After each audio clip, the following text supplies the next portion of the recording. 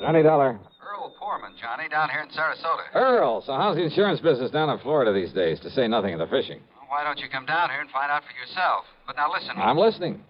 You remember how my home is situated out here on St. Armand's Key? Well, sure, I ought to. I've been there often enough. It's near the end of a long bayou that comes in from Sarasota Bay. Yeah, and the bayou is lined with expensive homes, private docks, and it's full of mullets, sea trout, sheepshead, flounder.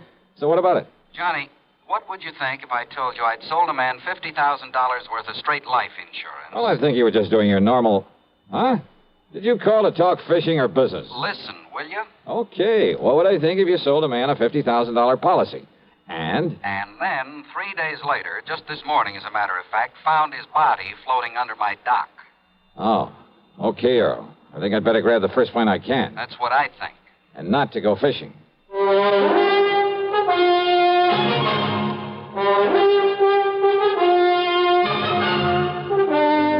CBS Radio brings you Bob Bailey in the exciting adventures of the man with the action-packed expense account, America's fabulous freelance insurance investigator. Yours truly, Johnny Dollar.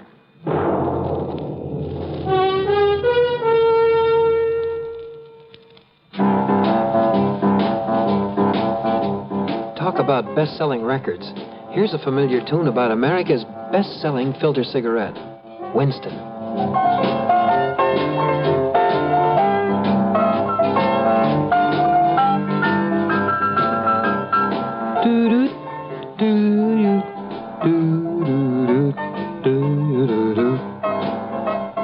Winston gives you real flavor, full, rich tobacco flavor. And you know, that's because only Winston has filter blend up front. Choice, flavorful tobaccos, specially selected and specially processed for filter smoking. No wonder Winston tastes good, like a cigarette should. Smoke Winston. And now, Act One of yours truly, Johnny Dollar.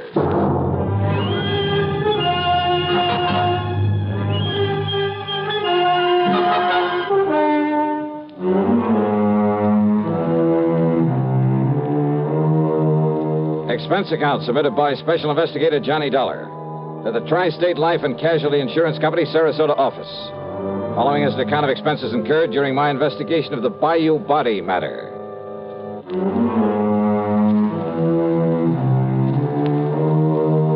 Expense account, item 1, $73.50, plane fare and incidentals, Hartford to Tampa, Florida.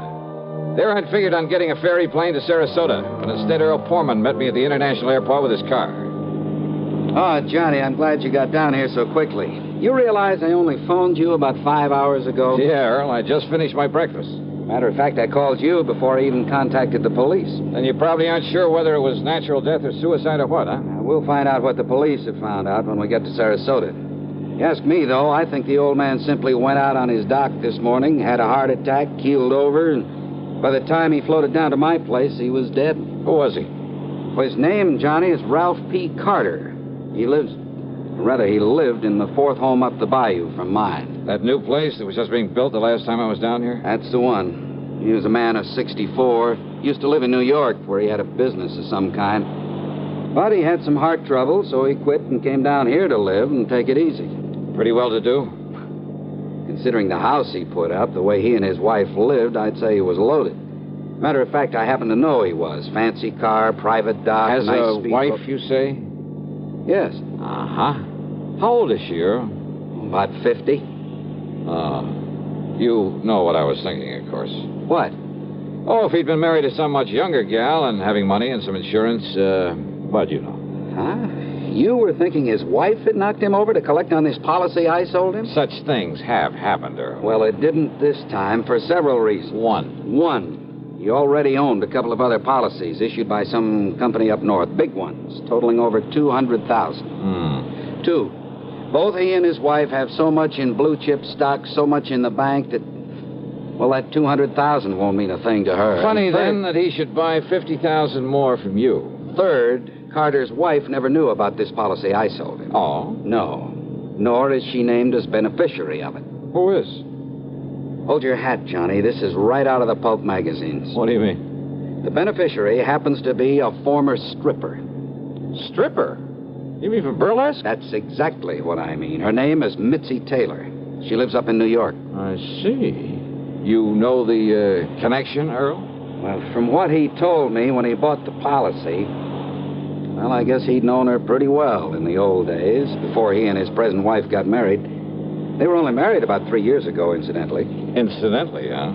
Well, what's that mean? Earl, I got a kind of funny idea cooking in the back of my head. About his wife, I mean. About his wife? Yeah, let's get on down to Sarasota and find out what the police have learned.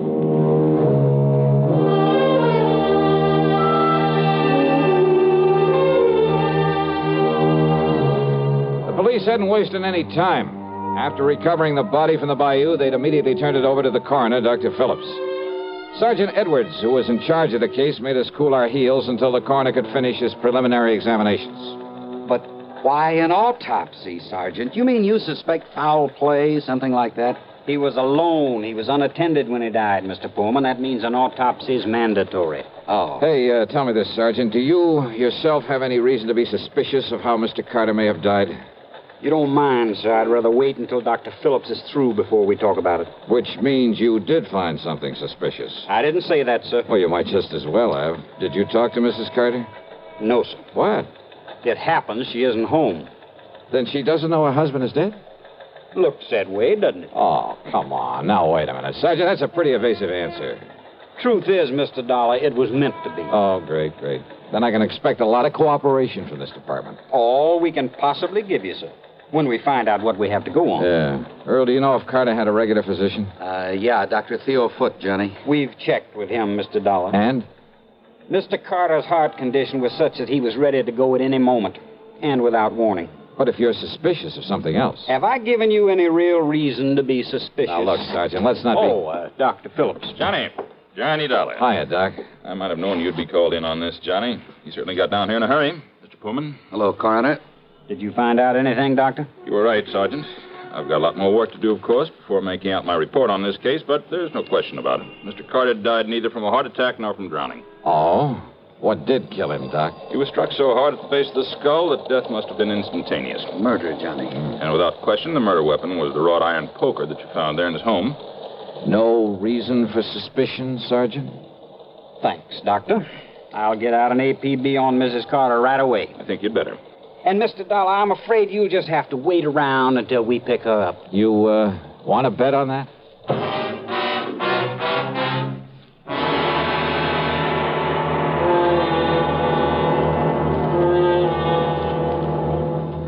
Act 2 of yours truly, Johnny Dollar, in a moment. Bonjour, I am Jacques Leroy, expert on the stereophonic phonograph. I will now clear up this whole subject. S'il vous plaît, listen to ordinary stereo. A girl crossing the street. Eh bien, now on Columbia Stereo 1. Ah, that was a pretty girl crossing the street. Quelle différence! The fantastic Columbia Stereo 1 phonograph gives you all the realism and excitement of a live performance. Oh, in a moment, mademoiselle. Oh la la. Oh, pardon. You see, only Columbia has exclusive stereo projection. Not just a few separated speakers, no, but multiple speakers that send interlocking circles of sound through every inch of a room. See the Columbia phonograph man tout de suite. Columbia Stereo 1 portable start at $39.95. Consoles from $129.95. Attendez, ma chérie! Wait for me! And now, Act 2 of yours truly, Johnny Dollar and the Bayou Body Matter.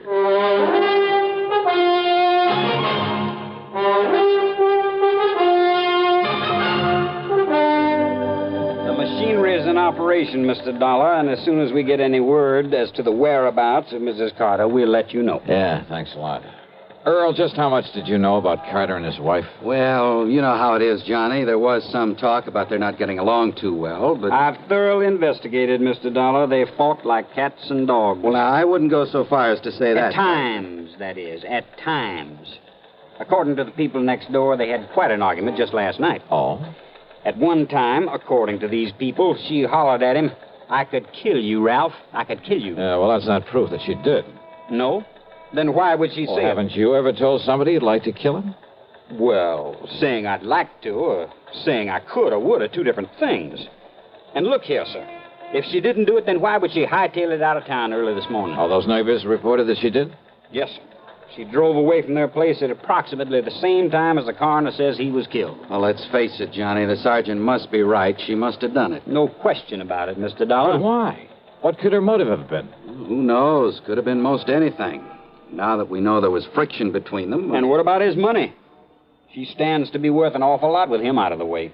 And don't you forget for 1 minute she's much younger than he was. Not only that, but she's a nice, healthy, attractive woman, too. And he, with his heart condition, well, he was probably just a millstone around her neck. Makes sense, Johnny. Sure it does. Did you or the coroner find any fingerprints on that poker that was used on him? No, sir. But there was some lint from a pair of cotton gloves on it. All right, then. Johnny. All right. I've seen Mrs. Carter many times. She prides herself on her dress. She can afford to. And I've never seen her outside that house without a hat and without a pair of gloves. And, of course, a lot of people wear gloves when they drive a car. Okay. Now, don't you worry, Mr. Dollar. The APB is out, and every highway north of Bradenton, south of Venice, and east of Arcadia is being watched for her. When we get her, I'll let you know. Yeah, you do that. Come on, Earl, let's have some lunch. Sure. Nothing more we can do here. Reach you at Mr. Pullman's house, I take it. Don't bank on it, Sergeant.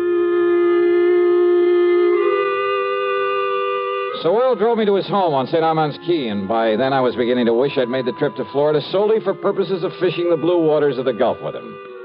But then, after saying hello to his charming wife and having a drink and a good lunch with them, I walked over to the Carter place, 100 yards or so up the bayou. Much to my surprise, there was no policeman there to keep an eye on things in case Mrs. Carter should return. I was even more surprised to find the side door standing wide open.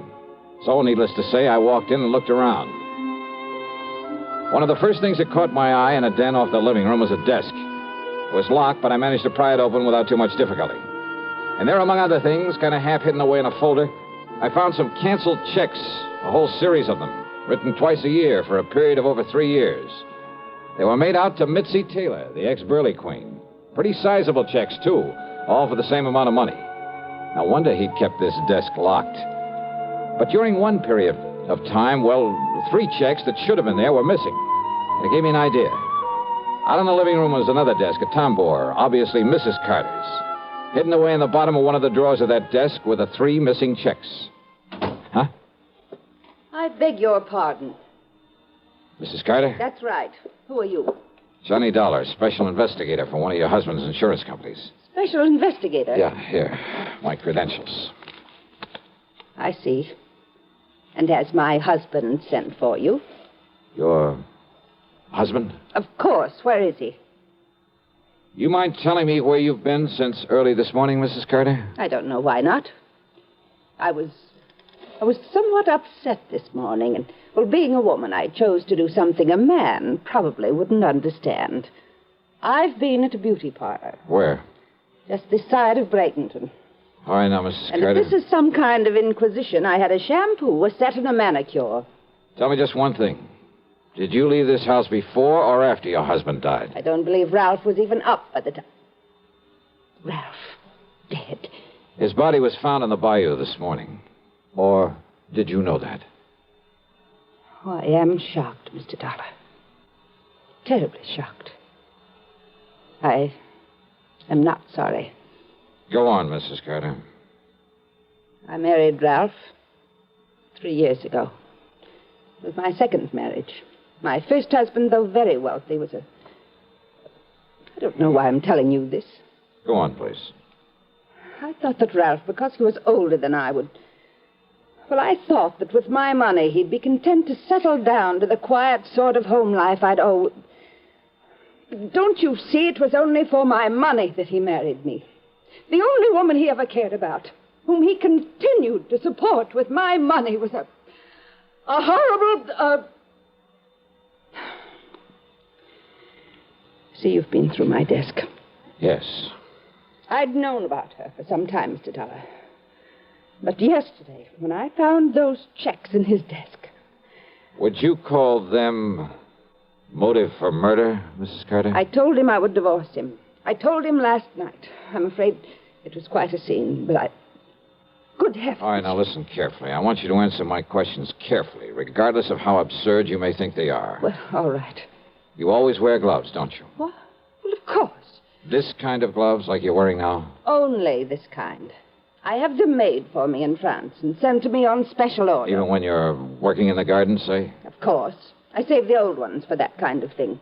Any other kind of cotton or wool or domestic leather I'm allergic to. But, Mr. Dollar, I don't understand why... Such a little thing, and yet... What? And yet murder cases have been solved on a whole lot less. Murder? Did you say murder? So you found her for us, Dollar. Oh, Sergeant Edwards. So maybe you private dicks do have some value after all.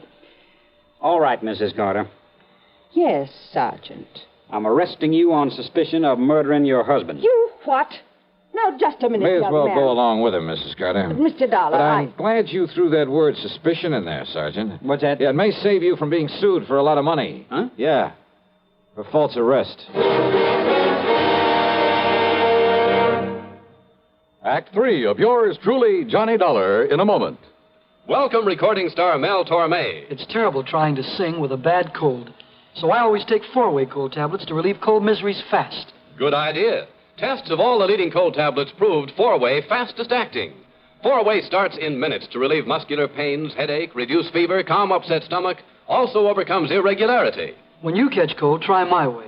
Take 4-way cold tablets. The fast way to relieve cold distress and feel better quickly. 4-way, only 29 cents. Now here's a word about another fine product of Grove Laboratories. Had dandruff for years? Now get rid of it in 3 minutes with Fitch Dandruff Remover Shampoo. 3 minutes with Fitch regularly is guaranteed to keep unsightly dandruff away forever. Apply Fitch before wetting hair, rub in 1 minute. Add water, lather 1 minute. Then rinse 1 minute. Every trace of dandruff goes down the drain. 3 minutes with Fitch, embarrassing dandruff's gone. Fitch can also leave hair up to 35% brighter. Get Fitch Dandruff Remover Shampoo today. And now, Act 3 of yours truly, Johnny Dollar. After getting the address of Missy Taylor from him, I persuaded Earl Palmer to drive me in a hurry to the airport up at Tampa. Item 2, 6795, plane fare to New York. It was very late by the time I arrived there, but item 3, $6 for a taxi to the neighborhood of Mitzi's apartment. Item 4, 10 cents for a phone call. And then I crossed my fingers. This was hardly the scientific approach to the solution of a murder case. I wouldn't get to first base if I had to identify myself over the phone. But she gave me a break. Hello? Mitzi? Yeah, that's right. This is... Louis? Yeah, Louis. What's the matter with you? Why are you talking like that? Gotta keep my voice down. Listen, didn't I tell you not to call me from down there in Florida? Come right back here. Louis, are you back here in New York already? Took a plane. Did you take care of Ralph Carter? Don't worry, baby. It'll be in all the papers. Okay. And come on over here and I'll pay you off. Sure. But then you're to clear out. You're to get out of this town as far away from me as you can. Sure. Okay. Come on over.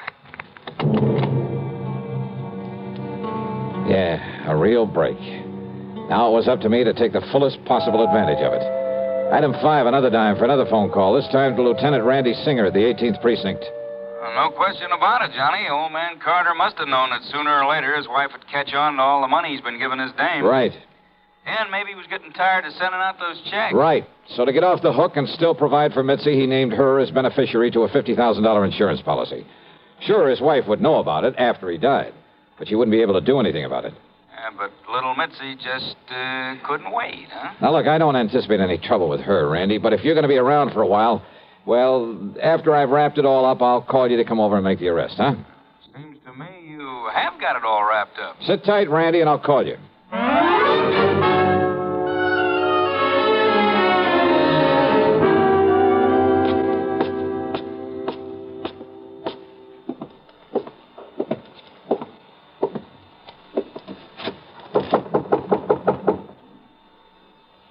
Yeah, who is it? Louis.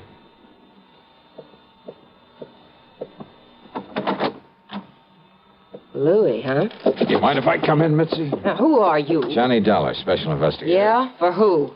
The company that issued that $50,000 policy you are not going to collect on. You know something, Johnny? That's where you're wrong. Oh, you think so? Did you see Ralph Carter's body floating around in that bayou down there in Florida? I'm afraid I didn't. Well, you should have, Johnny. Because then you'd know what you're going to look like floating down the dirty East River. Sorry, Mitzi, but, hey, wait a minute. How did you know Carter's body was thrown into the bayou? You took too long getting over here, Johnny, after that phony phone call. Come on in, Louie. Take care of him. What? One move for a gun and I blow your head off, mister. Go ahead, Mitzi. Take his gun away. Okay, I've got it. Now keep it on him while I take him apart so we can feed the fish out in that river. No, wait a minute. Huh? We'd like to close the door to the corridor so that... What? That's right, Mitzi. Don't bother. Cops! The cops! Drop it, Louie!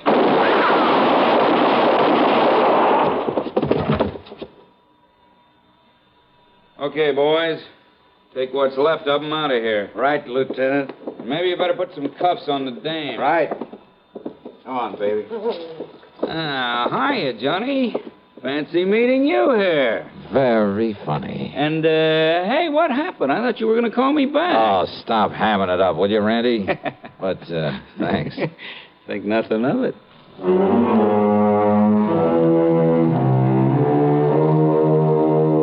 Louis managed to survive, and I understand that the way he shut up his mouth in the hospital, well, I understand he pretty much cinched the case against both himself and Mitzi.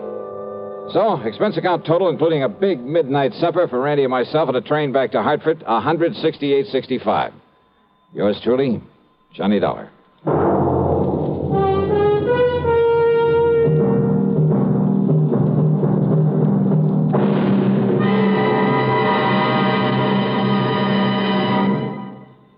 Our star will return in just a moment.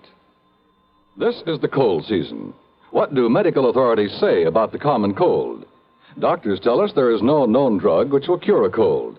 There are effective medications for treating complications, accompanying or following a cold. If you've been taking sensible precautions and still have one cold after another, it's best to see your doctor. And here's more good advice. When you have a cold and need a laxative, that's the time to rely on gentle X-Lax. Pleasant-tasting, chocolated X-Lax helps you toward your normal regularity gently overnight. X-Lax gets along with any cold remedies you may be taking, and X-Lax works where nature wants, in the lower tract, not the stomach.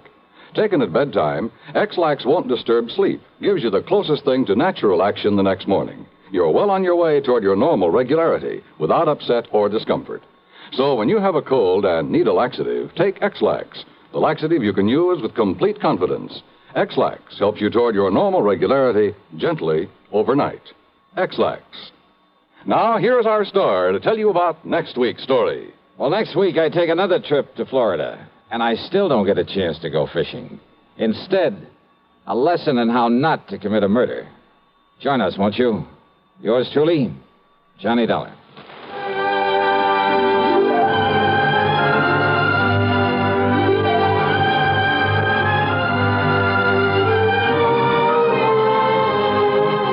Yours truly, Johnny Dollar, starring Bob Bailey, originates in Hollywood and is written, produced, and directed by Jack Johnstone. Heard in our cast were Virginia Gregg, Lillian Bayef, Dick Perrin, Sam Edwards, Barney Phillips, Herb Vigran, and Frank Gerstle. Be sure to join us next week, same time and station, for another exciting story of yours truly, Johnny Dollar. This is Dan Cubberly speaking.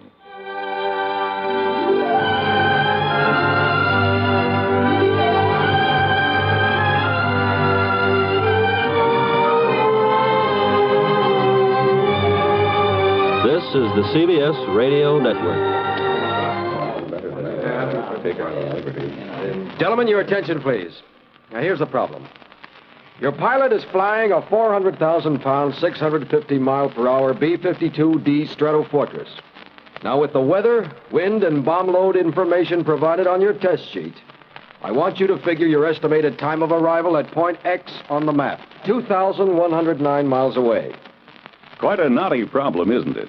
But not for the fledgling navigators in U.S. Air Force aviation cadet training. You see, these men have a firm background in astronavigation, electronics, engineering, and allied fields. They are eminently prepared to cope with the most intricate navigational situations. College men between 19 and 26 and a half. Find out today if you can qualify as an Air Force navigator. If so, you're in for a prestige position with a brilliant future. See your local Air Force recruiter today for complete details.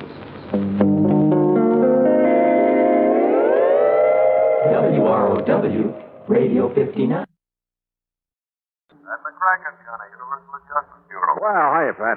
1, 2, 3 in a row. Now, what's that supposed to mean? Mysterious disappearances. 3 weeks ago, you were out looking for the beneficiary of the big policy by the name of Jonathan Doe. Yeah, so what happened? He turned out to be a man who never existed. I know. And then last week, it was Elmer Loomis. Find him, find his body, find out who murdered him. Only his disappearance was rigged by himself to get away from his wife. Not very cleverly done, however. Well, this one was, Johnny. Everybody at first. Where? Kerr's Ferry, New York. Little town along the Hudson over near Yonkers. Well, if you know it was a fake, what do you want me to do about it? Find him. Bring him in so we can prefer charges against him. What kind of charges? Perpetrating fraud against the insurance company. What else? What if he hasn't collected? I'm afraid I don't get it. You will. Come on down here to the office and I'll tell you about it. Is policy a big one? Very. Then you won't quibble over the size of my expense account. I didn't say that. But of course, that's what you meant. Johnny? Okay, Pat. I'll be over in a few minutes.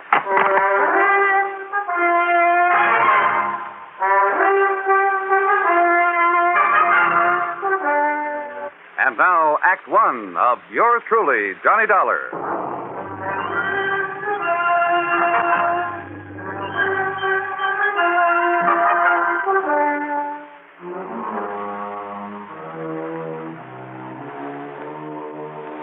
Expense account submitted by Special Investigator Johnny Dollar to the Universal Adjustment Bureau, Home Office, Hartford, Connecticut.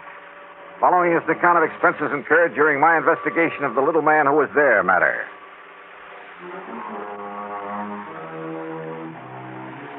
Three mysterious disappearances in a row. I almost wish somebody'd set a fire, rob a bank for a change. But expense account item 1, $1.20 for a cab to the office of Universal Adjustment Bureau. As usual, Pat McCracken got straight to the point. Plain as day, Johnny. Howard L. Edwards insured his life for $50,000, double indemnity. So?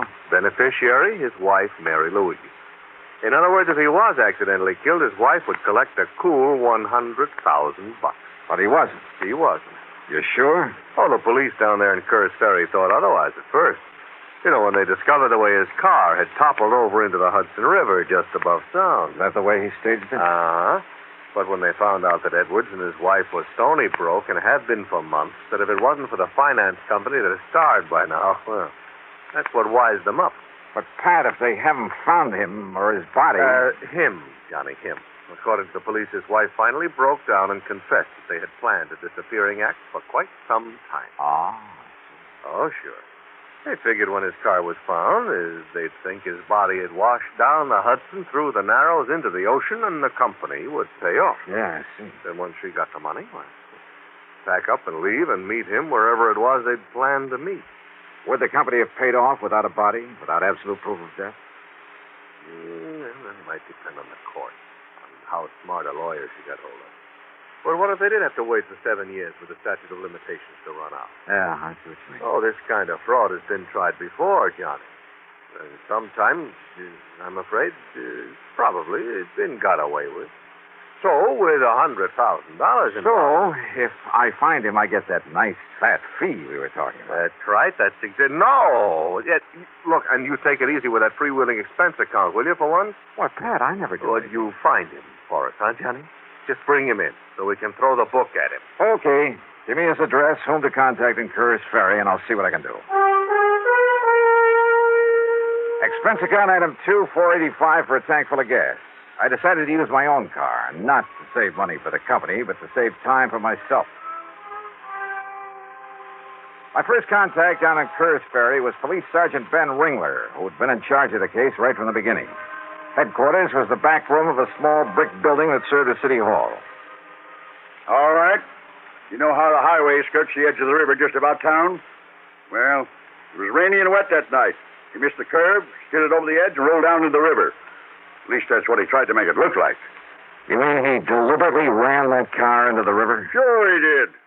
There wasn't a sign of a skid mark. Sergeant, how long after it happened did you find the car? Wife said he'd left home after dinner the night before. But after midnight, she called us. Said to please go out and look for him. Like we got nothing to do but go out and look for some guy who was away from home a couple of hours. And you found the car? I'm telling you. Some kid who was fishing down there seen the wheels of the car sticking out of the water early the next morning after the rain. Uh-huh. In other words, it's possible that if there had been skid marks, the rain might have obliterated them. Oh, stop kidding yourself. Him and his wife were so broke they... What did Howard Edwards do for a living? Called himself an inventor. And listen, him and his wife even already had the house up for sale.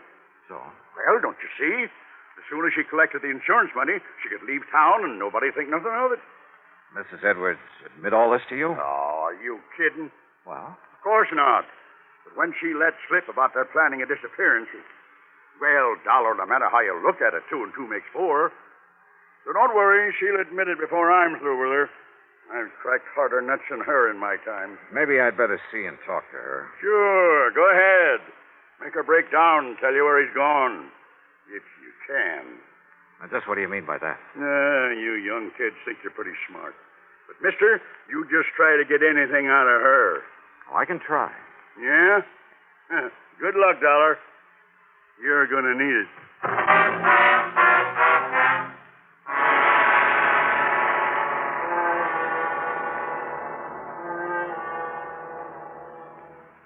Act 2 of yours truly, Johnny Dollar, in a moment. Great scientific achievements usually are made through the combined efforts of many men. Such is the story of the Atlantic Cable, one of the outstanding milestones of the 19th century. But today the name of one man remains to remind us of that venture.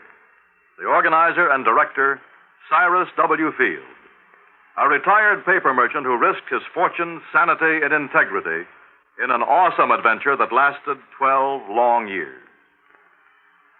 Field first was approached in regard to a short underwater cable to Newfoundland in 1854. After a huge investment of both money and energy, the cable was completed the following summer. Field then went to England to tackle the much larger problem of laying the Atlantic cable. Many futile attempts were made. Cable was broken. Splices were made. Cable was lost. Tempers flew, and ship captains resigned in disgust. Still, Field wouldn't give up. Finally, on August 8, 1858, it appeared that the project had been successfully completed. Cyrus Field went ashore and walked 15 miles to the nearest telegraph station. There he wired his wife, the Associated Press, and President Buchanan. He informed the president that Queen Victoria would telegraph her congratulations over the new cable. But before the Queen's message was completed, the line went dead. The much-hailed project was again a failure. Faulty insulation was blamed. In 1865, the largest steamboat afloat, the Great Eastern, made another attempt. Just 660 miles from Newfoundland, the cable parted. Inadequate hoisting tackle prevented its recovery. Field broke down and wept like a child. And yet, the very next year, he sailed with the Great Eastern for one more try. This time, every failure had been studied, every provision made. On July 27, 1866, Cyrus Field landed at Heart's Content. After personally cabling the unbelievable news, he immediately boarded the Great Eastern, retrieved the broken cable of the year before, spliced it, and laid the second Atlantic cable. Cyrus W. Field, another American whose driving energy insisted that somehow there must be a way. Let's find it. And now, Act 2 of yours truly, Johnny Dollar, and the Little Man Who Was There Matter.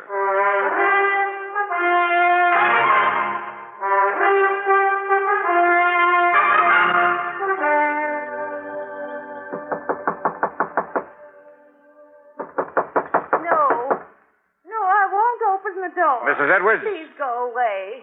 Please leave me I want to alone. talk to you, Mrs. Edwards, about your husband. Why don't you, policeman, leave me I'm alone? not the police, ma'am. Oh, yes, you are. You're trying to fool me again, like the man who came yesterday. Like the one who kept calling me on the telephone all My name night. is Johnny Dollar from the insurance company. The insurance? You sure of that? Yes, ma'am. Now, if you put your foot in the door like that Peter Barskin yesterday... No. Here are my credentials, Mrs. Edwards. Johnny Dollar, insurance and... Oh, please come in, Mr. Dollar. I'm so glad you've come. Maybe you can help to find Howard. I just can't believe he's dead. Well, that seems to agree with the police theory, Mrs. Edwards. Oh, the police. They've been terrible. They've been trying to drive me out of my mind, make me see a lot of things that aren't so. Day and night, they've been driving me crazy. Ben Ringler and that no-good son-in-law, he had them put on the force, coming here questioning me, calling on the phone in the middle of the night. Well, it's terrible. And if losing Howard wasn't enough, You've been pretty much broken up over his death or disappearance, whichever it is. Well? No, Mr. Dollar. What? Please, sit down, sir. Thanks. The past few years, Howard has been so occupied with his invention. What kind of invention? A machine. A device of some kind for molding plastics. I'm afraid I don't know much about it. He wouldn't tell me. Kept to himself all the time. Well, he must have It at was least... like an obsession with him. He was so wrapped up in it that I'm afraid I haven't been much more than a housekeeper for him these past few years. What have you been living on, Mrs. Edwards? When the money I had ran out, we had to borrow, but now that's all gone. You have your home up for sale. I noticed the sign out front. It's all that we have left. Unless, of course, you could collect the insurance on your husband. Yes, the insurance. Then I wouldn't have to worry anymore. It would make up for all the years of struggling along on almost nothing and skimping and... Now, wait a minute, Mrs. Edwards. Yes? You sound as though you'd like to have your husband proven dead. At least it would provide a decent living for me after all these... No. Oh, no. That sounds terrible, doesn't it? Yeah, it sure does. I didn't mean that I wish him dead. I only meant that... Well, if he is... When I first got here, you said you hoped I could find him. Yes. Yes, Mr. Dollar. Sure. So that you and he could continue this sad life of poverty and not really getting along together? No, don't you see? We'd have money. Oh? Because of his invention. He'd finally found someone who would buy it for a lot of money and a lot of royalty when it's used. But now even that is gone. Gone? What do you mean gone? All the plans and drawings. He took them with him that night. And just where was he taking them? To the man, the company, whatever it was he was selling it to. At least I think he was. In the middle of the night? Now they're all gone, somewhere in the Hudson River. You told the police about this? Yes, I told Ben Ringler. He found no sign of them in the car? No. And that son-in-law, that Peter Moskin, he said I was lying about those papers. All right, Mrs. Edwards, listen to me. Yes. Considering the relationship of you and your husband, wouldn't it be logical for him to leave you, sell his invention for whatever he could get, and live happily on the money all by himself? And just leave me with nothing? Yeah. No. In spite of... Oh, no, Mr. Dollar, he wouldn't do that. I didn't say leave you with nothing. All he had to do was make it look as though he'd been killed. Make it look? That's right, in a car accident. Oh, no. Well, that's the way you planned it, isn't it? Then you'd both be taken care of, free of each other and with plenty of money. No, Mr. Dollar. Didn't you admit to the police that you two planned his disappearance? Oh, no. I told him, Ben Ringler and that son-in-law. Told him what? That before Howard knew his invention would work, that he could sell it, Howard did talk of going away so he could work on it undisturbed without me under his feet. That's all I said. Ben told your insurance company. Ben made it sound like... Oh, don't you believe me, Mr. Dollar? I'll see you later. Item 3, $1 even for a bite to eat at the local lunch wagon.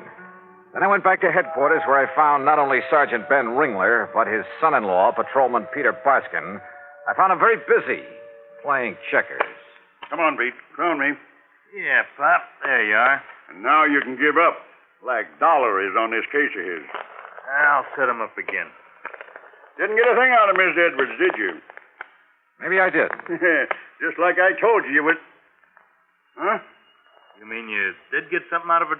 Where's the chief of this police department? Been away a couple of weeks. I'm in charge. Well, if he had any sense of duty, he'd be back here. Hey, what do you mean by that? Pete, I mean that you and your father-in-law have considered only two possibilities. Have we? The first was accidental death. Now, listen, I told you. Yeah, you told me. You eliminated that. Sure did. The other was deliberate disappearance. And that's what it was. But there's another, Ben. The one I'm going to work on. Yeah, what's that? Sonny? Murder. What? That's right. Murder. Act 3 of yours truly, Johnny Dollar, in a moment. Our Constitution is a flexible document. It has changed with the changing years to meet changed conditions. An example is the way in which we elect our United States senators. When the Constitution was ratified, and for 125 years thereafter, the people could not elect their own senators. Instead, the senators were chosen by the state legislatures. The Founding Fathers believed in democracy, but they did not want their new republic to be wrecked by irresponsible mob rule.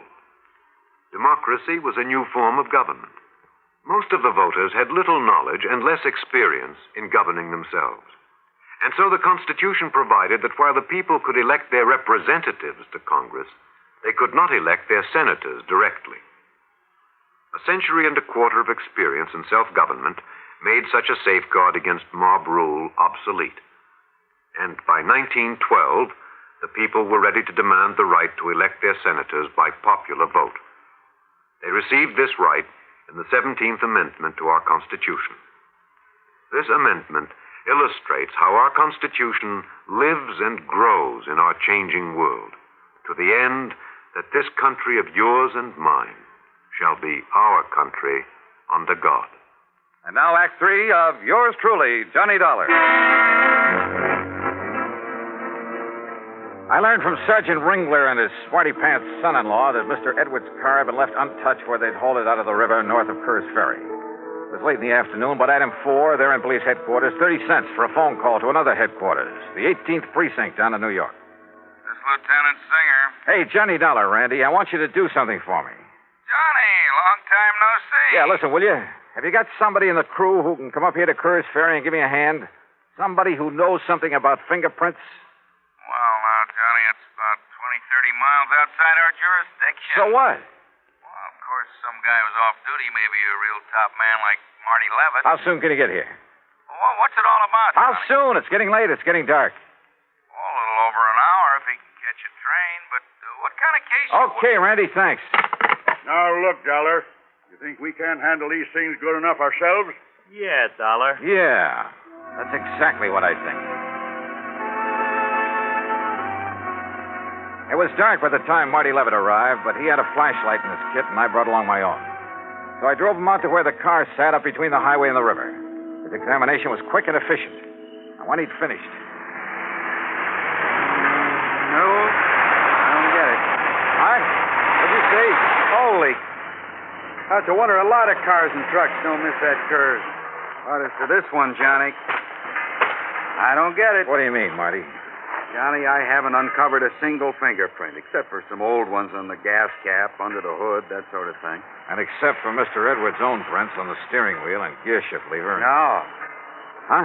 Steering wheel, gear shift, light switch, door handles, everything wiped clean.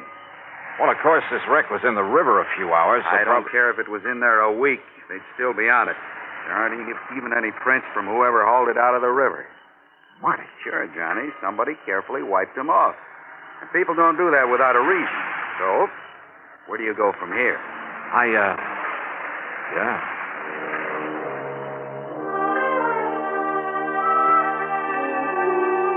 I drove Marty into his train for New York.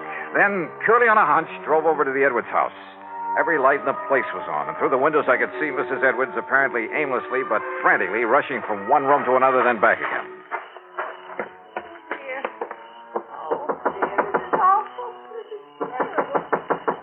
Mrs. Edwards, this is Johnny Dollar. Oh, Mr. Dollar, thank heaven. Oh, Mr. Dollar, look. I was only down to the drugstore a few minutes, not more than 15 minutes, and look what he did to my house. He ransacked it. Who? I don't know. It's so dark out. He ran out the back way when I came in. Have you found anything I missing? don't know. I haven't. Is this your husband's desk? Yes, it is. Looks to me like this was the target. The rest of the house, and the closets, the bureau. Oh, sure. To keep you from realizing this was what he was after. Wait. Howard kept that locked. Yeah, but it's been broken open. Why, even I was never allowed to look in his desk. Did you call the police? The police. Now, what would they do after the way they've treated me? Cortina Plastics Company, Marino Plastic Molding Corporation, General Easton. They were the ones that turned him down, I think. Wait a minute. Here's part of a letter. Another scrap caught in this crack here. Apparently overlooked it. Something Town Plastics Incorporated. Yes, Bridgertown. Huh? I think that was the name of the company that was going Wait to... now. Check through your local authorities. Agreed to represent us, these negotiations. They're incurs. So suggest you contact Mr. No wonder, Mrs. Edwards. What? Mr. Dollar? The man your husband went to meet that night to make the deal on his invention. What? Recommended by some of the local authorities, huh? I don't understand. Oh, believe me, he's hanged himself by overlooking these scraps of paper. Who, Mr. Dollar, who? When he realized how much the invention was worth, instead of negotiating with your husband, he decided to kill him. Yeah, ran his car into the river with him in it. And you know who he is? You'll never tell, Dollar. Peter Barskin. You or anybody else. See what I mean? You know something, Pete? This isn't gunsmoke. What? But if you think you can outdraw me, Pete... Oh!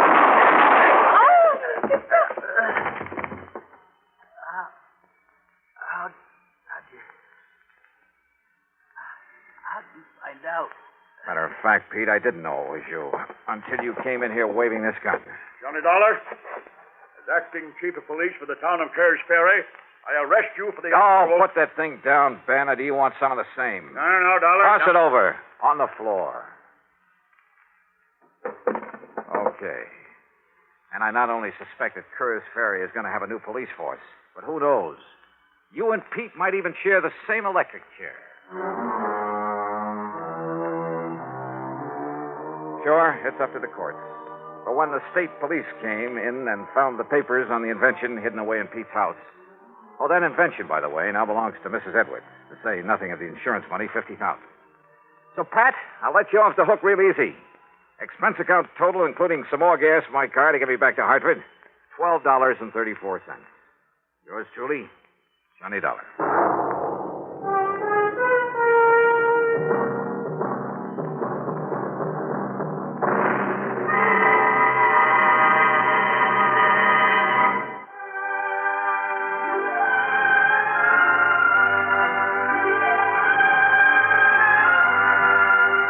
Truly, Johnny Dollar, starring Bob Bailey, originates in Hollywood and is written, produced, and directed by Jack Johnstone.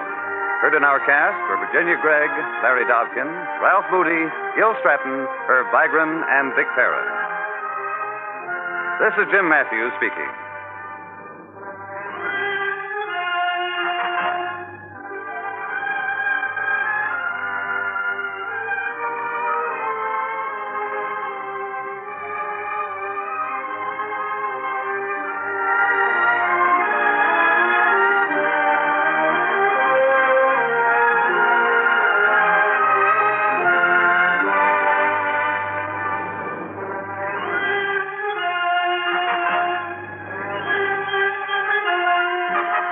Johnny Dollar has come to you through the worldwide facilities of the United States Armed Forces Radio and Television Service.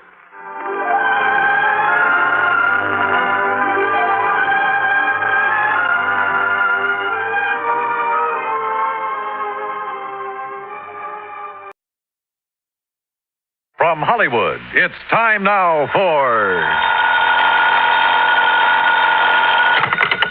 Johnny Dollar. Ted Orloff here. Orloff, Los Angeles? That's right. Tri-Western Indemnity Company. Well, hi, Ted. Look, are you free to come out here in a hurry? What's up?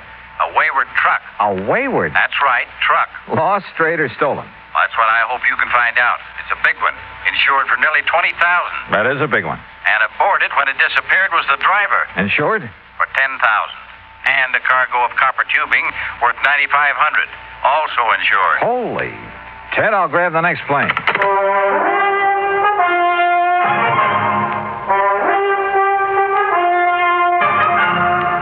Bob Bailey in the exciting adventures of the man with the action-packed expense account.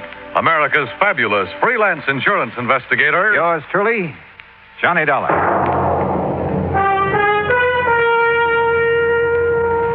And now, Act One of yours truly, Johnny Dollar.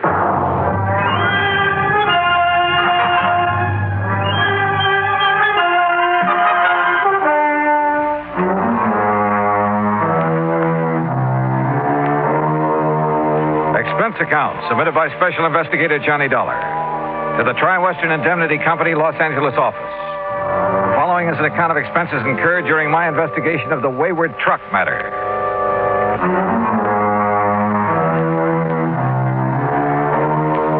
Expense account item 1, $194.65, airfare and incidentals, Hartford to Los Angeles, California. When my plane set down at the International Airport shortly after 9 a.m., Ted Orloff was waiting for me. He led me on out to the parking lot. Here we are, Johnny. This car right here. All right. Go on, hop in. Okay. You reserve a hotel room for me in town, Ted? Huh? Why? Well, after all, I've been sitting up in a plane all night and wouldn't mind a chance to shower and slick the whiskers off my pussy. Change clothes. Don't want to take the time. That's why I'm glad you could make it out here right away.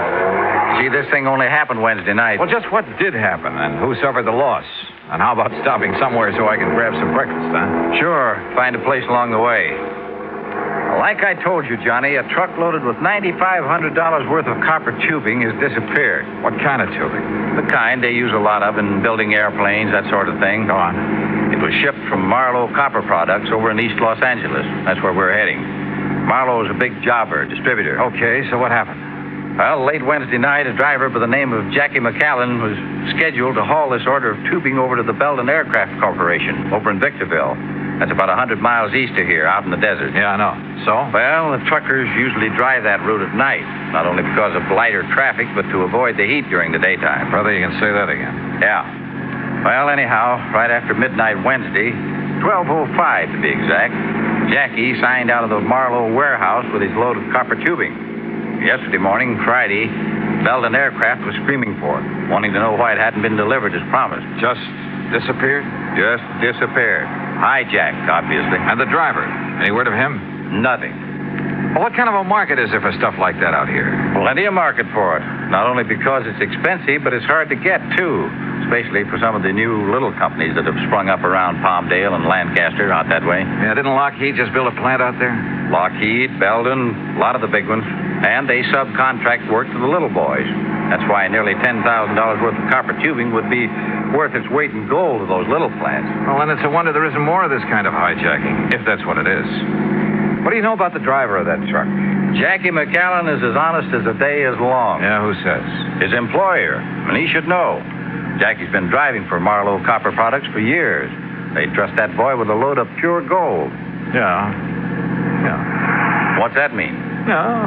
Man might have some trouble selling off a load of pure gold. Huh? But if what you say is true about the demand for copper tubing in this area... Oh, now, wait a minute. Well, every man's supposed to have his price, you know, Ted. Look, Johnny, I see what you're driving at, all right, but not Jackie McAllen. You sure? $10,000 is a lot of money. Wouldn't be worth $10,000 sold undercover. Jackie would certainly know where to sell it, though, wouldn't he? Johnny... And why hasn't he showed up? I'll tell you why. Because he's probably been killed. Item 2, $1.75, breakfast for me and a cup of coffee for Ted Orloff on the way into Marlowe Copper Products in East Los Angeles. I was amazed at the way this industrial area has grown in the past few years. The Marlowe operation turned out to consist of a small office and a couple of warehouses. Marlowe himself was a tall, lean man of about 50, very much on the ball. Yes, sir, Mr. Dollar. It's as simple as that. Now, Willie here is the night watchman. How do, sir? Hi, Willie. According to Willie's clock in the shipping order and the manifest, Jackie McAllen signed his load out at exactly 12:05. And that's the last we've seen of either of them. He took off alone with a load worth $10,000? $9,500, yes. Well, isn't that taking quite a chance? Well, he's done it many times. Mr. Marlowe, how much does this Jackie earn a week? Well, that would depend. Anywhere from 100 and... Oh, now, wait a minute. If you're thinking what I think you are, you're wrong, Dollar. You're dead wrong. Just as I said, Johnny. Sure, why? I'd trust Jackie with my own life. And believe me, whoever's done him in, well, he's going to have to deal with me. I'll see him hang. Well, what makes you so sure he's been done in? Well, it's the only thing that could have happened to make him give up a shipment of goods. A hijacker'd have to kill him. And whoever did this to Jackie... Tell me, do you think there's any possibility of his having been approached beforehand by hijackers? Perhaps threatened into turning the shipment over to them? No, not a chance. He would have told me of anything like that immediately. If he had time, maybe. Who's working on the case now, Mr. Marlowe? The L.A. Police Department and the Sheriff's Department of every county in Southern California. Are all your trucks like those two I see out the window there? Jackie's was. We got 4 of those big singles. Did have. Now it's 3. And 3 big tractor-trailer rigs. Mm-hmm. A truck like one of those is a pretty big hunk of stuff to just disappear. Willie. Yes, sir. Were you on duty Wednesday? Yes, sir, I was. Did you notice anything unusual about Jackie that night? Why, no, sir. Not that I noticed. He came to pick up his truck alone, huh? I didn't see nobody else with him. Well, did he look worried, anything like that? Well, not that I could see, no, sir. And he didn't say anything that might have indicated things weren't as they should be? Not that I heard, no, sir. Just exactly what did he do? What the driver always does. Come in, signed up the manifest, putting down the time, and then drove off with his truck like always. Nothing unusual at all? Not that I saw, no, sir. Mr. Marlowe, where did Jackie live? Somewhere over on West 3rd Street. He lived alone. Naturally, the police looked for him there first thing. May I have that address, please? I'll have my secretary get it for you. You all through with me, boss? Yes, Willie. If you're going to work tonight, you better get some sleep. Go ahead. Yes, sir. Thank you. Right. And believe me, nothing's going to happen to anything this time. If I were you, Mr. Marlowe, I think I'd have more than that for a night watchman in a place like this.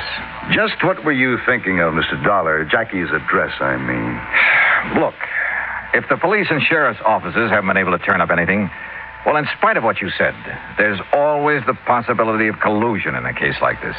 Between Jackie and whoever stole that truck? Oh, no, sir. There's always the possibility, voluntary or otherwise, if Jackie was in with the hijackers, even against his will. I wouldn't believe it. But it's a possibility, whether you want to believe it or not. For one thing, how would the hijackers know when and how the shipment was to be made? From any one of a number of sources. The man who supervised the loading here, for instance. Who? Red Kingsley, or almost anybody in the place, or just as easily anyone over at Belden Aviation in Victorville. Belden would know exact time of departure from this warehouse? Well, no. Close timing in a hijack operation is usually pretty important. But they knew the stuff was due at their plant early Friday morning. They've been hollering for it ever since. I'll lay my money on the tip-off coming from this end. Now, has the route between here and Victorville been thoroughly gone over? By the police. And they found no sign of either the truck or this fellow Jack? That's right. The truck, of course, could be disguised, new coat of paint, that sort of thing, often done. But no body, alive or otherwise? No. So how do you plan to proceed? Well, if Jackie was forced to participate... And I'm sure he wasn't. Then I don't know. Let me have that address, huh?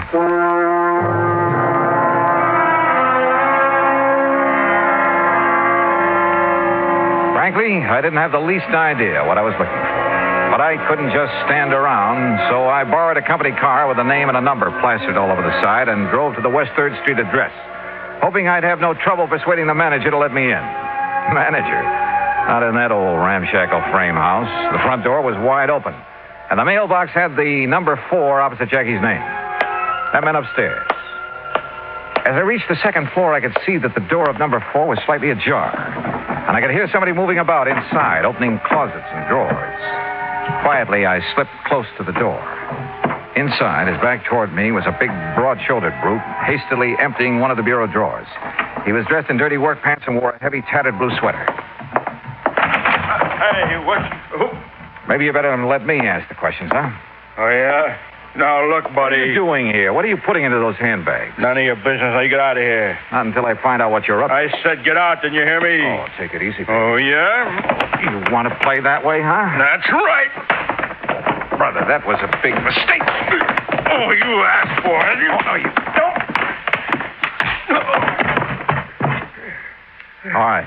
Now, start talking. What were you doing here in Jackie's room? Well, what was I doing here? Hey, look. Who do you think you are, the law or something, barging in here like this? That's right. Who are you? I said who are you? I'm Dick McCallion. What? That's right. Jackie McCallion.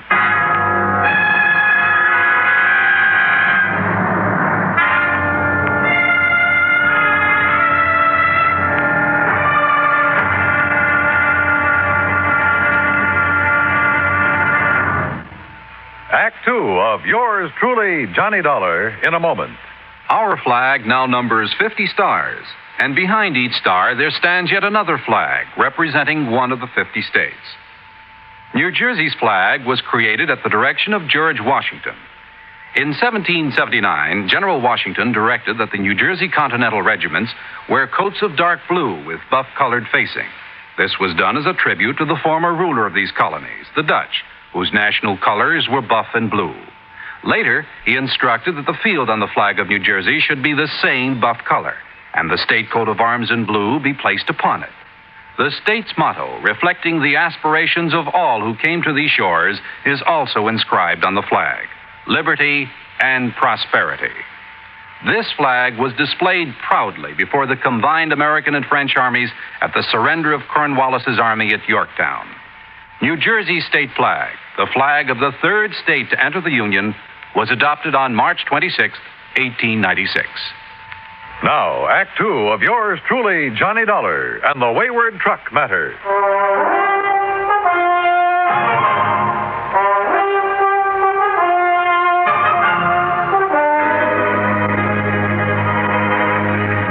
Missing.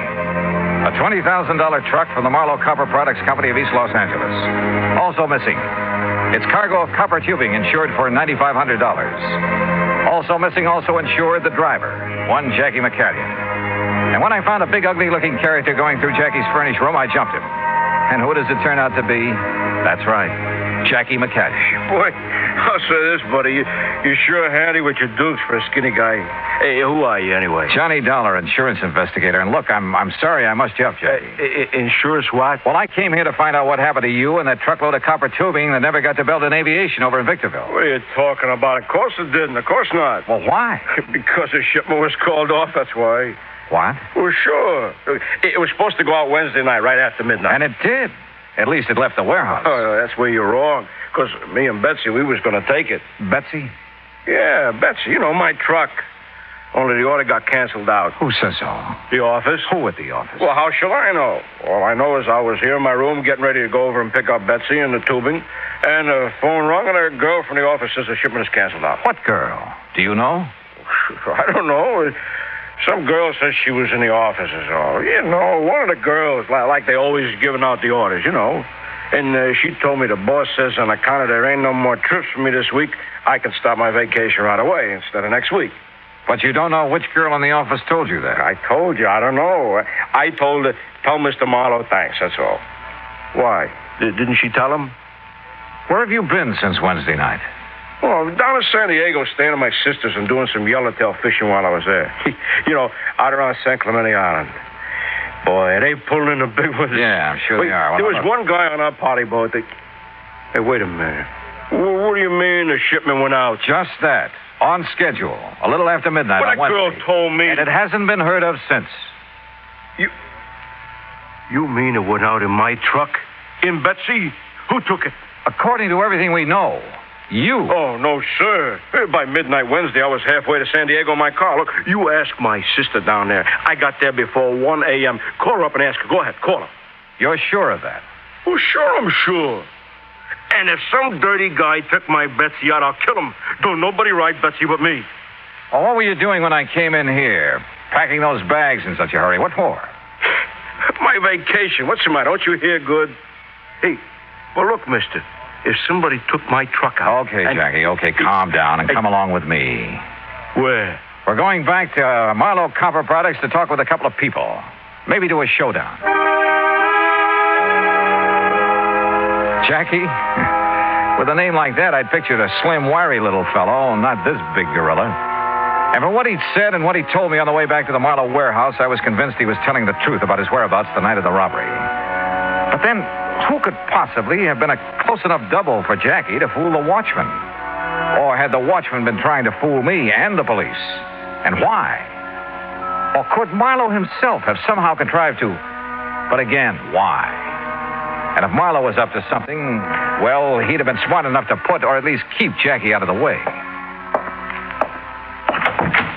Mr. Dollar, did you find Jackie? Hi, boss.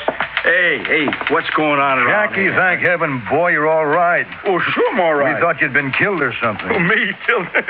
Where'd you find him, Dollar? Where's the truck? Hey, boss, that's what I've been trying to find out. Only all this guy here does is ask me questions. Well, the important thing is you're all right. I didn't tell you this before, Dollar, but Jackie's as much a part of this business as I am. Oh, come on, boss. You started out with me in the beginning when I didn't have a penny to my name. Worked 7 days a week, night and day, helping me build up this business. And you've kept him just a truck driver? What do you mean, just kept me a truck driver? That's the way I like it. Oh. Yeah, even the big retirement he made for me. I don't want that. I just want to keep on driving the truck, just like I am, and maybe go fishing now and then. That's what I like, and I'm happy. Thank God you're still all right. Hey, but what about Bessie? Yes, Dollar, what about the truck? Any ideas, any leads? Mr. Marlowe, I want to talk to that night watchman of yours again. Oh, Willie? That's right. Let's just hope he hasn't skipped town. Skipped town? Would you see if you can locate him and get him down here? Well, of course. You think he was involved in the hijack operation? Well, let's get him in here, if we can, and we'll see.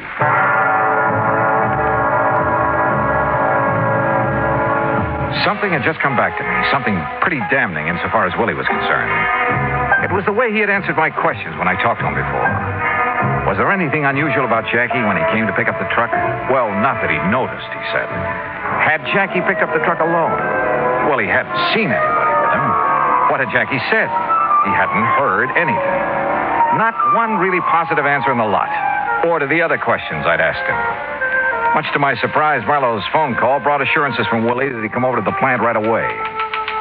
And I told him I'd get somebody else to fill in for him tonight because of the sleep he's having to miss. Yeah, well, tell me this.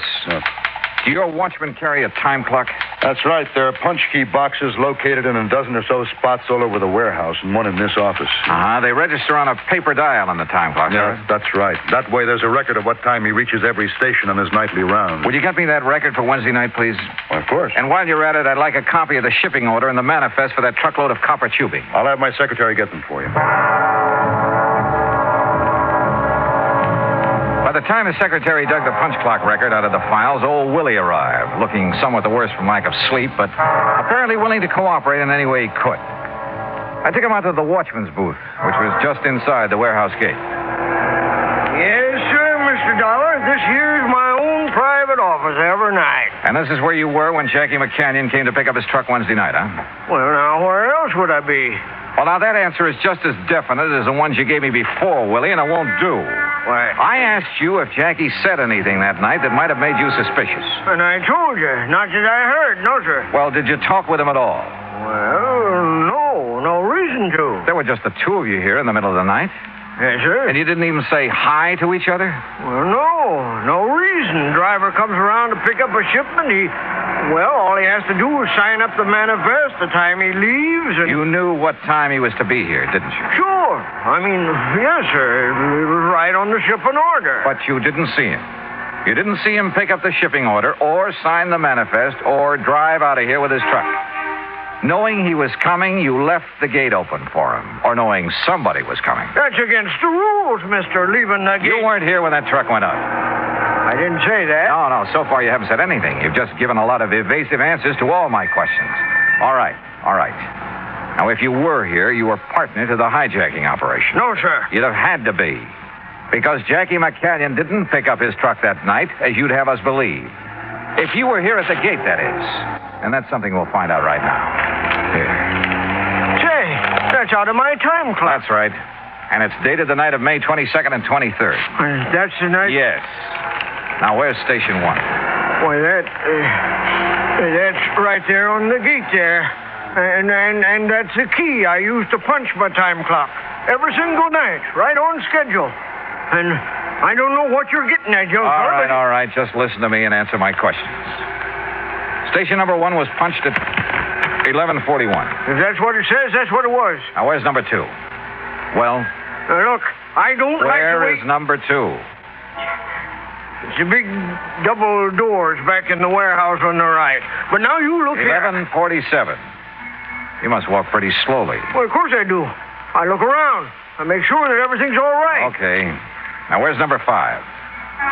Come on, number 5. On the back gate, way around the other side of the warehouse. Yeah. A good quarter of a mile from here. And according to this time clock record, that's where you were at exactly 12:04 that night. And, brother, I'd like to see you do a quarter of a mile around these buildings in less than a minute to get back here at exactly 12:05 when you claim Jackie signed out that truck. Well? You're right, Mr. Dollar. Yeah? Which way am I right? I wasn't here.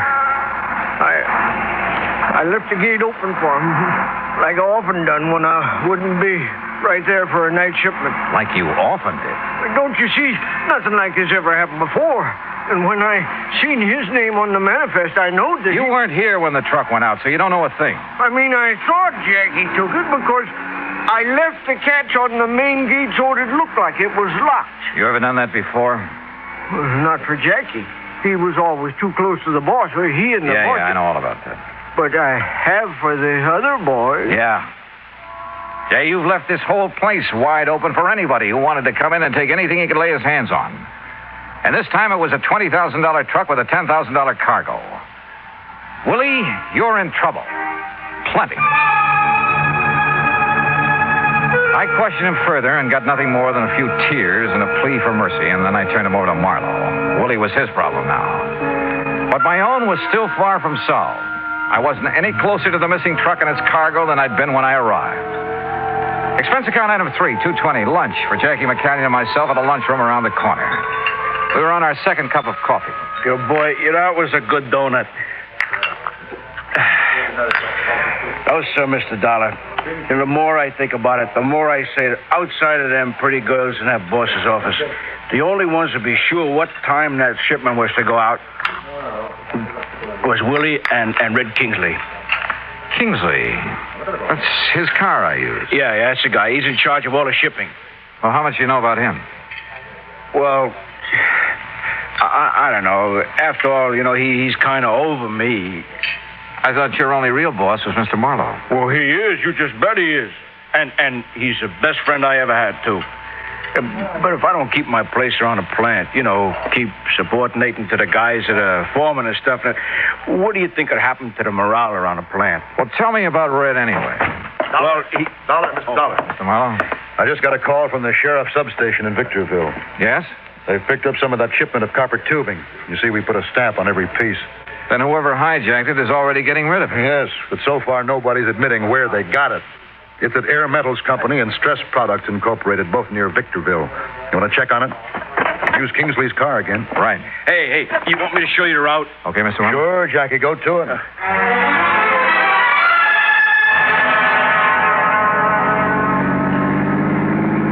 And believe me, we went.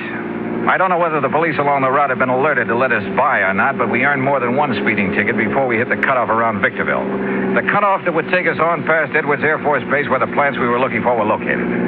All along the way, Jackie had carefully scrutinized every truck we passed, going in either direction. No. Same make and model, but she ain't Betsy. Oh, Jackie, don't you realize that truck of yours is no doubt thoroughly disguised by now? You think a father couldn't tell his own little baby no matter how disguised it was? Maybe, but a truck. Here, now, look at that one up ahead. See the one we're pulling up on? Also, same make and model, only this one is painted green. Yeah. Want me to slow up as we pass it? No, she ain't Betsy. Even from here, I could tell.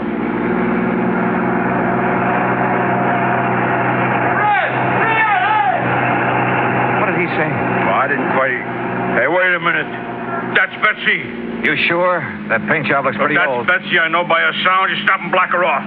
Hey, Red. That's what he shouted. And this is Red Kingsley's car with the company name all over it. Yeah, that's why he thought we was Red when we passed him. Sure, and look, he's catching up on us. Well, he sure knows we ain't Red by now. Hey, look out. He's going to pile into us. He's going to ram us. Holy, hang on.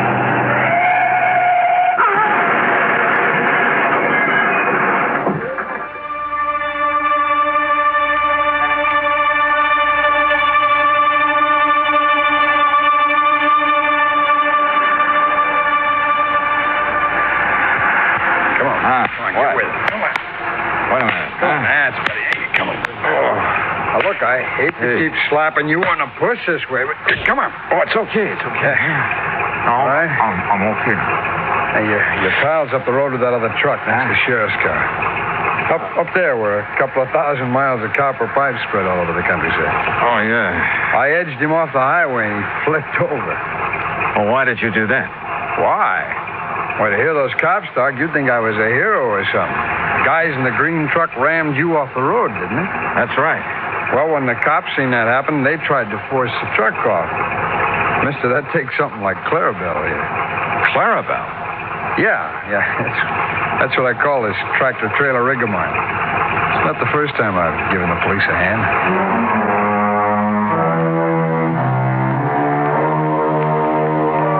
Yeah?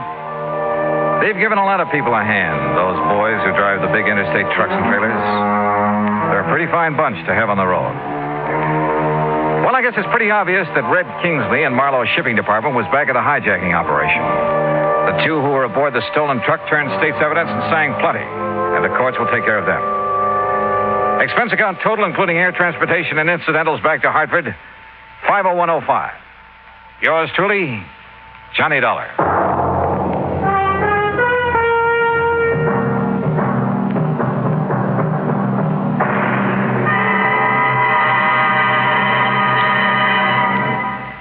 Now, here is our star to tell you about next week's story. Next week? Well, if you think a sudden case of complete amnesia is any fun, you're wrong. Because it happened to me. Join us, won't you? Yours truly, Johnny Dollar.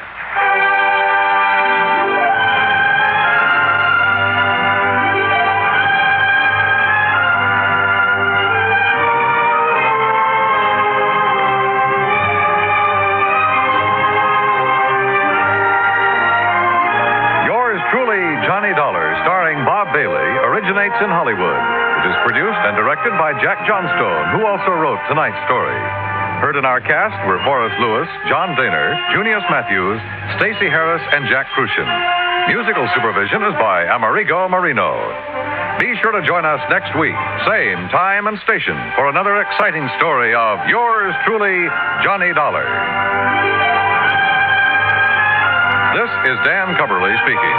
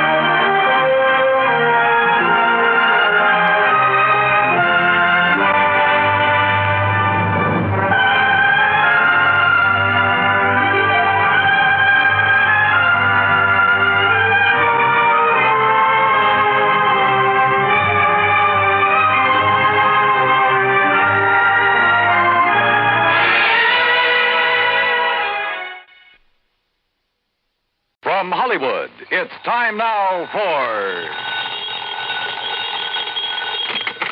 Johnny Dollar.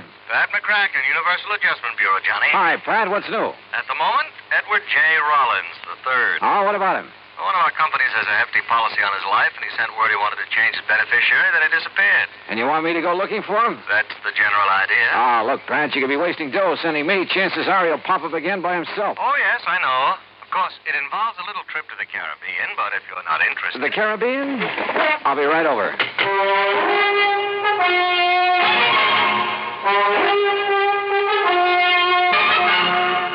Bob Bailey, in the exciting adventures of the man with the action-packed expense account, America's fabulous freelance insurance investigator. Yours truly, Johnny Dollar. And now, Act One of yours truly, Johnny Dollar.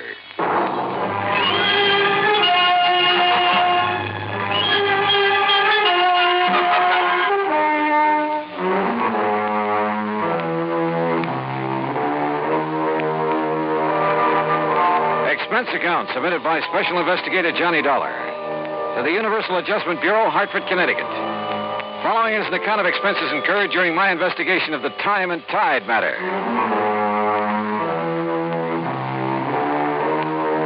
Expense account item 1, $1.20 cab fare from my apartment to the offices of Universal Adjustment Bureau and Pat McCracken.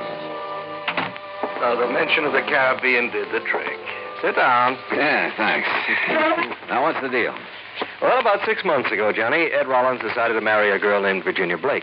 And he took out a large policy on himself from one of our companies, naming her as beneficiary. Last week, he apparently changed his mind. Oh? Called from Nassau, said he wanted to remove Virginia Blake as beneficiary, and he was supposed to come to Miami to sign the papers. We had an agent waiting there for him. But he didn't show. What was he doing in Nassau? He had his cabin cruiser down there with 3 of his friends. Among them, Virginia Blake. Did you check Nassau to see if he's still there? Oh, we checked. His boat is gone. Now, the trail just starts in Nassau, Johnny. Where it'll lead is anybody's guess. Expense account item 2, $140 even, air transportation and incidentals to Nassau in the Bahamas. There, I found a man who remembered fueling up Rollins' boat a few days before. He'd heard them talking about working their way down through the Bahamas, skin diving, and then cutting over to Jamaica. They'd mentioned one place in particular, Crooked Island. Item 3, $50, transportation via chartered seaplane to Crooked Island. I spotted Rollins' cruiser in one of the coves, and the pilot set me down nearby. A dinghy with an outboard motor came over from the boat. It was Ed Rollins. You say you're an insurance investigator, Dollar? Yeah, that's right, Mr. Rollins. Well, what are you doing here? Well, I came to see if you were okay. Me? Well, why shouldn't I be? You were supposed to meet an agent from the company in Miami last week. You didn't show up. Oh, well, I changed my mind. You mean you came all the way down here because I didn't show up in Miami? Well, when a man with a hefty policy in his life disappears, the insurance company starts worrying. Yes, so it seems. Hey, mind slowing down a bit? I'd like to talk to you before we get on board. Sure. Now, what's on your mind? As I understand it, you took out a policy about 6 months ago and named a Virginia Blake as beneficiary. Yes, that's right.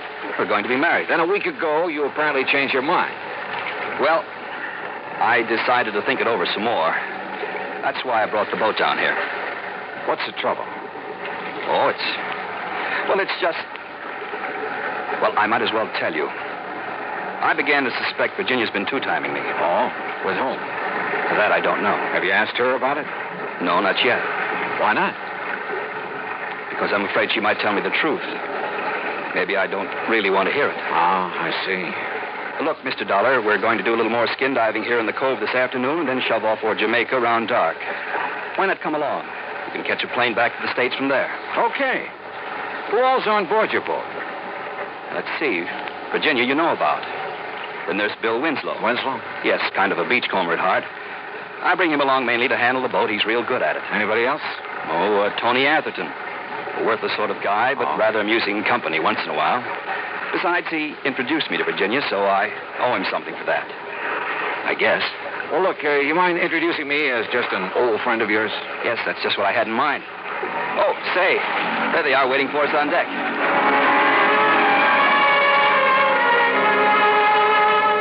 Bill Winslow was tall, lanky, blonde crew cut, deep tan. The kind who looked at home on a boat. Tony Atherton, on the other hand, was the kind who was at home nowhere. Or maybe anywhere, as long as he had a drink in his hand. And Virginia, well, one look at her and you forgot where home was. Rollins and Bill Winslow strapped on aqualongs and went over the side to do some skin diving. Tony Atherton, Virginia, and I sat around on deck for a while. I noticed that Virginia didn't seem to be at ease. Atherton noticed it, too. Use a drink, Virginia? No, thanks. What's the matter, darling? You bored? No. You see, darling, Virginia didn't really want to come on this trip, did you, dear? Just skip it, Tony, will you? Seems like Ed and Bill have been underwater a long while. Yeah, I was wondering about that. How long do they usually... don't worry. Ed likes to live dangerously. Besides, he's got Bill Winslow, all-American boy, to take care of. Will you lay off it, Tony? Hey, there they are. Here, wait a minute. Looks like Rollins is in trouble. Get him on board! Here. Hey, quick. Get on. Watch your face, please. Easy. Here. I got face plate. Get it off. You okay, Rollins? Yes. Yes, I guess so. What happened, Ed? Oh, something went wrong with his air supply. Yeah. Sprang a leak. Thanks, Bill. If it hadn't been for you... Oh, skip it. Just lucky I was close to you. Look at this rubber tubing. It's frayed through. Yeah, I guess I must have scraped it against some coral. Sure. Yeah. Yeah, that's probably it.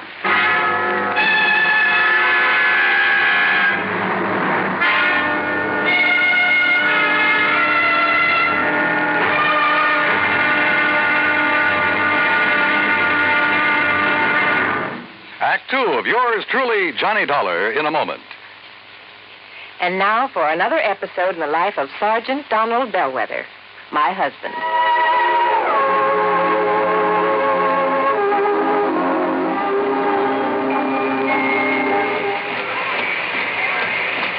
Hi, honey. Did you fix the windshield wipers? I sure did, Reba. How's that? Oh, you fixed them. Good for you, Donald. Thank you, my dear. Well, that's that. Now, if it rains, we're prepared for it, huh? I feel better now. Oh, me too. A driver has to see the danger if he expects to avoid it. That's right. And also keep the back and side windows clear in rain and snowy weather. That's right. Oh, how about the horn? The horn? The horn doesn't work, Sergeant. Aren't you going to fix it? No, I don't think so. Frankly, Reba, I hate horns. Whenever there's a traffic jam, the first thing some guys do is blow their horn. Which does absolutely no good. Of course not. All it does is jar everyone's nerves. No, I don't think I'll fix the horn. Oh, but now wait a minute, Don. Look, supposing we're driving along and suddenly we see a youngster on his bicycle headed right out into the street. Sounding that horn will warn him and possibly avoid a tragic accident. Yes, that's true, but... Or supposing we're driving on the highway, and just as we're about to pass a car, that car decides to pull out into our lane and pass the car ahead of him. He obviously doesn't see us, and he won't hear us shout. But one little beep on that horn, and he'll automatically scoot back and avoid a collision. Reba, you've convinced me.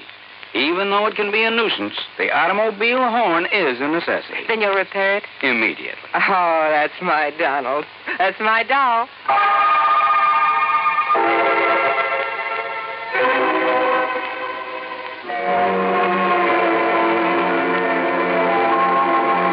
And now, Act 2 of yours truly, Johnny Dollar, and the Time and Tide Matter. Ed Rollins seemed to regard his close shave underwater as an accident, so I decided to play it that way. But I wasn't convinced. Somebody could have tampered with his air hose. We got underway around dark and headed for Jamaica. About 10, I went up on deck for a cigarette. It was a dark night, but from the stern I could see two figures up in the cockpit. One was Virginia. The other at the wheel, I figured, was Ed Rollins. There was a long kiss. Then they lit cigarettes. In the light from the match, I could see it wasn't Ed Rollins at all. It was Bill Winslow. Dollar? That you? Ed Rollins. I guess he'd just come topside. But I didn't know if he'd seen what I'd just seen. If he had, he gave no sign of it. Johnny. You know that stuff I was telling you about? Maybe cutting Virginia out as beneficiary? Yeah, what about it, Ed? I think you better forget it. I've decided to go ahead and marry her. Well, I don't think I could get along without her. Oh, I see. Look, Rollins, it's probably none of my business, but there's something I feel... There's Virginia now up in the cockpit with Bill. Yeah, that's right. I thought she was below. Well, she must be doing some navigating. Yeah. Virginia, honey, come on back. Oh, okay, Ed. Watch your footing. We're rolling a little. Yeah, pretty heavy swell. How's Bill getting along up there? Okay, why? It's about time I relieved him at the wheel. I'll take over if you like. Oh, thanks, Johnny. But I enjoy handling the boat at night. Virginia, honey, you look sort of tired. Maybe you ought to turn in. I will as soon as I finish my cigarette. Well, I'll take over now. Enjoying the cruise, Mr. Dollar? Sure. How about you? Why not? According to Tony Atherton, you didn't want to make this trip. Tony's very good at remarks like that. Oh, I thought you and he were old friends. Let's just say I've known him a long time. How you doing, Dollar? Fine, Winslow. How's the boat doing? On course. We should reach Jamaica tomorrow night. Virginia... I think I'll go below now. I'll see you in the morning. Good night. Good night, Virginia. Well, you seem pretty much at home aboard a boat, Winslow. It's where I belong. You and Rollins seem to do all the boat handling. How about Atherton? He ever give you a hand? No, he's just the passenger type. Well, how about Virginia? Does she handle a boat? She can handle anything. Oh. She's a nice girl, Mr. Dollar. She deserves the best. Maybe that's what Rollins can give her. Maybe. You don't sound convinced. Good night, Dollar. When we reached Jamaica the next night, I decided to do some checking. I went ashore and called Pat McCracken back in the States, asked him to find out what he could about any of them. He was to call me at a restaurant where we were having dinner. Winslow went back to the boat right after the meal, and Atherton drifted out to inspect a few bars. Rollins, Virginia, and I stayed at the table over coffee, but Virginia was restless and edgy. Finally, she told Rollins she wanted to talk to him. They went out on the terrace. And just then, my call from the States came through. Johnny, Pat McCracken. Hi. Did you find out anything? Yeah. Ran a check on Virginia Blake. I found out she's apparently been paying off for something. What do you mean? She's been issuing checks regularly, a couple of $100 apiece, and always to the same guy. You know his name? Yeah. Tony Atherton. I hung up and went out to the terrace, but Rollins and Virginia were gone. I started looking for Tony Atherton. I tried half a dozen bars with no luck. It was after 1 in the morning when I got back to the boat. Atherton was in his bunk. I woke him up. Oh, what do you want, Dollar? Don't you realize what time it is? Yeah, I want to know why you've been blackmailing Virginia. Wait a minute. It's a pretty ugly world. You're so right. Now look, Atherton. Hello? Anybody aboard? Yeah. Who is it? Inspector Hastings. Jamaica Police. Is this Mr. Edwin Rollins' boat? Yes, that's right. I'm afraid I have some bad news for you. Mr. Rollins has been slugged and robbed. What? Good Lord. Was he hurt bad? I'm afraid so. Touch and go whether or not he'll live. Act 3 of yours truly, Johnny Dollar, in a moment. And now for another episode in the life of Sergeant Donald Bellwether, my husband.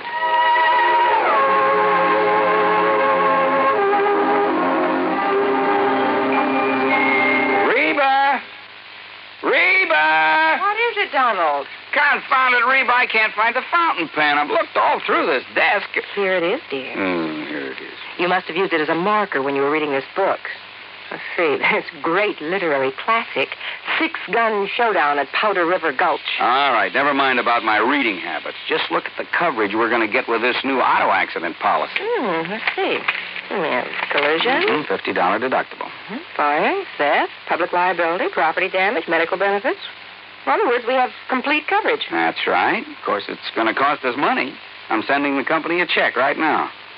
Gee, it's too bad we don't live in Rhode Island. Rhode Island? Why? Oh, because then our rates would be lower. Rhode Island has less accidents per capita than any other state. Oh.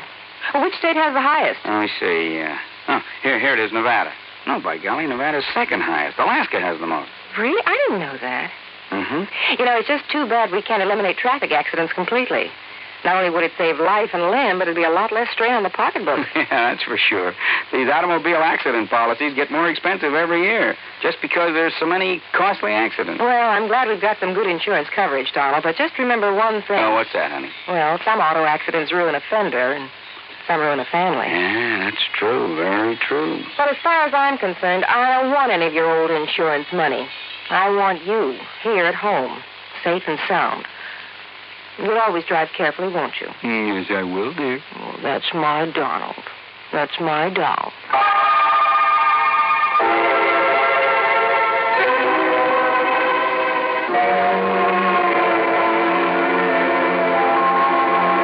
And now, Act 3 of yours truly, Johnny Dollar, and the Time and Tide Matter.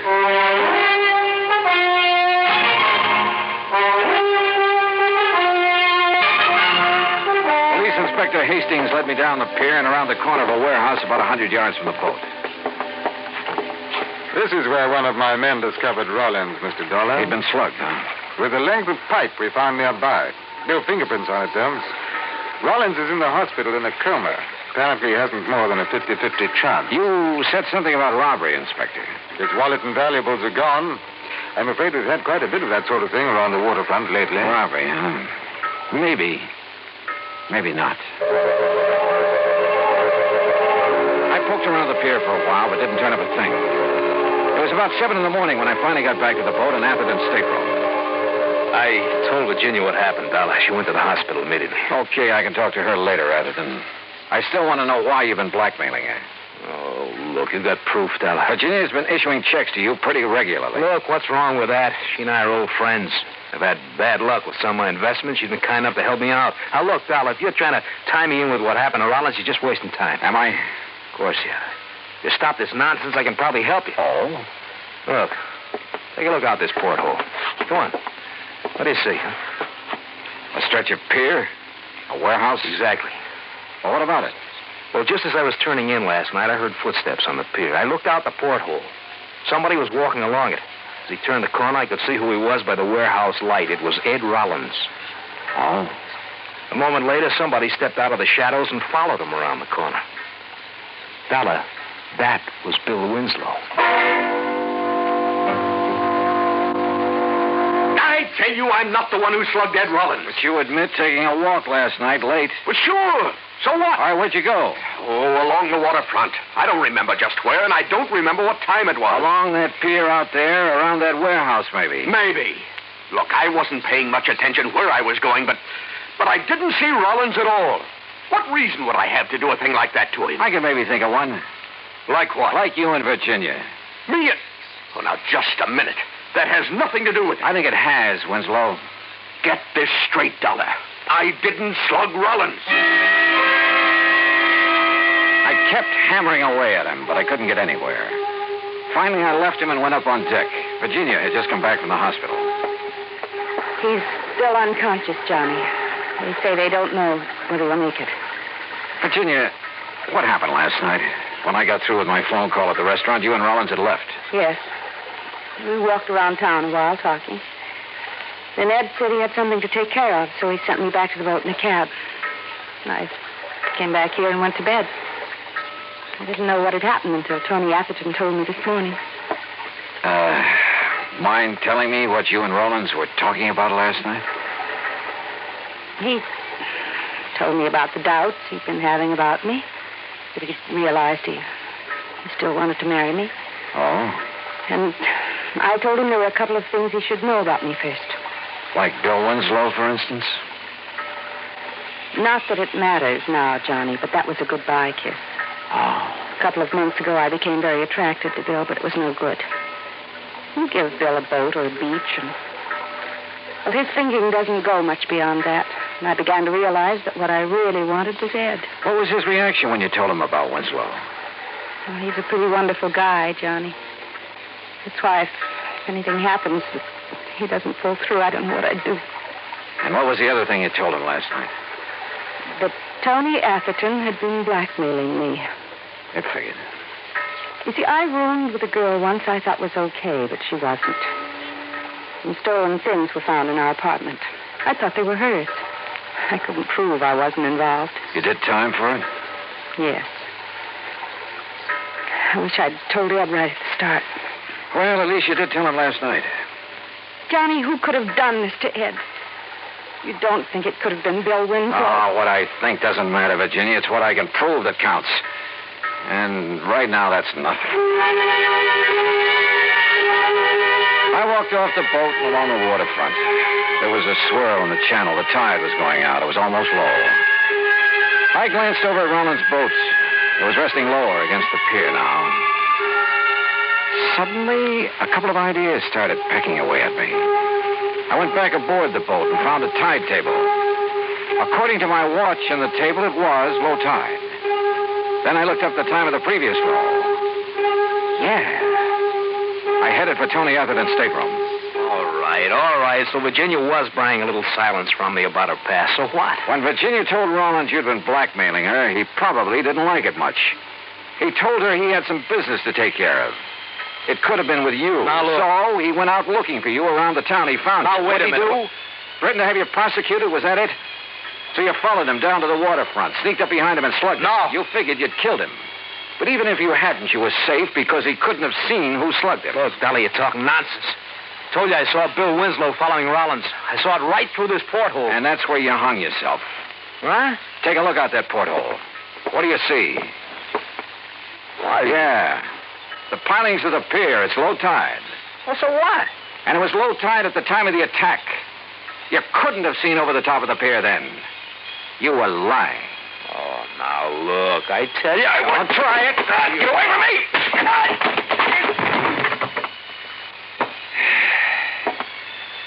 You know, it's funny, Atherton. Shakespeare was more right than he knew. There is a tide in the affairs of men, which sometimes leads to fortune. In your case, brother, you missed.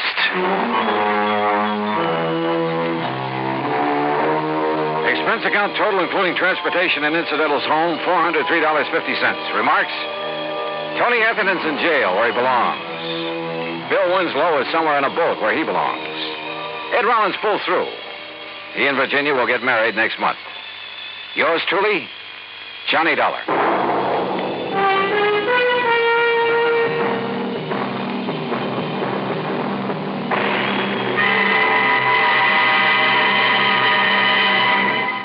Now, here's our star to tell you about next week's story. Next week, the plot revolves around Ong's hat.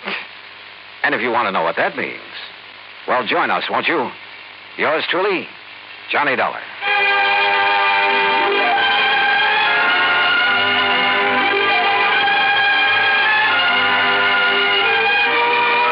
Yours truly, Johnny Dollar, starring Bob Bailey, originates in Hollywood and is produced and directed by Jack Johnstone. Today's story was written by Robert Wright. Heard in our cast were Virginia Gregg, Larry Dobkin, Herb Ellis, Tony Barrett, Frank Nelson, and Ben Wright. Be sure to join us next week, same time and station, for another exciting story of yours truly, Johnny Dollar. This is Dan Cubberly speaking. Yours truly, Johnny Dollar, has been a presentation of the United States Armed Forces Radio and Television Service.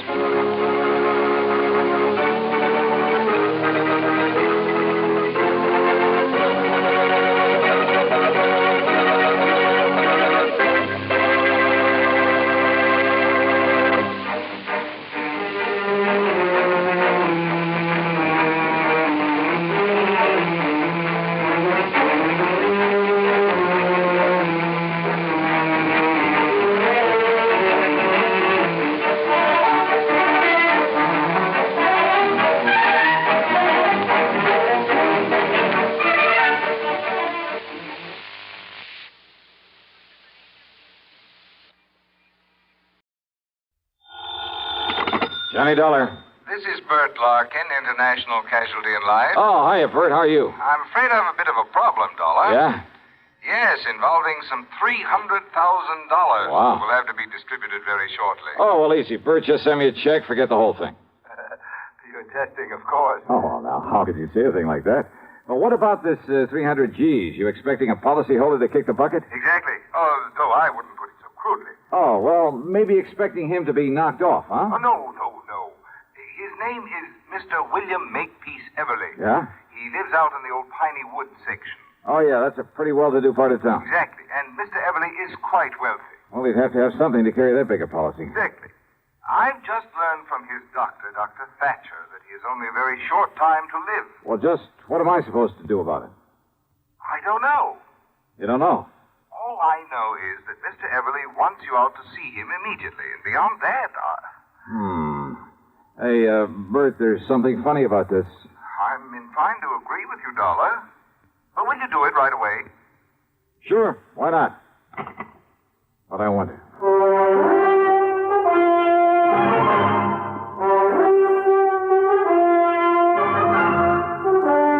CBS Radio brings you Bob Bailey in the exciting adventures of the man with the action-packed expense account, America's fabulous freelance insurance investigator. Yours truly, Johnny Dollar.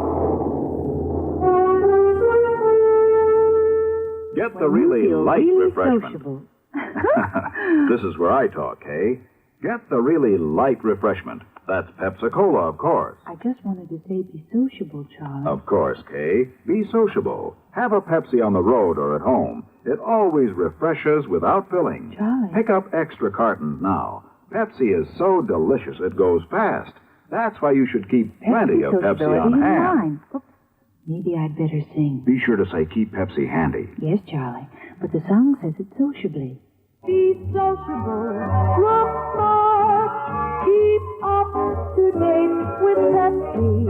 Drink light, refreshing Pepsi. Stay young and fair and debonair. Be sociable, have a Pepsi. What Kay means is, get plenty of Pepsi next time you shop. Well, yes. And now, Act One of yours truly, Johnny Dollar.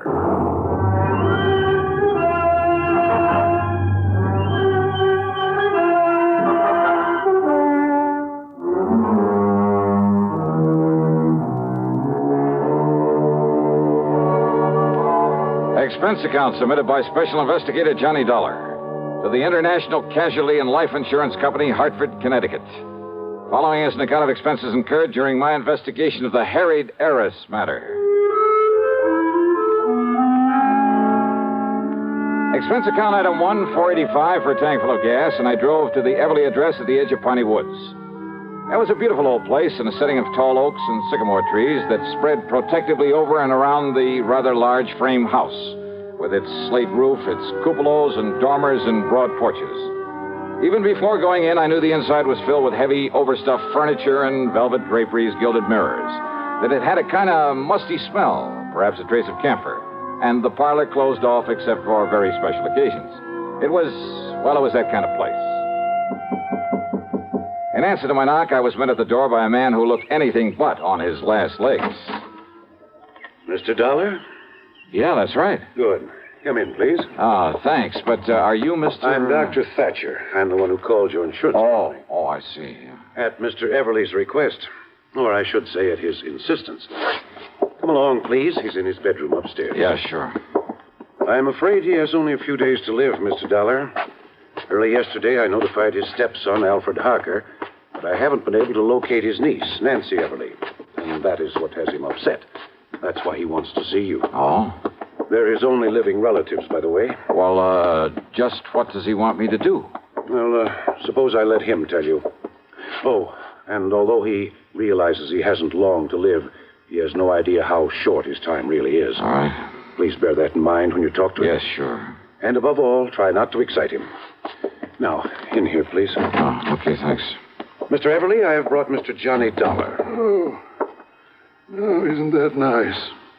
Well, sit down here beside my bed, Mr. Dollar. Let me tell you why I've sent for you. Yes, certainly, sir.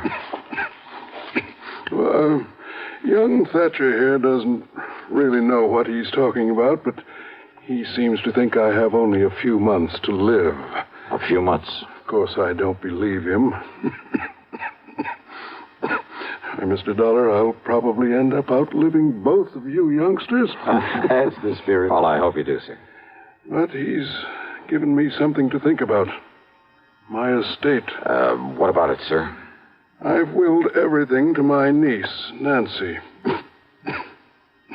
And my insurance automatically goes to her in the will. Or did you tell him that, Thatcher? I thought it better if you did. Yes. Well, Dollar, it's not only because she's been kind and loving over the years, but, well, she's had gumption enough to stand on her own feet, rather than depend on me for a living. Where is Nancy, Mr. Everly? I don't know.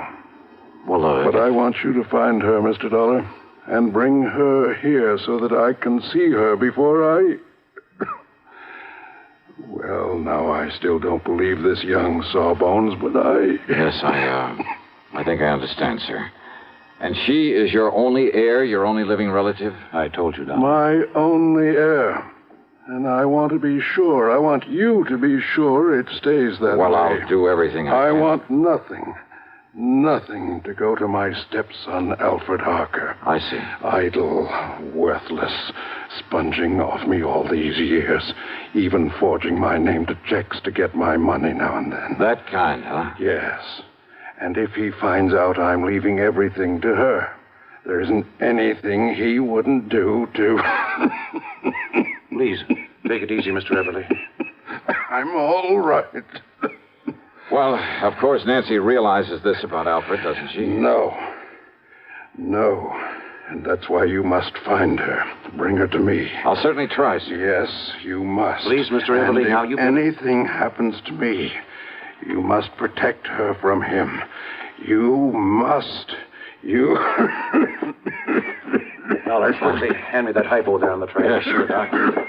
Here you are. I was afraid he might get too wrought up over this. There now. Just relax, Mr. Everly. Relax. Yes. Thank you.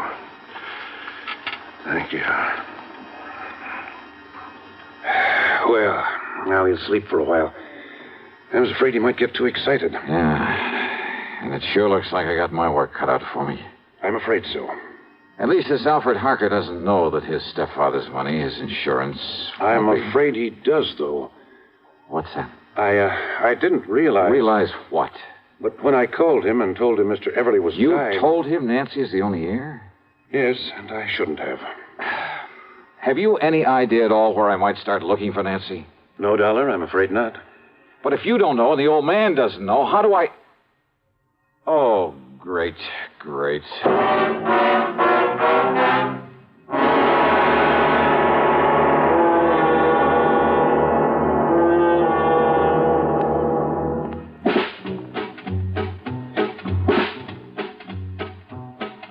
Have a real cigarette. Have a Camel. Have a Camel cigarette. Have a real cigarette. Have a Camel. Have a Camel cigarette. Best tobacco makes the best smoke. Have a Camel cigarette. Best tobacco makes the best smoke. Have a Camel cigarette. If you're smoking more these days, but enjoying it less, change to Camels. The Camel blend of caustic tobaccos has never been equaled for real smoking satisfaction. Have a real cigarette. Have a Camel. Start to really enjoy smoking again. And now, Act 2 of yours truly, Johnny Dollar.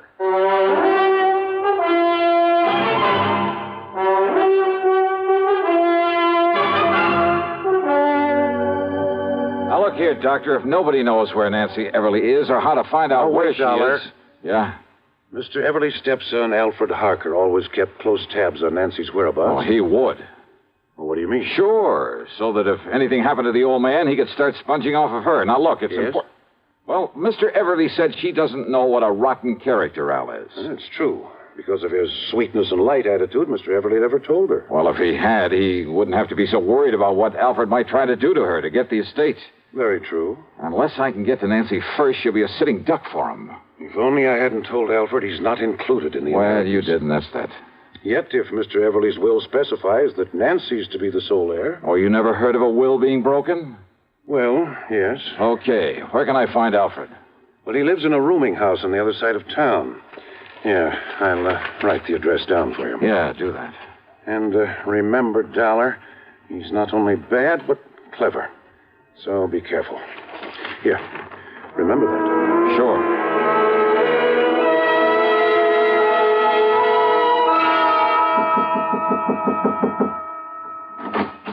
You looking for that young Mr. Harker, mister? Yeah, that's right. Yeah, well, he ain't there. I'm the building super. Now, where can I find him? Don't ask me. All I know is he packed a couple of bags yesterday morning and left. All right, look here. I'm a private investigator. My credentials. Oh, say. If you'll just let me get into Harker's apartment. Oh, here. Here, this 5-spot be of any use to you? Oh, now, you know better than to ask that, young fella.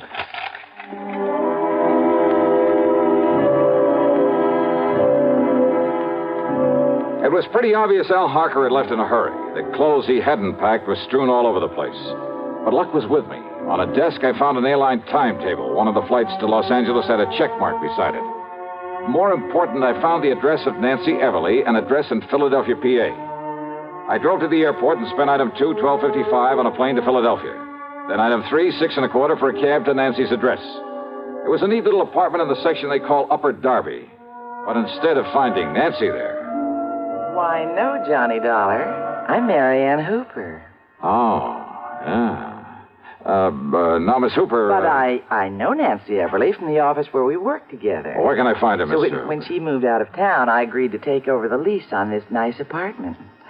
Won't you come in? She moved out of town, you say? Mm-hmm. Where? Well, she was transferred. She was a copywriter, you know. For whom? The name of the company you work for? Harden, Carmen, and Fisher. Oh, yeah, the ad agency. Mm-hmm.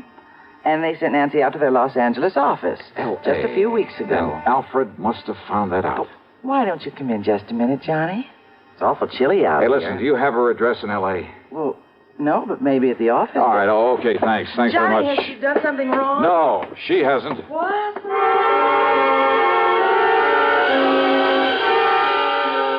It was late, and I hadn't had any dinner, but I took a cab out to International Airport. That's another 6 1/4, and there, unfortunately, had plenty of time to eat before I could take the 1:30 a.m. plane for the West Coast. The meal is item 5, $3 even. Item 6, $161.60 plane fare to L.A. Item 7, another 6 1/4, taxi into the office of Harden, Carmen, and Fisher, where I had to wait for the joint to open up. Then I talked to the receptionist. No, Mr. Dollar, Nancy isn't here. Oh, then I'll go out and grab some breakfast. She won't be in at all today. Oh, when does she come in if you... What did you say? I said she isn't coming in today. Why not? Well, I don't know. Oh, then give me her address. Yes, certainly. It's 1308 Pandora Avenue out in West Los Angeles. Okay, thanks a lot.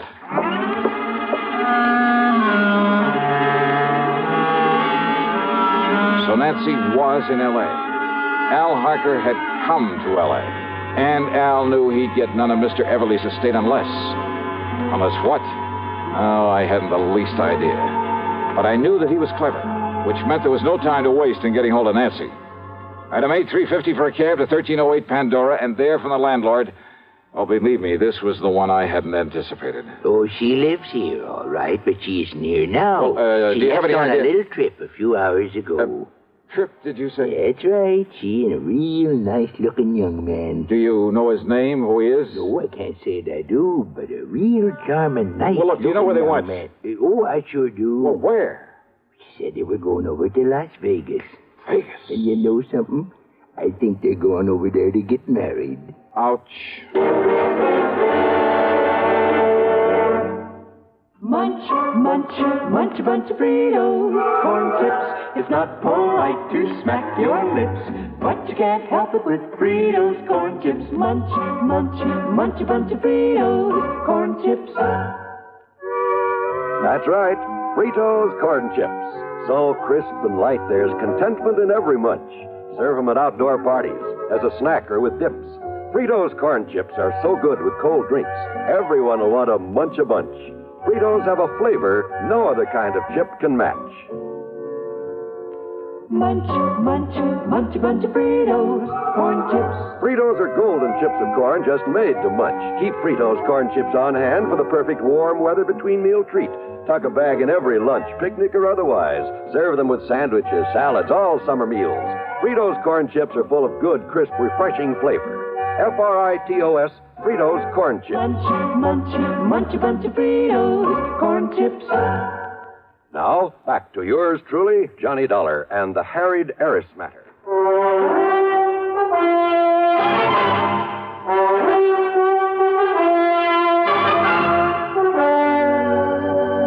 Expense account item 9, 70 cents for a phone call to Las Vegas, Nevada, to that well-known license bureau.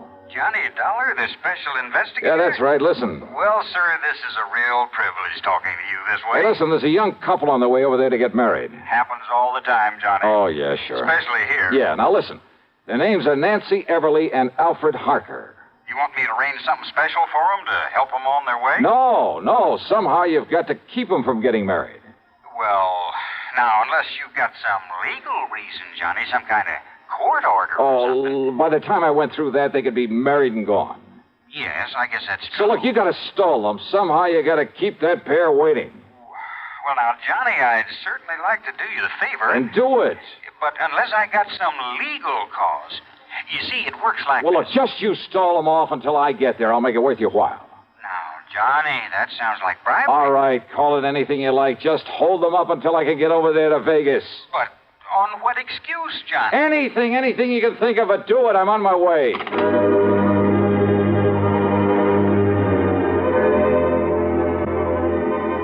Alfred Harker's plan to get hold of the Everly fortune was all too obvious. All he had to do was marry Nancy, and he'd have it automatically. Item 10750 for a fast taxi out to Lockheed Air Terminal in Burbank. And how come we didn't pick up a lot of tickets for speeding along the way? I'll never know. That driver really earned his tip. Item 11, $200 even for a charter flight to Las Vegas. And I knew the kids had had plenty of time to get there ahead of me. Item 12, $1 for a cab into the license bureau. And I'm sure honored to meet you, Johnny. Yeah, and you say they've already been here and gone, huh? Now, I tried to stall them here just as long as I could. Oh, yeah. But after a while, I'm afraid it got to be kind of obvious. Okay. But I tried all right. Okay, here. Here, thanks. This is for your trouble. Now, Johnny, I wouldn't think of Now, look, taking I'll that, double it if you can tell me where... You see, I'm a real fan of that radio program of yours that... Where they went from here to get married? Yes. Johnny, in this town... Yeah, well, they left here on foot, so it must have been somewheres in the neighborhood. Okay. So, would you like a list of the places around here where they can, commit matrimony? Yeah, let me have it, will you?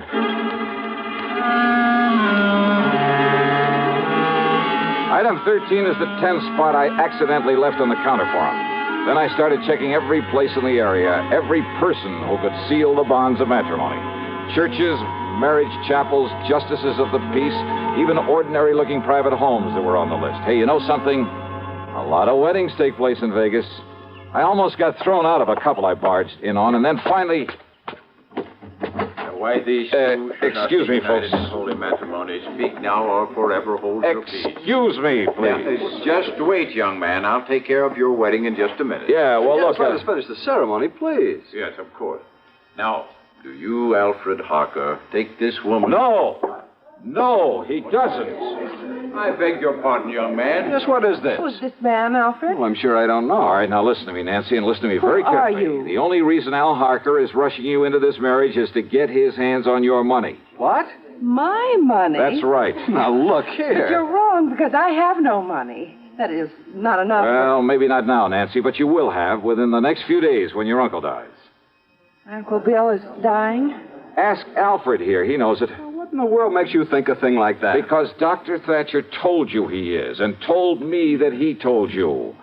William Everly's dying, all right, and you know it. Alfred, why didn't you... Quiet, darling. Just let me handle it. And Al, you know something else that Nancy doesn't know.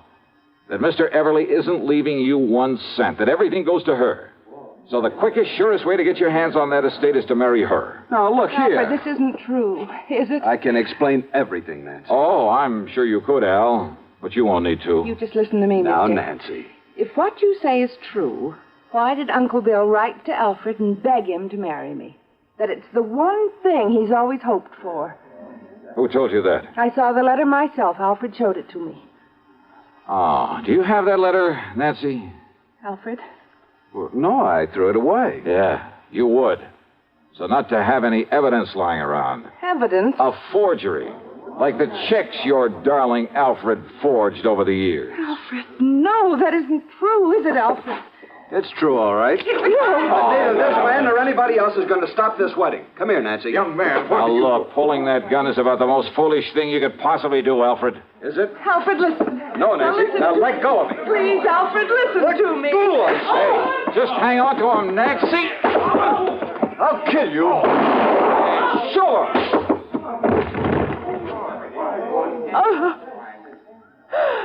Oh, I'm sorry, Nancy. Terribly sorry.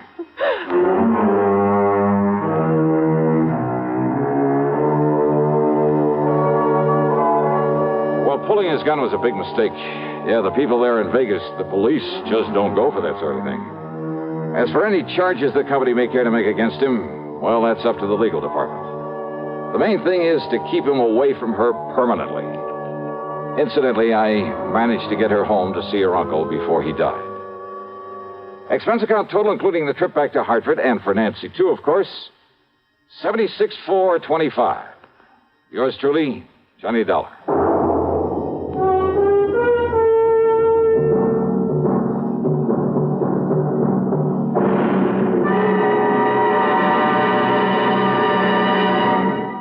this is Dennis James with a longtime favorite.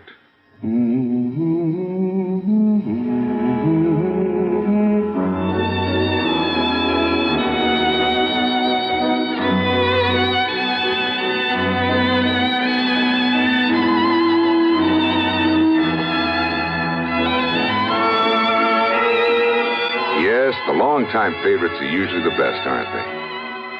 And one favorite folks have relied on over the years is Kellogg's All Brand. Since 1919, America's favorite natural laxative cereal.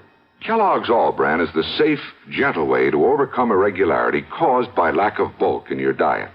It tastes good, too, and it never gets mushy in milk. There's only one All Brand, Kellogg's All Brand. So relieve constipation the way millions do with Kellogg's All Brand. ALL-BRAN. Yes, you're so right to stay regular with Kellogg's All Brand. Try it, okay? Okay. Now, here's our star to tell you about next week's story. Well, first, let me shout a word of welcome to the network to station KFBK in Sacramento, California. Glad to have you with us. Next week, I'm called in to help a small company that's involved in the race to conquer outer space.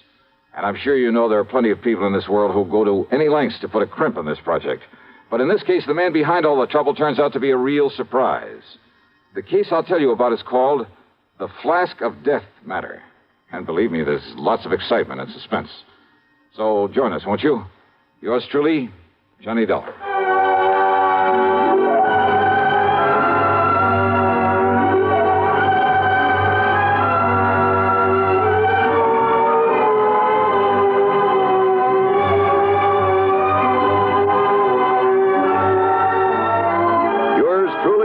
$20, starring Bob Bailey, originates in Hollywood and is written, produced, and directed by Jack Johnstone.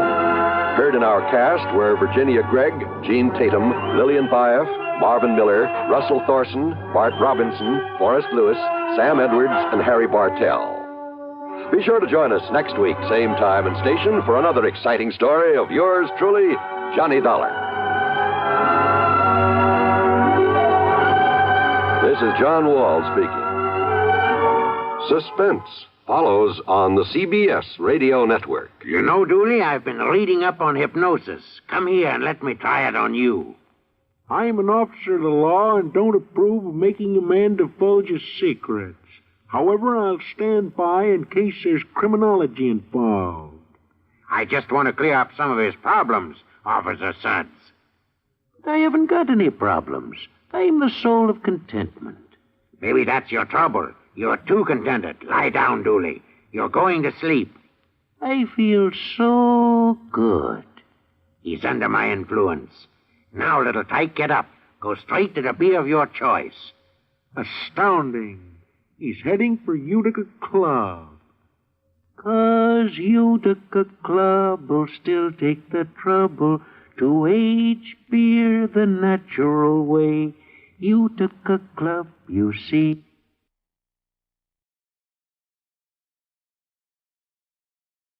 From Hollywood, it's time now for... Johnny Dollar. George Reed here, Johnny. Uh-oh. What fantastic character is Floyd's of England insured this time? Now, what is that supposed to mean? More singing mice, wayward cats, and how about the counterfeit money problem? Johnny. No, let me guess. John, if you'll just listen to I me. got it. You're in trouble because you've done a switch. You've insured somebody against living instead of the other way around, that it? Of course not. Though I must admit we do have one policy of that sort in effect. There, I knew it. However, that is not the one I called you about. Okay, George, what is? We've issued a policy. Well, I guess it is a little unusual at that. I fear the worst, but go on. Well, it's on a small brewery over near... Brewery? You mean a beer factory? That's right. It's over near the town of Tamaqua, Pennsylvania. Oh, yeah, I know that country pretty well. Good. We've insured the Dortmund Brewery against possible damage from a nearby construction project. Well, you said unusual. What's so unusual about that? Perhaps you'd better come over here and let me tell you. Yeah. When you say it that way, I guess I'd better.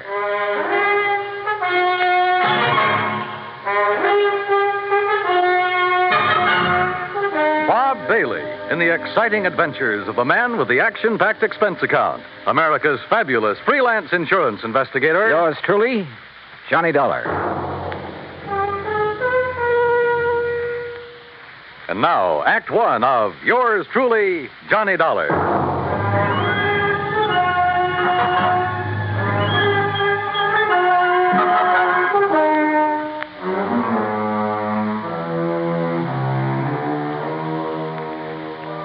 Expense account submitted by Special Investigator Johnny Dollar to Floyd's of England, North American Office, Hartford, Connecticut.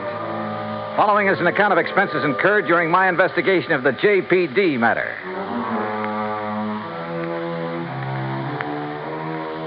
Expense account item 1, $1.10, taxi from my apartment to George Reed's office, where he promptly dragged me over to a large map tacked to one of the walls. Here it is, Johnny, between the towns of Tamaqua and Frackville, Pennsylvania, on a little river that's called Pinxatawney Creek. Old Indian name, I believe. Uh-huh. The Dortmund Brewery is just about here. Yeah. Well, okay, I'll rent a car in New York and drive over there. Now, wait. By making a couple of train changes, you can get most of the way over there by rail. Anything to save the company a buck, is that it? Why not? When that freewheeling expense account of yours gets into operation. Okay. What's the face value of the policy? Coverage for the whole plant, $820,000. Wow-wee. So I'll rent a car in New York. All right. Now, as I told you, we've insured the Dortmund Brewery against possible damage from the building of a plant right next to it. What kind of a plant? Competition. Another brewery. Oh, I see. Possible malicious damage. Is that what they're thinking of? That's what J.P. seems to be worried about. J.P.? J.P. Dortmund. Owner, manager, president, brewmeister, and anything else you can think of. Has anything happened yet? No, but I want you to go there and be sure that nothing does. Is this J.P. my contact? Yes. Okay, George, I'm on my way.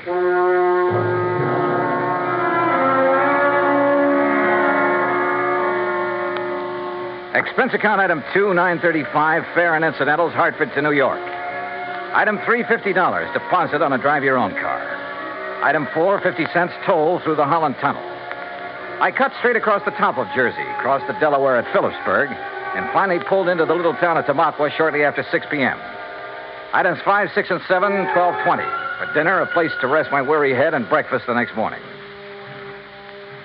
The Dortmund Brewery sat on the western bank of Pinxatawney Creek, about 5 miles out of town, and looked as though it had been sitting there for 1,000 years. It was a small affair, and the old frame buildings were badly in need of a coat of paint.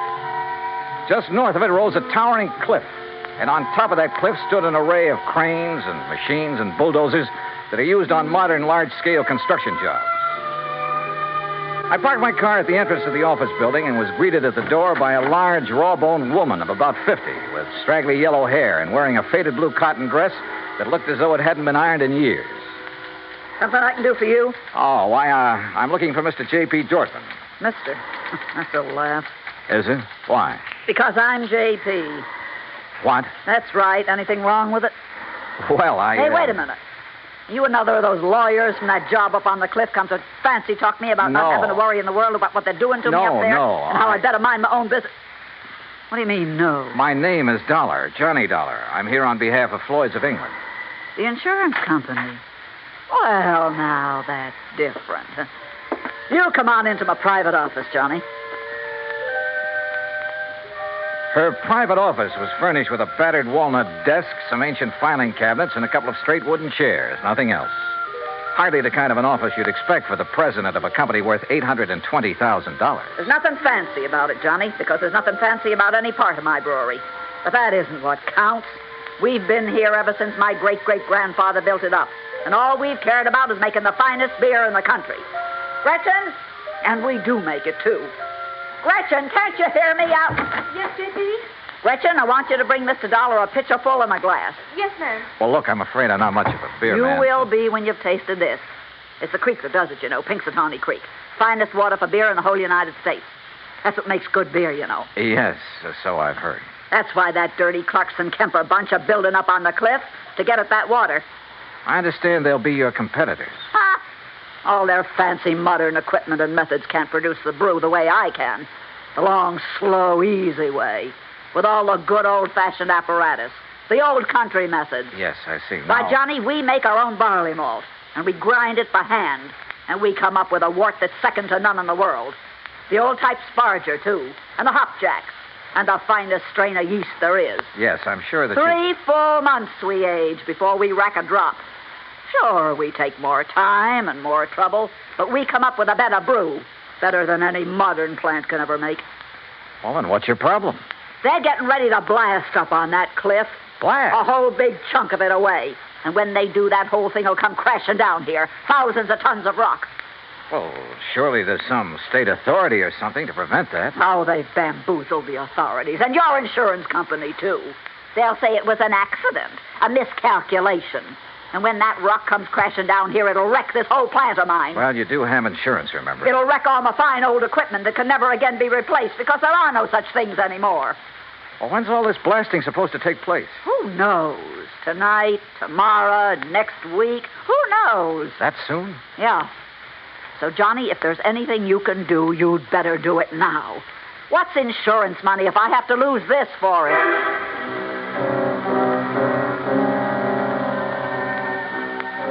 Who knows? Maybe she was right suspecting her rivals might try a stunt like that to put her out of business. But it all seemed a little too far-fetched. And yet, when I think of some of the unscrupulous things that have been done to put down competition, maybe she was justified in suspecting this Carlson Kemper crowd of...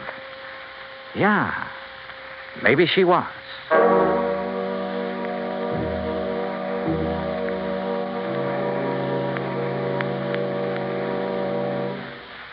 Act 2 of yours truly, Johnny Dollar, in a moment. Our flag now numbers 50 stars, and behind each star there stands yet another flag representing one of the 50 states. Massachusetts state flag, bearing a green pine tree, is the descendant of the famous Liberty Tree flag that came out of Boston to serve all the original 13 colonies. It was under the Liberty Tree flag that the Sons of Liberty met and planned the Boston Tea Party, that our floating batteries on the Delaware River defended Philadelphia, and on the Charles River defied Howe's cannons. Beneath the tree is inscribed the state motto, Ensu petit placidum sub libertate quietum. By the sword we seek peace, but peace only under liberty. These words were originally written by the famous English patriot Algernon Sidney about 1659. This was a message intended for King George III. Unhappily, it went unheeded.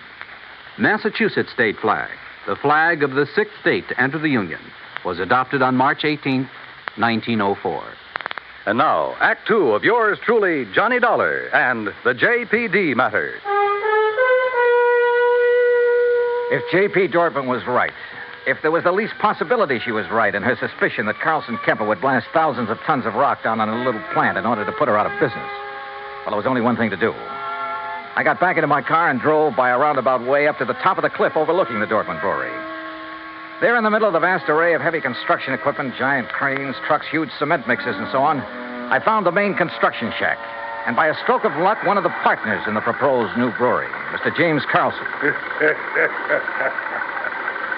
That crazy old lady's being absurd, Mr. Dollar. If you really want the truth, well, I think she'd welcome our smashing that antiquated brewery of hers out of existence. Is that what you plan to do, Mr. Carlson? Can you be serious? By blasting a few tons of rock off the face of the cliff into the river? Or a few thousand tons? Or a few thousand tons. Won't do that place of hers a bit of harm. You're sure? Of course I'm sure. Only thing I'm not sure of is why she stays in business. What do you mean by that? Well, she can't be making any money. The methods she uses were out of date in this country 50 years ago. The product's good, sure. But today you've got to snowball. Did you know, Dollar, that out of the goodness of my heart, I offer to take that crummy plant of hers off her hands? Or because her location is better down next to the water supply? Oh, partly, sure. I offered her nearly $500,000 for her spot. $400,000 to be exact. But no dice. She just kept bothering us, trying to get out a lot of injunctions against our building there. I assume you have the necessary permits for this blasting operation. A whole drawer full of them. Hey, look at them yourself. At the same time, appreciate the volume of red tape necessary to do anything these days. But suppose that something should go wrong, that quite by accident, the top of that cliff should drop down on J.P.'s brewery. Mr. Dollar, it's to obviate any such possibility that I called in one of the foremost blasters in the country, who, purely incidentally, is top man for one of the biggest makers of explosives in the world. You talk to him, Mr. Dollar. Maybe I will. Believe me, I can understand why you might not take my word for the safety of the operation we're about to undertake, but certainly you can't question his word. You say about to undertake. When? I believe he's planned the big blow-off for tonight. Tonight? Yeah, come on, I'll take you to it.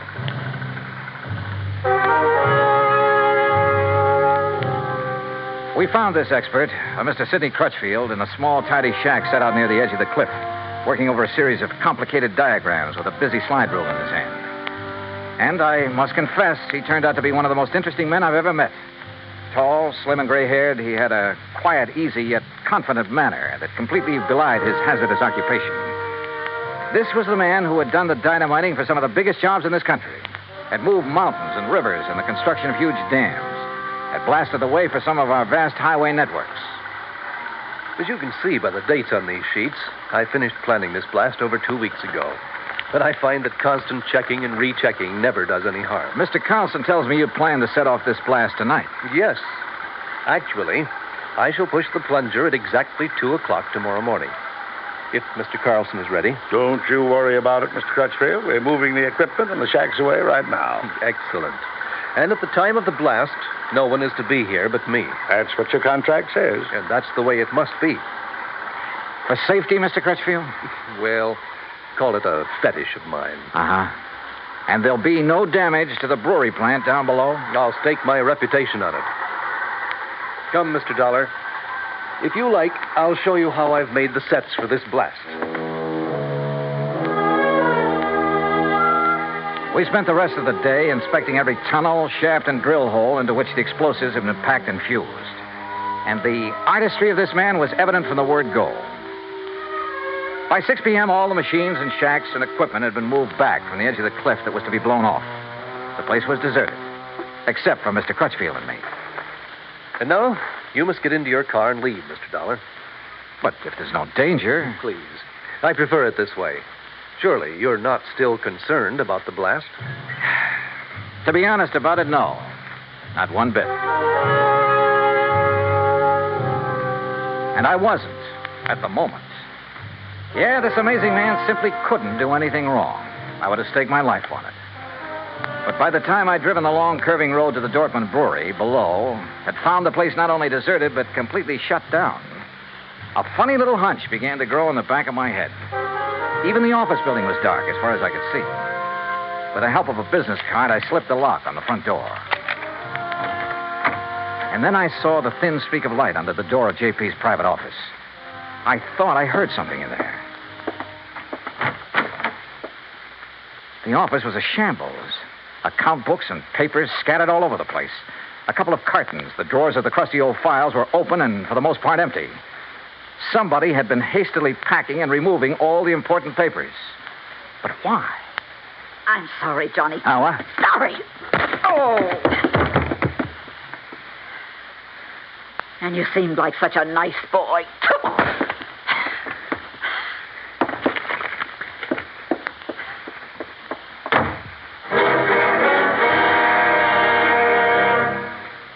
Act 3 of yours truly, Johnny Dollar, in a moment. Anyone who has survived the rigors of basic training is familiar with a great variety of milk that is dished out periodically in the armed forces. Now, there's frozen milk, concentrated milk, frozen concentrate, and good old powdered milk. But sometimes supplying wholesome, fresh, real milk has been a problem when servicemen have been stationed in out-of-the-way places. The United States Air Force came across that problem some time ago in the island of Terceira in the Azores, those Portuguese islands that dot an eastern portion of the Atlantic Ocean. The air base there was considered powdered milk country for a long time. Although cattle have played an important role in the economy of the island of Terceira, the herd was badly inbred and milk production was very low. Modern milk processing was not a part of the picture. And with the help of Portuguese veterinarians, the men in the United States Air Force unit worked out a free breeding service by using a small herd of milk cows acquired in England, and the cattle there at Terceira improved. Then a complete pasteurizing, homogenizing, sterilizing, bottling, refrigeration plant was flown in from the United States. As soon as this activity got underway, milk production began to climb steadily, and thirsty Air Force men and civilians were soon buying and drinking the new fresh milk. When economy of the island began to rise rapidly, the people were happy and grateful. You might say that a little milk of human kindness increased understanding on an island of freedom, the right of all men everywhere. And now, Act 3 of yours truly, Johnny Dollar, and the J.P.D. Matter.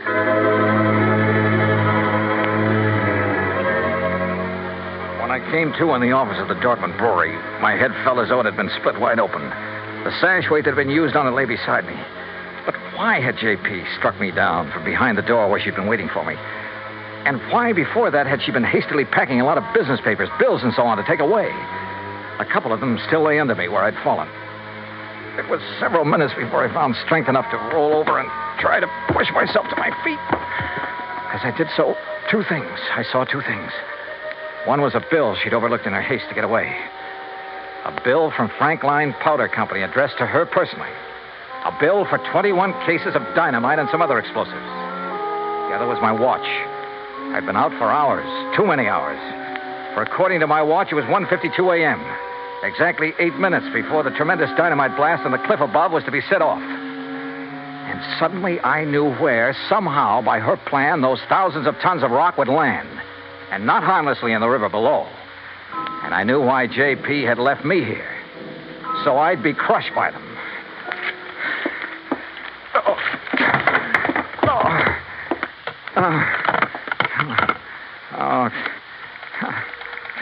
Come on. Oh, please, come on. Hello. Oh, please, hello. Operator, this is emergency. Yes, sir. Hey, look now, I'm calling from Dortmund Brewery. It's between... Yes, I know where it is, sir. There's a big construction. Carlson Kemper, that's the name. Well, sir, up on the cliff above this sir, brewery here. I'm sorry, but those lines were disconnected late this afternoon. What? But look, surely there's some way to... Operator. I'm sorry, sir, but there's no way to ring them. Oh, no. Oh, I've got to get out. I just got to get out of here. Somehow I got to get out there and get it there. Oh, no. Oh, please. I got to get in there. Car. Get in.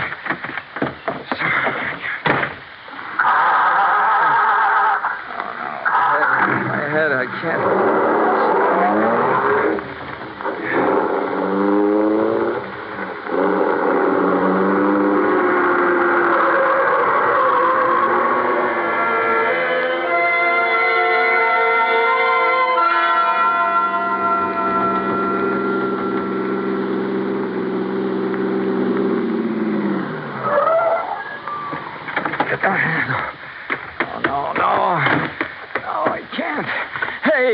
Hey, stop! Who's that? What are you Crutchfield! Stop! Dollar, Stop! what are you doing here? Don't do it! I thought I told you. Don't push that plunger! I'm sorry, Don't set off that blast! That's no! exactly what I'm going to do right now. No, you're not. No. I'm sorry, Mr. Dollar. You have no right to interfere. Now stand back. You hear what I said. Dollar, put down that gun. You touch that plunger and so help me, I'll pull this trigger. Now, wait a minute. Dollar, what's the matter with you? What's happened to you, man? Oh. Good heavens, man.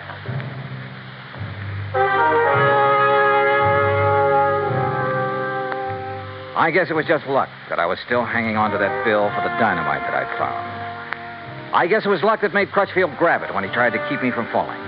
Made him look at it carefully by the light of his flashlight. But it was his good sense that kept him from going ahead and setting off that charge. When daylight came, he found the spot on the face of the cliff where J.P. had another charge planted. It was set to go off by concussion from the blast that Crutchfield had set. It would have diverted the rock from Crutchfield's blast to smack dab on top of her little beer factory. Nobody would ever have known who'd really done it. And J.P. would have collected $820,000 insurance for it. Incidentally, when the police caught up with her, which wasn't hard, they also found the book she'd taken from her office. Yeah, J.P. Dortmund was broke. Stony. Expense account total, including a handful of doctor bills for my aching head and all the incidentals I could think of, $204.80. Yours truly, Johnny Dollar.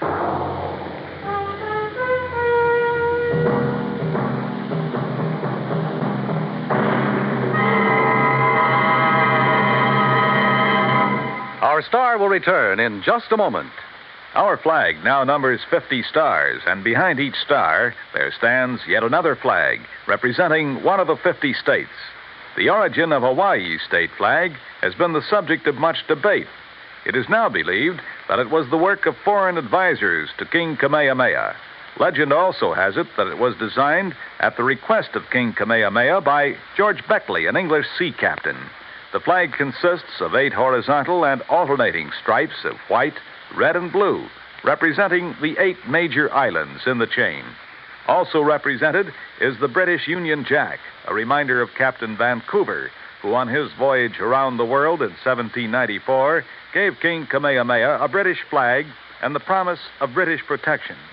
The Union Jack is also a reminder of Captain James Cook, who discovered the Hawaiian Islands in 1778. Hawaii's state flag, the flag of the 50th state to enter the Union, was adopted in 1845. Now, here is our star to tell you about next week's story. Next week, the ideal vacation matter. But believe me, it turns out to be neither ideal nor a vacation. Join us, won't you? Yours truly, Johnny Dollar. Yours truly, Johnny Dollar, starring Bob Bailey, originates in Hollywood. It is produced and directed by Jack Johnstone, who also wrote tonight's story. Heard in our cast were Eleanor Audley, Gene Bates, G. Stanley Jones, Alan Reed, and Austin Green.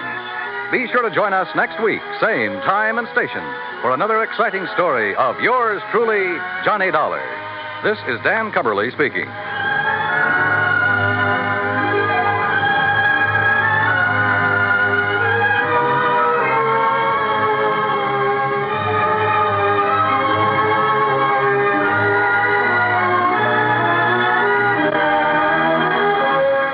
This is the United States Armed Forces Radio and Television Service.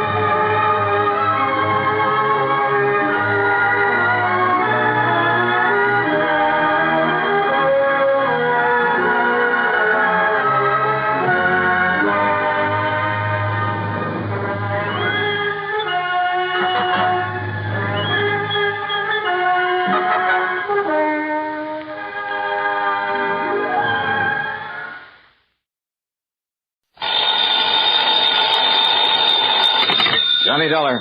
Al Turner, Johnny, over here at New Britain Mutual. Al, it's been a long time. Yeah, I know. What can I do for you? Plenty, I hope. How old are you, Johnny? Well, next birthday I'll be 30... Huh? 30 what? Now, why? Well, it really doesn't make too much difference. You see, Johnny, I think it's time you entered a home for the aged. I what? And if you think I'm kidding, I'm not. Okay, Al, what's the gag? I told you, I want you over at the Mackley Rest Home. Where's that? Frog Mountain, New York. Where's that? Down along the Hudson River above Poughkeepsie near Kingston. But, just to pay him a little visit, not to stay. That's right. What goes down there? Sudden death, Johnny.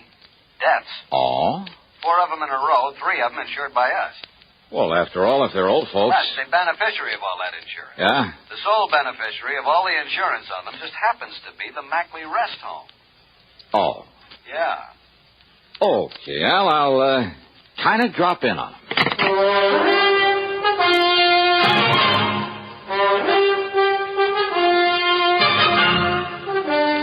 CBS Radio brings you Bob Bailey in the exciting adventures of the man with the action-packed expense account, America's fabulous freelance insurance investigator. Yours truly, Johnny Dollar.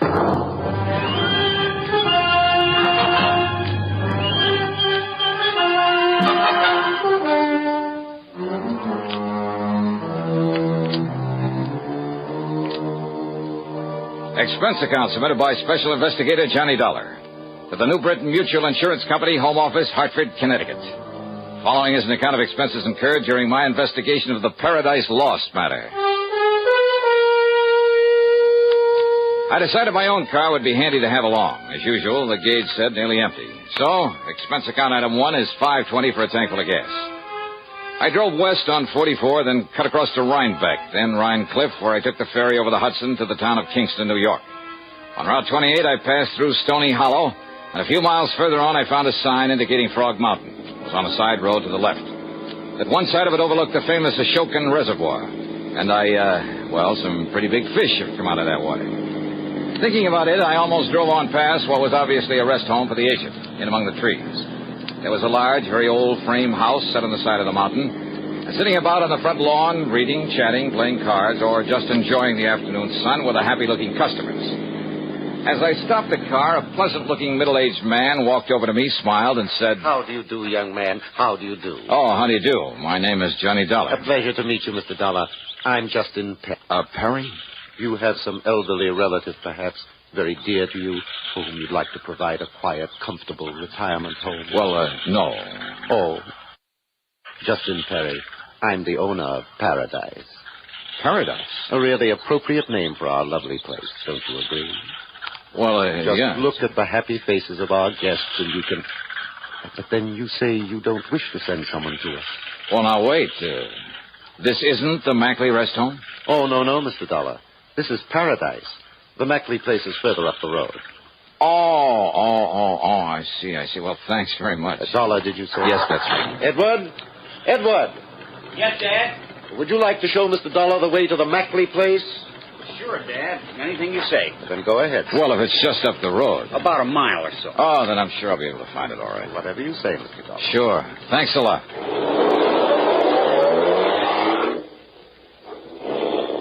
A very nice spot. And some of the folks on the lawn waved cheerily as I drove on back up the road toward the mountain. I wondered if the Mackley place would be the same. It wasn't. At least, it was brand new, a modern ranch type of thing, built on a single level. A lot of native stone and glass, all very pretty and smart and practical, but lacking in warmth. The guests, the residents, though well-dressed and apparently wealthy, were sitting by themselves for the most part, reading or just sitting.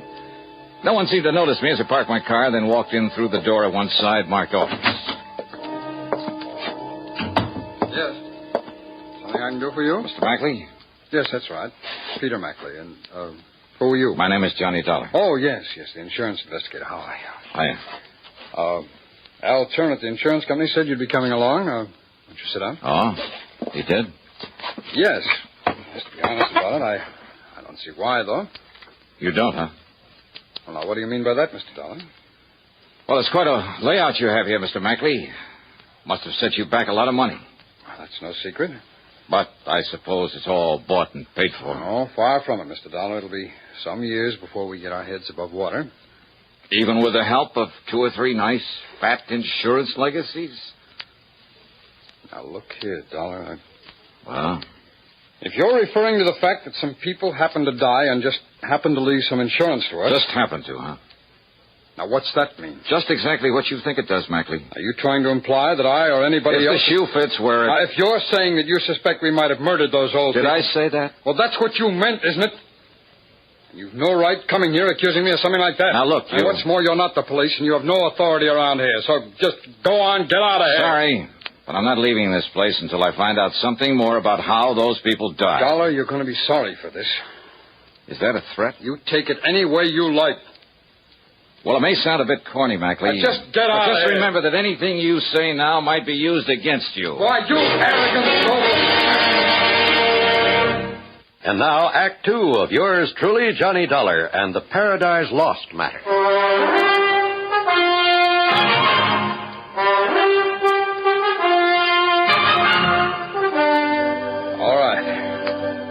All right, Mr. Dollar. I freely admit it was too bad that 4 of the old people died here within a month and a half. It's most pathetic, most unexpected. What's more important to me is that it gives our place a black eye. Unexpected by whom, Mr. Mackley? By everyone, including the doctor who comes up here from Kingston to attend them and who is always on call in case of emergency. Who is this doctor? He's Dr. Nathan Way. He's from over in Kingston. Just how did these 4 people die? Well, according to their death certificates, the first one was an accident. Old Mr. Bartley slipped and fell off the corner of the porch one night while he was walking in his sleep. Slipped or was pushed? Now, look here, Dollar. Okay. What about the other 3? They were natural causes.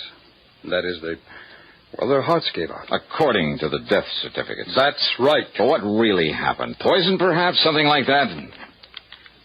Dollar, you don't know what you're talking about. We'll see, Mr. Mackley. Now, where'll I find this Dr. Way? Someone mentioned my name. Oh, hello, Doctor. Hello, Peter. Doctor, this is Johnny Dollar. He's an investigator from the insurance company. How do you do, Mr. Dollar? Doctor? Dollar seems to have the fantastic idea that the recent deaths here were deliberate. Yes, What? yes, in order that we could benefit from the insurance, those fine old people were kind enough to leave us. Well, now, that is rather absurd, Mr. Dollar. Is it, Doctor? This place is up to its neck in debt. I told you that, Dollar. Isn't that to be expected when you consider the cost of building a fine new establishment like this? All right. After all, it's less than 2 years old. And what did you do before this, Mackley? In some business where you could go around making contacts that would assure you plenty of wealthy, gullible customers for this racket? Dollar. Well? Dollar, my wife and I have been in this business of taking care of old people ever since my parents died. That's over 15 years ago. Yeah, where? In Pennsylvania. I can check on that, you know. I know that. Why did you pack up and come here to New York? Tell him, Peter. Well, for one thing, the air. The climate is much better here than it was in the coal region. Yes. And? Tell him, Peter. Well, we had to close down over there. Why? Because our building, our facilities were considered substandard according to some new regulations. And suddenly a lot of your patients started dying off? No, nothing of the sort. Peter is telling you the truth, Mr. Dollar. You investigated, Dr. Way? Well, no, not exactly. I see. But I have talked with many of these fine old people who moved from there to here, and they are intelligent, wealthy people. Wealthy? Yes. Yeah, I'll bet they are. Dollar, will you listen to me? And it was so easy to talk a lot of them into buying a hunk of insurance and making this place the beneficiary. Now, that's not true. Isn't it? Then how come 3 of the 4 people who suddenly died around here? It isn't true, Mr. Dollar. It was I who suggested to them, unknown to Peter, that they leave something to this rest home. You? And they thanked me and wondered why they hadn't thought of it before. How many of your people are planning to leave you money, Mackley? I don't know, Dollar. I don't know if any of them are. And what's more, I don't care. My wife and I knew of the financial responsibility we were taking on in the beginning.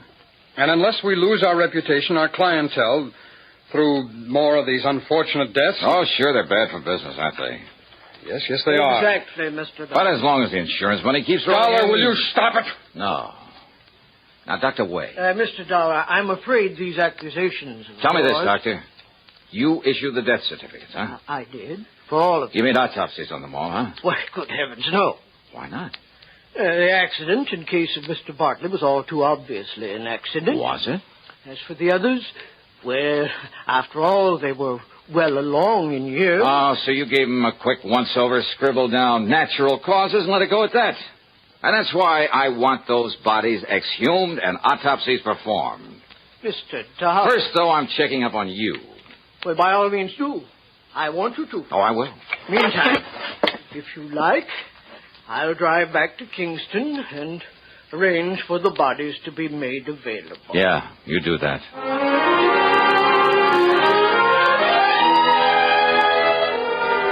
I followed the doctor into Kingston, parked my stuff at a hotel, and dropped in at police headquarters where I talked with Lieutenant Art Conley. Dollar, I'm glad you're looking into this. Frog Mountain's a bit out of our jurisdiction, officially, that is. But I've wondered about those deaths myself. Well, how much do you know about Peter Mackley, Lieutenant? Well, I've thought a lot of that man ever since he came to these parts. Oh? Yeah, he's not the kind you might expect to be running an old folks' home, but, well, he's okay. I see. How well do you know Dr. Way? Well, one of the finest people we have here in Kingston. And without a doubt, the best man to make those autopsies you want. He's connected with the department? Yeah. And if you ask me, he'll get you results so fast it'll... Oh, now, wait a minute, Dollar. You're not thinking that Dr. Wade... Mackley, huh? And I'll tell you this about Pete Mackley, Dollar. It took a lot of guts for him to go to that place of his. What do you mean by that? I mean against some of the folks around town who were partial to Justin Perry, who runs the Paradise Home, who were afraid it might put him out of business. Mackley's place being so much nicer and modern and all. That still doesn't mean anything, Lieutenant. And you know, those old folks like things new and modern. And if Perry doesn't improve that place of his... Oh, yeah? Oh, hello, Doc. Lieutenant, Mr. Dollar, I'll be able to make those autopsies tonight. When I'm finished, I'll call you at your hotel. Sure, Doctor. You do that. I talked further with the lieutenant, but I'm afraid I didn't get much help from him. He was convinced, a little too convinced, that Peter Mackley was all right, and he spent all his time defending him. A late dinner at the hotel was item 2, $4.25. Item 3 was 35 cents for a magazine. I went up to my room, sprawled out in a big overstuffed chair, put my feet on the windowsill, and promptly went to sleep. Yeah, the combination of a big dinner and the quiet night had really got to me. Too much for my own good. He must have used a calling card to slip the lock on the door, because the first thing I remember was hearing the door close. And when the light switch went off... Huh? Who's that? What's the idea of turning off the... Oh, no, you...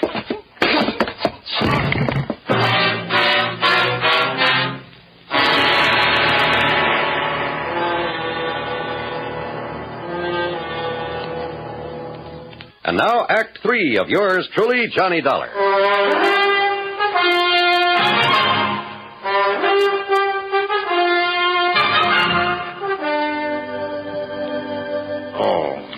Easy now, easy. Another piece of tape to hold this bandage on your head. You'll be... Doctor. Yeah, there you are. That's Back right. away. Now, don't tell me you fell asleep and fell out of your chair and did this. Oh, no. Listen, listen. And here. Perhaps a drop of this medicinal brandy? No, yeah. Oh, yeah, thanks. Oh.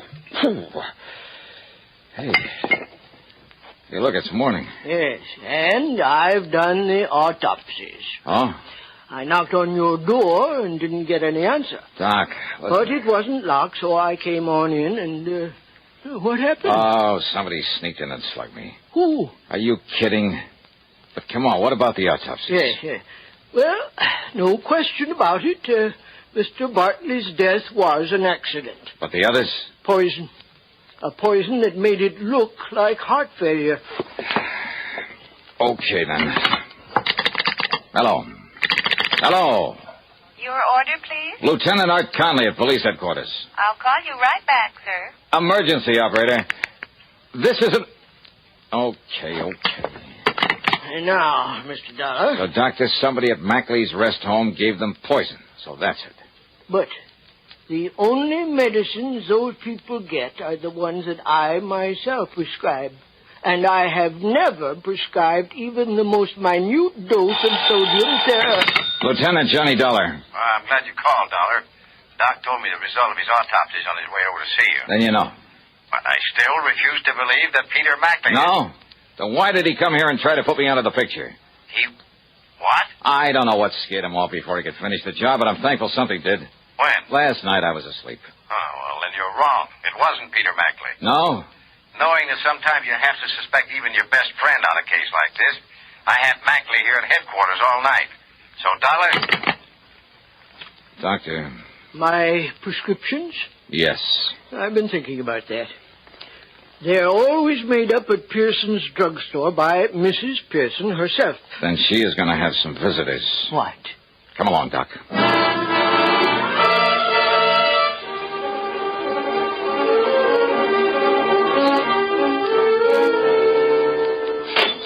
Thank you, Mrs. Williams, and I hope that makes you feel better. Well, Doctor, it's so early in the morning. Mrs. Pearson, this is Johnny Dollar, special investigator. Oh, how exciting. Mrs. Pearson, I want to know if you stock a drug called sodium What'd you call it, Doctor? I didn't, but it's sodium theramolicylate. Oh.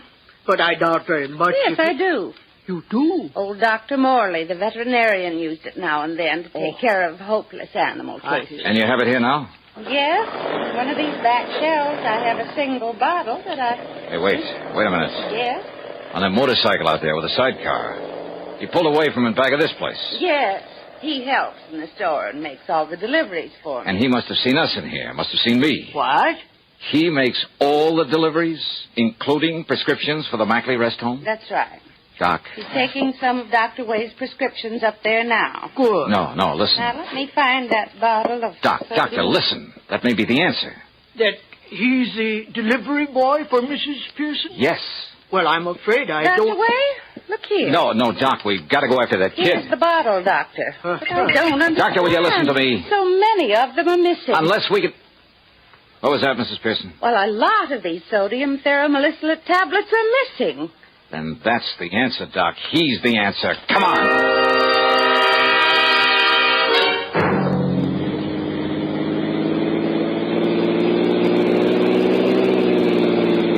Have you ever tried to chase a motorcycle up a tortuous, treacherous mountain road? Well, I did.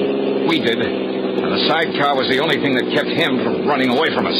And the fact that he kept looking back, knowing we were chasing him. No, he'll kill himself. Looking back at us. That was his big mistake. He'll never make that turn. That was young Edward Perry's fatal mistake.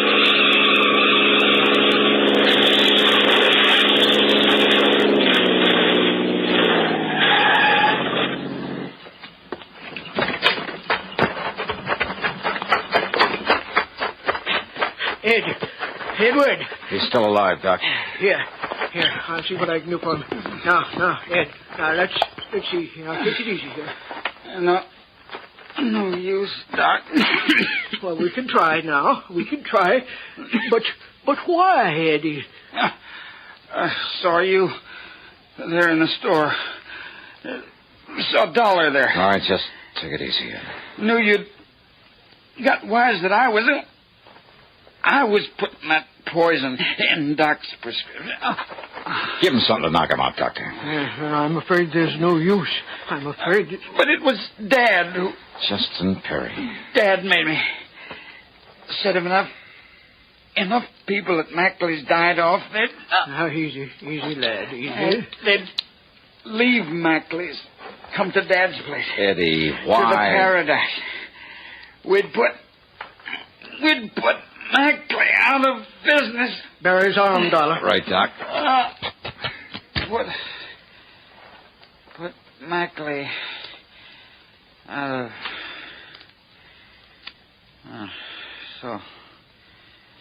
So long, Doc. Doctor. It's all over.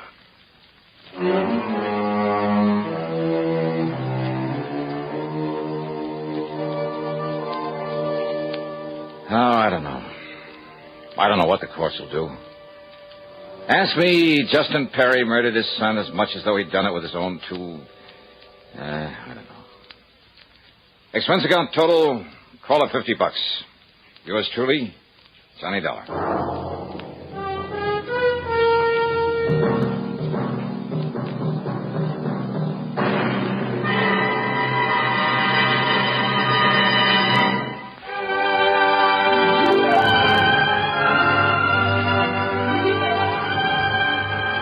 Yours truly, Johnny Dollar, starring Bob Bailey, originates in Hollywood and is written, produced, and directed by Jack Johnstone.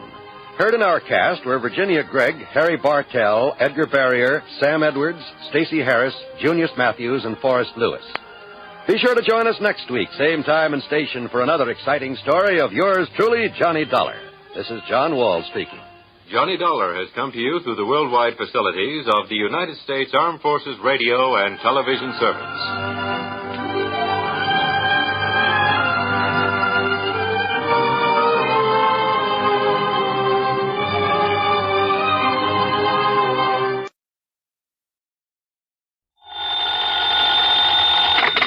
Johnny Dollar. This is Frederick Keeley at Masters Insurance and Trust Company. How are you, Mr. Keating? Fine, thank you, but that's rather beside the point. I have a bit of a problem, Mr. Dollar. Haven't we all? Huh?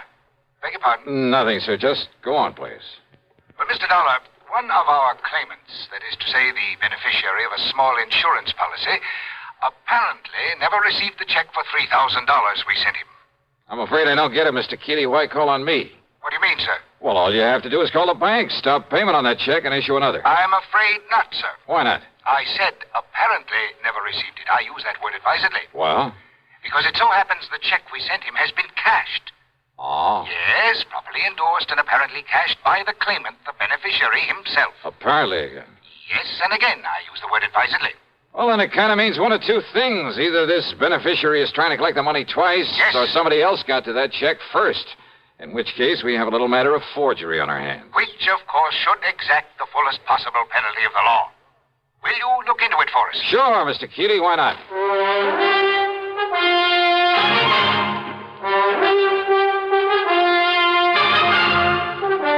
CBS Radio brings you Bob Bailey in the exciting adventures of the man with the action-packed expense account, America's fabulous freelance insurance investigator. Yours truly, Johnny Dollar.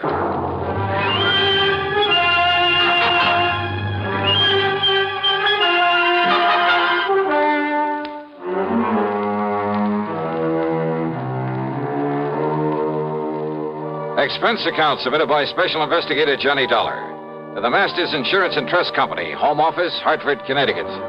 Following is an account of expenses incurred during my investigation of the double exposure matter.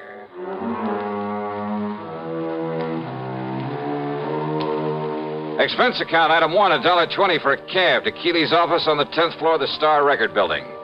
He's a man of about 60, I'd say, short, stout, and rather pompous in his manner.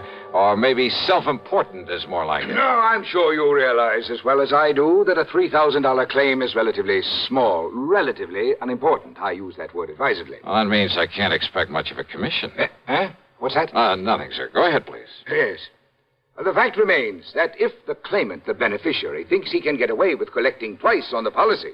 Seems to me he'd have to be pretty stupid to try a thing like that. Oh, you're right. You're entirely right, sir. Exactly the way I feel about it. And Peter Upman is not a stupid man, so far as I have been able to determine. Upman? The beneficiary. In other words, it becomes evident, and I use that word advisedly, that someone else got hold of that check, endorsed it with Peter Upman's name, signed the receipt, of course, and, shall we say, left for parts unknown. In other words, we are faced with a case of forgery. Yeah, I think I suggested something of that sort. Why, yes, of course you did. And forgery is a serious matter, sir. I'll go along with you on that. Not only in this particular instance, because of the relatively small amount involved, and I use that term advisedly. Oh, I'm sure you do. But because it could lead to other attempts where perhaps much larger amounts could be involved. So you want me to see if I can run down this forger for you? No. No? Why do you say that? If we are to believe the People's National Bank over in Milford. Milford, Connecticut? That's right. If we are to believe them, the personnel concerned, their actual photographic record of the transaction, there was no forgery. But I thought you just finished saying... What's that? Mr. Dollar, according to them, and I have no reason to doubt them in the least, Peter Upman himself appeared, endorsed that check, cashed it, and left with the money. However... Yeah? I have here a properly signed deposition to the effect that Upman not only never cashed that check, but that he never saw it.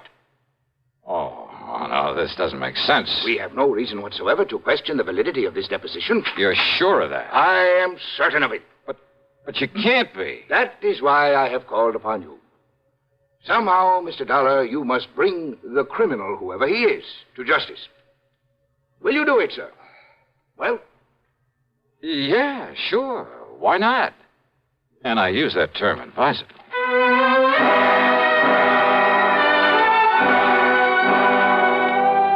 Naturally, my first move was to drive on down to Milford. On the expense account, that rings up item 2, $5.25 for a tank full of gas for my own car. The People's National Bank was closed for the day, so I registered at the Milford Arms, ate some dinner. That's item 3, another $5.25. That is, including a couple of drinks beforehand. Then I drove over to the address of Mr. Peter Upman. Pete, living alone in a small apartment on East Willow Drive, turned out to be about 33. He was tall, husky, good-looking. The football type with a big shock of red hair. Very nervous, though. The kind who doesn't stay put anywhere for very long. Yeah, sure. Come in, darling. Sit down, sit down. Okay. How about if I pour us a drink or something? How about it? No thanks, Upman. Upman? Sure you don't mean Mr. Upman? Now, don't be so formal. Just call me Pete. Sure you couldn't do with a little drink just to sort of celebrate. How about it, huh? Celebrate what? Celebrate what? You said the insurance company, didn't you? That's right. Then produce, man, produce. Just don't keep me hanging here. Only I'll sit down, too. Come on, man. Come on, let's have it, huh? What are you talking about? The check, what else? Old Aunt Lizzie's insurance. Don't tell me you came all the way down here from Hartford without bringing me another check for all that lovely money, that $3,000. Now, don't tell me that. Oh, another check, huh? Why, sure, what else? Hey, now, look, what I mean is... Yeah. What do you mean, Pete? I mean another one to take the place of the one the company was supposed to send me, but I never got it. That's what I mean.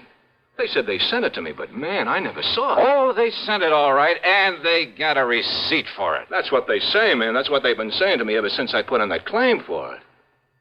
Oh, look. Maybe the Upmans are kind of funny about some things, but they aren't liars, see? And I'm telling you, I never got that check. Pete, that check... You don't believe me? You asked that lawyer, that Alfred R. Price. He took my statement and made me swear to it. And I don't swear to something unless it's true, see? That's all very well, Swear to something isn't true is a one-way trip to the jailhouse. And, man, that's not for me. I'm beginning to wonder... Sure, that's the fastest way to get yourself into trouble, but... Look, Dollar. You be careful what you say. Yeah?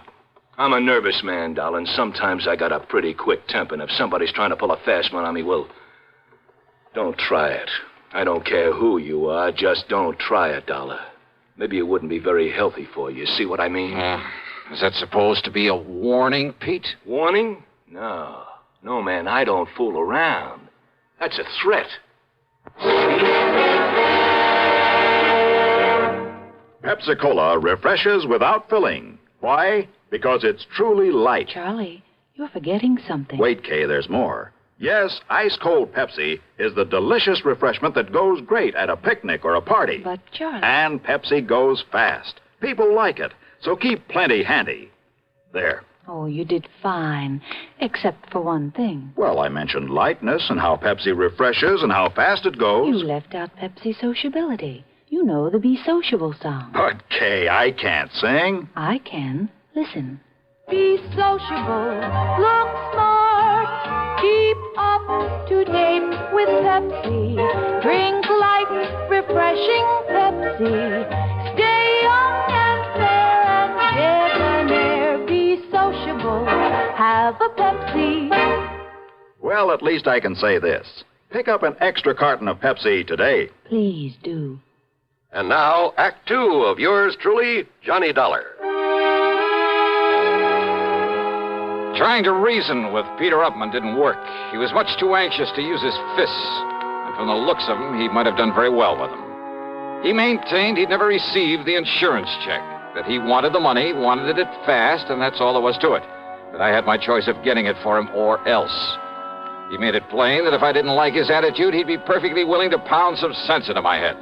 So why stick my neck out when I figured I could get all the information I needed from the lawyer, Mr. Alfred R. Price? And Price, living in a lonely home on the north side of town, was somewhat different from his hot-tempered young client. I'm afraid you'll just have to forgive Peter his somewhat belligerent attitude. He comes from a very wealthy family over in New Haven. I was their attorney for many years. They tried to spoil him, make him the same lazy, indolent sort that his sister and his two brothers are. One of those things, huh? But Peter would have none of it. He was determined to make something of himself entirely on his own. I see.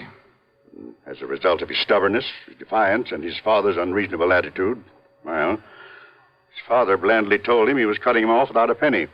Well, how do the other kids feel about him? Well, there's no love for him, believe me. But how's he made out? Very well, Mr. Dollar.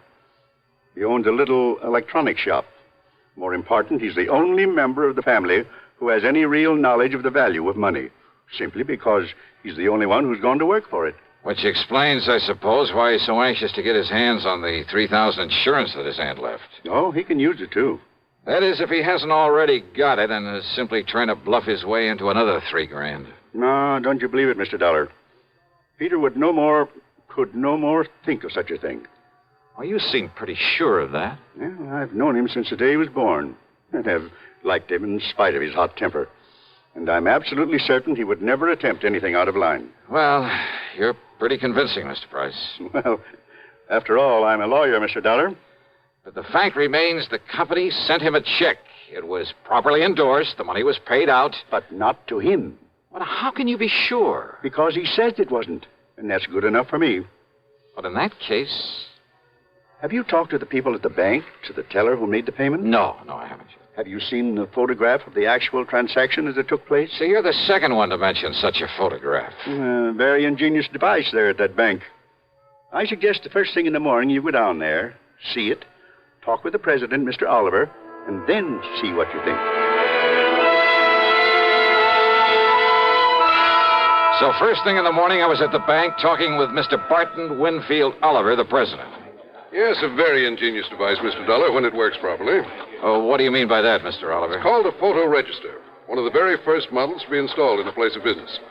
Actually, it was an experimental model. Well, just what is it? What does it do? Comparable devices, much improved, of course, are in use throughout the whole country now. What does it do, sir? It automatically takes a picture of everyone who steps up in front of the teller's cage. Oh, yeah, I think I've heard of such things. Of course. Yeah, aren't they used in a lot of supermarkets, places like that, to make a photographic record of people who cash checks in them? Yes. And as a result, the incidence of bad checks in those places, why, they're almost a thing of the past. All this means that you have a picture of the man who cashed that insurance check. Yes, I have. May I see it, please? Well, yes. Because if it is a picture of young Peter Upman, I don't care what his lawyer says. Here you are, Dollar. This is photographic proof it was he who... Huh? Yes. Oh, now, wait a minute. Well, that was an you early... mean to say this is the best that fancy machine of yours can do? It was an experimental model. Why, this could look like almost anybody. In the beginning, it was very good. Made very clear pictures. Well, it certainly doesn't anymore. But only the head cashier and I know that. Huh? The general public don't. They think it operates as well as ever. So it serves its purpose. Yeah, how? Because anyone thinking of trying anything is scared by it. Oh, great. Then this photo doesn't really mean a thing. Oh, sure, in a way it does look somewhat like Peter Upman. Same build, same general sort of face, even the same shock of hair. But it's so blurred, so indistinct, like a double exposure. Yes, I know. But when Mrs. Eberhardt says that it was Peter... Who's Mrs. Eberhardt? She's one of our oldest, most trusted employees. The teller who waited on him. Oh, let me talk to her, please. Certainly. Mrs. Eberhardt, will you close your cage for a moment and come here, please? Certainly, Mr. Oliver. That's the one? It is. She's been with the bank much longer than even I have. Almost from the beginning. She knows more about the people here in... Mr. Dollar, what does this mean?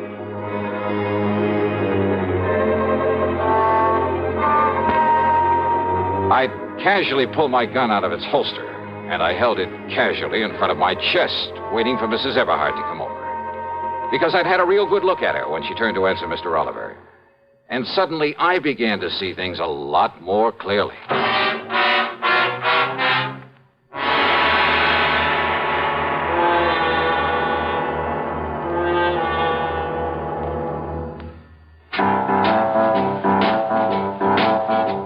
Talk about best-selling records. Here's a familiar tune about America's best-selling filter cigarette, Winston.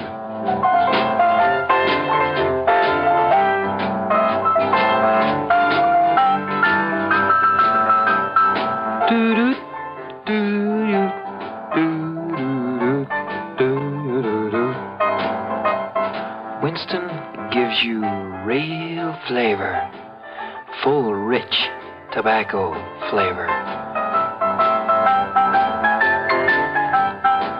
And you know, that's because only Winston has filter blend up front. Choice, flavorful tobaccos, specially selected and specially processed for filter smoking. No wonder Winston tastes good, like a cigarette should. Smoke Winston. And now, Act 3 of yours truly, Johnny Dollar and the Double Exposure Matter.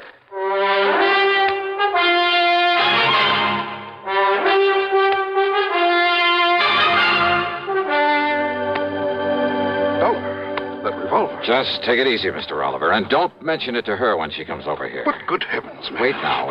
Here she comes. Yes, Mr. Oliver, you wished... Oh, I'm so sorry, Walter. Okay, Abby. Only I'm not Walter, I'm Jim. Oh, yes, of course, Jimmy. Right over here, Mrs. Eberhardt. I know, Mr. Oliver. I can... Oh, dear, these chairs are all over the place. Abby, I want you to meet my friend, Mr. Johnny Dollar. Oh, Mr. Johnny...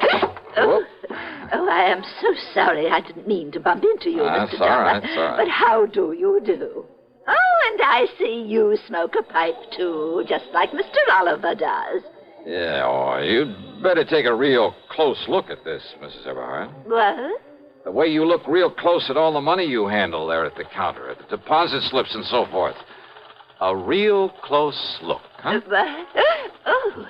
Why, it's a pistol. Yeah. But good heavens. How long since you've had a new prescription for those glasses of yours? Now, look here, young man. If this is a hold-up... How long? Shall I cry for help, Mr. Oliver? No. You better answer my question. Young man, I don't see that it's any of your business. I thought so. And if you're here in the bank for any nefarious... And this is the person who identified Peter Upman for you. Now, look here, Dollar. Yes. You look here, young man. Look, huh? That's right. Mr. Oliver, hasn't this bank of yours got a nice, generous pension plan for an old and faithful employee who is blind as a bat? I beg you. Item 4, 10 cents for a telephone call to the lawyer, Mr. Price. Item 5, $1.50 for a leisurely lunch at the hotel, after which I wandered around the town a bit, then drove on over to the lawyer's office. I tried to call you at the hotel, Mr. Dollar, but they told me you'd left. Yeah, no, I was out taking a little walk. Look here. Do you think these will be of any help to you? Who knows, but I certainly hope so. Now, this is Janet Upman. I believe she's about 31 now.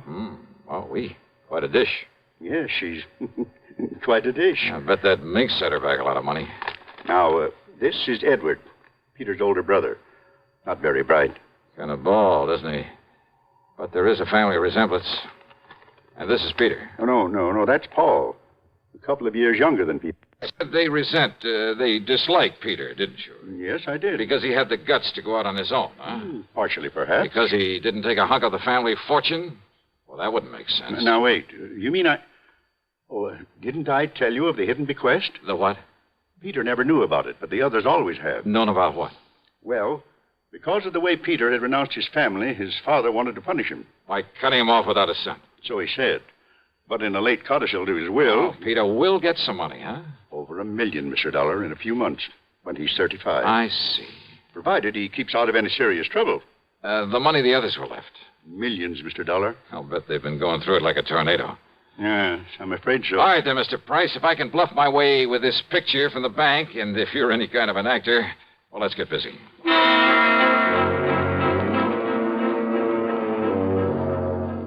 I telephoned to Peter, told him to come over. Mr. Price called the others. They didn't care particularly about seeing Pete again, but Price told them some of the as-yet undistributed money was at stake, and they quickly changed their minds. So, about an hour and a half later, there was a gathering of the Upman clan there at the office of the old attorney. Look, Dollar, Mr. Price says you're okay and all that, but I still don't like your company's stall on the insurance payment. Just keep your shirt on, huh, Pete? And another thing, I didn't like your attitude when you came to see me. Now, look, you may be a little bigger than I am, but I've decided you'd be very foolish if you tried to take me on. Oh, yeah? It might even cost you $1 million. Well, all I care about is Aunt Lizzie's $3,000. Okay, just take it easy, huh? Take it easy? You say that to a redhead? Oh, then shut up. Okay, now, all of you, listen to me. Yes, Johnny? I'm sure you all know that Pete here inherited a few $1,000s from his Aunt Elizabeth, I guess it is. Yes, and we've heard about how he's tried to collect it twice over. Well, if you ask me, Johnny... Thank you, Janet, but I am not asking you. Well, if you ask me, Pete ought to be locked up for trying such a silly, childish thing. Yeah? Paul, with all the time in the world on your hands, it was real easy for you to pick up that insurance check over where Pete lives while he was at work, wasn't it? What's that? What? And forging a signature, well, after all, you're his own brother. Just a minute, please. And there at the bank, why, dear old half-blind Mrs. Eberhardt couldn't tell which was which. Now, look here, Dollar. But a little machine put the finger on you, Paul. Absurd. Yeah, a little device at the bank that photographs everybody who goes up to a teller's cage. Dollar, you mean that... Oh, now, Johnny, you've been taken in. Have I? That whole thing is just a bluff. It hasn't worked right in years. Oh, what makes you think that? I know. Because the cashier is a boyfriend of mine. Oh, that bank had better check its books. What? He didn't tell you it's been fixed recently? Fixed? No, he didn't. I mean, Paul. Now, wait a minute. Like to see the picture it took of you, Paul, collecting that money? Here, Mr. Price, see what you think. Why, yes, Mr. Dollar. It's about as clear as it can possibly... Okay, Paul, you dirty... No, stop him. Somebody Stop me, and not you, Paul, or anybody else. Good heavens, Mr. Dollar. Peter will kill him. Oh, I doubt it, Mr. Price. If Can you think of a better way for justice to be done?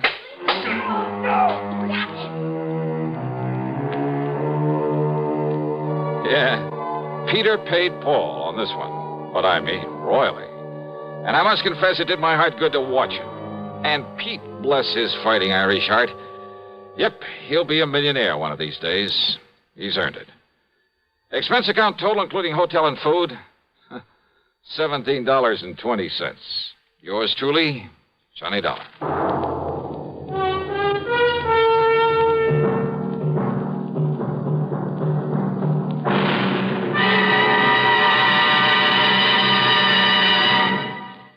Our star will return in just a moment. Constipation is something people don't talk about much, but it can be a problem for anyone, even doctors. And when constipation occurs, it's interesting to see just what doctors consider important about a laxative they might use or recommend. Well, a majority of the doctors we heard from had this to say. A laxative should be effective, gentle, close to natural acting. A medicine that can be used with complete confidence. Now, X-Lax has been popular with many doctors and millions of people over the years because pleasant-tasting chocolated X-Lax is effective. Overnight, it helps you toward your normal regularity. X-Lax is so gentle, so close to natural acting, there's no upset. That's why many doctors and millions of people use X-Lax with complete confidence. X-Lax, the laxative that helps you toward your normal regularity gently, overnight. Now, here is our star to tell you about next week's story. Next week, a story of a deadly swamp and 4 dedicated killers. Their intended victim? Well, join us, won't you? Yours truly, Johnny Dollar.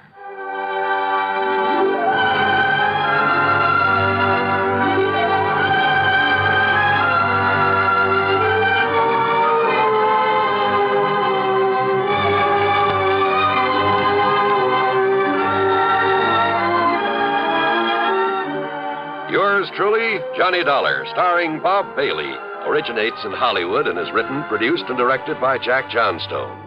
Heard in our cast were Marvin Miller, Peter Leeds, Jack Moyles, Ralph Moody, Bartlett Robinson, Eleanor Audley, and Sandra Gould. Be sure to join us next week, same time and station, for another exciting story of yours truly, Johnny Dollar. This is John Wall speaking.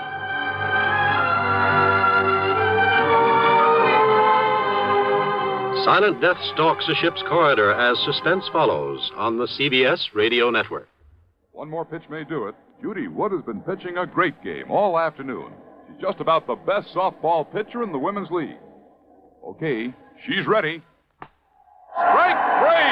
Man, oh, man, what a pitch! Man, oh, Manischewitz, what a wine! At the ballpark, not everybody gets the big cheers. But at home, everybody's wine is always cheered. It's Manischewitz. Man, oh, man. Man, oh, Manischewitz, everybody's wine because it tastes so good. Have you tried new Manischewitz fruit wines? It's just like drinking fruit itself. Serve them anytime. Manischewitz fruit wines, 100% pure, specially sweetened. Blackberry wine, cherry wine, Loganberry wine. Man, oh, Manischewitz, everybody's wine because it tastes so good. Manischewitz Wine Company, New York. Radio 59, WROW, Albany, New York. From Hollywood, it's time now for... Johnny Dollar. Bert Major, Masters Insurance and Trust. Oh, hi, Bert. What's up? Poor little rich girl in California wants to take out a $200,000 straight life policy on her husband, with herself as beneficiary. A lot of dough, but not too unusual, if you can afford it. Effective in 2 weeks, and hush-hush, a surprise. But who'd want to... Why? Exactly. Nice piece of change for the company in commissions, or for her in payoff, if she's playing that kind of a game. You talk like you don't know her. Name only. Deal was arranged pending through her lawyer in Los Angeles. You You could be out there in the morning, Johnny. All right, Bert. Who gives me the fill-in? Our agent out there, Roger Hackey. He'll meet you at International Airport.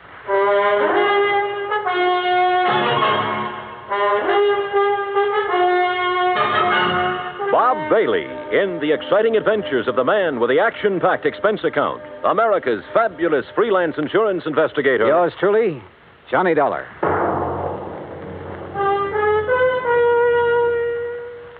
And now, Act One of yours truly, Johnny Dollar.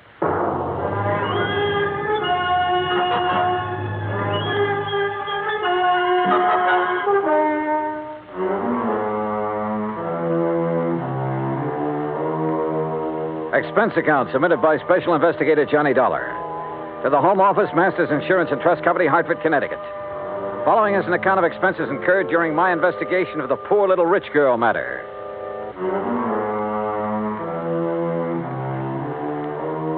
Expense account item 1, $280 round-trip plane ticket and incidentals, including sunglasses, Hartford to Los Angeles. I arrived, rested, ready, and right on schedule.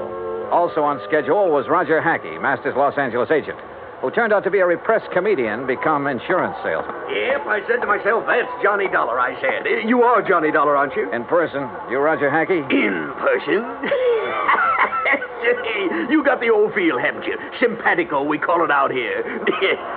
Have a nice trip? Yeah. Good. Airplanes scare me. Don't like being up there in the wild blue yonder. Terra firma's my dish of tea. Slow but sure, they call me. Yeah, well, look. Now, if you'll just follow me, we'll jump in my jalopy, and I'll have you at the Beverly Hilton before you can say happy hooligan. You said. Huh? Oh, yeah. Well, here we go. Cloud of dust and all that.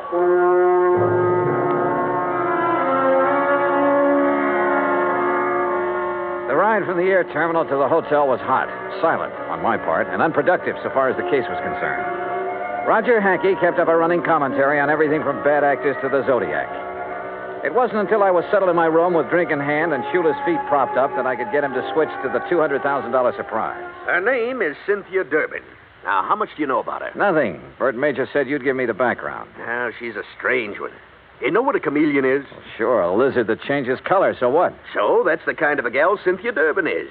At least she is now. You're losing me, Roger. Begin at the beginning. Now, you're the doctor. As the Siamese twins said after the operation, what's missing?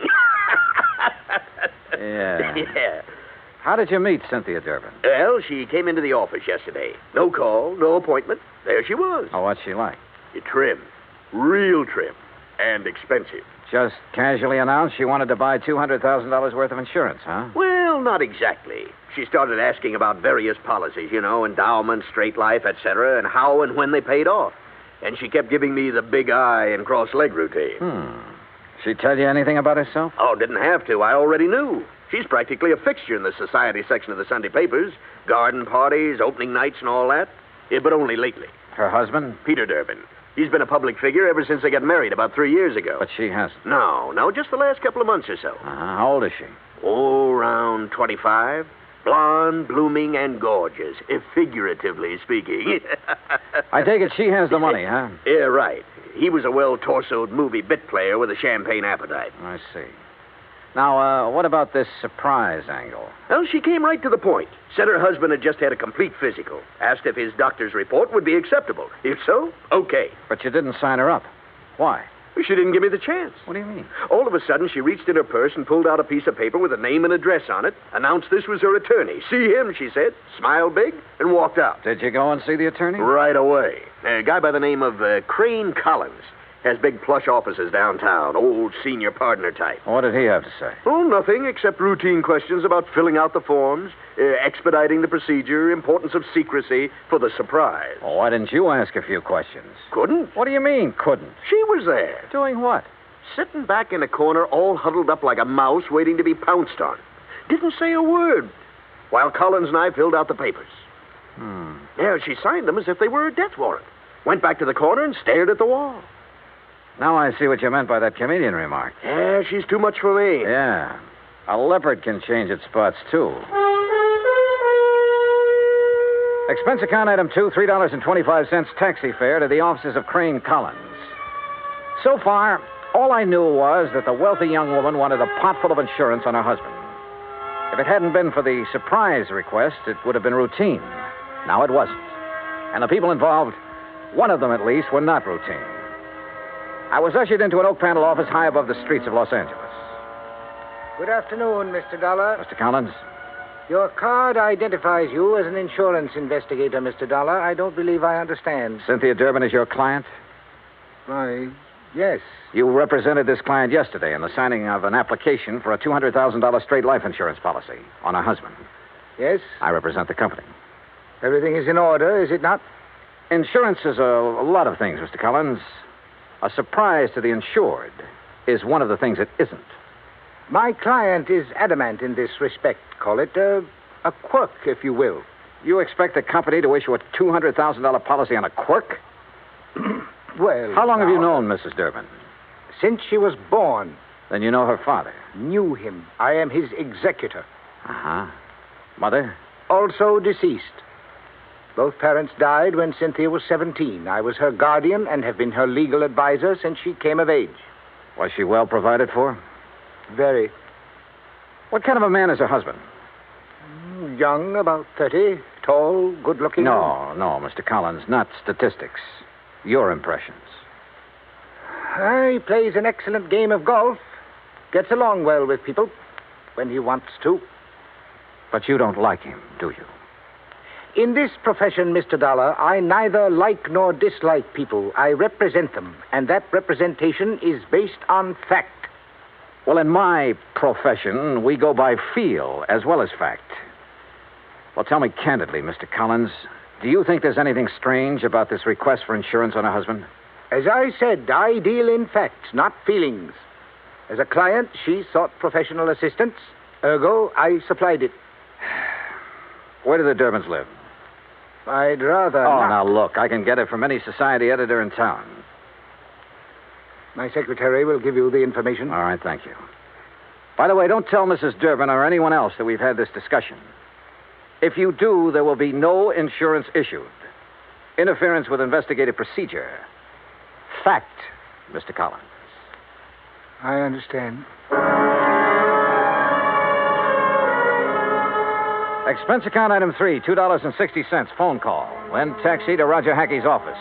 A neat one-story building in the Miracle Mile on Wilshire Boulevard. Purpose? To borrow Roger's company car. The Durbins lived in one of those colonial mansions out in Beverly Hills, surrounded by curving driveways, spacious lawns, swimming pool, and cabanas, all of it enclosed by thick, high walls and electronically controlled gates. The mention of insurance on the intercom got me in. Cynthia Durbin was everything Roger said she was. The first time he met her, that is. Please excuse my appearance, Mr. Dollar. I've been swimming. Oh, I don't mind at all, Mrs. Durbin. Really, you shouldn't have come here to deliver the policy. What if my husband had been home? No surprise. No, and that would have spoiled everything. Well, may I have it, please? The paperwork has not been completed yet. Then what are you doing here? What do you want? Get to the point. Well, just a few questions, Mrs. Durbin. My colleague, Mr. Hackey, should have handled these details yesterday, but he was somewhat rushed. Oh, then there's nothing wrong with... Would you care for a drink, Mr. Dollar? Thanks.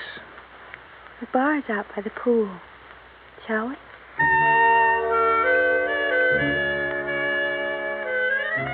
She was wearing a bikini and high-heeled beach sandals, and she led the way. I was hoping it was 2 miles to the pool instead of the 75 yards it turned out to be. I mixed the drinks, and we settled down in a couple of sun lounges. Ah, those details, Mr. Dollar. Just formalities, actually. You're to be the beneficiary? Yes. That was discussed yesterday. Oh, yes, so it was. What does your husband do, Mrs. Durbin? He doesn't work, if that's what you mean. He doesn't have to. I have enough for both of us. Johnny. Yeah? Freshen my drink, will you, please? Oh, sure. Say, tell me, did you ever contemplate divorce? Divorce? Whatever makes you ask a question like that? Well? Of course not. We've had our differences, minor ones. What couple hasn't? Yeah, I suppose you got a point there. Here you are. Thank you. Johnny. Why did you pick 2 weeks from today to be the effective date of the policy? Isn't that my business? His birthday, Mrs. Durbin? What? Your husband, the surprise. Well, yes, it is, but all these questions... Plan to throw a big party for him? Yes. No, I don't know. Johnny... Your husband would be worth a lot more to you dead than alive, wouldn't he, Mrs. Durbin? Hand me that robe, please. Sure. There you are. But you haven't answered my question. I'm sorry. You'll have to excuse me. I have a headache. A terrible headache. Something was definitely wrong here. A girl of her age should have flared at my questions. Should have snapped back at me instead of blindly running away. Yeah, something was wrong, all right. But I'd seen what I'd come to see. Both facets of Cynthia Durbin's personality. And was one of them actually thinking in terms of murder? My job, find out.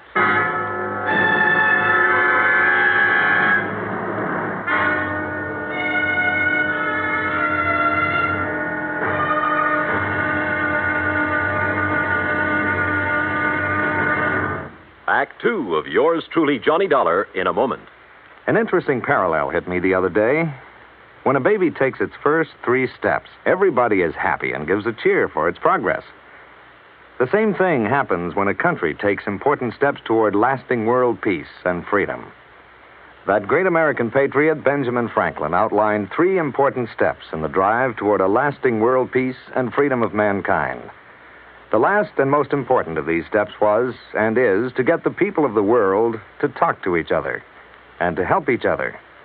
This is the essence of the people-to-people program that Americans have put into operation all over the world. It has been such a great success that it is beginning to work both ways. Not too long ago in Korea, Tom Lawrence, a yeoman in the United States Navy, lost his wallet on a street in Seoul. The wallet was found by a 15-year-old Korean boy who gave it to his father. The father promptly returned it to Lawrence with nothing missing. Tom Lawrence decided that this kind of honesty should pay off. He visited the 7 members of the Korean family and gave them 80 pounds of rice. He then promised to bring the family 50 pounds of rice each month he remained in Korea. The Korean father said, "I think this is much more than I deserve." Maybe it was, and maybe it wasn't. But who can put a price on better understanding among the peoples of the world? For through better understanding of each other comes an understanding of freedom, the right of all men, everywhere. And now, Act 2 of yours truly, Johnny Dollar, and the Poor Little Rich Girl Matter.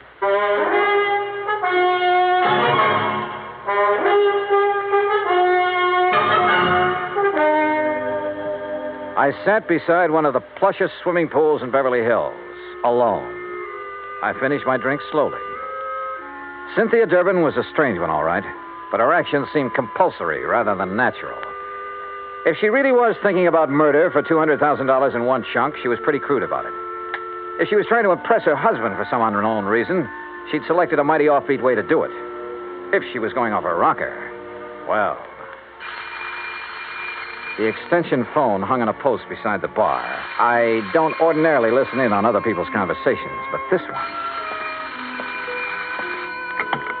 Thing wrong, darling? Eric? Oh, Eric, I've got to talk to you. Something has happened. I think No, Cynthia, not on the phone. Meet me here in half an hour. But Eric... Half an hour. Here. Goodbye, Cynthia. Hello, Eric.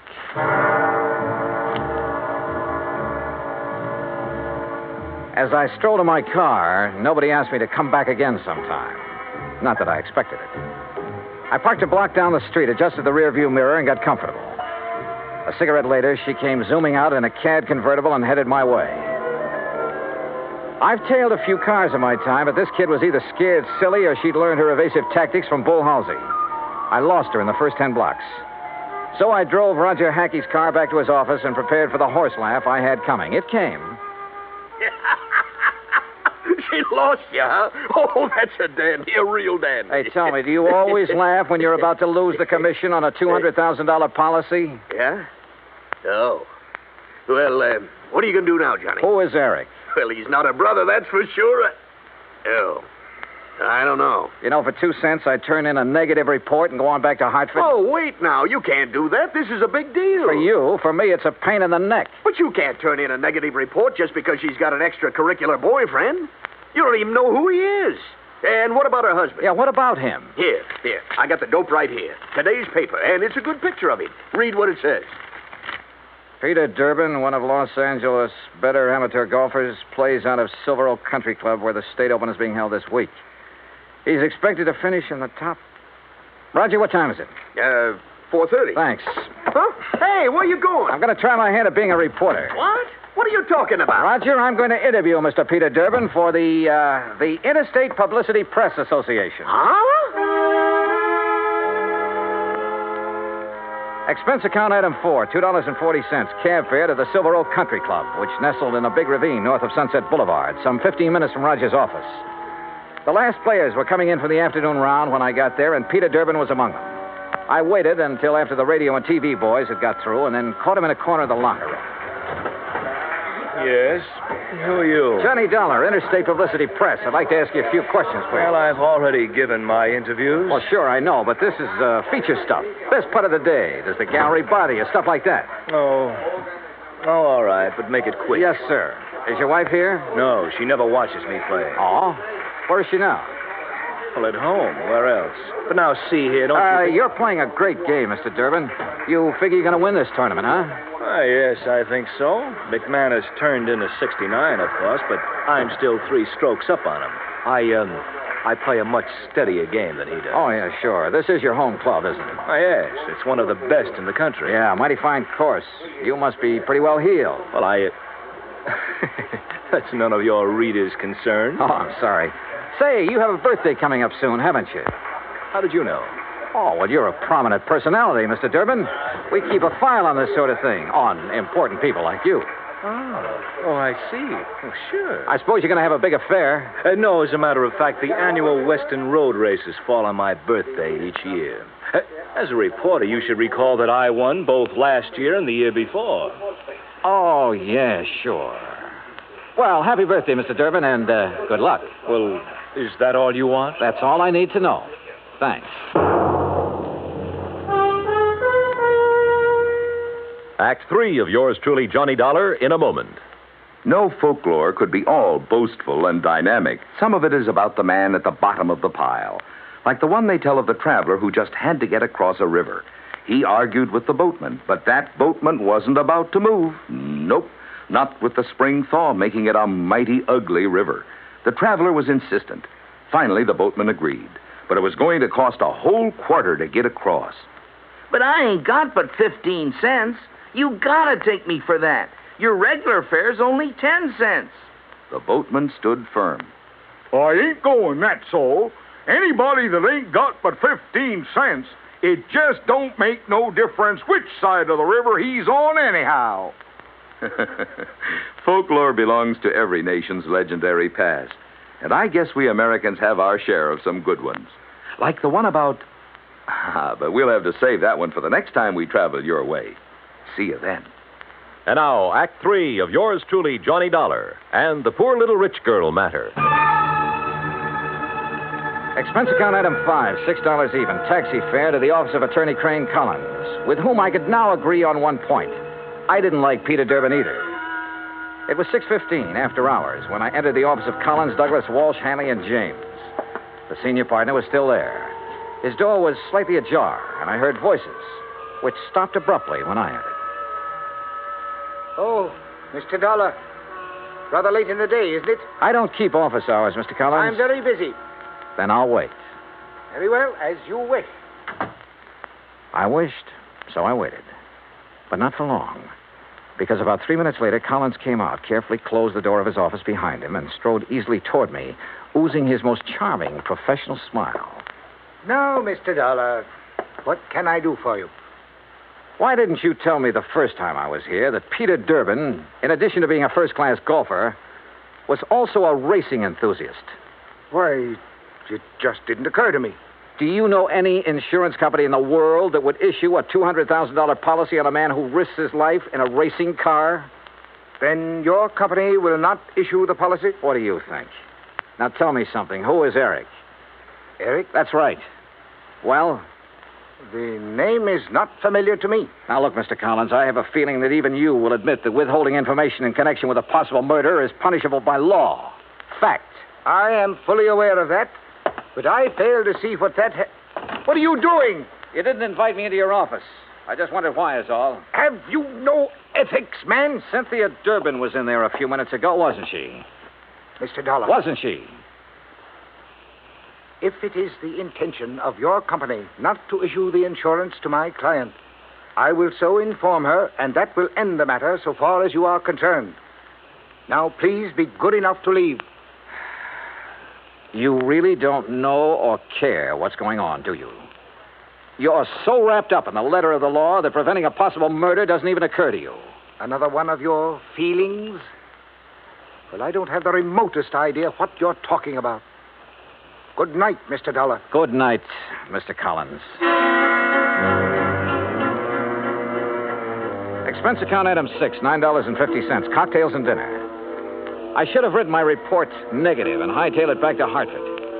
But when you see in your mind's eye the possibility of a racing car careening off the road at 125 miles an hour exactly 2 weeks from now, you don't just stick to business and call it quits. Eric, wherever he tended bar, was the key. But how to find it? I was on dessert in the evening paper, giving my subconscious mind a chance to work it out when all of a sudden I was looking at it on the society page. Expense account item 7, $19, including taxi fare to Los Angeles Police Headquarters, where I had a pleasant chat with the captain on duty. Then a tuxedo rental in the same taxi to the Statler Hotel. A special pass let me in as guest at a crowded and bejeweled society benefit. Enjoying the party, Mr. Collins? Dollar, what are you doing here? Enjoying the party, too. Have Mr. and Mrs. Durbin arrived? You are the most annoyingly persistent individual I have ever... Please, no compliments. See you later. After a few minutes, I spotted her, dressed to the teeth. She turned suddenly and saw me. I expected surprise, chagrin, fear, most anything but what I got. Mr. Dollar, Johnny, I am glad to see you. I was such a bore this afternoon. Forgive me. Well, your exit was rather sudden. My headache's all gone. Isn't that wonderful? Fine. Will you dance with me? Pleasure. Dollar. That's such an exciting name. Is your husband with you tonight? No, poor dear. He's playing in a golf tournament and has to get his rest. You came alone? Yes. Don't you find it warm in here, all these people? Let's go out on the terrace, hmm? Sure, why not? Once more, I was following her, and it was just as interesting as the first time. But my mind and eyes were elsewhere. Somewhere in this crowd was the Eric I was looking for. He had to be. Then I spotted him, 35, big and broad, hawk-nosed, circling toward the terrace from the left. She threaded her way to a potted palm in a far corner of the terrace, turned and looked at me. Her eyes were feverishly bright in the moonlight. She was beautiful. You're a very charming man, Johnny. I wish... You wish what? Do you find me interesting? You haven't answered my question. Oh, I find you interesting, Cynthia. Who is Eric? Harry. The man you went to see this afternoon after you left me. This afternoon? You know who I'm talking about. Because you and Eric, I don't know how, were planning to kill your husband 2 weeks from now and collect $200,000 insurance. 2 weeks from now in the road race. Make it look like an accident, no doubt. No, Eric! No! I ducked and whirled around as a fist grazed past my ear and brought up one from the floor with all I had. Oh! Cynthia stood there a moment, then quietly folded up and lay on the floor in a heap, sobbing. Oh, there you are, Dollar. What have you done to this poor girl? And that man? Very simple, Collins. I've been combining feel and fact.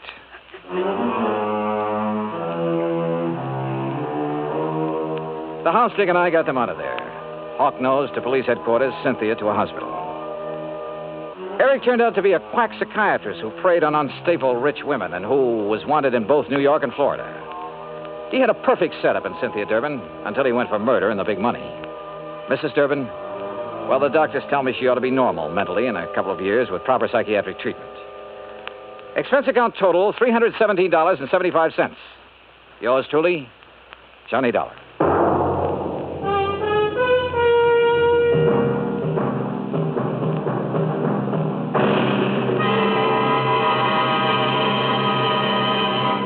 Our star will return in just a moment.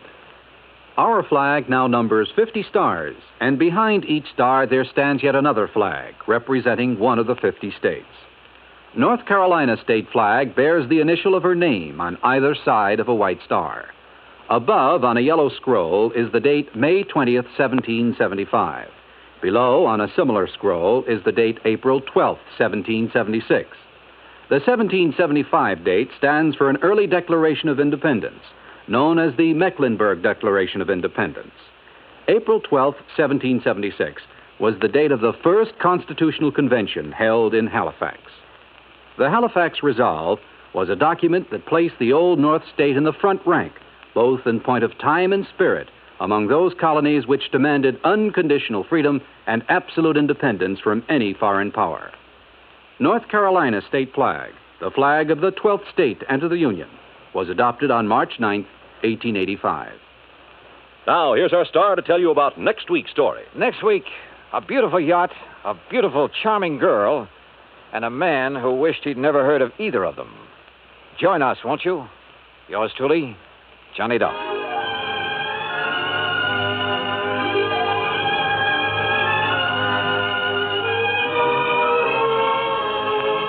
Yours truly, Johnny Dollar, starring Bob Bailey, originates in Hollywood. Written by Alan Botzer, it is produced and directed by Jack Johnstone. Heard in our cast were Virginia Gregg, Herb Ellis, Frank Nelson, Marvin Miller, and Peter Leeds. Be sure to join us next week, same time and station, for another exciting story of Yours truly, Johnny Dollar. This is Bud Sewell speaking.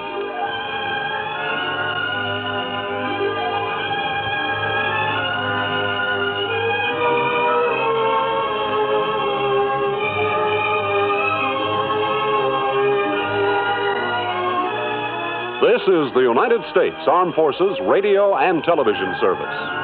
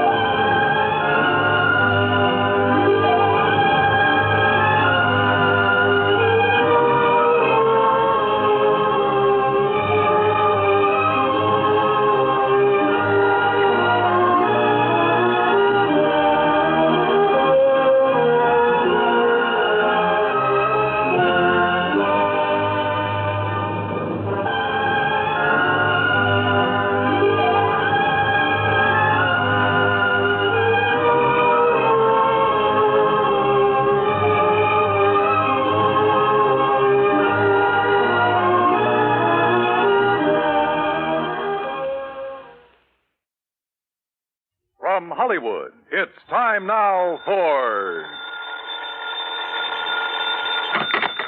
Johnny Dollar.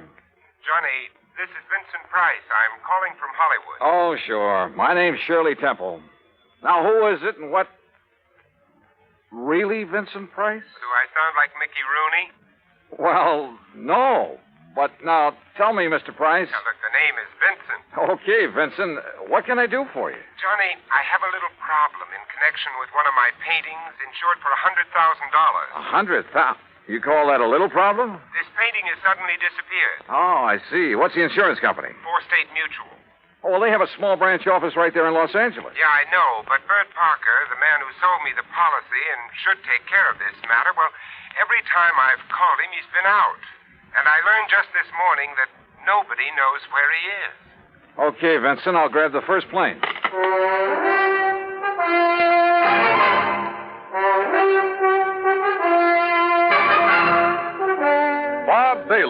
in the exciting adventures of the man with the action-packed expense account, America's fabulous freelance insurance investigator. Yours truly, Johnny Dollar. And now, Act One of yours truly, Johnny Dollar.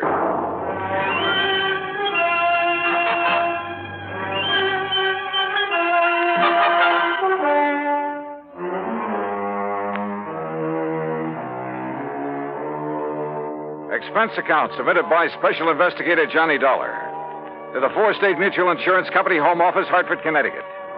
Following is an account of expenses incurred during my investigation of the Price of Fame matter.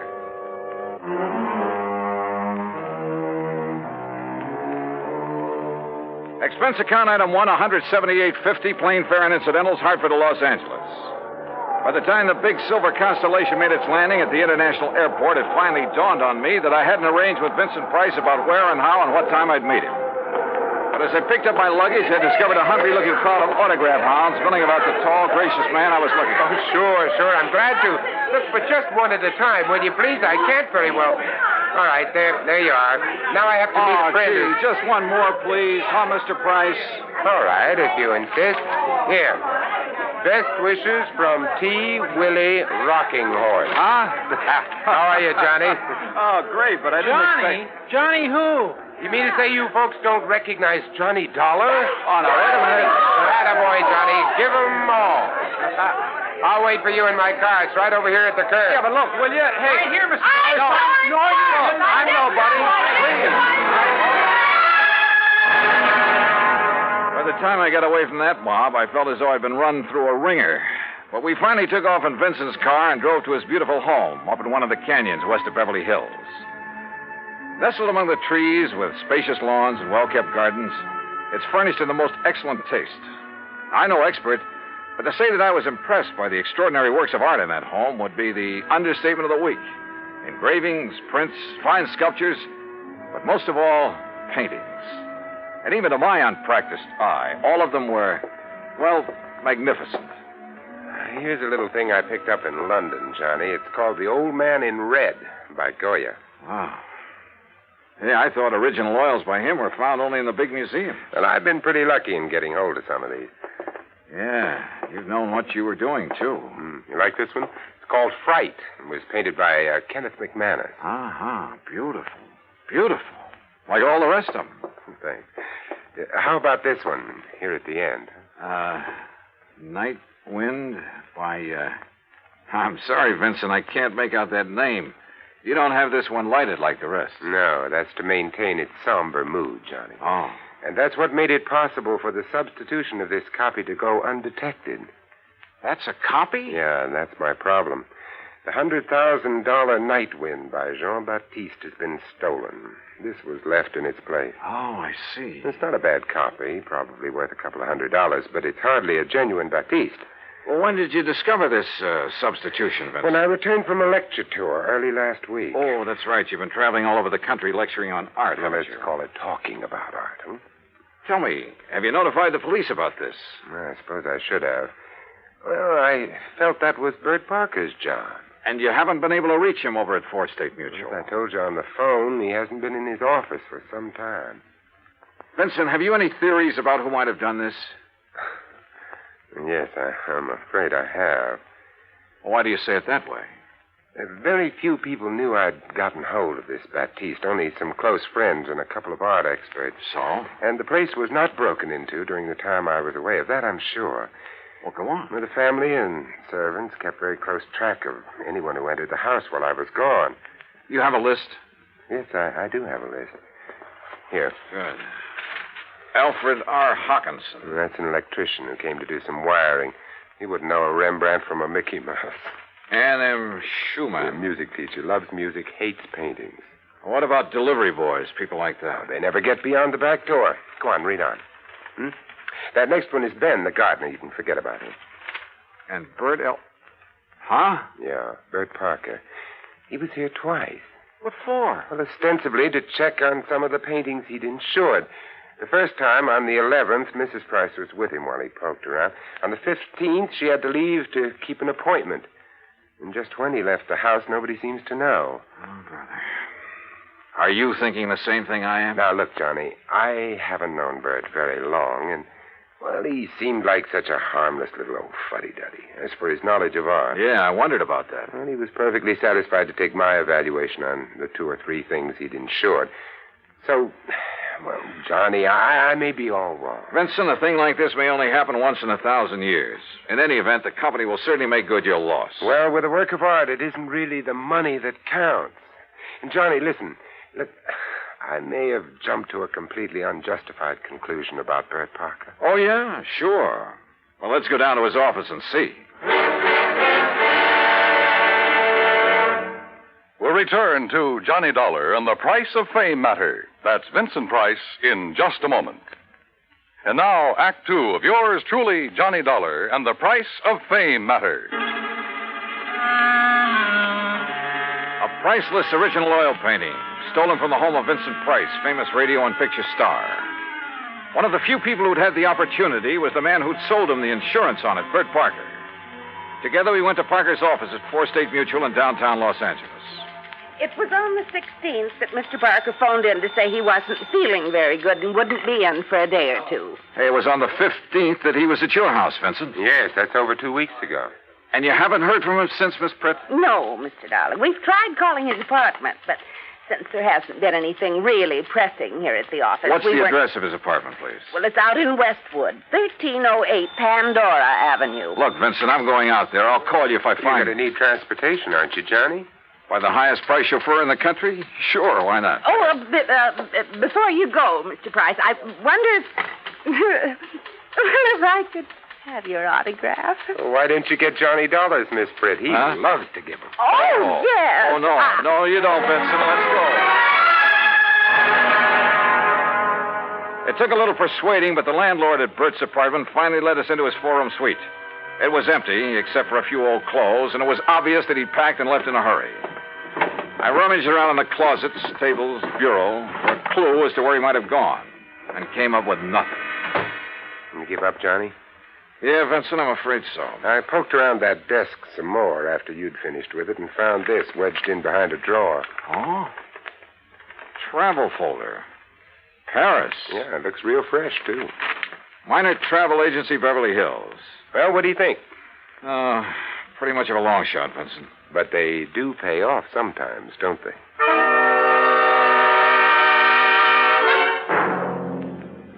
Planned a trip for myself, yes, sir. First class all the way. What was the departure date, Mr. Miner? 16th, first class, straight to Paris. Oh, brother. Paris is a pretty big place. Did you make any arrangements for him for after he got there? Only for when he arrived. Reservation at the Louvois. What? The hotel, Louvois. The Louvois, perhaps. That's what I said. Oh. First class, too. Said he wanted something not too far from the Montmartre. Montmartre, if you don't mind. That's what I said, yes. Now, can I fix you gentlemen up with some plane reservations, too? Well, suppose you get me the same flight he took, and I'll stop at the same hotel when I get there. Hey, wait a minute, Johnny. You're not going to leave me out of this. Well, look, I'm still playing a long shot, Vincent, a very long one. What's the difference? Also, I don't know if my expense account will get by the home office. Expense account, forget it. I'm having a ball. Mr. Miner, start making those reservations. Expense account item 2, $984 for the plane to Paris. Well, it turned out to be the most interesting flight I've ever made. Because of the company of Vincent Price. An amazing conversationalist, he could talk about anything, including art. And he has a tremendous sense of humor. So, as he put it, we had a ball from the time we took off in L.A. till the time we sat down in Le Bourget. Item 3, 5:20 American, taxi into the Hotel Louvois, where the manager was, somewhat helpful. Oh, mais oui. The Monsieur Parker leave us but only 2 days ago, after some slight misunderstanding about l'audition, the deal. Yeah, you mean he was running out of money? Monsieur, I did not say that. But that's what you meant, isn't it? You know where he spent his time around here? But of course. His business, he say, took him constantly to Montmartre. Where in Montmartre? Who is to know? Oh, that's like saying somewhere in Brooklyn. Brooklyn? Perhaps you know my cousin. Johnny, he was... Johnny, I just got an idea. Shoot. Works of art, even very good ones, are sometimes sold in rather unorthodox ways. They go through some rather strange hands. They're not always sold over the counter, so to speak, by reputable dealers. You know what I mean? Yeah, but how to contact the kind of people who might... You got any ideas? Why don't you just go on up to our suite and sit tight for a while, I'll see what I can dig out. You are keeping something from me, Vincent. Mm-hmm. But, Johnny, there are some things even funk keeps from Wagnalls. I'll see you later.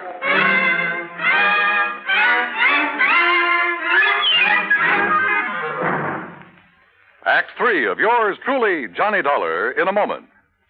And now, Act 3 of yours truly, Johnny Dollar, and the Price of Fame Matter.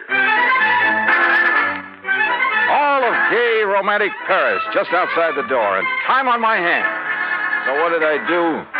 Took Vincent Price's advice, went back to my room at the Hotel du Bois, and waited. 2, 3, 4 hours. Finally, shortly after 8 p.m., Vincent came in bearing a couple of packages. Sorry to have made you wait, Johnny, but I think I'm on the trail of something. Looks to me like you've been on a shopping spree. Props, Johnny, for you. Have you found out where Bert Parker is? No, but I think you will. Here, try this on. Huh? What's this all about? A 10-gallon hat? Yeah, I had to guess at your size. Where in Paris did you find this? Try it on. Oh, what do you... What am I supposed to be, a refugee from Texas? Exactly. You made it in oil wells. Your name is Matthew. Huh? You're over here to see the sights, all the wild nightlife you've heard about, the Folie Bergère, Rue Blondel, Place Pigalle. Here, try on this shirt. Oh, brother. Look, I don't know what this is all about, but hadn't we better get something to eat? Try it on. If you don't take me to one of the world-famous restaurants in this town... Maybe tomorrow. Huh? Yeah, that's good. That shirt's going to be all right. What do you mean tomorrow? Here, now, stick this genuine simulated imitation diamond-type stick pin in the front. Wait a minute. I'll do it for you. Yeah, what the Sam... There you are, and with this big hunk of glass on your finger. There, now. Look at you. Oh, you look. I'm hungry. Well, maybe you'll even get food where you're going. Now, where do you think I'm going in this rig? To a little joint on the Rue Blondel called the Bal Macabre. Now, what am I supposed to do there, if I go there? Sit around. Look prosperous. And see what happens. Oh, Vincent. Remember, you made it in oil. Millions. Yeah, but Vincent... Also, you're interested in art, and your name is Matthew. Look, will you... On your way, Johnny. The taxi that's waiting for you out front knows exactly where to take you. The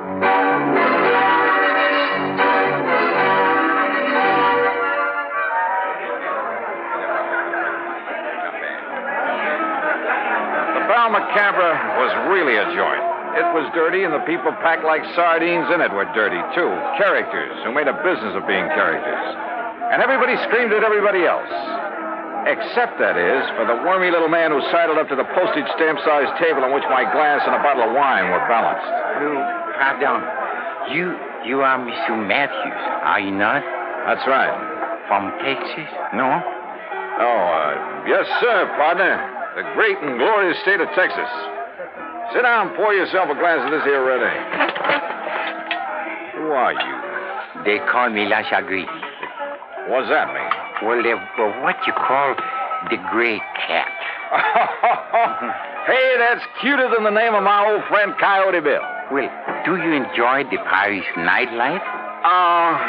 You know something? I'm getting fed up with it. Yeah, I think I'll just buy me a couple of nice pictures and go on back home. What kind of pictures, monsieur? Well, good ones. Oil pictures. Like that Mona Lisa I've seen at the Louvre. You know, good ones, I mean. Well, like a Jean-Baptiste, perhaps? You mean you know where a man could get a hold of a genuine one of them? Well, for a price, of course. Well, listen, I got money and I'll spend it. Well, I offered them $500,000 for that Mona Lisa, but they turned me down. But if I could get a hold of a genuine Baptiste... Well, partner, you just name the price. Oh, well, I'll make no promises, mon ami. But I do have a friend. And for a slight consideration... Name your price and take me to it. I will be waiting for you at the corner with the taxi.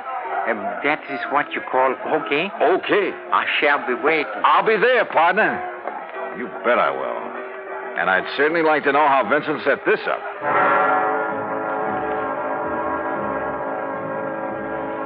The taxi dropped us off at one of the most disreputable-looking apartments in the whole of Paris. My friend, who called himself the Gray Cat, looked carefully around before entering the front door. Then we climbed 4 flights of a dark, musty stairway.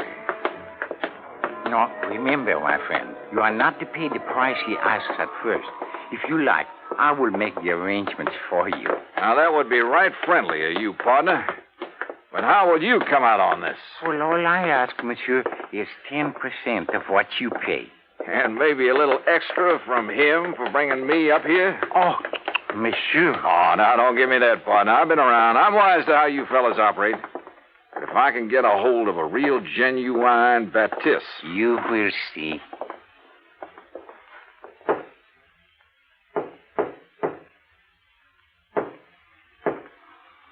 Yes?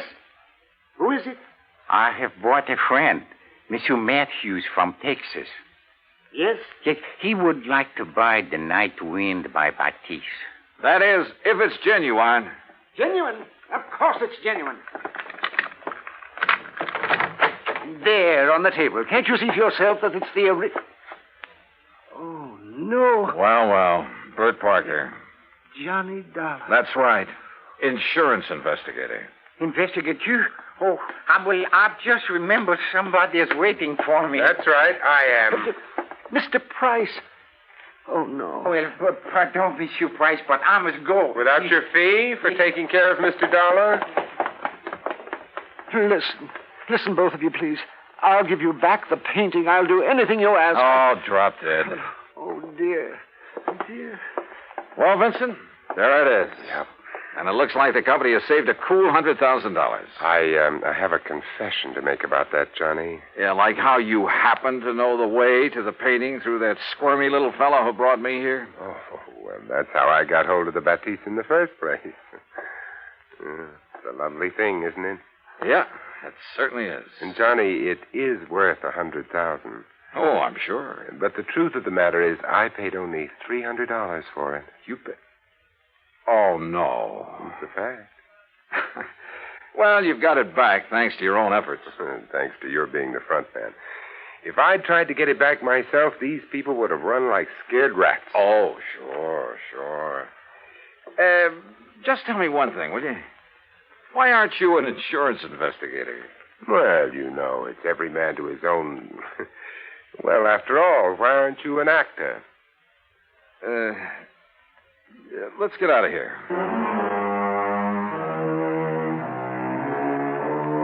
Disposition of Bert Parker? Well, that's entirely up to the company. Vincent, now that he has the painting back, doesn't care one way or the other. However, from the company's standpoint, well, it's not the kind of black eye that's good for you. Expense account total, including incidentals and transportation back to the States, $2,341. Remarks?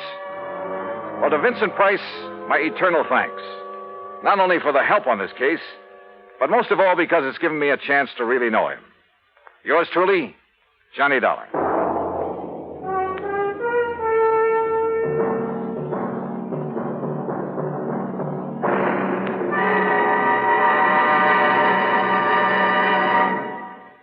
Our star will return in just a moment. Now, here's our star to tell you about next week's story.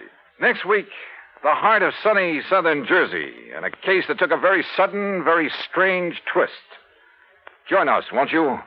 Yours truly, Johnny Dollar.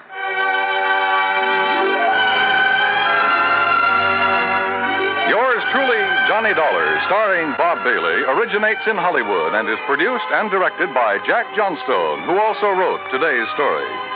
Heard in our cast were Virginia Gregg, Junius Matthews, Tony Barrett, Horace Lewis, Howard McNear, and, of course, our special guest, Vincent Price. Be sure to join us next week, same time and station, for another exciting story of yours truly, Johnny Dollar. This is Dan Cumberly speaking.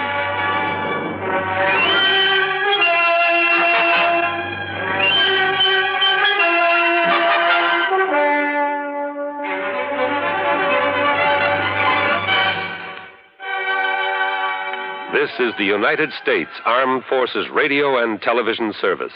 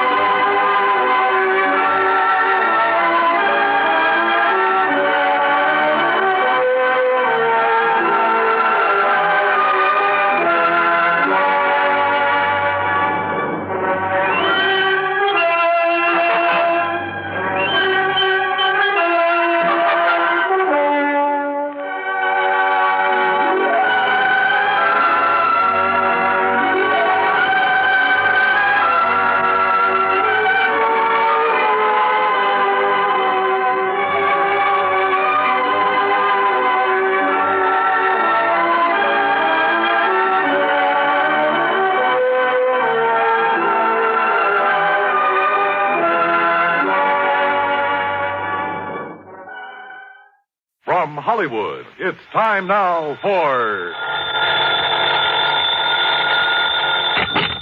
Johnny Dollar. Dollar, this is Fred Starkey. Starkey? Worldwide Mutual out here in Columbus, Ohio. Oh, sure, Fred. How are you? Look here, Dollar, if you're free for a couple of days, I'd like to have you come on out here. Oh, what's it all about? Mrs. George Hemingway Tilford. Ever hear of her? Tilford? No, I don't think so. Pretty wealthy, especially since a fire a few months ago. It destroyed a big lumber yard that her husband left to her. And Dollar, she wants to see you right away. Did she tell you why? No, she's being very mysterious about it. Something to do with that lumberyard fire, I suppose. Well, she simply wouldn't say, but she insists on having you come out to see her. Well, as long as your company won't quibble over the expense account. Yes, I guess we're stuck for it. Plus my usual fee, of course. Well, now, that depends on what you mean by usual. Let's talk about it when I get there.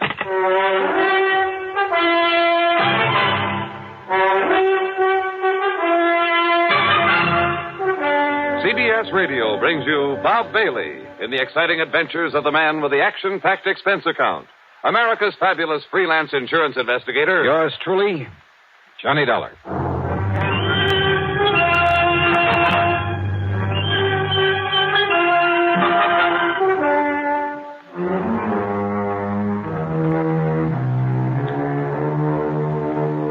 Expense account submitted by Special Investigator Johnny Dollar to the Worldwide Mutual Insurance Company, Columbus, Ohio office.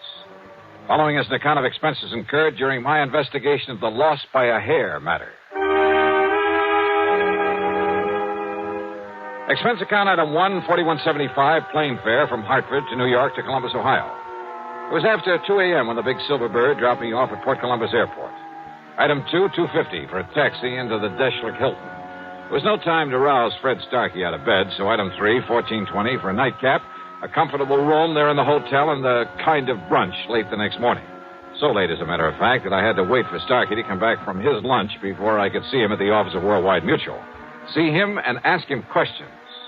Sorry, Dollar, but you just won't say. Yeah, well, now look, Fred, I like to know something about a case I've come this far to handle. I'm not even sure there's a case here. Well, you told me that she owned a big lumber yard that had burned down some months ago. Exactly 9 weeks ago. All right, how much insurance?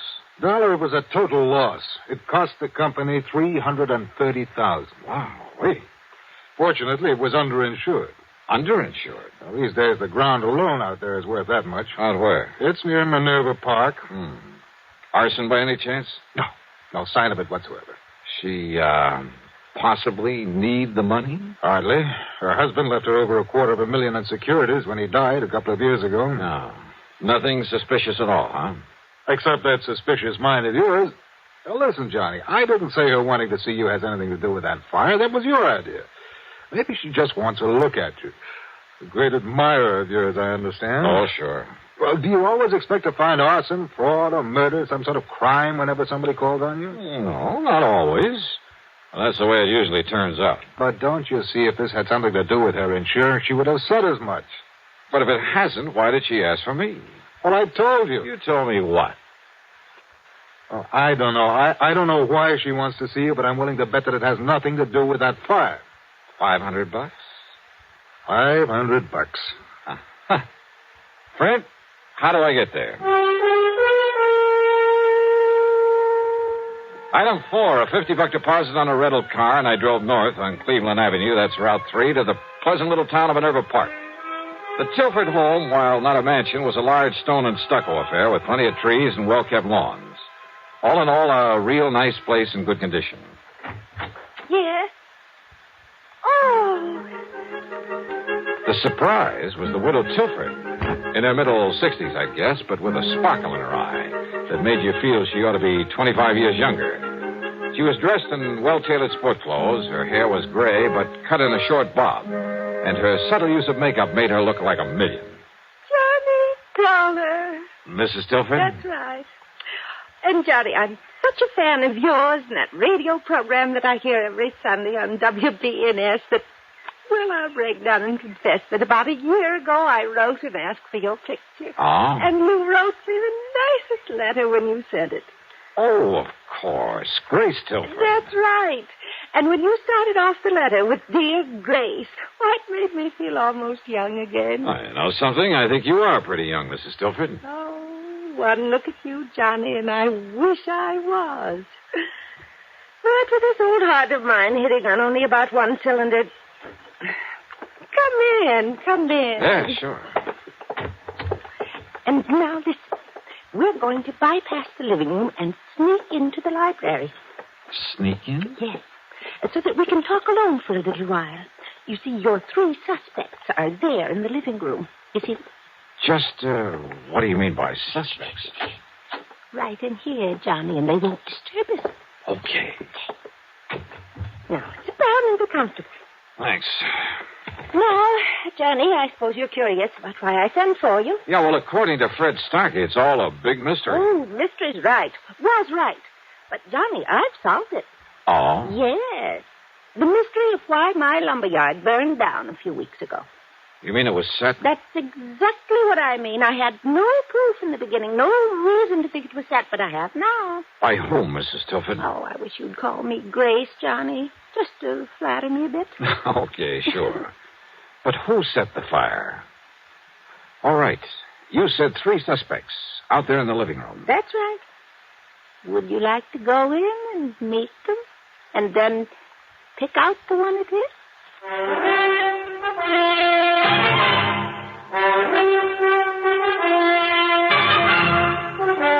You say that one of those 3 people sitting out there in the living room set that lumberyard fire. Yes, Johnny, and I collected $330,000 on it after all. The police and firemen had found nothing to indicate arson. Well, believe me, it's hard to spot in a fire like that. Then I got to thinking about those 3, about how each of them could profit by it. Possible that all 3 could have had a hand in it? Oh, those 3 get together on anything, trust each other. Oh, never, never. Okay, then. Then a couple of days ago, I learned something. Proof that one of them did it. Which one? Well, if I know you, you're clever enough to find out. But if you already know, and suppose the one who did it knows that you know. Oh, not a chance. Oh, at least I don't think there is. And at least none of them has made any move against But me. if one of them... you'd better tell me which one. Well, now, Johnny, do you ever tell who's the guilty one on your radio program right at the beginning? Oh, now, let's face it, this is a little bit different. If you're holding out just for the sake of a big dramatic climax. Oh, well, yes and no. Oh, come on. Now, listen, Miss Tilford. Grace. All right, Grace. But now, please, listen to me. You listen, Johnny. I said I have proof, but I have to be absolutely sure. And there's where you can not only help me, but you'll know exactly how to proceed, how to take him in, or her, without danger to the rest of us. Well, listen, will you? If the guilty one knows that you know, you might be in pretty serious danger. Even with you around? Yes, even with me around. Well, I'm simply not going to tell you until you've met them and drawn your own conclusions. Okay, then let's get in it. All right. The middle-aged man is Harry W. Shelder, my husband's business manager before he passed on. He's not only very clever, but his sole interest in life is in money. I see. He did very well for my husband, but I've always felt he was really looking out for himself. But why set off the lumberyard? Because replaced by homes and stores and supermarkets, it could be worth millions, he said. Ah, and you refused to do that? Yes. The lumber company had been in our family for generations. Gave me all the money I could want, so I wouldn't change it. But if it just happened to burn to the ground? Exactly. All of my objections would be wiped out. Then if he's the Now, one... Wait, Johnny. Then there's Michael Tilford. Well, the younger man I noticed in there. Our adopted son. After college, business college, he tried to make his way, but not very successfully. Actually, he's been living on our bounty the past few years. A ne'er-do-well, Grace? Oh, well, he's not very good at anything. His ideas for that property aren't so ambitious as Harry Shelder's, but he's wanted me to sell it out to one of the development companies. And why? Because my husband's will provided that in the event of my death, he'd get half the income from it. I see. Mm-hmm. So he was bitterly opposed to my keeping it as a lumberyard. Well, motive for one, motive for two. And who's the third, the girl I saw in there? Nancy Willard, my niece. Ever since her parents died, quite penniless, by the way, we've taken care of her. It's simply out of pity, Johnny, not love. And, although I may change it now, she's heir to the bulk of my estate. Yeah, Well, offhand, I'd say that Michael is the least suspect of the three. Let's go talk to them. But I'll leave you alone with them. I want to clean up before dinner and wash my hair. It's a mess. Looks great to me. What? Like this? Okay. You gals have to have something to fuss about, I suppose. Now, let's go in and see those folks.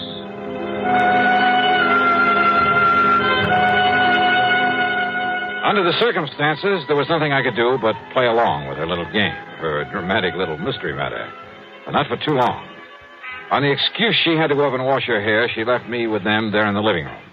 And what a trio. As I've told you half a dozen times now, Dollar, Mrs. Tilford hasn't long to live. According to her doctor, not more than 5 or 6 years at the most. Don't you see what I mean? Maybe, Mr. Shelter.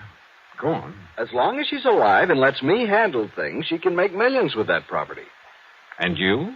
Well, of course, I get a percentage of the capital gains I achieve for her. And I say those fancy plans of yours are too much of a gamble, Harry. Just wait, I Michael. say play it safe. Let somebody else take the risk. That's all. Then all we have to do is... all Mother has to do is sit by and share in the profit. A small share instead of all the profit. With you running things, I'd want a pretty good accounting, Harry. You think you could handle a project like I have in mind? One like I have in mind. Nothing to it. I wouldn't trust your judgment or you, as a matter of fact. Oh, now stop it, kids. What kind of people will Johnny Dollar think we are? Sorry, Johnny. Oh, I find this all very interesting, Nancy. Don't you see, Dollar? Listen to me. No, you listen, Michael. Every time we get together this way, it's the same old thing. I've said it before, and I say it again. Let Auntie Grace handle things her own way. Of course. You're well provided for without even having to lift a finger. That's right, Harry. I'm not one of the hired help. Nancy, I resent that. But she does have a point there. Sure, so go ahead and resent, but... Oh, now, look, it's cocktail time, so let's have Haskell bring in the drinks and talk about other things, or just get quietly loaded. Haskell! Mrs. Haskell! There's no reason why one of us can't bring us. Don't bother, Harry. Yes, you called to me, miss? Bring in the portable bar and plenty of ice cubes. Yes, Mom. I'll be after getting it for you right away. Where's my aunt? About to get under the hairdryer last time I was up the stairs. Tell her to come down and join us. Yes, Mom, that I will. And while we're waiting, let's try to be civil to each other. To say I didn't particularly like these three would be an understatement. And I could picture any one of them having set that fire.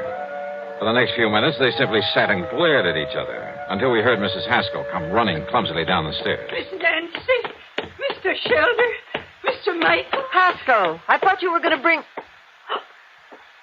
Haskell, what's the matter? It's Mrs. Tilford up there in her room. Well? She's dead.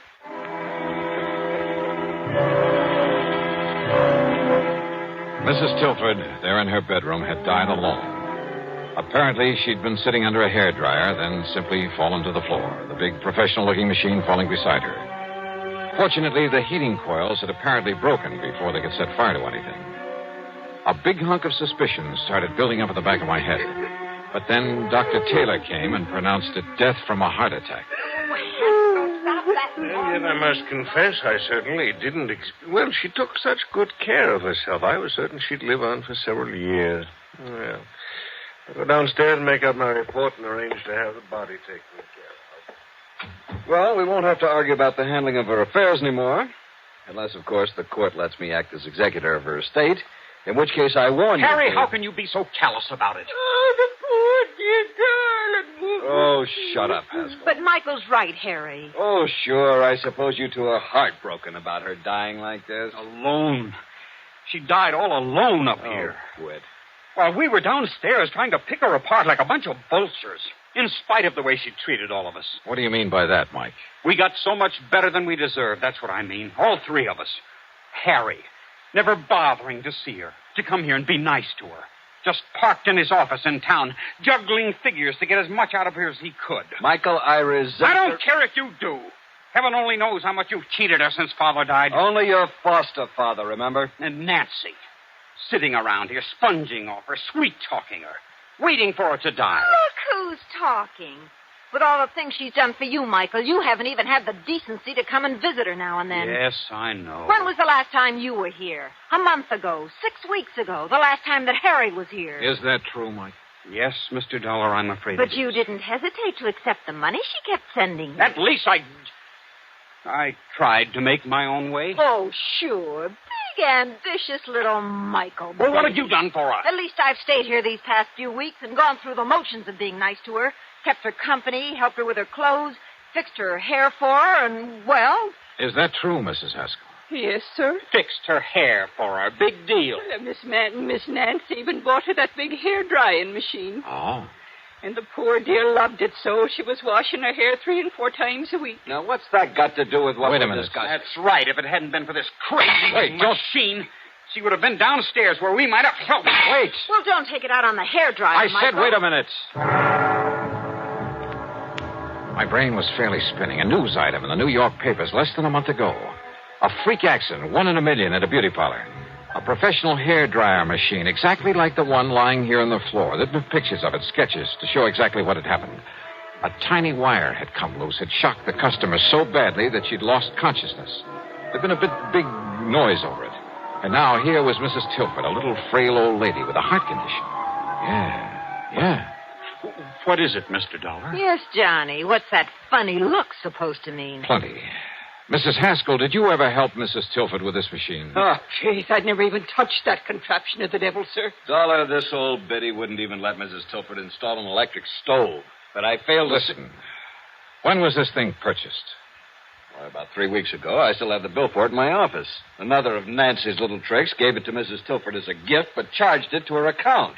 But I failed to... 3 weeks ago. So when I find the wire on it, it was cut instead of simply broken off when it fell. Mr. Dollar? Yeah, and I'm glad you didn't kick this thing anymore, Mike. You see it here? When she clamped this thing on her head, this wire touched her wet scalp. Oh, now, just... Good heavens. Then when she turned on the switch, well, that was it. Harry, you haven't been here for weeks. Well, I know, but I... Nor have you, Michael. And Mrs. Haskell was afraid to touch the thing. Well... Nancy. Yeah, Nancy. You were here, Nancy. And a few weeks ago, when you read in the papers how one of these machines might... No! Heaven Dollar! Oh, put it down, Nancy. No. I'll kill you. I'll kill all of you. Sure, I did it, but nobody will ever know, because none of you will be alive. That's where you're wrong, Nancy! Michael! All right, Nancy. No! Let go of me! Sorry.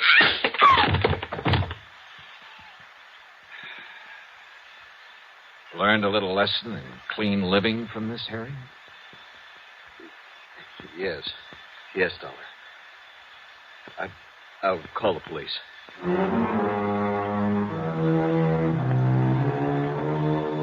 So Nancy's wild shot busted one of his ribs, but Michael recovered. Nancy, I don't know what the penalty for murder is in Ohio, but believe me, she'll find out the hard way. As for the estate, well, that's up to the courts, too. No doubt much of what might have been Nancy's share will go to the company for that payment on the fire. Expense account total, including the trip back to Hartford, $162.70. Yours truly, Johnny Dollar.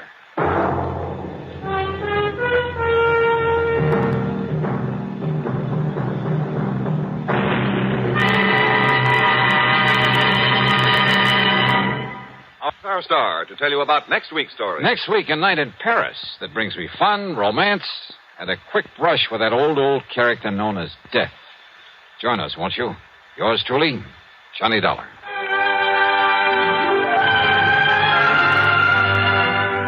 Yours truly, Johnny Dollar, starring Bob Bailey, originates in Hollywood and is written, produced, and directed by Jack Johnstone. Heard in our cast were Virginia Gregg, Ellen Cleve, Shirley Mitchell, Ben Wright, Sam Edwards, Harry Bartell, and Lawrence Dobkin. Be sure to join us next week, same time and station, for another exciting story of Yours truly, Johnny Dollar. This is Jim Matthews speaking.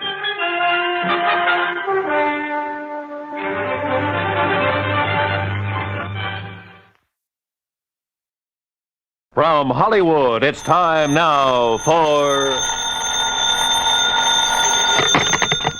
Johnny Dollar. Pat McCracken, Johnny, Universal Adjustment Bureau. Oh, hi, Pat. What's on your mind? At the moment, you. Huh? Johnny, you've been working too hard. Oh, this I've been convinced of for years, Pat, but I've never been able to convince anybody else. especially you. Okay, I'm convinced. What you need is a nice vacation, all expenses paid. Whoa. Southern California is very nice this time of I year. just came back from there. The beaches, the swimming, sun, golf, nightlife. Look, Pat, thanks a lot, but no thanks. Well, now, Johnny. The last time you invited me to take one of your vacations, I got hit over the head, almost run down by a truck, and kicked around by a guy 7 feet tall. Yeah, but this one's different, Johnny. It's a real simple job. Oh, they all are, according to you. All I want you to do is pick up something out on the coast and bring it back here. That's all. Yeah, what? $100,000. Oh. I'll be right over.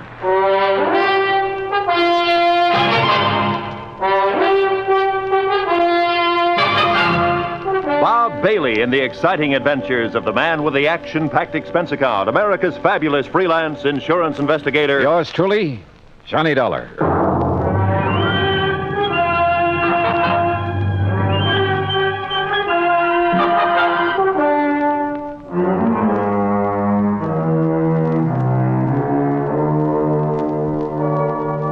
Expense account submitted by Special Investigator Johnny Dollar to the Universal Adjustment Bureau, Hartford, Connecticut. Following is an account of expenses incurred during my investigation of the Johnson Payroll Matter.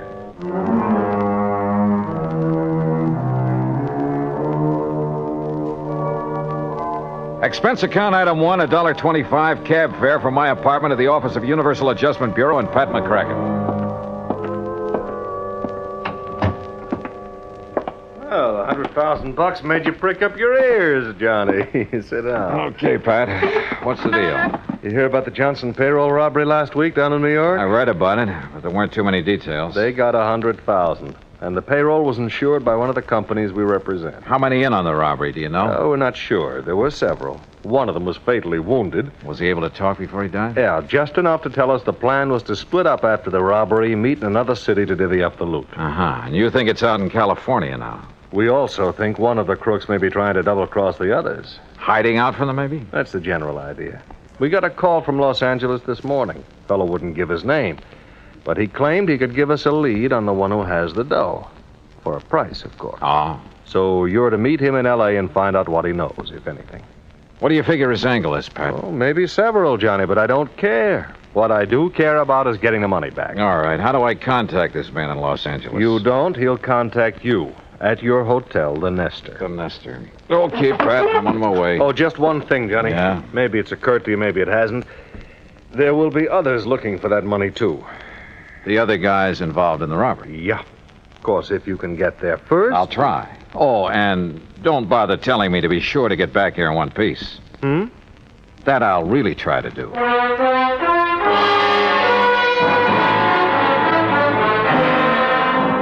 Expense account item 2, $187 even, air transportation and incidentals to Los Angeles. I've been told to stay at the Hotel Nestor, so I took a cab. That's item 3, $5.50 from the airport. It was just getting dark as my cab pulled up in front of the place. Before I could get out, somebody got in. Oh, I'm sorry. I didn't know this cab was occupied. Well, that's okay. Welcome aboard. Here, I'll get out and... It's okay. I've got you. Sorry, I lost my balance. Must have caught my heel. You may be sorry, but I'm not.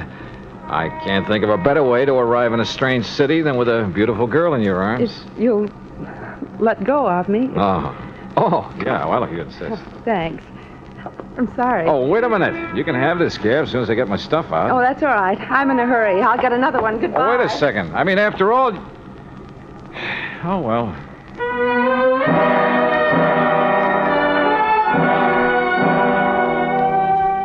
Yeah, that's the story of my life. The best ones always seem to get away. I went into the hotel lobby to register, but found a message waiting for me from the informant who'd phoned to Pat. I was to drive to the little town of Corrado Beach down the coast and meet a man there first thing in the morning. There was a map showing me the way to a small pier where the meeting was to take place. Looked like Los Angeles had suddenly got too hot for him. Expense account item 4, $50 to rent a car. I left word where I'd be, drove to Corrado Beach, and checked in at a motel. Then early next morning, I went out to the little pier. It was a ramshackle affair with a couple of beat-up boats tied to it and an old character fumbling with the door of a little bait shack. I went over to him. Hi. Morning.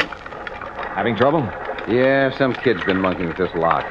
You want some bait? No, this is one trip I didn't come to fish. How is it, by the way?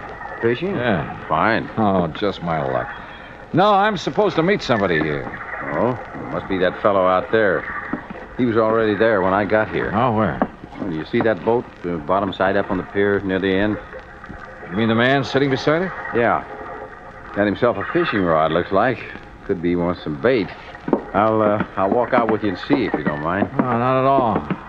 So the fishing's been good, huh? What have they been catching? Oh, quite a few bass last couple of days. Off the pier? Yeah. There's some kelp beds in close, brings them in around here. Funny. Your friend there, you don't seem... Hey. Asleep, I guess. Hey, watch out, he's slipping. Grab him. I got him. But... Hey, mister. Mister, he isn't sleeping. That's right. He's dead.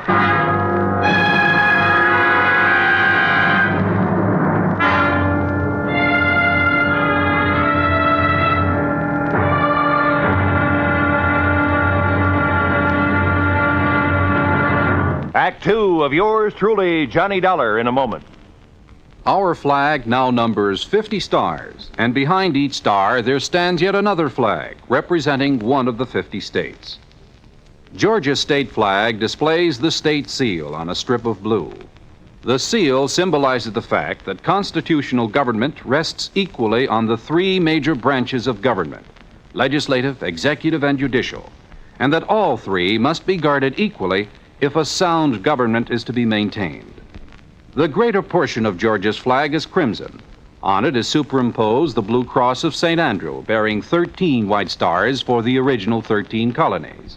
This cross, made in the form of saltire or X, was adopted from the national flag of Scotland. Georgia's state flag, the flag of the fourth state to enter the Union, was adopted in 1956. And now, Act 2 of yours truly, Johnny Dollar and the Johnson Payroll Matter.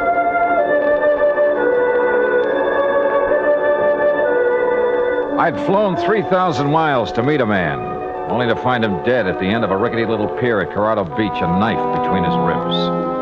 I searched him while the old fellow at the bait shack went to call the police, but I didn't find a thing on him to help me. No identification even. Later, talking to the police, well, they didn't have any line on him either. My only lead on the payroll robbery was dead. I waited around the motel most of the day, hoping the police could turn up something on the dead man, but it was no soap. Item 5, $2 for drinks in the town's only bar while I tried to figure out my next move. And my next move was to the phone booth in the corner to call Pat McCracken back in Hartford. Collect. Oh, tough luck, Johnny. But are you sure the dead man is our informant? There was no identification on him, but he was right where he told me he'd be in the message he left for me in L.A. Probably not much doubt about it, then. Oh, incidentally, I sent some mug shots out to you. Some men who might have been involved in the Johnson payroll job. Sent them airmail special. Yeah, I got him about an hour ago. We're not sure if any of them are the ones or not, and we don't have any line at all on the leader of the gang. Well, what's your next move, Johnny? Search me. Right now, I'm right in the middle of nowhere. I guess I... Hey, wait a minute. What's the matter? Maybe I'm not out of leads after all. What do you mean? Pat, I'll call you later. What pulled me off that phone in a hurry was a glimpse of somebody over near one end of the bar. I slid out of the booth and went over. Well, hi. What? Imagine meeting you here. I'm afraid I don't know what you're talking about. You're the girl who got into my cab in Los Angeles. I'm afraid you're confusing me with somebody else. I'm sorry. I have to go. No, just a minute. I'm beginning to think it wasn't just coincidence you got into my cab. Maybe we'd better have a little talk. Please, go of my arm.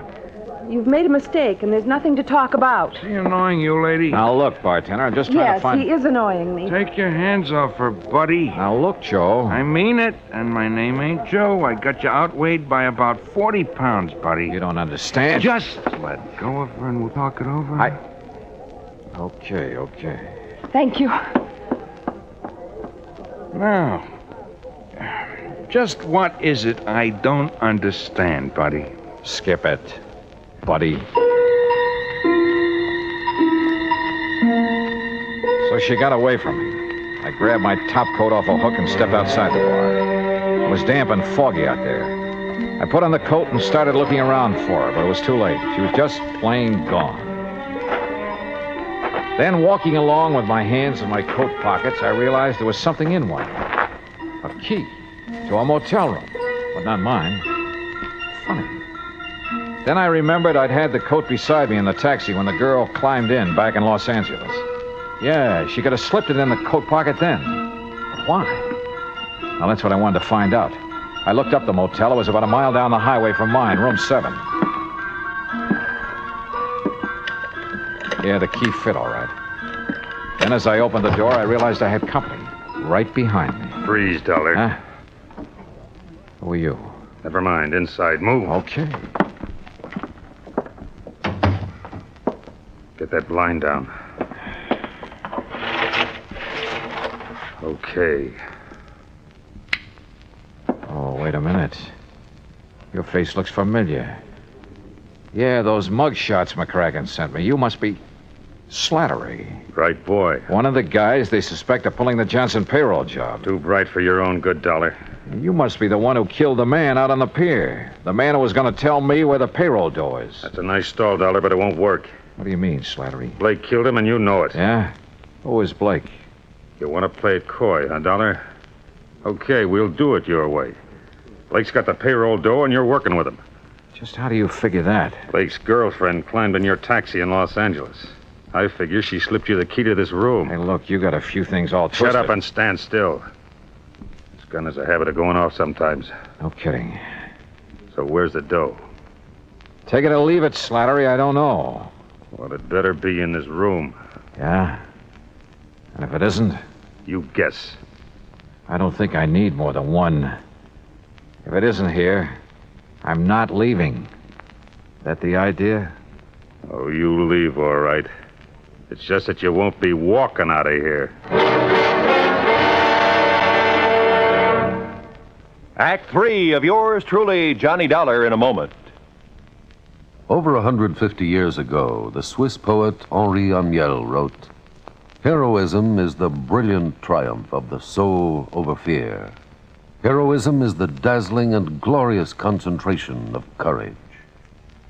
During the Korean campaign, Corporal Ronald Rosser was attached to the heavy mortar company of the 38th Infantry, 2nd Division, United States Army.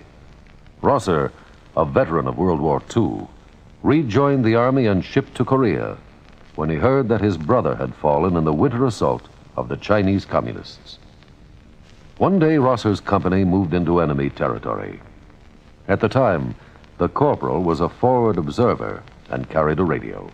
Suddenly, in the midst of an enemy attack, Rosser handed his radio to a buddy, slipped the safety off his carbine, and filled his shirt with hand grenades. He charged at the enemy through fierce mortar and artillery fire, shooting from the hip.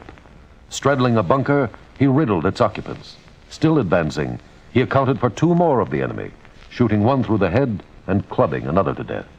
Continuing his one-man charge, he jumped into a trench full of enemy soldiers, opened fire, and forced his way relentlessly down the length of the trench, killing right and left with grenades and carbine fire. Out of ammunition, he returned to his company, where he replenished his supply. Then he charged the enemy again and again. Finally, he returned to his own area, and taking the radio back from his friend, he moved out with his company.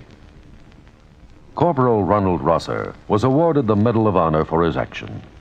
Action which had shown the enemy that his personal code of conduct wouldn't let them push around either his kid brother or his country. And now, Act 3 of yours truly, Johnny Dollar and the Johnson Payroll Matter.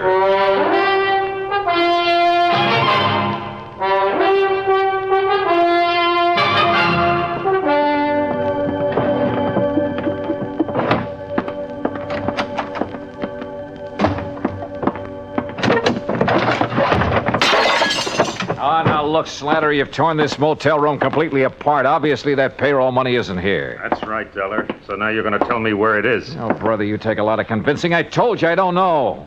So why don't you put that gun away and listen? You're the one takes the convincing, Dollar, so I start convincing. Well, that's not going to do you any good. No? Well, for sure it's not going to do you any good, so... Now, wait a minute, look. Look, I'll give you the whole story. And I'm supposed to believe it, huh? Staring down that gun barrel, I'm not about to lie. Let's have it. All right. A guy called us from Los Angeles, said he could give us a lead on who had the dough from the Johnson Payroll job. It was Hollis. He was hoping you'd lead him to it. Hollis? Yeah, the guy you found out in the pier dead. And you said a man named Blake killed him. You know Blake killed him.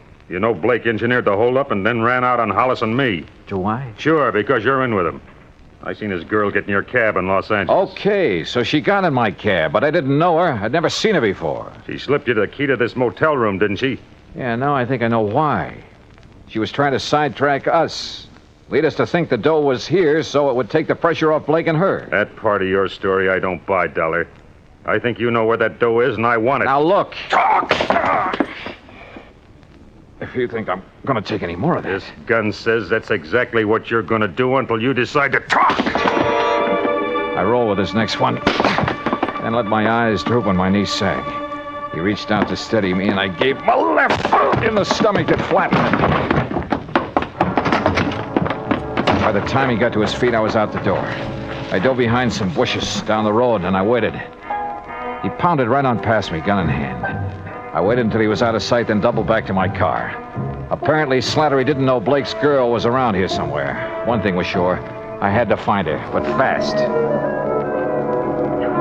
There were only 3 motels in town. The one I was staying at, the one where Slattery had been playing patty cake on my jaw, and a third off the highway near the beach. I drove to that one and checked the register. It showed a Myrna Grant in number 8.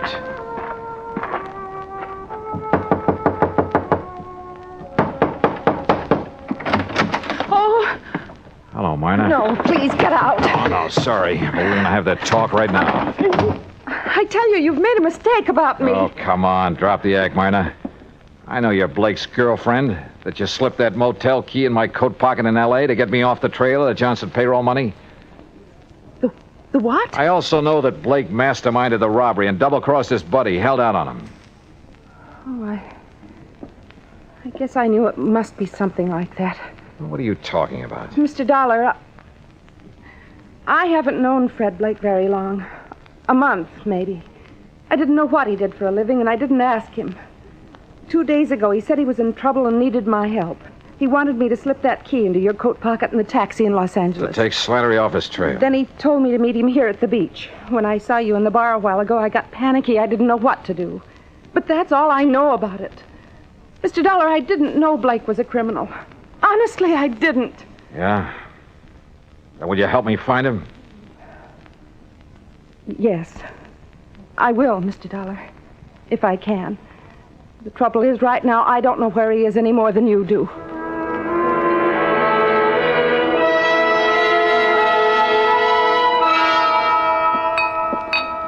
What'll it be, folks? Hey, wait a minute, buddy. Ain't you the one that was molesting this young lady an hour ago? Oh, Tarzan, buddy, my molesting days are over. Oh, it's all right, bartender. I'm sorry I caused you the trouble. No trouble, ma'am. Just glad it turned out all right. Things happen fast here at the beach, I guess. I don't suppose you've ever heard of a guy named Fred Blake, have you? Yeah, not that I remember. You looking for him? Yeah. What's he look like? Medium height, dark hair and brown eyes, regular features. That description would fit half the guys that come in here. Sure, fishermen, salesmen, vacationers. No, only that kind don't come in here anymore. Salesmen? No, fishermen. I thought the fishing was good here. Been no fishing around here for months. Huh? A fella told me they were getting a lot of bass right off the pier. He was pulling your leg, buddy. There's a chemical plant nearby. A lot of stuff got dumped into the water by accident a few months ago. The fish haven't been back since. Wait a minute. Sure, right under my nose all the time. What do you mean, Johnny? Mine, I'll see you later. I got in my car and headed for the pier. As I turned off the highway, I could see a car a couple of 100 yards back following me with its lights off. But I couldn't stop now. I parked near the pier and headed for the bait shack. The windows were still boarded over, but I could see a crack of light between the boards. I eased over to the shack. Oh, no. I flattened against the wall as the door came open and Blake came out with a gun. I hacked it out of his hand. What? All right, hold it, Blake. Well, the fisherman's friend, huh? Look. You killed that guy on the end of the pier just before I showed up this morning. You didn't have time to leave, so you covered by making like you worked here. Then it occurred to you this was a pretty good hideout until Slattery got off your trail. Look, maybe we can make a deal, Dollar. Oh, we're going to. You turn the stolen money over to me, and I turn you over to the police. Drop your gun, Dollar. Huh? Drop it. Okay, Slattery. Hello, Blake. Glad to see me. Look, Slattery, I wasn't trying to cross you. I was going to get in touch with you when things quieted down. Sure you were. Let's have the dough. All right, it's in the shack. Blake half turned, and I saw his hand slide into his coat, a second gun. He whipped it out, but Slattery had seen it too. He got Blake, but his eyes were off me for a lucky second.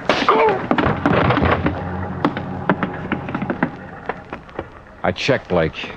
He was still alive. Yeah, they'd both keep. For a long time.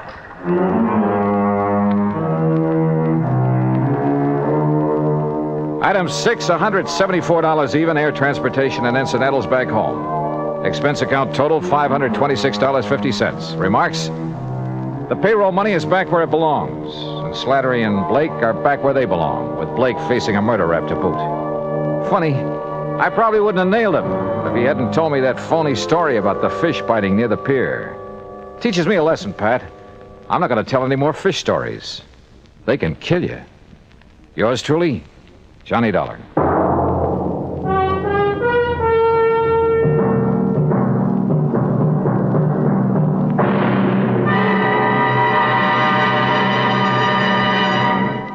Our star will return in just a moment. Our flag now numbers 50 stars, and behind each star there stands yet another flag representing one of the 50 states. Ohio's state flag is the only pennant-shaped flag, or burgee, as it is correctly called. The Buckeye banner is the creation of an engineer who created a blue triangle for the hills and valleys, red and white stripes for the roads and waterways of the state. There are 13 stars for the original 13 colonies, and 4 extra stars to indicate that Ohio was the 17th state admitted to the Union. A white circle with a red center represents the initial letter of Ohio and suggests its nickname, the Buckeye State. Ohio's state flag, the flag of the 17th state to enter the Union, was adopted on May 9th, 1902. Now, here's our star to tell you about next week's story. Next week, a pair of common, ordinary glasses solve a case for us. The gruesome spectacle matter. Join us, won't you? Yours truly, Johnny Dollar.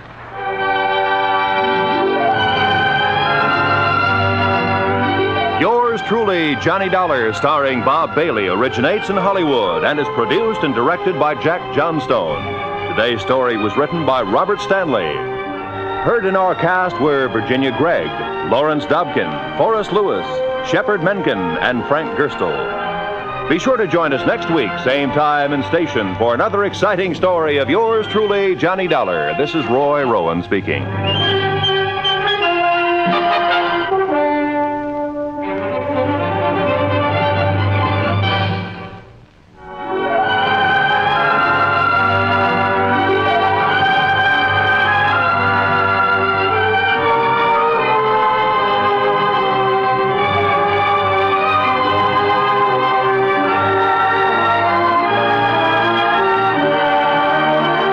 This is the United States Armed Forces Radio and Television Service.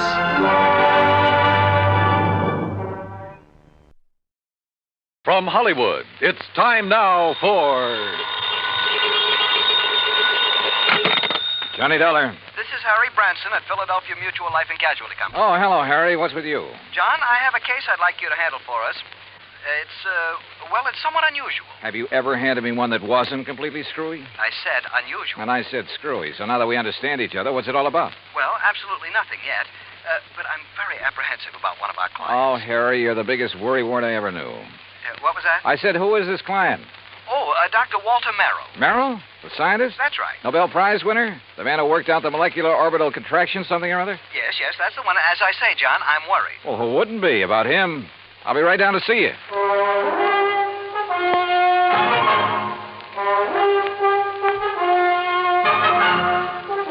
Bob Bailey in the exciting adventures of the man with the action-packed expense account, America's fabulous freelance insurance investigator. Yours truly, Johnny Dollar.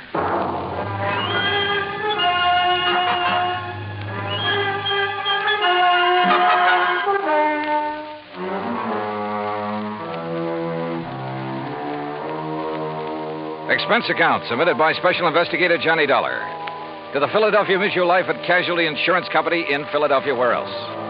Following is an account of expenses incurred during my investigation of the Clever Chemist Matter. Expense of transportation and incidentals, Hartford to New York to Philadelphia. I didn't even stop to check my bag, but headed directly for the Philly Mutual building on Walnut Street. Harry Branson is a good insurance man, but a great worrier. Nonetheless, he'd given me some pretty important too. And after all, what do we live for? There you are. Keep the change. Thanks, Doc. John, what took you so long? Oh, now what's the matter, Harry? Forget to pay the rent on your office or just forgot the key? No, John, as a matter of fact, I have the key right... This is hardly the place for levity. Well, surely you haven't been waiting here on the sidewalk ever since you called me. No, I haven't, but by checking plane schedules, I was able to determine when you'd arrive almost to the minute, and not wanting to waste time taking you upstairs to the office. Pretty urgent matter, huh? Well, you should be here shortly. What? Well, now, usually I arrange these things myself, Harry. Yes, and how we pay... of you. Oh, Harry, you touched me to the quick. Oh, now, please don't misunderstand me. I don't mean that there's ever anything really dishonest about You your don't? expense account. Well, It's only... you ought to. Believe me, I'll pad it to the hilt if I think I can get away with it. Anyway, the most important reason for engaging the car was so that you can leave immediate... Malaga? Yes, New Jersey. It's a... Is that where Dr. Merrill is? Yes. As is his custom, he chooses to work in some isolated spot where he can't possibly be disturbed. He and his colleague, that is. Colleague? I always heard that he worked alone, freelance. And you heard right. However, he now has a Professor Theodore Nash with him. Nash? One of outing to Dr. Merrill. Never heard of him. John, they're working together on what I'm sure is some top secret project. Oh? Oh, say, wait. Didn't Merrill have something to do with the early rocket experiments? Precisely. Which is why I suspect their present work may have something to do with the space satellite or intercontinental missiles or something of the sort. Yeah, possible. But what has all this got to do with you? Their insurance. Dr. Merrill has had a policy with us for some years. $25,000. Oh, and he took out a policy for $10,000. Beneficiary? Nash made Dr. Merrill his beneficiary. Oh, well, that sort of thing is often done between men working together. Harry, you know that. Yes, so that if anything happens to one, the other will be financially able to carry on what they've started. Sure, right. Which is no doubt why Dr. Merrill changed the beneficiary of his policy to Theodore Nash. So, what's the worry? No sooner was the change made than I received a letter of protest from Dr. Merrill's daughter. Who's she? Mrs. Howard Harding. She and her husband live in West Philadelphia. He's a welder for an aviation company, I think. Well, what did she base her protest on, Harry? She claims her father must have been coerced into changing the policy. Oh, now, wait a minute. That sounds like the hungry relative who complains about being cut out of the will. It might. If Mrs. Harding weren't a perfectly well-balanced, intelligent, and I'm sure quite unselfish person, a completely... Is she good-looking? Well, yes. And real sweet to you? Yes, she is. Well, now, John, I don't know what you're trying to imply. They do it every time. John. Particularly when there's a bit of money involved. Good-looking insurance broker like you. And you're a bachelor, too, aren't you, Harry? Oh, John, you're pulling my leg. Oh, Harry. But then I guess we're all suckers for someone like that. That has nothing to do with it. I've had these hunches before, John, and they've always been right. Even you will have to admit that. Yeah, I'll confess that in the cases I've handled for you so far. Why don't you call up Dr. Merrill? I think the quaint old fellow would die rather than have a phone near enough to disturb him in his work. Oh, there's your rental car waiting at the curb. So off you go, John, and see what you can find out. Okay, Harry. It all sounds like a lot of nothing you're worried about, but as long as you're willing to pay for it. And I always did like South Jersey this time of year. I drove across the Delaware River Bridge into Jersey and headed for Route 45 to Westville, Woodbury, and finally Pittman, where I picked up Route 47. What Harry had said was true. These hunches of his had a remarkable way of panning out. And yet, who was I to complain? After a pleasant hour's drive through cranberry bog and farm country, through miles of orchards and the intoxicating odor of the peach blossoms, I pulled into the quiet little town of Malaga. Population, I'd say around 500. First stop, the post office. Dr. Merrill? Yeah, sure. You go back the way you came, about a mile, till you see the name Wampersbung. Wampus what? Wampus means cat. Bung, bungalow. Wampus bung. Yeah. Yeah, the doctor and the professor got the fourth cottage beyond it. White one with a fence around it. Yeah, good, thanks. And if you don't mind, you can take their mail out to them. They haven't been in to pick it up for 5 days now. Oh? Nothing wrong, is there? Well, who'd know? The way those two keep to themselves. Well, you'd think whatever they're working on was the atomic bomb. Yeah, well... Just to be sure, you let them know that you're at the gate now before you try to go through the fence. Oh, what's that supposed to mean? The professor sees you prowling around, he's liable to take a shot at you.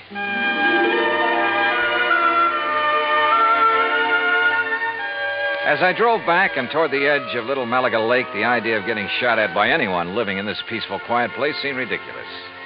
The lake itself, by the way, looked pretty inviting. I made a mental note to come back here on my own sometime after the fishing season opened. As the postmaster had indicated, the fourth cottage beyond Wampus Bung was heavily fenced in, so I gave notice of my arrival.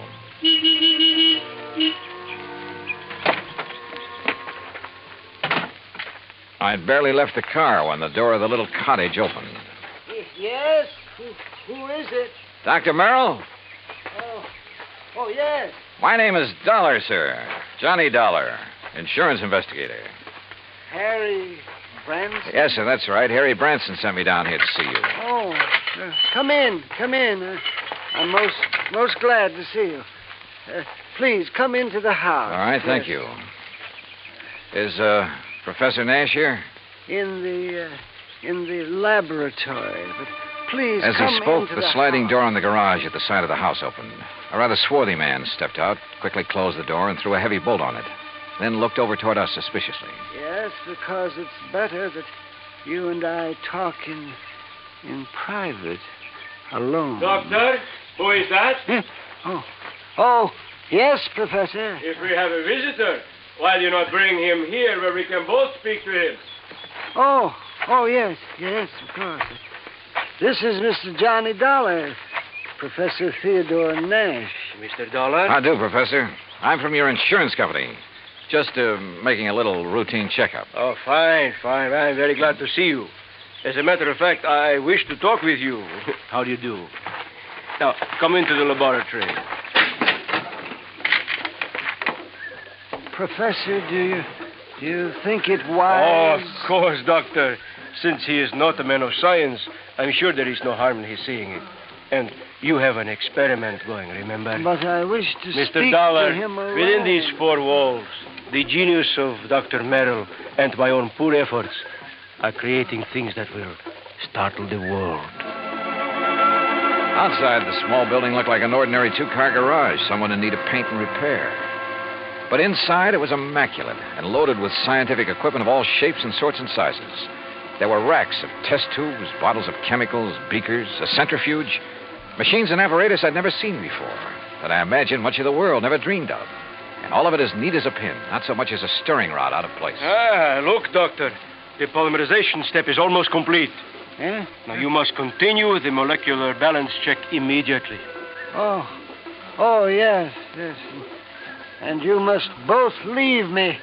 This must not be seen by anyone. Yeah, we understand, Doctor. We understand. I hope you will pardon me, Mr. Dollar. Yes, of course, Doctor. Oh, come, Mr. Dollar. Yes, I will lock the door.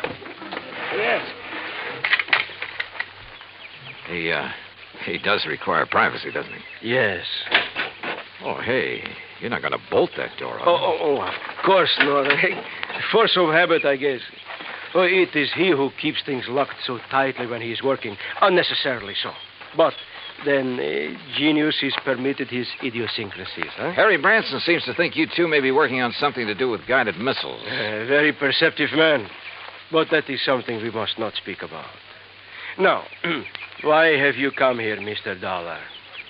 Well, like I said, just a routine checkup. We usually do this when a sizable policy has changed. Oh, there is something unusual about two men working together on important things, ensuring in each other's favor? Well, no. But when his daughter perhaps objects...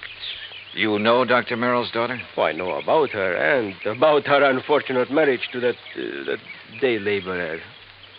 Nothing wrong with day labor, Professor? Yeah, but one who waits for a great man like the doctor to die so that he can get his hands on the insurance money. You think that's why his daughter objected to the change? Of course. But his money will be used to further his work by me. And, of course, for the good of humanity. I see. Well, how soon do you think the doctor will be through with his experiment? An hour, perhaps 2. And then he will call me in to assist him with the next, the crucial step. But now, about Oh, this look, why don't I insurance- run in town, arrange for a place to stay, grab a bite to eat, and then come back here, huh? If you like. I'm sorry we have no room in the cottage. No, to don't put give it you a second up. thought. I'll see you later. Something of Harry Branson's hunch had passed on to me. A strange feeling about the whole setup. There was something wrong about both Merrill and Nash, particularly the latter. Something I couldn't quite put my finger on. Was Dr. Merrill afraid of Nash? I don't know. Item 2, $1 even for a quick bite in a little cafe along the highway after I'd made arrangements for a room for the night in a private home. It was not much over an hour later when I drove back to the little cottage by the lake.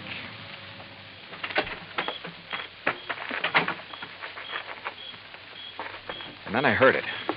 Someone pounding on the door of the laboratory from the inside. Someone calling for help. Professor! But the lock's on the inside. Turn the lock. What? Bolt here on the... Oh, what are you... Oh. Oh, thank heaven. Good Lord, Professor. What happened to you? You look like you've been run over by... Dr. Merrill. Oh, too late. Too late. Professor, what happened here? He beat me. Threw acid at me. The doctor? No, the man. Then he killed the doctor with a gun. He killed him. Who, Professor? Who? I don't know.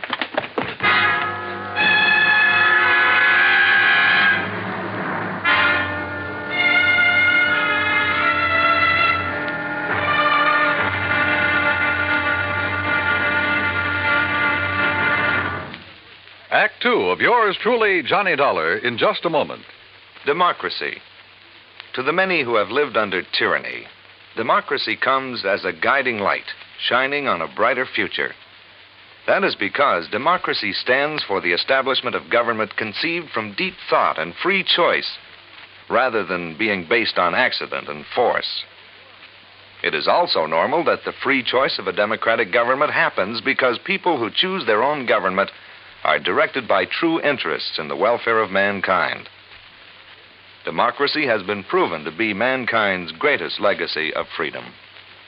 Now, Act 2 of yours truly, Johnny Dollar, and the Clever Chemist Matter.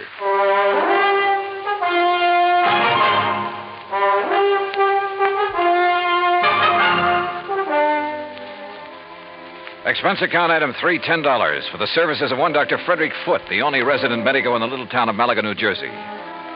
After pronouncing Dr. Walter Merrill dead, he took the badly beaten Professor Nash to his office clinic. While waiting for Nash to get in good enough shape to talk, I ran up item 4, 10 cents, phone call to the sheriff, who promised to come over as soon as he could enlist the aid of the nearby state police. Finally, Dr. Foote gave the word. But I suggest you talk with him as little as possible, Mr. Dollar. In pretty bad shape, huh, Dr. Foote? The intruder not only beat him severely, but threw a bottle of acid in his face. Oh? Professor Nash will never have the use of his left eye again because of that nitric acid. Has Nash said anything that might help us identify the assailant and killer? No? Now, please don't talk with him too long. Professor? Yes. Yes. Hello, Professor. Oh, Mr. Dollar. I will never see again with my left eye. He has told me. Yes, I know. I'm sorry. But the great Dr. Merrill, he is dead. What a loss. Professor. Professor, tell me, did you see the man who attacked you? Yes. Can you describe him at all? Yes, young, not more than 30, 5 feet, 6 or 8, very heavy, yes, stocky, and black curly hair. Yeah?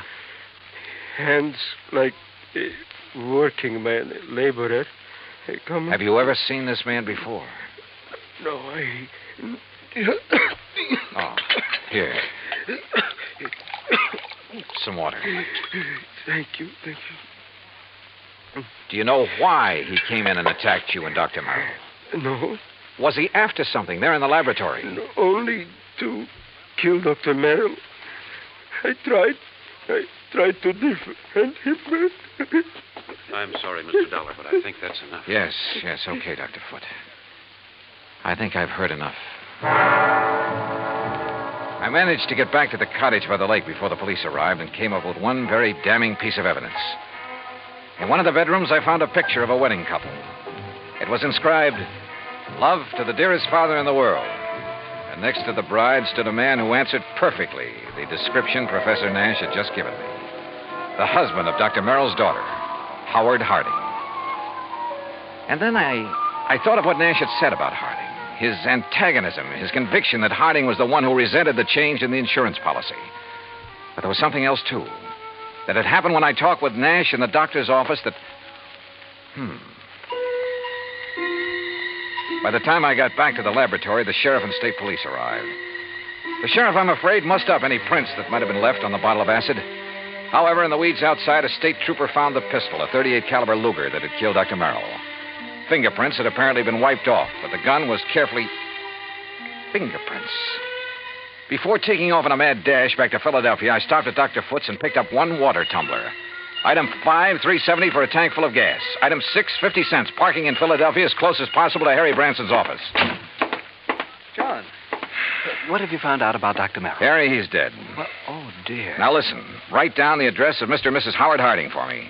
His daughter, does she know? No, she doesn't know yet, and I hope I can avoid telling her before I write it down, will you, man? Well, yes, of course. Take this.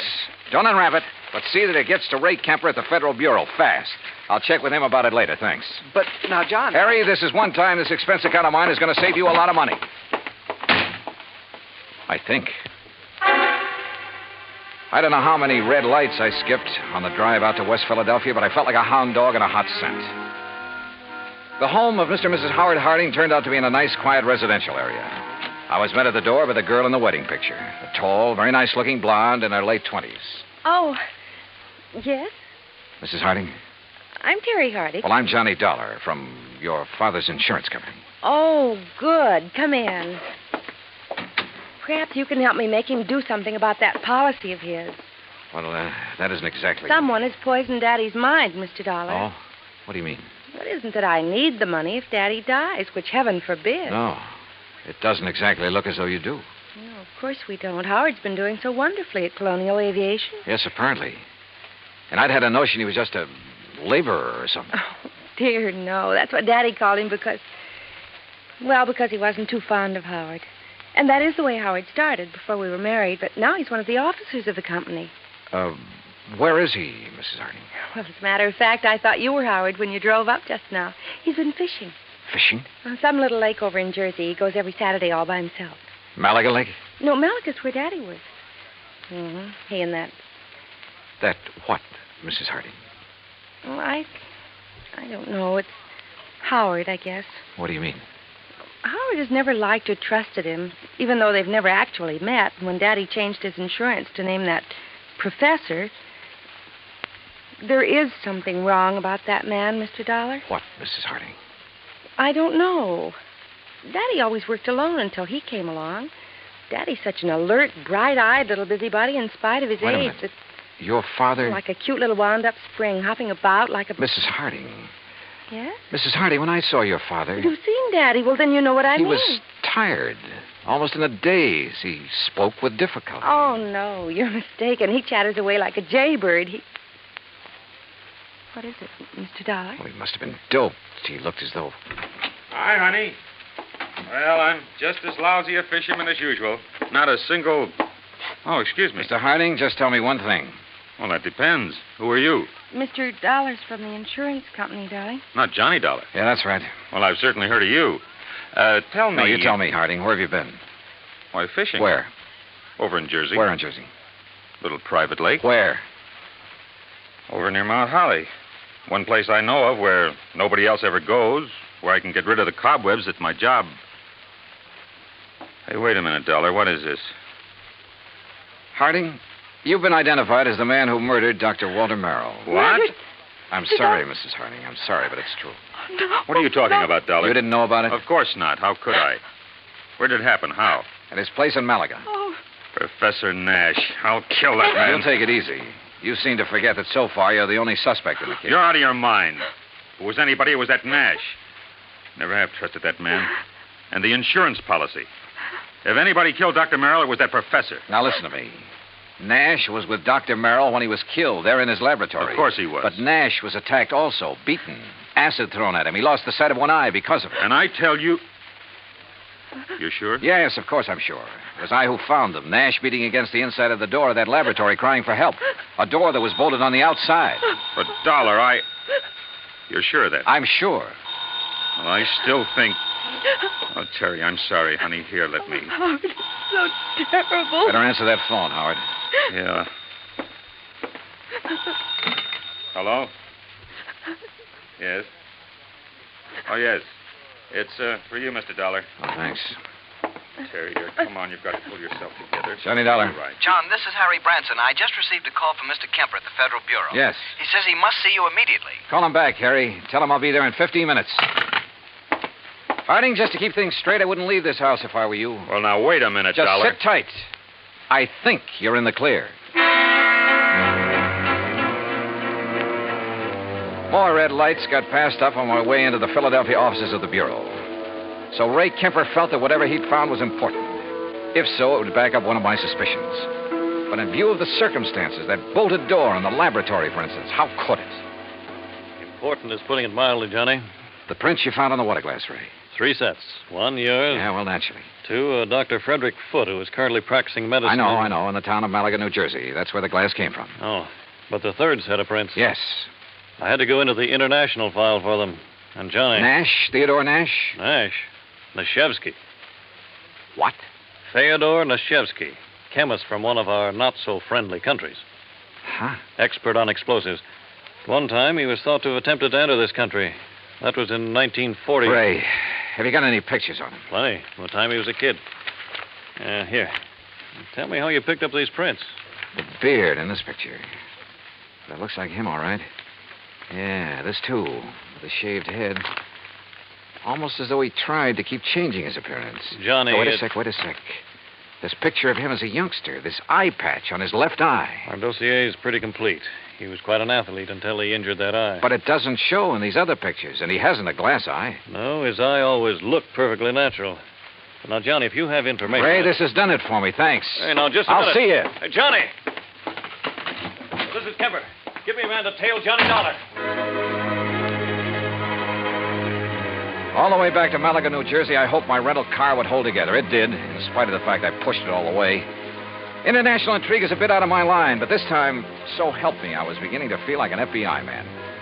I stopped at State Police headquarters along the way, and according to them, Nash was off the hook. Not only because of the acid thrown in his face, but even more important, because of my own testimony that I'd found them locked in that laboratory. I stopped again at the lab. Nothing. Then back to Dr. Foote's office. Very well, Mr. Dollar. When they arrive, I'll insist that they wait for you. All right, thanks, Doctor. Well, Professor, you're sitting up. Oh, have they found anything, Mr. Dollar? Have they found the man who attacked us and killed poor Dr. Merrill? Professor, I think I have. Oh? But tell me something. Yes, of course. Your government doesn't pay you very well, does it? Merrill and I were not working for the government, Mr. Dollar. Although, of course, the results of our work... I'm talking about your government, your own real boss. I do not understand. No doubt it's very much interested in anything this country develops in the line of guided missiles, that sort of thing. Mr. Dollar... Now, let me go on. Merrill was doing important work. Stuff that would be of great value to any country in the world. Of course. Your country would have paid you well for the results of his work. But, brother, they'll never get it. I do not know what you are talking Money, about. the loot from Merrill's insurance, sure. Sure, it was enough to get you out of here after you'd gained the knowledge you need of Merrill's work. See here, Dollar. After you'd killed him, before he could give to his country, the United States, what he'd invented. You are a fool. I was beaten, The poor old man put up a pretty stiff fight, didn't he? Do you think I would have done this to myself? You My gave eye... yourself away earlier when you reached out for a glass of water I handed you right here in this room. A man who'd lost his sight in one eye would have lost his aim until he got used to it. Funny, though, it didn't come to me until You later. are mad. You haven't seen out of that left eye since you were a kid. I tell you, you are mad. And a little acid burn to make it look like somebody had thrown it at you would be well worth the alibi it gave you. Fyodor. That's right, Fyodor Nashevsky. Listen to me. You were the one who found us locked in, the door bolted from the outside. You found us. Yeah. Also the cord, the string you used to pull the bolt to. That you looped over the bolt and pulled after you got inside. You couldn't have. I dropped it in a vat of acid. Yeah. Thanks. I was bluffing. But I made a lucky guess. What? Oh, what a brain. Nashevsky, I'm sure glad you're not working on our side.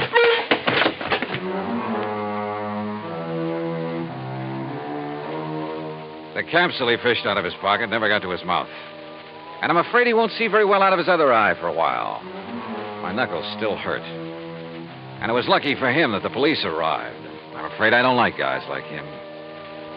Expense account total, including all the incidentals I could think of, and transportation back to Hartford, $84.35. Remarks? Well, don't beef on this one, Harry. The criminal, in spite of being the named beneficiary, doesn't get paid. Yours truly, Johnny Dollar.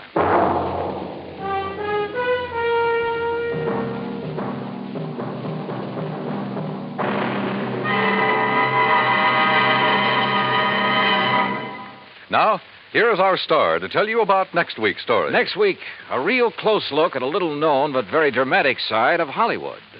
Join us, won't you? Yours truly, Johnny Dollar.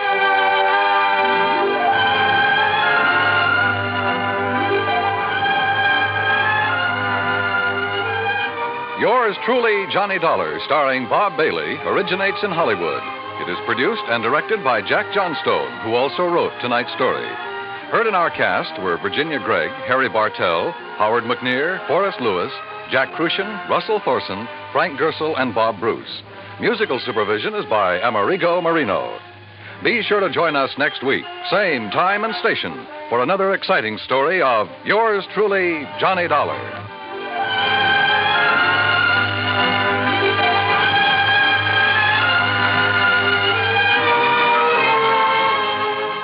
Johnny Dollar has come to you through the worldwide facilities of the United States Armed Forces Radio and Television Service.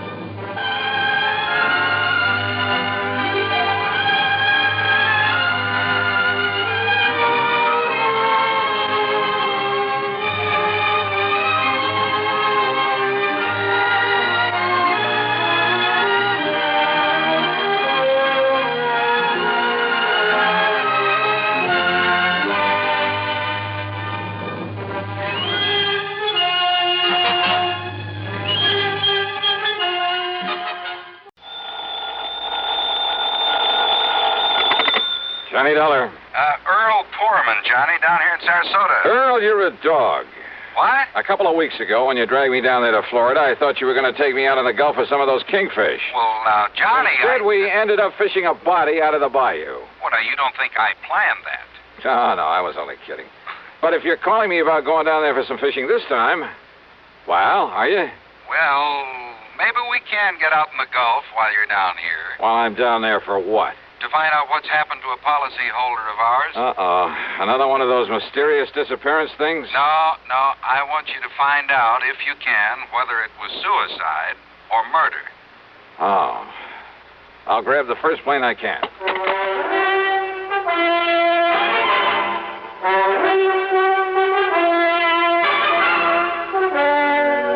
CBS Radio brings you Bob Bailey in the exciting adventures of the man with the action-packed expense account, America's fabulous freelance insurance investigator. Yours truly, Johnny Dollar.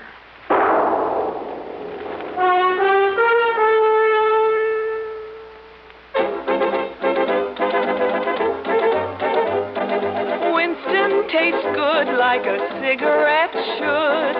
Winston tastes good like a cigarette should. Winston gives you real flavor, full, rich tobacco flavor. Winston's easy drawing too. The flavor comes right through to you.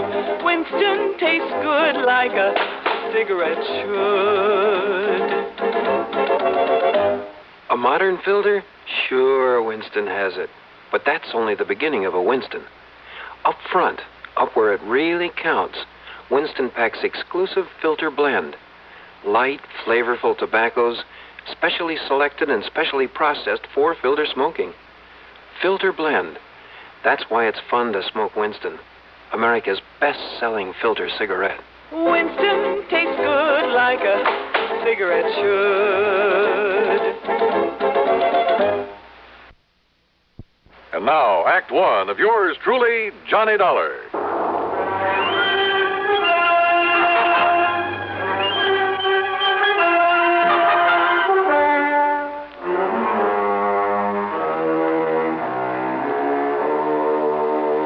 Expense account submitted by Special Investigator Johnny Dollar to the Sarasota, Florida office of Tri-State Life and Casualty Insurance Company. Following is an account of expenses incurred during my investigation of the Fancy Bridgework Matter.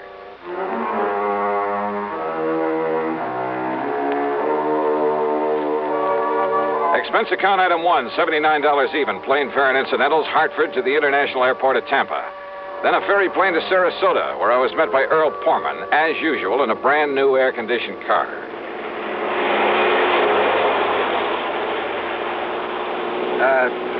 You know something, Johnny? If I'd had any sense, I'd have met you in Tampa. Oh? Why do you say that, Earl? Well, because this murder, if it really was a murder, occurred on the Sunshine Skyway Bridge, about 28 or 29 miles north of town. Yeah, I wondered why we were heading north on the Tamiami Trail. But you say if it was murder.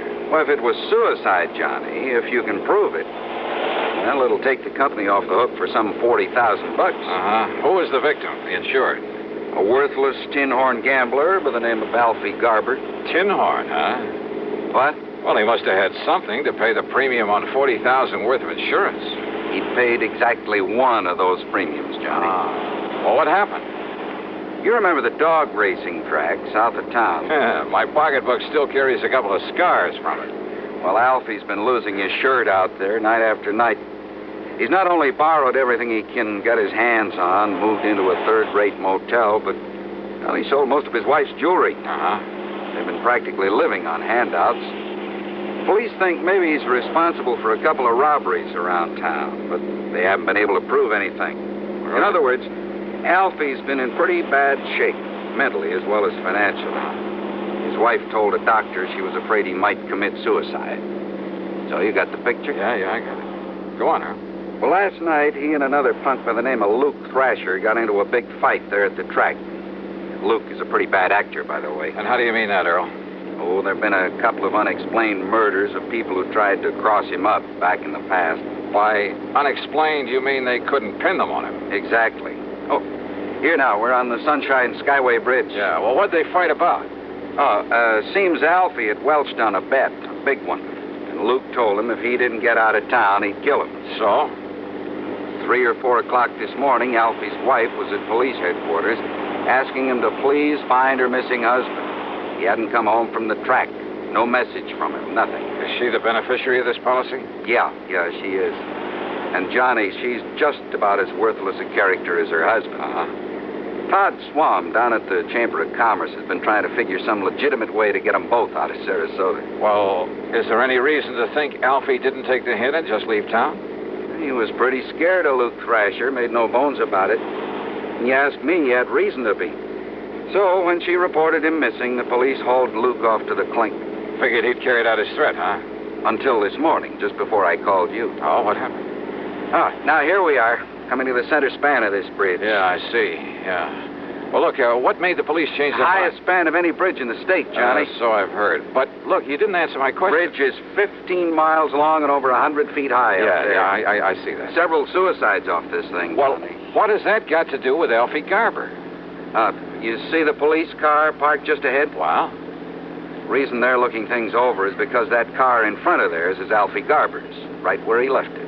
And they figure he took the jump. fishing boat down below found his hat and his jacket floating around in the bay. Oh, well, that doesn't prove suicide, Earl. Doesn't prove murder either. Keep moving there, mister. Keep moving. Hi, Lieutenant. What? Oh, you, Mr. Foreman. I kind of thought you'd be out here for a look at things. Lieutenant Dodge, this is Johnny Dollar. He's a special investigator. Sure, Mr. Dahl. I'm glad to see you again. Yeah, hiya, Lieutenant. Well, it looks like now we got something to work on around here. You will work with us, won't you? Why not? Well, wait a minute. What did you mean, Lieutenant? Mr. Foreman, we haven't found the body yet, but the evidence, mostly a torn piece of shirt and some blood we found here on one of the girders. Blood? Yeah, and a lot of scuff marks and things. Oh, there's no question there was a struggle before Garber was tossed off into the bay, a big one. Murder, huh? No question about it, Mr. Dollar. Well, then, Earl, it looks like your company's going to have to pay off the beneficiary. And my expense account, of course. Oh, now, why bring that up? But as long as I'm here, do you mind if I look at that evidence you mentioned, Lieutenant? Help yourself, Dollar.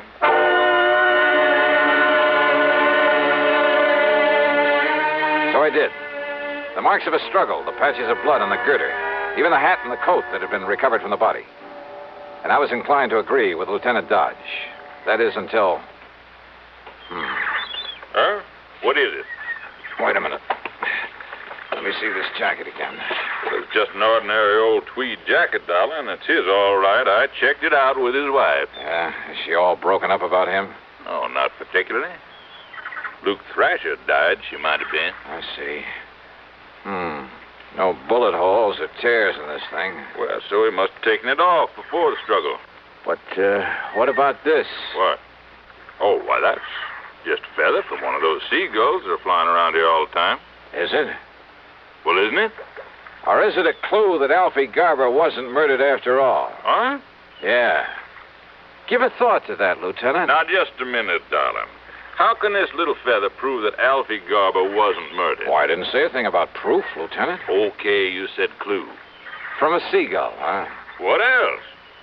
Well, what's the difference? Yes, what are you getting at, Johnny? Hey, Earl, does old Doc Crutcher still live up the street from you? Still does. Why? Now, wait a minute, Dollar. Yes, Lieutenant. You're going to work with me on this, huh? Absolutely. Then do you mind telling me why this feather's got you all excited? Well, I'm not exactly sure yet. You mind if I scrape a little of the blood off this girder? I sure do. That blood will be wanted for identification, for comparison. You mean if you find Garber's body? We'll find it, all right. We have to drag the whole bay. Good luck. Now, Dollar... Hey, swing us around, Earl, and head us back to Sarasota. Come on, swing us around. A, U-turn in the middle of this bridge? Mr. Pullman's right, Dollar. Go right ahead, Earl. I'm sure the lieutenant will be glad to hold back the traffic for us. Whatever you say, John. Okay, make a U-turn. I'll hold things up for you. But, Dollar... Attaboy. But if I didn't like you, I didn't think you could help me with this. Holy...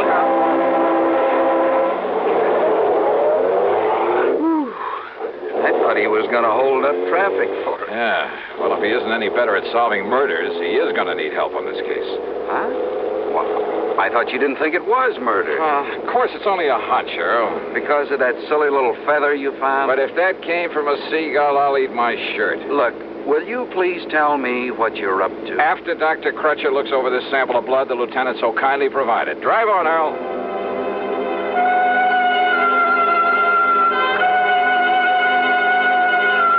Dr. Les Crutcher, there on St. Armand's Key, is one of the most able men with a microscope I've ever known. He poured us a couple of drinks, took the blood sample, and retired to the tiny laboratory there at the back of his house. Then, after about 15 minutes... Now, Johnny, listen to me. Relax, Earl, relax, and enjoy your drink. We may have to do some traveling around when the doc gets through with that specimen. Well, like where? If my hunch is right, that is. Well, Doc, what'd you find out? Johnny, putting that under a lens took me back to the old days before I got my MD, when I thought I was going to spend the rest of my life as a veterinarian. Chicken blood, huh? What? That's right. Though whatever made you think it was... Well, then that feather was a chicken feather? I kind of thought maybe it was, Earl. Now I'm sure. Well, then Alfie Garber wasn't murdered at all. Those marks of a struggle, the blood up there on that bridge, his hat and his coat, they were just planted there. Alfie planted them there. Which means the police can forget their earlier suicide theory, too, doesn't it? Right. Alfie staged the whole thing to make it look like murder so his wife could collect his insurance. Kind of looks that way, doesn't it? So all his wife has to do is collect the insurance, then meet him somewhere, and they'll be $40,000 richer. At least that's what she thinks. Only she's wrong. They're both wrong. Right, Johnny? One sure way to prove it out, Earl. Yes? How? Sure. Find Alfie Garber.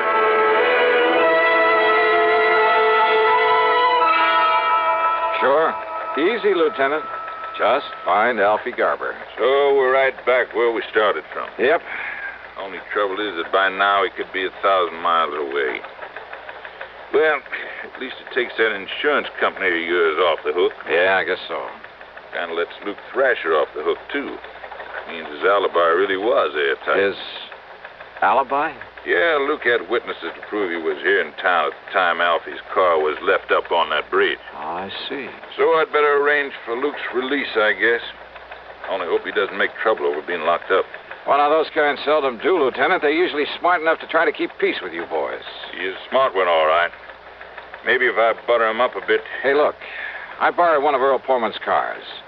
When you let Luke Thrasher out, tell him there's a car and chauffeur waiting to take him anywhere he wants to go. Okay, Johnny. Thanks. As I drove Luke to his little motel outside the town near the track, I hoped he might come up with some kind of a lead on Alfie Garber. After all, he followed the same route, year after year, made the same contacts. But I didn't get much help from him. Quite the contrary. Dollar, if I knew where to look for that punk, I might go after him myself. Oh? Why, Luke? I could kill that cheap little Welsher. Only, what's your interest in him? His attempt to defraud an insurance company? Oh. Slow down. Sure. What are you, anyway? I'm a special investigator for the insurance company. Stop the car, Donald. What? I said stop the car. What's the matter, Luke? Private investigator, huh? That's right. That means you're a cop, and me, I don't like cops, public, private, any kind. So keep away from me, Dollar, if you want to stay healthy. Oh? Yeah. Listen, Dollar. I'm listening. You ever hear that maybe I killed a couple of guys one time and got away with it? I heard. What about it, Luke? Just remember that, Dollar. Just remember that. Act 2 of yours truly, Johnny Dollar, in a moment. Meet star Stuart Irwin. Nothing's worse for an actor than a nasty cold. To feel better quickly, I take wonderful 4-way cold tablets, the fast way to relieve cold distress. Right. Tests of all the leading cold tablets proved 4-way fastest acting. 4-way starts in minutes to relieve muscular pains, headache, reduce fever, calm upset stomach, also overcomes irregularity. Take my advice. For your next cold, take 4-way cold tablets, the fast way to relieve those cold miseries. 4-way, only 29 cents. Now, here's a word about another fine product of Grove Laboratories. To get rid of embarrassing dandruff in 3 minutes, change to Fitch Dandruff Remover Shampoo. 3 minutes with Fitch regularly is guaranteed to keep unsightly dandruff away forever. Apply Fitch before wetting hair, rub in 1 minute. Add water, lather 1 minute. Then rinse 1 minute. Every trace of dandruff goes down the drain. 3 minutes with Fitch and embarrassing dandruff's gone. At the same time, Fitch can brighten hair up to 35%. Get Fitch Dandruff Remover Shampoo today. And now, Act 2 of yours truly, Johnny Dollar and the Fancy Bridgework Matter.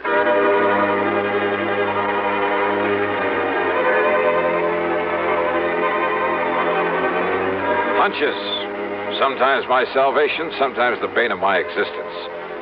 It was a hunch that led to the discovery that all the evidence Alfie Garber had been murdered and thrown off the bridge, that all that evidence was trumped up, phony, obviously to mislead anyone looking for Alfie. And now I had a couple of hunches about Luke Thrasher. One, that his warning to stay out of his way was due to more than a simple hatred of cops. Two, well, this was a real wild one. But in spite of what he'd said, I had the distinct feeling he could somehow put me on Alfie Garber's trail. It was late by the time I got to Earl Portman's house on St. Armand's Key. He and his wife had gone to bed. I poured myself a nightcap and sat down on the floor of the room to think things out. Huh?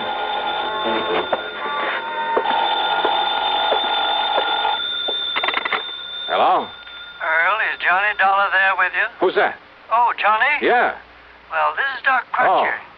Listen, there was something about that blood specimen you brought me, that chicken blood. Yeah? I wasn't sure at the time, so I put it back under the microscope. And I found traces in it of a trypanosomus virus. Very seldom found here in the South. So what about it, Doc? So I checked with some of the local vets to see if any of them knew whose poultry flock might have it around here. I thought such information might be of help to you. You were so right. And, Johnny, that chicken could only have come from the farm of Andrew Palucci out on Bee Ridge Road. Good for you, Doc. Mr. Palucci is about to have a late visitor.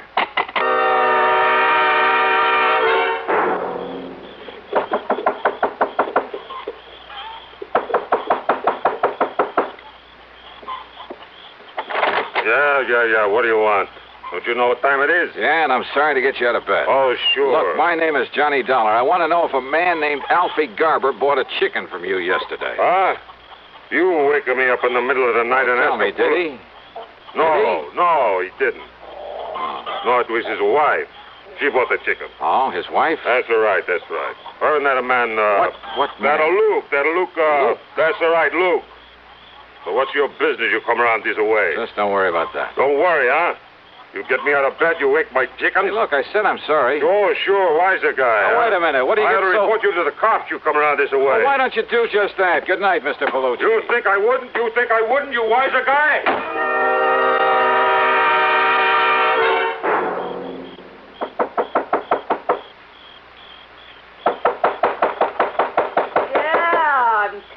I'm coming. Yeah, what do you want this time of night? You, Mrs. Garber? Huh? You mind if I come in? Now, just a minute, mister. I want you as an accessory to the murder of your husband. Me? What are you talking about? Real smart, you and Luke Thrasher. Real palsy-walsy with him, weren't you?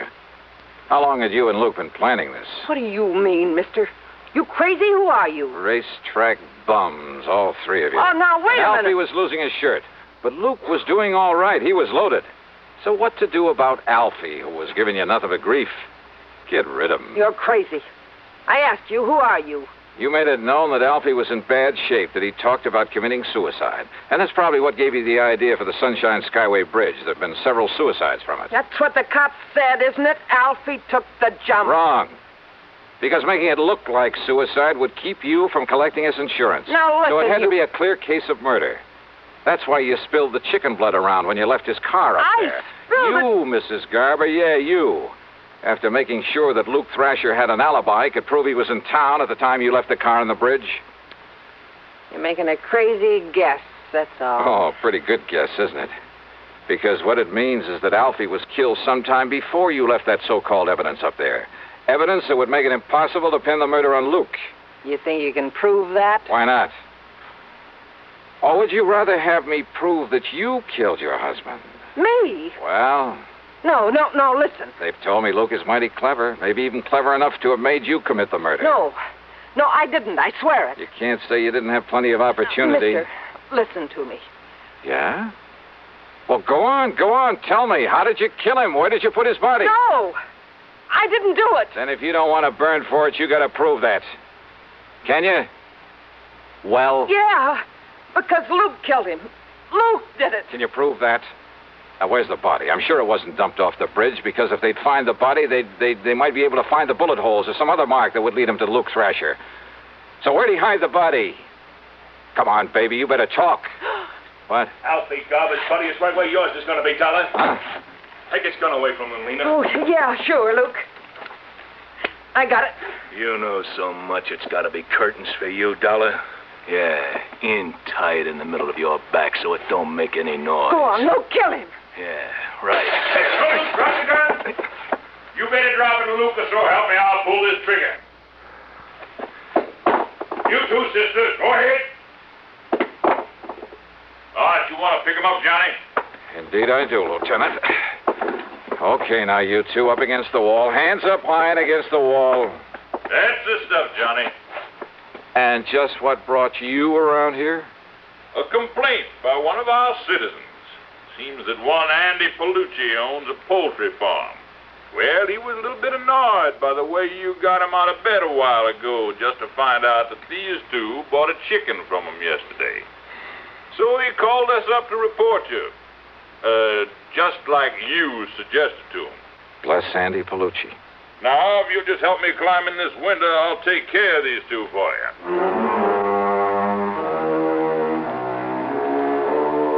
Luke Thrasher, in spite of all the pressure they put on him, still refused to talk.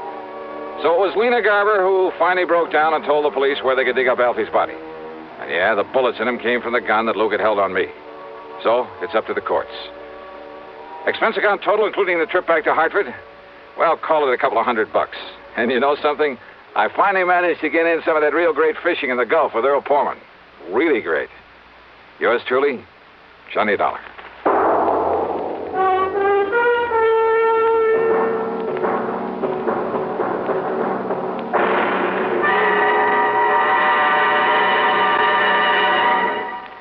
Our star will return in just a moment. Constipation is something people don't talk about much, but it can be a problem for anyone, even doctors. And when constipation occurs, it's interesting to see just what doctors consider important about a laxative they might use or recommend. Well, a majority of the doctors we heard from had this to say. A laxative should be effective, gentle, as close to natural acting as possible, and a medicine that can be used with complete confidence. Now, X-Lax has been popular with many doctors and millions of people over the years because pleasant-tasting chocolated X-Lax is effective. Overnight, it helps you toward your normal regularity. X-Lax is gentle. Next morning, it gives you the closest thing to natural action. And that's why many doctors and millions of people use X-Lax with complete confidence. X-Lax, the laxative that helps you toward your normal regularity gently, overnight. Is X-Lax in your medicine cabinet? Now, here is our star to tell you about next week's story. Next week, The Wrong Man Matter, a case with a real twist at the end of it. Join us, won't you?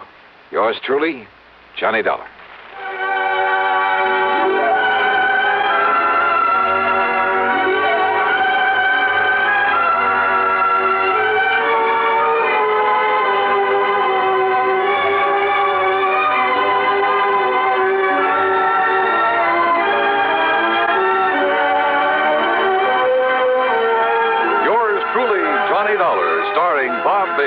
Originates in Hollywood and is written, produced, and directed by Jack Johnstone.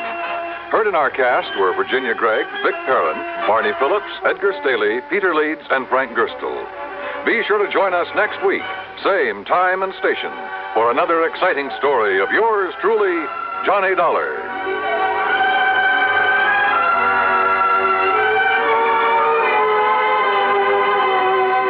This is Dan Cumberly speaking. Suspense follows on the CBS Radio Network. As you smoke a Duke, you get a sense of ease and comfort that grows with every puff. Because new king-size Duke is king-size in the filter, where it matters most. Radio 59, WROW. You know, we're all not experts on suits or stoves or automobiles, so before spending any money, we find out what makes one good. Aren't schools much more important? Shouldn't we know what a good school is really like? A free new booklet helps you to do this important job. It's called Yardsticks for Public Schools, published by the National Citizens Council for Better Schools. It suggests ways of sizing up a school and of ensuring a better education for your children. Send a card today for your free copy. Write Yardsticks and your name and address on a card. Mail it to Better Schools, 9 East 40th Street, New York, 16, New York. That's Better Schools, 9 East 40th Street, New York, 16. From Hollywood, it's time now for Johnny Dollar. Earl Porman here. Porman? Tri-State Life and Casualty. I'm the branch office manager down here. Oh, sorry, Mr. Porman, but the answer is no. Well, this is an arson case, Dollar, and we're already having to make one payoff on I'm it. sorry, but it'll have to wait. I'm going to get as far away from this New England winter as I can. Well, for that, I don't blame you, but there's no reason you shouldn't come Look, down. I've had a rough year of it. I'm tired, and I'm cold. And unless I can get down to where the warm, balmy breezes waft in... Dollar, I have got to have you on this case. There's a lot at stake. Now, my office is down here... No, sir, I'm sorry. You down see... here in Sarasota. I just can't do it, Mr. Porman. I've already made a plane reservation for Sarasota, Florida. And this is one time I'm going to... Where did you say your branch office is? Sarasota, Florida.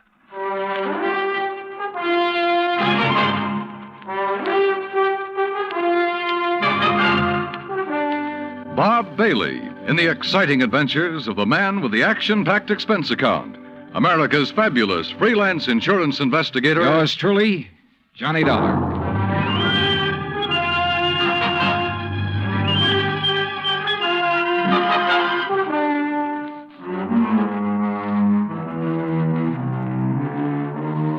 Expense account submitted by Special Investigator Johnny Dollar to the Tri-State Life and Casualty Insurance Company, Home Office, Hartford, Connecticut.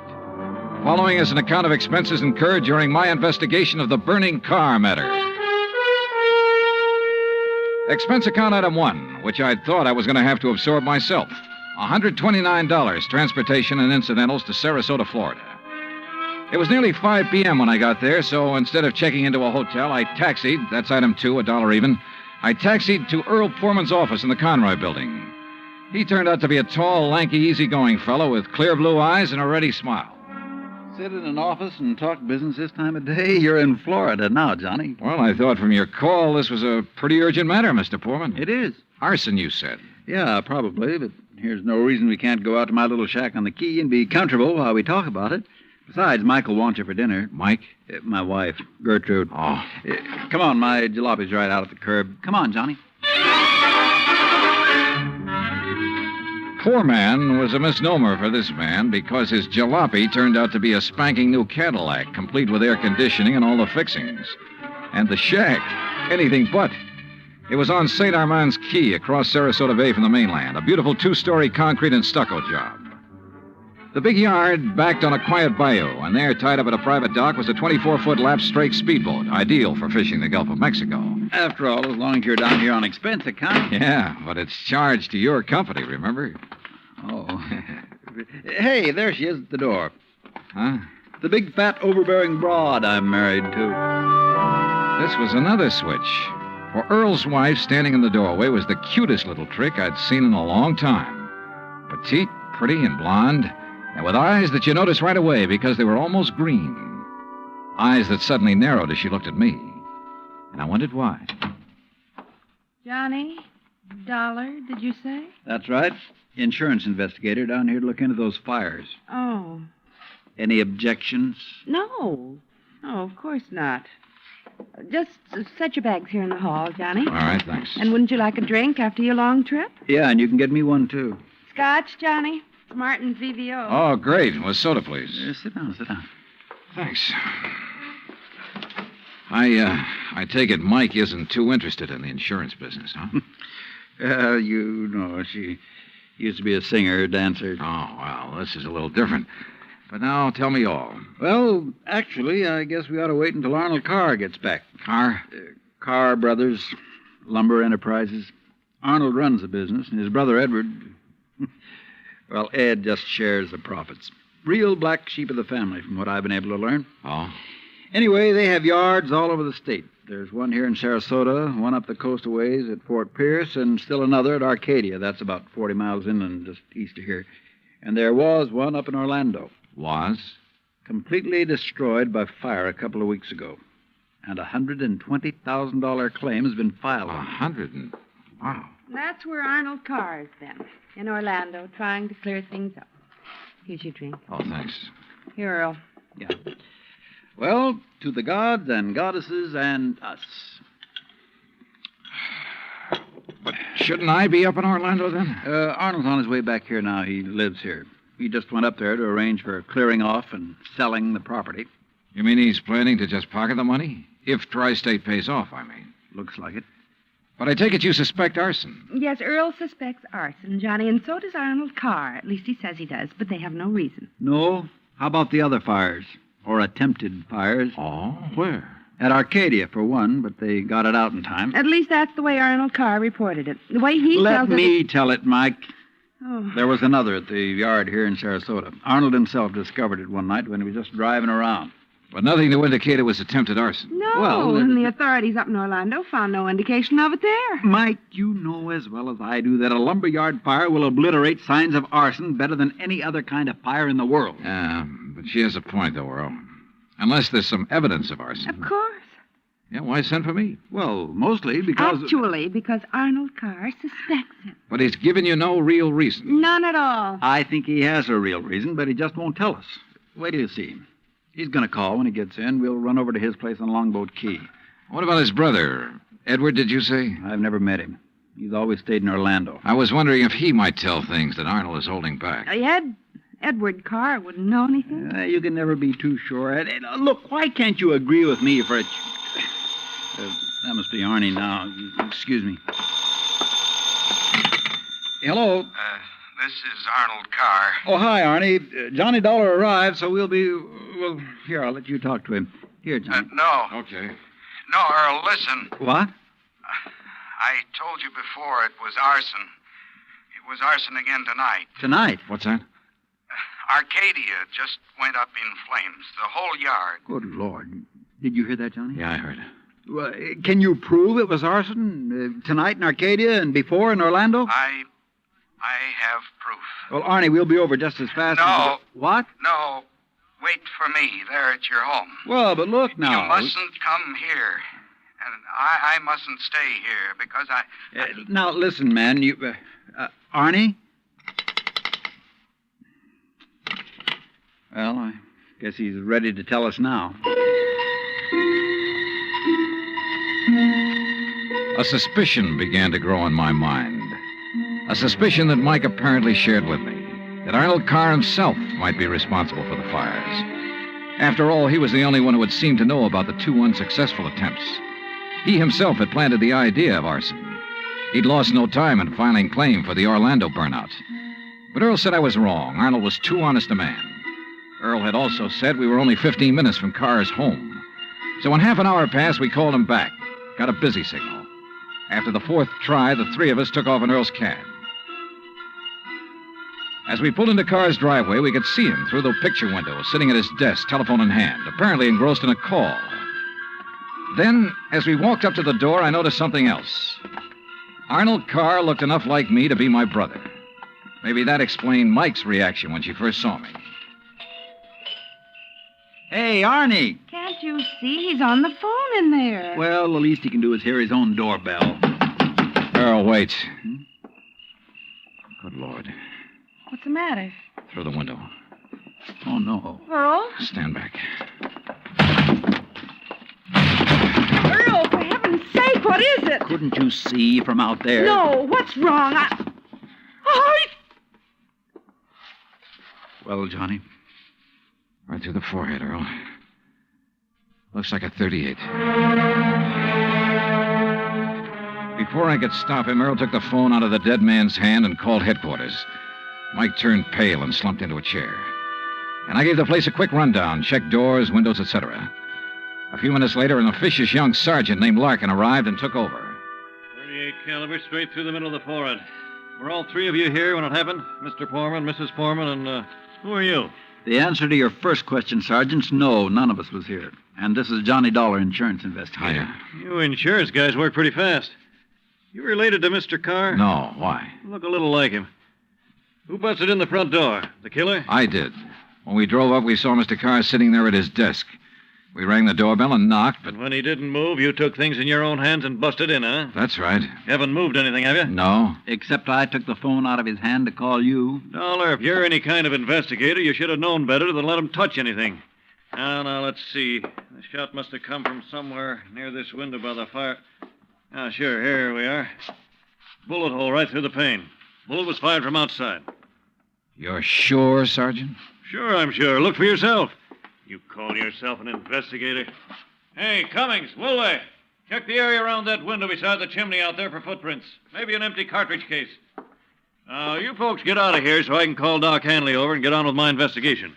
And no, Dollar, I don't need any of your help. Well, thank you, Sergeant. Your job is fires, not... Hey, where did Mrs. Foreman go? Out to the car. Why? Who told her she could leave? Who told her she had to sit here looking at a corpse? All right, Dollar, all right. Just be sure the 3 of you stick around town in case I decide to question you further. Oh, of course, Sergeant. Yeah.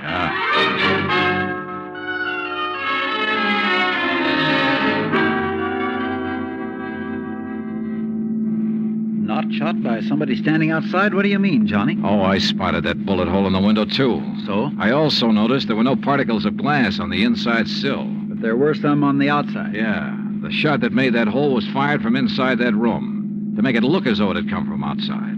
Then somebody was in there with Arnold Carr. Yeah. Either somebody he let in or who had normal access to the house. And he had to stop Arnold from talking about the fire in Arcadia.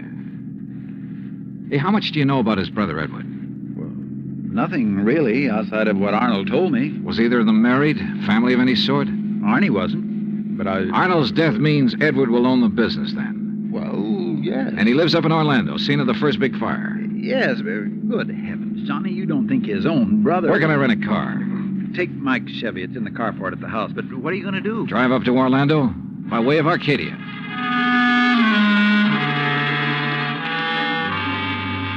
When I got to Arcadia, only a few people were standing around the remains of the fire.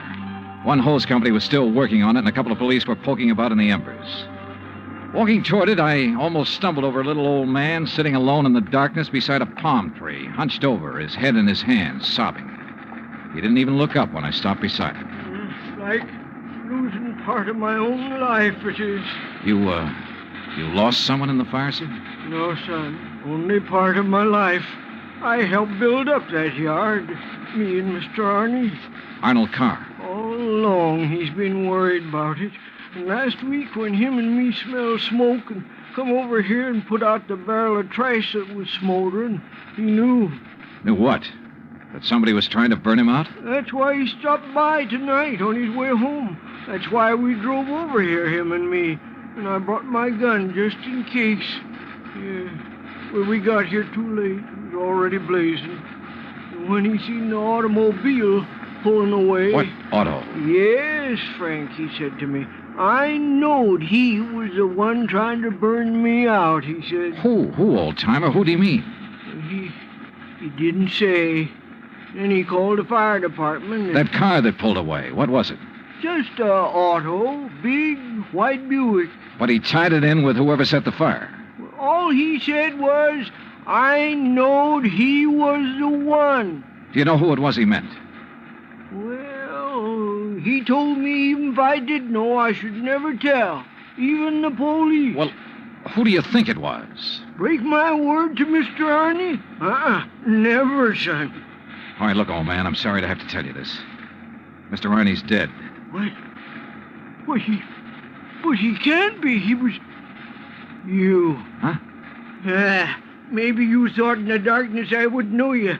But I do know you. Oh, now, just a minute, old-timer. If Mr. Arnie's dead, it's because you killed him. What? Just like you set the fires. No, I'm not who you think I am. And I'll kill you. That's what I'll do. Put down that gun. I'll kill you.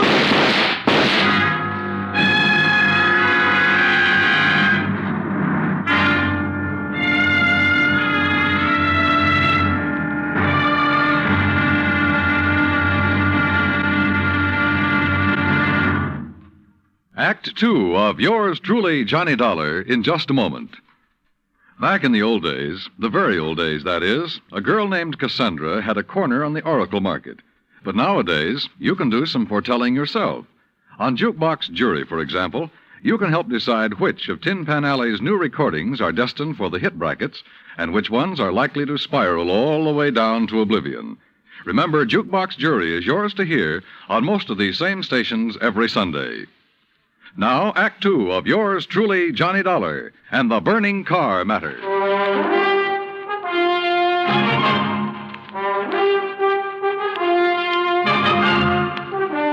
Expense account, item 3, $5.15, gas for the borrowed Chevy to keep me going to Orlando.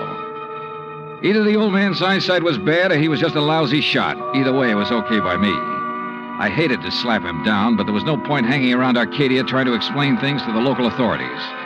So after making sure I hadn't really hurt him, I appropriated his gun and took off fast. He'd thought I was someone else. Even I had noticed a family-type resemblance to myself and Arnold Carr. Sergeant Larkin had asked me if I was related to him. And now the old man at the fire had apparently thought I was the one who... Oh, well, I'm afraid I made the rest of the trip to Orlando in somewhat less than legal time. And at police headquarters, I barged into the office of Lieutenant Cal Hudson without bothering to be announced. Early in the morning? Sit down while I finish up a report, Mr. Carr. Thanks. I was trying to reach you, but we got no answer to the phone at your house. Well, that's very interesting, Lieutenant. I'm afraid I have the painful duty of notifying you that your brother Arnold down in Sarasota last night... Why did you say very interesting, Mr. Carr? Or had you already learned... I'll be doggone. Yeah. You're not the first one. Who are you? Johnny Dollar, insurance investigator. I can't believe it. Dollar, you look enough like Edward Carr to be his twin. You even sound a lot like him. I take it you haven't located Edward yet? Well, no. Lieutenant, I think Edward Carr is the firebug we're after. And the killer. Wait a minute. Briefly as possible, I told him of Arnold Carr's phone call to Earl Poorman. His emotional upset just before he was killed. I told him Arnold had been murdered by someone inside the house, someone close to him, and that everything indicated that someone could very well be Edward Carr. That's still all just theory, Dollar, without any proof. Well, I will admit that Edward is a pretty worthless playboy living off the profits of the lumberyard.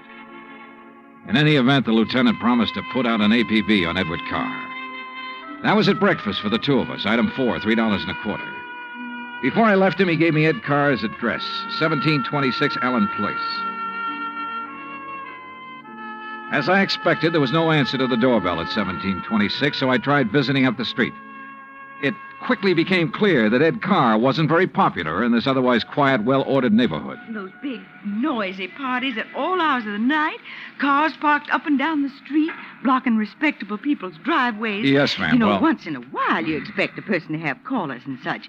Me, I have the ladies' bridge club every third Wednesday, for instance. Well, that's nice. But these are all ladies, not like some of the trash that man and his friends have, dancing and drinking and carrying on at all hours. Yes, you mentioned cars, Mrs. You Harper. know, people like Mrs. Hereford Robbins. She's awfully nice. And Janet Osterworthy. Now, she's a widow. Well... And, you know, she could have her pick of anybody she liked. But does she ever look at another man? No, sir. And then there's Mrs. Harper. Yes? You mentioned cars. Do you know what kind Mr. Carr drove? Why, yes. It was a big white one. And the make? Well, no. My husband, when he was alive, always drove a Maxwell, and I guess that's the only kind I ever got to know by name. But Mr. Carr's is white. Only I guess that isn't much help to you, is it? All the white cars here in Florida, I mean. Look. Now, even that blonde hussy who's around him all the time drives a white car. Oh, I really shouldn't use a word like that, though, should I? But it fits. Wait a minute. What blonde, Mrs. Harper? Mr. Dollar. I don't pay any attention to people like that. Why, you'd think she owned that house of his. The way she keeps popping in and out all hours as if she belonged there. Mrs. Harper. And drives all the way up from Sarasota, too. Do you know who she is? I do not. I refuse to pay any attention to people like...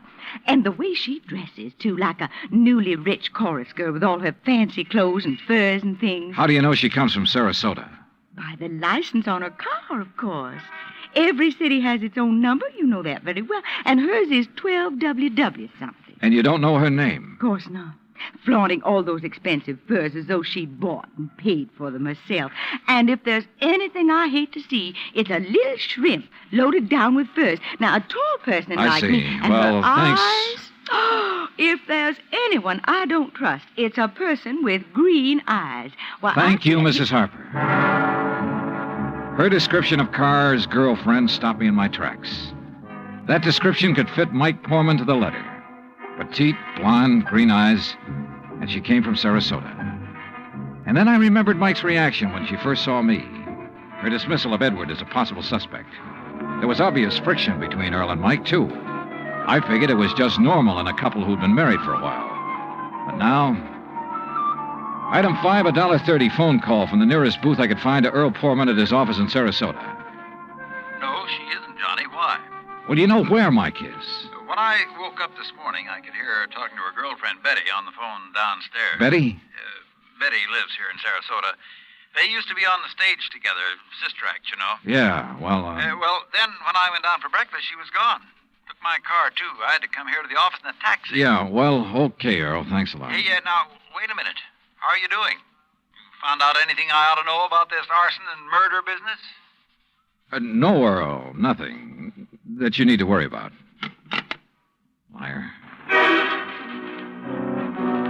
I sat down at a corner drugstore. That's item 5, 80 cents, over a sandwich and a Coke to try to think things out. But I'm afraid I didn't like anything that I thought. Finally, I drove over to Allen Place again. I parked a couple of blocks away and walked to 1726. I rang the front doorbell, knocked a couple of times. Then I slipped around to the back door, finagled a lock on it with a little celluloid pocket calendar, finally got it open. I left it open for the sake of a quick exit if such became necessary. But I guess that was a mistake. For a couple of minutes later, as I rounded a corner from the den into the living room, I felt the barrel of a gun poked into my back. Out of town, huh? Now, wait a minute. Don't move, Eddie boy. Trying to stall off pay me the $5,000 by saying you're going to be out of town, huh? Okay, so you think I'm Edward Carr? You kidding? Don't you know what happens when somebody tries to stall me? I don't know exactly how long I was out, but when I came to, it was dark. Except for the glow from a streetlight outside.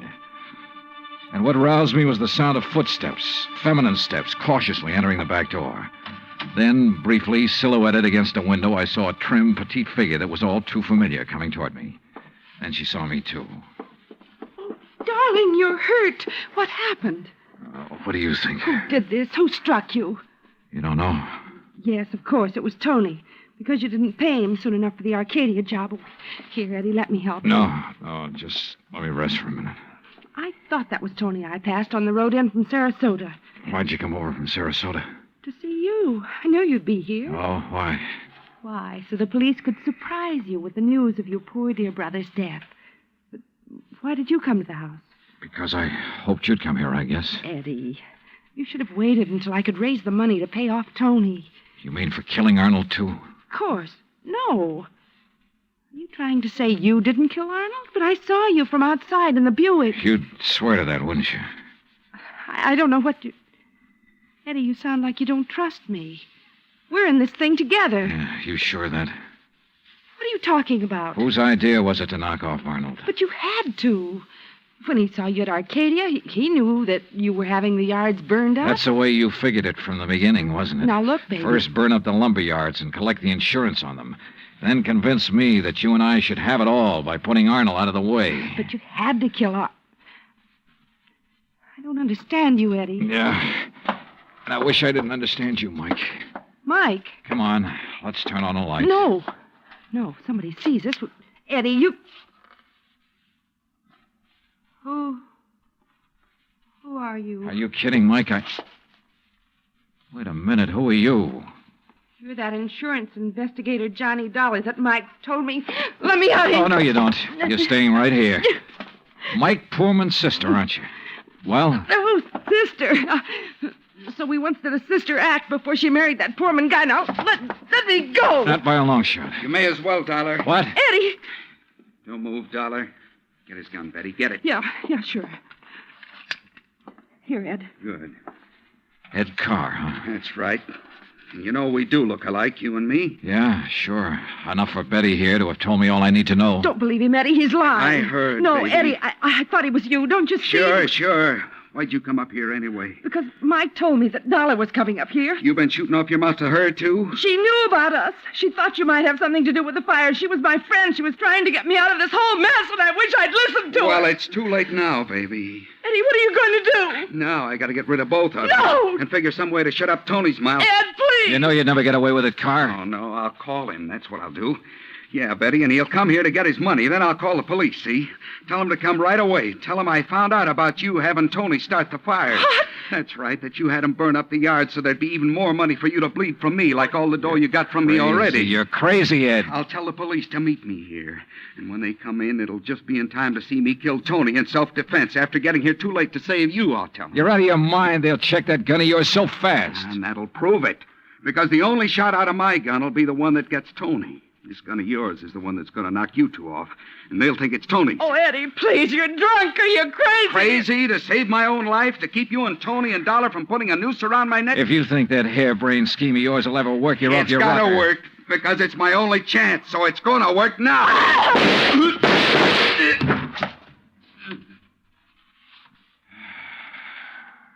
Thanks, Lieutenant. I'm afraid I was too late to save it, Johnny. Yeah. But Eddie Carr will live to face a jury. What brought you here, anyhow? I did, Johnny. Mike, stay there.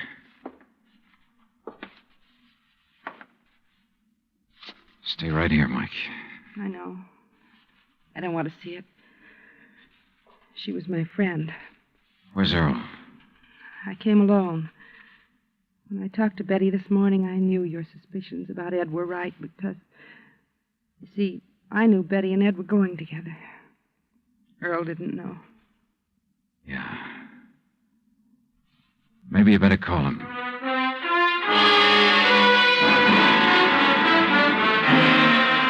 Expense account item 6, $9.80, gas and incidentals for the drive for the two of us back to Sarasota. Remarks?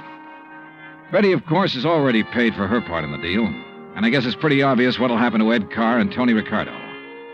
The insurance money in the Carr estates will be distributed according to Florida law. Further remarks? The apparent friction between Earl and Mike was only part of a normal married life. They're a pretty nice pair.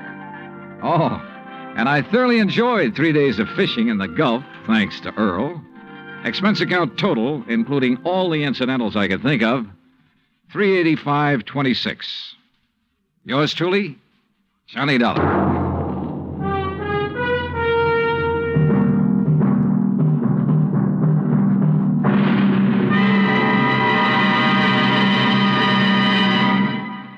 Our star will return in just a moment. You don't have to be an efficiency expert to figure out that it's easier to lend your support to several worthwhile fundraising campaigns all at once than it would be helping one campaign at a time. That kind of efficiency is yours to enjoy through the United Community Campaigns. CBS Radio hopes that when the United Community Campaigns are underway in your town, that you'll remember how much good you can accomplish with one gesture of support. Now, here is our star to tell you about next week's story. Next week, a case with a real twist. One that I think will just about tear your heart out. Join us, won't you? Yours truly, Johnny Dollar.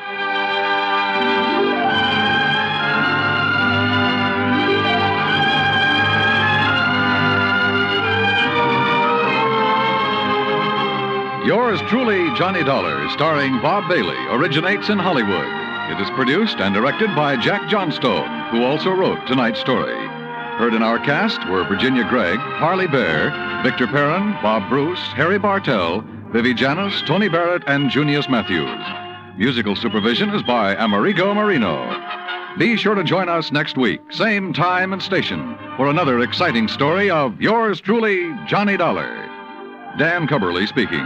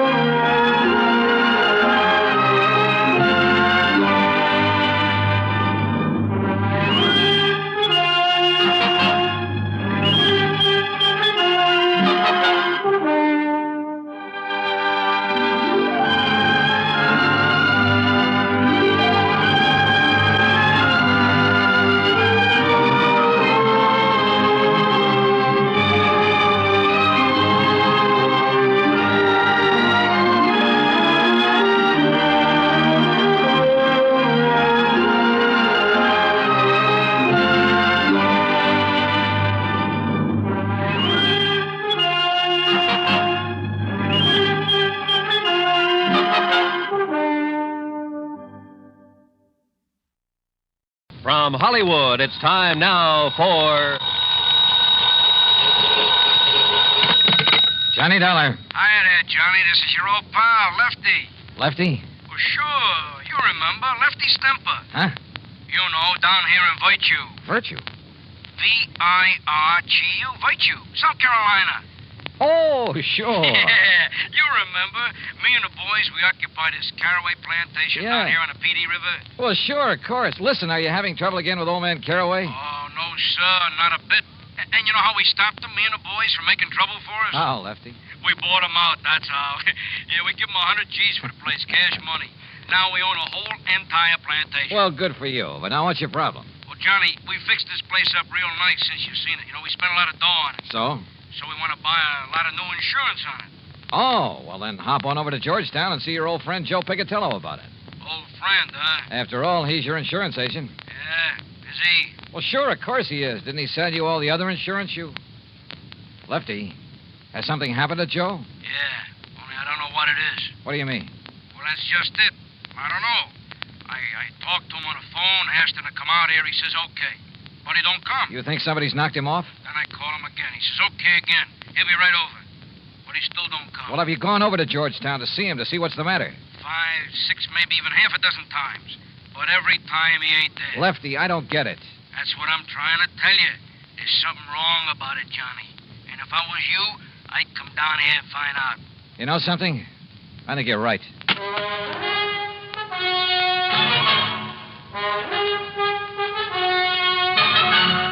Bob Bailey in the exciting adventures of the man with the action-packed expense account, America's fabulous freelance insurance investigator. Yours truly, Johnny Dollar.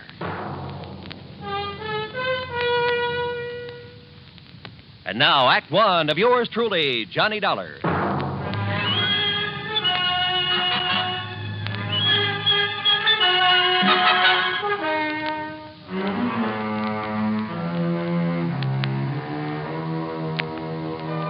Expense account submitted by Special Investigator Johnny Dollar to the Continental Insurance Company, Home Office, New York, New York. Following is an account of expenses incurred during my investigation of the Virtuous Mobster Matter.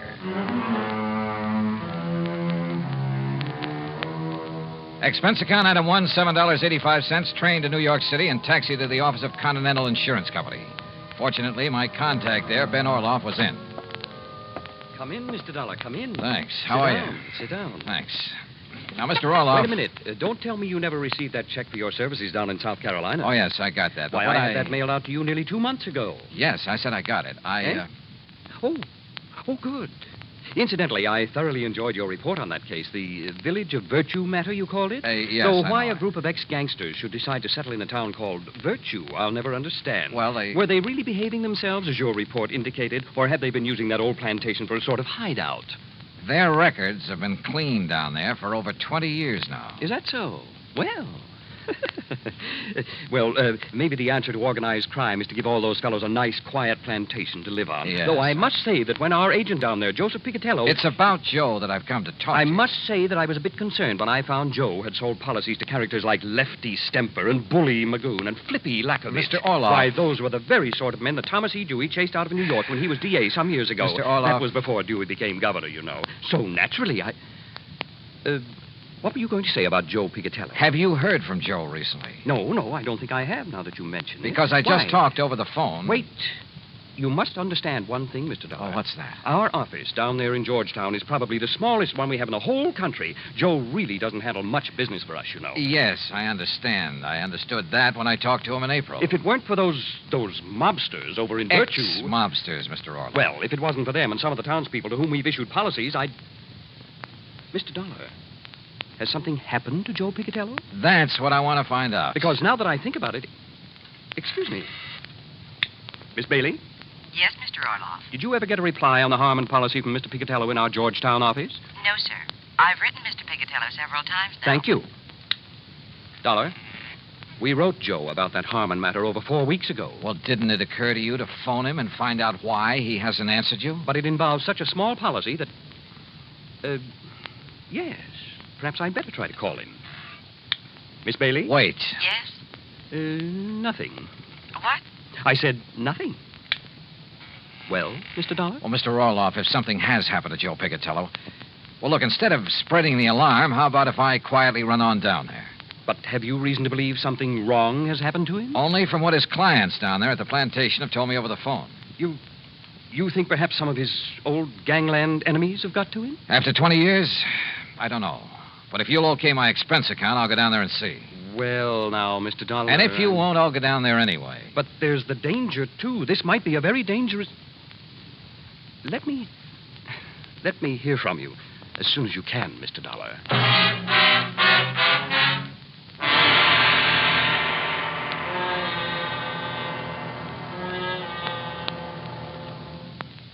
Act Two of yours truly, Johnny Dollar, in a moment. And now for another episode in the life of Sergeant Donald Bellwether. my husband.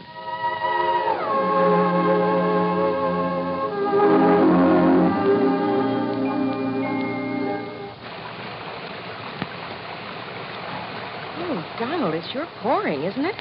Can you see all right? Oh, yeah, I can see. Those windshield wipers are operating with mechanical perfection. You notice there are no more streaks either since I put on the new rubber blades. You know, I think every driver should have his windshield wipers in good order. It's much safer. It would be much safer if everyone would slow down during wet weather like my husband is doing right now. Just being cautious, Reba. We don't want an accident in this downpour. We don't want an accident any time. Yeah, that's for sure. Well, the experts say that accidents just don't happen. Something causes accidents, and that cause can be prevented. By the way, dear, in what kind of weather do you think most accidents occur? Oh, I'd say in rain or snowy weather or slippery weather when visibility is impaired. That's the wrong answer, dear. Wrong? Are you serious? Statistics show that 8 out of 10 accidents occur when the weather is clear or with a cloudy overcast. Are you positive? I wonder why. Well, here's our house, dear. Oh, yeah. Now, you sit right here, Reba. I'll get out with the umbrella, and then I'll come around and open your door. All right, honey. I wonder why. Wonder why what? Why 8 out of 10 accidents happen in clear weather? Oh, well, I don't know for sure, Sergeant. But I do know that you drove very carefully tonight in the rain. Thanks. Now, if everyone drove as carefully during clear, dry weather, there'd be less accidents, I'm sure. Hey, that must be it. People automatically get cautious in the rain and snow. Too bad they don't stay that way in good weather. You will, won't you? I mean, drive safely in good weather, too? I promise. Oh, that's my Donald. That's my doll.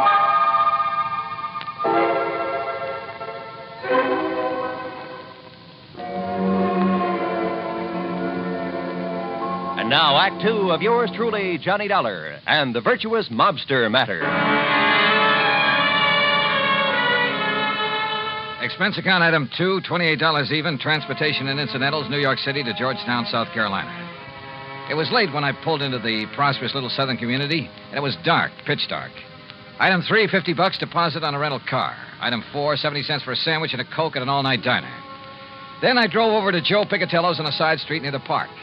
The small frame building that served as both office and living quarters for Joe was dark. But in the hope he might be asleep in his little apartment up above, I knocked. No answer. Until I was about to turn and go back to my car. There was the sound of a door slamming somewhere inside. But still no light showed.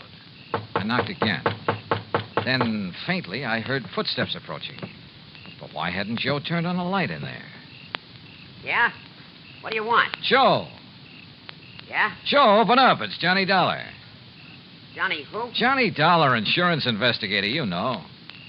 Investigator? That's what you said? Are you kidding? What's the matter with you, pal? Open up. Yeah. Sure.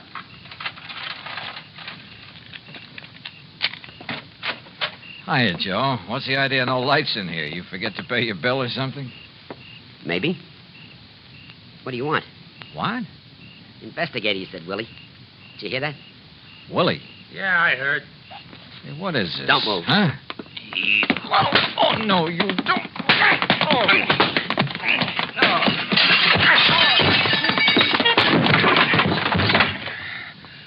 All right, Willie, I got his gun. Now hit him again. Yeah. Again. Once more. Okay. There he is. I'd like a light. Yeah. What do you want I should do with him now? Huh? You crazy, Willie? You mean you don't know? Okay, but if I blast him here, it's going to make a lot of noise, and if anybody... Shut. Listen. Hey, it's a car. Coming down the street. Investigator, he said. So he wouldn't be working alone. Come on, out the back way. But I know who's going to stay here. Let's get out of here.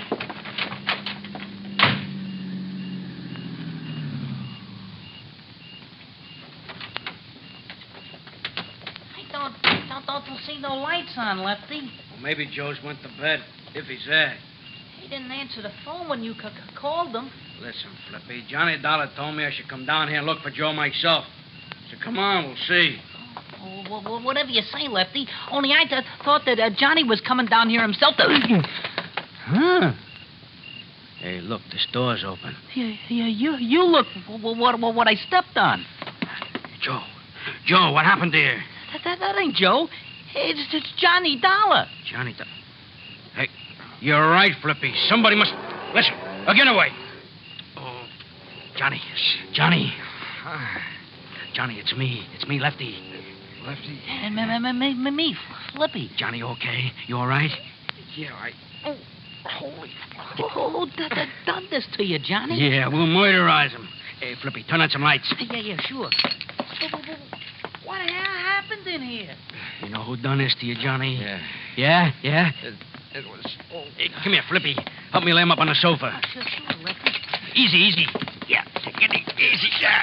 Sure. Here now. Yeah. All right, now. Johnny, listen to me. Who, Johnny? Who? Yeah, Johnny. I can't believe it, but I could see him in the light from the street. Who? Joe. What? Joe Pigatello. Smokey Pigatello done this to you? Another guy with him. Called him Willie. Willie the Lump? Why? Why did he do it? I don't know. Acted very strange when he came to the door. But I don't get it. He was my pal. He was your pal. And, Willie the Lump with him. That's what I don't get. It means he's went back. That's what it means. He's went back to the old racket, dope smuggling. No. Yeah, him and Willie the Lump was partners in the old days. But 20 years. Joe's been straight, Lefty. Like you and me and Bully Magoon. Yeah, for 20 years, you and me and Bully, the only guns we ever used was for hunting, for killing snakes. But not no more. What do you mean, Lefty? Joe Pigatello done this to you, Johnny. It means only one thing. There's only one thing we can do. No. He's right, Johnny. No, Lefty. Yeah, Johnny. First we take you back to the plantation where you get all right again. No, listen to me. Then we find Joe Pigatello. Flip and Bully and me. No. And when we do... Huh? Well, now, what are you punks doing here, huh? Hey. Joe. That's right. Who'd you expect? What's the big idea? All right, don't move. Because, Joe, I'm going to blast your head off. Act 3 of yours truly, Johnny Dollar, in a moment. Do you know who said, every individual in society has certain powers, rights, and privileges which no other individual can justly abridge or destroy? Those words were written by Noah Webster, the man who compiled America's first great dictionary. Mr. Webster knew that if the country which he had seen come into being were to succeed, the rights of the individual have to be protected. Each person is entitled to certain basic rights, powers, and privileges which must not be taken away because of the whim of someone with greater power. In the United States, the individual is important regardless of his wealth, power, or position. The importance of the individual is closely linked to the American tradition. Remember the words of Noah Webster. They are part of your American heritage. The rights and privileges of the individual must be preserved. And now, Act 3 of yours truly, Johnny Dollar, and the Virtuous Mobster Matter.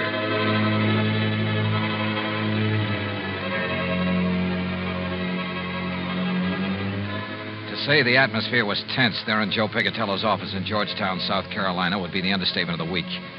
After the beating I'd taken from the ex-gangster and one of his pals, my old friends Lefty and Flippy had come in and had found me there. And they couldn't understand why Joe had done this to me. Unless... It means he's went back. That's what it means. Went back to the rackets. Oh, Willie the Lump was with him. Him and Willie was partners in the old days. Dope, narcotics. So the two of them swore to get Joe. And then suddenly we looked up to see someone standing in the doorway. It's Joe. It was Joe Pigatello. That's right. Now, who'd you expect? And what's the... All right, don't move. Because, Joe, I'm going to blast your head off. Oh, now put that thing down, Lefty. Don't move. What is this, Flippy? A gag or something? Is it a gag what you done to Johnny Dollar? Huh? Johnny. I said one move and I'll give it to you. Johnny.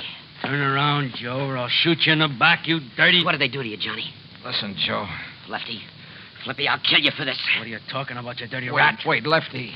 Johnny's my pal. Like you used to be before you went back in the rackets. Went back in the racket? Yeah, with that dope hound with Willie the Lump. What do you know about Willie the Lump? Plenty. Now that you're back with him. You're crazy. It's no good, Joe, because Johnny recognized you. You and Willie the Lump when you waked him over. And I tell you that I had 20 years, you and Bully and Flippy and me, we showed we could do it straight. We could be respectable. Me and the boys at the plantation, you down here. But now you spoiled it. You ruined it for all of us. Look, will you listen? So don't move. We made a deal. You and me and the boys. 20 years ago. If anybody slips, anybody breaks up our respectable life, he gotta go. Was that the deal? Yeah, that was the deal. But you don't know what you're talking about when you say I'm going back All right, so you lousy scum, you not only go back, you do this to Johnny Dollar. My friend, the guy who believed in us. Lefty. So for that, you gotta go. Lefty, listen. Now, Joe. Right. Lefty. Give me your gun, Lefty. No, Johnny. That was the deal. You ever use a gun on a man, you'll go up for the rest of your life. Johnny, it's for you. I'm killing him. Hand it over, Lefty. Okay, thanks. You see, it wasn't Joe who worked me over. What? I thought it was. It looked like him. It sounded like him. Then it was him. Look at his hands, his face, his clothes. Is this the man I fought with in here 5 minutes ago? Sure, maybe I did get the worst of it with 2 of them on top of me. But believe me, I cut them up some, too. He's right, Lefty. Yeah, but then I don't... Look, if it wasn't him... The twin. You're right, Lefty. It must be the twin. The twin here? All right, boys. Let me in on it, too, will you? Shep Larko, the twin they called him. That's what the law called him. Call him and Joe the twins. Because they looked like each other. They talked like each other. There was always the alibi for each other. But what's Shep Larko doing here? I can't tell you, Flippy. Not yet. All right, Joe. All right. I believe you about not working over Johnny here. Because of what he says about you and me, it must up. But if you and Shep are back in the racket... I'm not, Lefty. That's straight. No? All right, then tell me. Where you been? I can't tell you. 3-4 weeks now, we don't know where you are. The insurance company don't know where you are. Well? I can't tell you. Now listen. Oh, you listen. You listen. If Shep and Willie have been here, they'll be coming back. Why? Yeah, Joe. Why? I can't tell you. I can't tell you. All right. Listen. We're listening, Joe. The Secret Service. Huh? Well, after those killings up in Baltimore... During that smuggling job? Yeah, Johnny. They knew the twins, Shep Larko and Willie. Well, the boys in Washington knew they did it. But they didn't know where to find them. Well, go on, Joe. So they spread the word. The Secret Service spread the word. That I knew where Shep and Willie were. That I would lead them to them. You knew where they was, huh? No, but the law boys knew that'd flush them out. Get Shep and Willie out looking for me. Gunning for me. And the Secret Service didn't keep you undercover? Yeah, until today, back in Washington. But I talked to you on your phone right here. Oh, the line was rigged through to Washington. You said until today, Joe. Yeah, because Shep and Willie didn't show. The law boys had to make them show. So then they sent you here as living bait? Yeah. And they passed the word that you'd be here? That's it, Johnny. That's why Shep and Willie were waiting here when you came. That's why they'll come back now that I'm here. Boy, you stuck your neck out for the sake of going straight. I couldn't help myself. The Secret Service rigged it on me. Guy named Phillips. But now you're all in it. So, Flippy, turn out the lights. Yeah, and let's get out of here. No. What? Oh, listen, we was crooks, but never killers. But it's killers that's coming to get Joe. What do you mean, Lefty? But they won't. And they won't get you, Johnny. Sorry, Lefty, I can't move. But then we're staying. For you and Joe. Yeah, right. So turn out the lights, Flippy. You're too late, boys. Shep. The twin. That's right. Your old pal, Shep Larko. Keep a rat on him, Willie. Don't worry, Shep. Investigator, huh, Dollar? Only a Secret Service, ain't it? Is it? I knew we should have killed you when we had you, Dollar. But we thought these boys driving up was reinforcements. Ha! Reinforcements. We should have known the Secret Service wasn't that bright. All right, Willie, frisk him while I keep this gun on him. Sure. Don't none of you try to... Not Dollar. We got his gun. Oh, okay. Just what do you intend doing, Shep? They're clean, Shep. What do you think? All right, Joe gets it first. Put your gun up close so it don't make no noise. Go ahead, Willie. Yeah.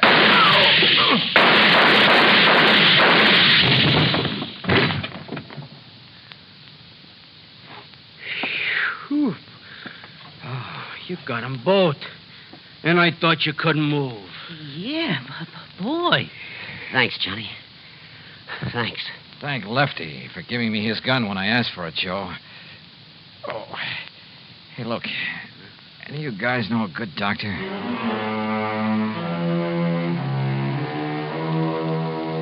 Yeah, I've said it before and I say it again. In this insurance business, you never know what you'll run into. Expense account total, including a flock of medical expenses and the trip back to Hartford, $174 even. Yours truly, Johnny Dollar.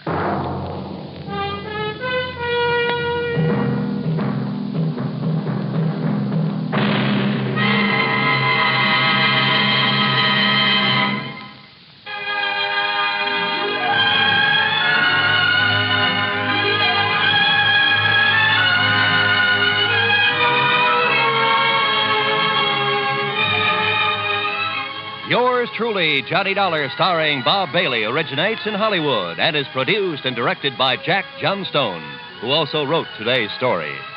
Heard in our cast were Gene Tatum, Jack Crucian, Les Tremaine, Billy Hallett, Frank Gerstle, and Gil Stratton, Jr. Be sure to join us next week, same time and station, for another exciting story of yours truly, Johnny Dollar. This is Roy Rowan speaking.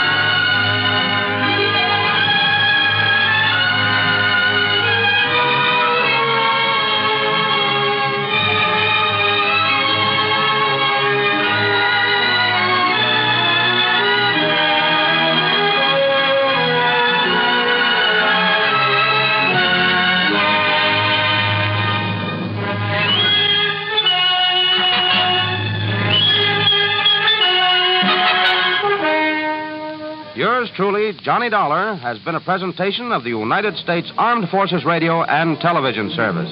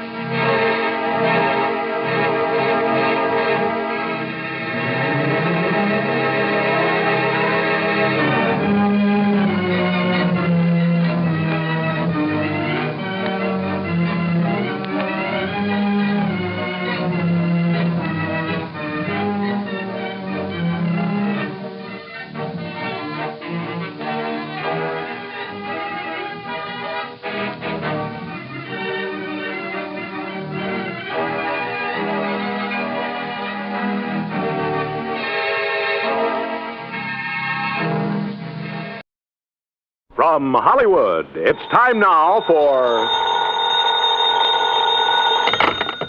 Johnny Dollar. John, this is Harry Branson of Philadelphia Mutual Liability and Casualty Company. Well, hi, Harry. What is it this time? Fraud, murder, arson? No, none of them. Then what kind of a case has you in a dither this morning? As a matter of fact, John, there is no case. Oh, now don't tell me you're spending company money on just a social call. Why, Harry. Of course not.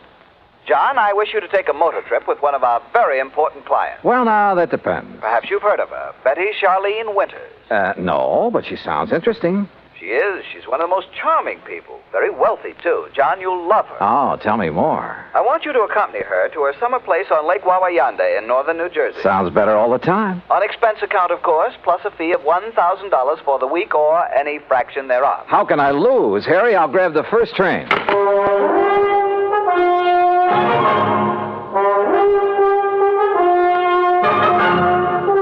Bob Bailey in the exciting adventures of the man with the action-packed expense account. America's fabulous freelance insurance investigator. Yours truly, Johnny Dollar.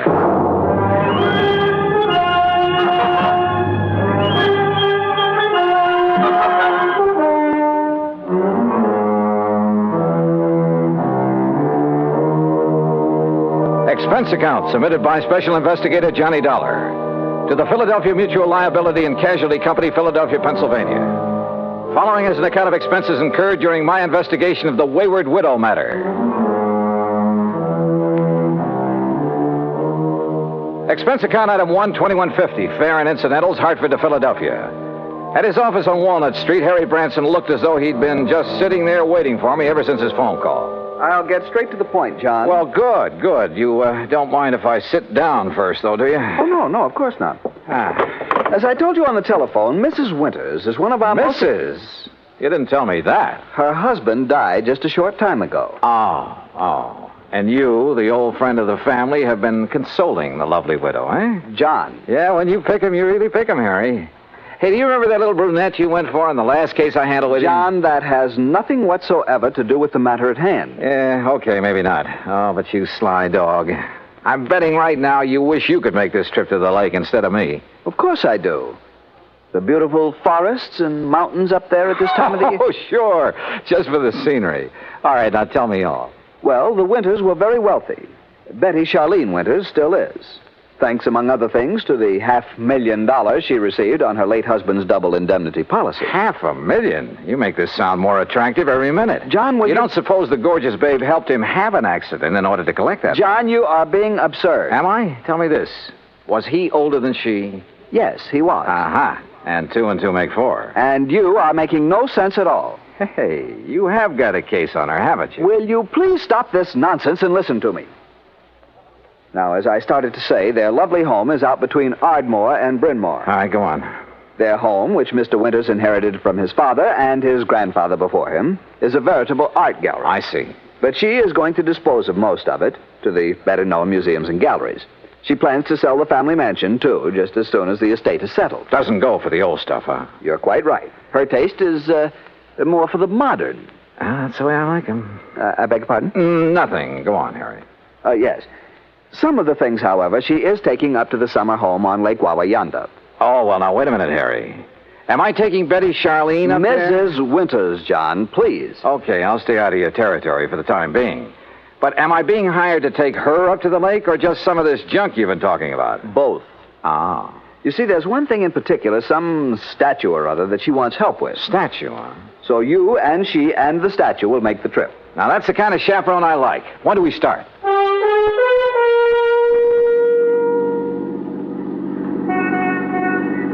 I must confess it's quite a relief to get out of that office for a while. Oh, don't try to kid me, Harry. The only reason you wouldn't let me find my own way out to this winter babe's home. Babe? Honestly, John, you sometimes carry this levity much too far. By the way, how long ago did her husband die? About, 4 months ago. Oh, brother, you don't even wait for the ashes to get cold, do you? John, I tell you that... What did he die of? Well, it was an accident. Yeah? In the car during a little trip that they were making south of here. He'd taken over the wheel from the chauffeur. They struck the abutment of a bridge over a tidal creek leading out to Delaware Bay. Oh? He was thrown out, and his body was carried into the bay. It was never recovered. And so our tasty little dish was left with $250,000 life insurance, a huge estate... John, I simply will not listen to any more of this sort of nonsense. Besides, this is the driveway up to the house. Ah, lovely place, isn't it? It was lovely. There must have been over an acre of perfectly tended lawns and gardens. And in the middle, atop a slight rise, was the main house, built of solid white stone of some sort. Old, too, but in beautiful condition. This was wealth, all right, and plenty of it. Harry's year-old car looked almost tawdry in this setting. We stopped, went up the broad front steps and across a wide porch and rang the doorbell. Yes. Oh, Mr. Branson. That's right. Mrs. Winters is waiting for you in the sunroom. Thank you. Come, John. The butler led us through a large reception room, a huge living room, both of them hung with beautiful prints and paintings, through the walnut-paneled library with its high ceiling and hundreds of leather-bound books. Finally, after passing through a long corridor lined with statues and magnificent vases, we entered the spacious sunroom. There, standing in front of a chair at the window, was a chauffeur. And in the chair sat Betty Charlene Winters. Mrs. Winters, may I present Special Investigator John Dollar.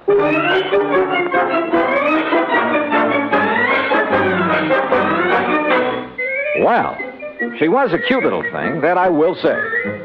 But instead of a young, blonde, and beautiful, well, let's face it, she was 70 if she was a day. All my dreams of a high old time during a week at a mountain lake suddenly vanished into thin air. How nice of you to come, Mr. Dollar. Investigator, did you say, Mr. Branson? Yes. I see. Well, don't just stand there. Sit down and be comfortable, both of you. Thank you. Yeah. Is something wrong, Mr. Dollar? No, not at all. Oh, Haskins here's my chauffeur and general handyman. Hi, Haskins. Mr. Dollar? I've just asked him to get the statue ready for our little trip. Oh, you may go now, Haskins. Oh, thank you, madame. No, wait, please. I wonder if I might see this thing we're taking up to the lake, Mrs. Winters. Well, of course, it's right there in the corner behind you, Mr. Dollar. The cherub. Cherub, huh? Oh, This? Isn't it beautiful? Well, it was a cherub, all right, about 4 feet high with a couple of doves fluttering around its feet. At least that's what I gathered from the garish paint on it. Believe me, it looked like something a third grader had slapped together as a joke on his modeling class. Now, I'm no artist, but so help me, I could have done better myself with a handful of mud and with my eyes closed. An old family piece, Mr. Dollar. Antique. I started to say what I was thinking, but then Haskins lifted the atrocity off its pedestal and left with it. Haskins has made a special box for it. He'll place it in the car so we can leave with it tomorrow. You are ready to leave on such short notice, aren't you, Mr. Dollar? Well, now look, Mrs. Winters, Yes, his luggage is right outside in my car, Mrs. Winters. Then, Eric, you may fetch it and put it in one of the guest rooms. Very good, madam. By the way, I hope you know how to drive a Pierce Arrow, Mr. Dollar. Pierce? Or did you think perhaps Haskins would drive us up to the lake? Well, I don't know. No. Haskins is leaving today on his vacation. And I wonder if he will come back. Why do you say that, Mrs. Winters? Oh, I've been having some trouble with him. Oh? I thought you were always eminently satisfied with Haskins. Until recently. Until the death of my husband. He's been... Well, if he doesn't come back, I shall have to replace him. But now, Mr. Branson... Yes? You're a bit of a rascal. You didn't tell me you were bringing a detective to go along with me. Investigator, Mrs. Winters. Insurance investigator. Since the company wouldn't permit me to issue any special insurance on that thing... But I'd thought you were going to bring me just some strong bodyguard. I have known John for many years, Mrs. Winters, and I assure you... Oh, now, don't apologize. I think this is fine. I just hadn't expected so much. Such a nice, good-looking young... But now come, Mr. Dollar, and I'll show you the rest of the house. We spent the next hour or so on a tour of the place, and Mrs. Winters pointed out the various works of art destined for specific museums and galleries all over the country after she moved out, after the estate was settled. Then Eric caught up with us and announced that Haskins had created the statue and placed it in the car. You know, I was curious about that car, so we went out to the garage and inspected it. It was a Pierce Arrow, all right. Vintage of 1928, complete with headlights on top of the fenders and as bright and shiny as the day it was made. When I tried the starter, it purred like a contented kitten. With a bass voice, that is. Along about 5 o'clock, Mrs. Winters, with a sparkle in her eye, announced it was cocktail time. Harry, being a teetotaler, decided to leave, but not before I buttonholed him for a quick conference. What doesn't make sense, John? Oh, that silly statue, Harry. All the fuss over that piece of junk. After all, John, with all the big policy she carries with us on the legitimate artwork, well, we just can't afford to displease her. But if it had any real value... Perhaps it does to her. How can it? Unless she has a lot of jewelry hidden away in the base of it or something. What, John? Cocktails, she said, and I'm sure ready for them. Go on back to Philly, Harry, and wait for my final report. Well, I must admit that Betty Charlene Winters turned out to be a charming hostess, a very interesting conversationalist. Even long after dinner, over brandy and cigarettes, we chattered away like a couple of magpies. I didn't question her about the statue because I wanted to find out more about it on my own hook. Finally, about midnight, we decided to retire, had a nightcap, and went to our respective rooms. But instead of going to bed, I sat around and read for a few minutes, turned off the light, waited a few minutes more. Then, quietly, I slipped out of my room. That was a mistake. For as I reached the end of the long hall to the stairway, a door behind me suddenly opened. Huh? Who's there? I said, who's... Oh!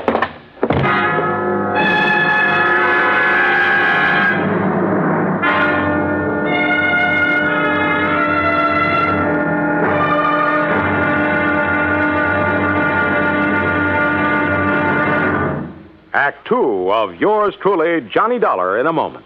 With the bigger, more impressive kaleidoscopic change of events on the world scene today, we sometimes forget the smaller kaleidoscope, the child's toy, with its ever-changing designs and color. The kaleidoscope is a fantastic experience for any child. That is, any child who can see. But what of those children who cannot experience the ecstatic pleasures of form and color in the ever-changing world about them? This problem has bothered many, and many such people have tried to solve it. One-time soldier in the United States Army, Robert Neiman, is one of them. Captain Kenneth Moyer, also of the Army, is another. Both men, while stationed in Japan recently, set about the task of raising funds for the purpose of providing eye examinations and operations for sightless Japanese children. In return for this gesture, Japanese eye surgeons did not charge for their services.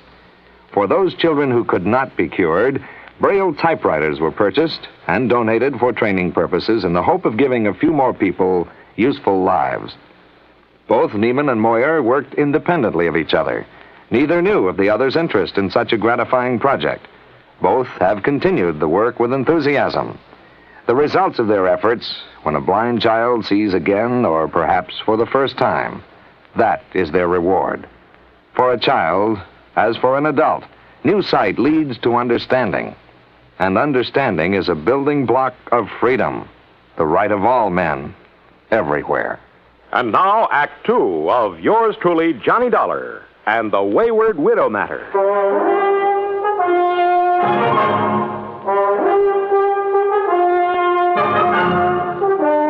When I came to, it was morning, and I found myself in my pajamas lying comfortably in my bed in the guest room.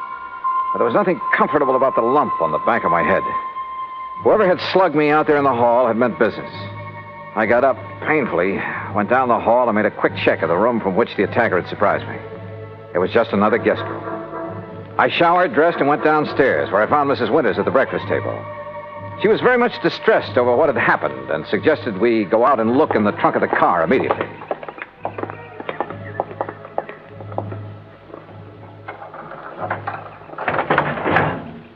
There now. Do you see, Mr. Dollar, the box with the statue in it hasn't been touched. I don't understand it. Where is your chauffeur, Mrs. Winters? Why, Haskins left on his vacation last evening. I thought I told you. But surely you don't think Haskins... Well, you said you were having trouble with him.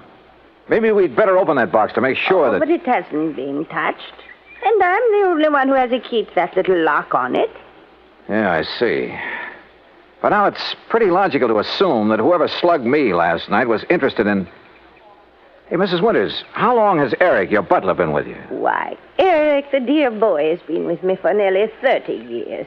But good heavens, you surely don't suspect him of anything like this. He's a very fine person, Mr. Dollar, and a perfect gentleman. Oh, certainly more of a gentleman than my late husband ever was, in spite of his money. Oh? I must confess that although his death was a terrible shock, life has been a great deal easier for me since he passed away. Just how do you mean that, Mrs. Winters? No, well, why talk about it? Something that... Oh, why not talk about it? I married Charles for his money, Mr. Dollar. I'd never got any further than the front line of the chorus until he came along.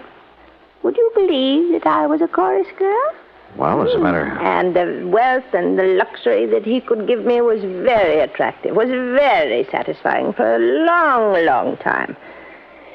But for the past 10 or 15 years, maybe more, he insisted that we just stay penned up in this musty old museum he called a home. And what happened? Well, all our friends were traveling around the world, seeing new places and new people. We just sat here looking at four walls and at each other. Except for a couple of blessed months up at the lake. You'll love the place up there, Mr. Dollar. It's new and fresh and modern.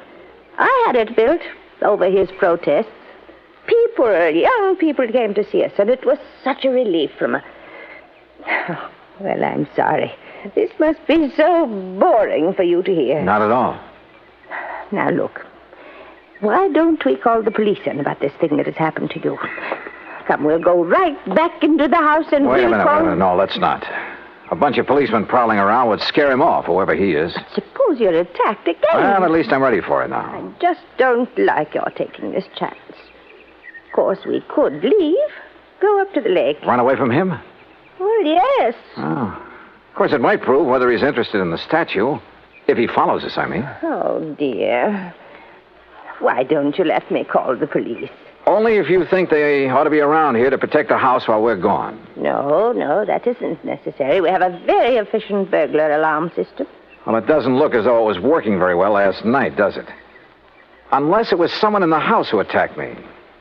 Who else is there besides you and Eric? No one, except the cook. Male or female? Oh, no, Mr. Dollar, not Martha. Why, the poor dear is nearly as old as I am, and a real companion for me. Sounds strange, I know, but we're real nice friends. All right, let's go back in, have our breakfast, pack our things, and go on up to the lake. Eric, who served the breakfast and whom I hadn't seen since dinner last evening, kept giving me a rather strange look. And as soon as breakfast was over, I quickly stuffed my things into my handbag and headed down to the garage. Eric was waiting for me there. He insisted that he put my things into the trunk of the car, which killed any chance I might have had to pry open the box with the statue. I started to question him about the night before. But as it turned out, my questions were quite unnecessary. Yes, Mr. Dollar. It was I who carried you back to your room and put you to bed. Oh? You see, I was making a final inspection of the house, as I always do after everyone else has retired. I'm always concerned about the many valuable things we have. I don't blame you. Well, I was on my way up the main staircase when I heard you fall. I was slugged. Forgive me, sir, but when I found you there at the head of the stairs, I thought your condition was due to... you must pardon me, sir, but was due perhaps to having imbibed too much brandy after dinner? Not a bit of it. Somebody barged out of that guest room and struck me from behind. But I saw no sign of anyone else about. You're sure? Most certain, sir. Was this fancy burglar alarm system you have turned on? Yes, sir. Well, then whoever did it either stayed in the house until this morning or knew the place well enough to get out without setting off the alarm. But I don't see how that would be... Have you called the police, sir? No, and we're not going to. Mrs. Winters and I are leaving for the lake just as quickly as possible. But don't you think this is sufficiently serious to warrant... Don't forget one thing, Eric. It was pretty dark in that hall. The attack might have been intended for you. Good heavens. But why, sir? I don't know. Oh, dear. Oh, there you are. Eric, you may fetch my bags from my room while Mr. Dollar and I planned the trip. Very well, madam. Oh, you don't know how glad I'll be to get there. Such a relief from this place. And all the things associated with it. I'll be so glad when Charles' estate is settled and I can sell this old house and just Martha and I can stay at the lake. Oh, I know all the paintings and things are all very fine and valuable. But I'm so tired of looking at them. Well, then why do you take this so-called, I beg your pardon, the statue up to the lake? Well, this is different. Oh, yeah, I'll grant you it is a bit different from the other things that... Oh, well, let's talk about it along the way.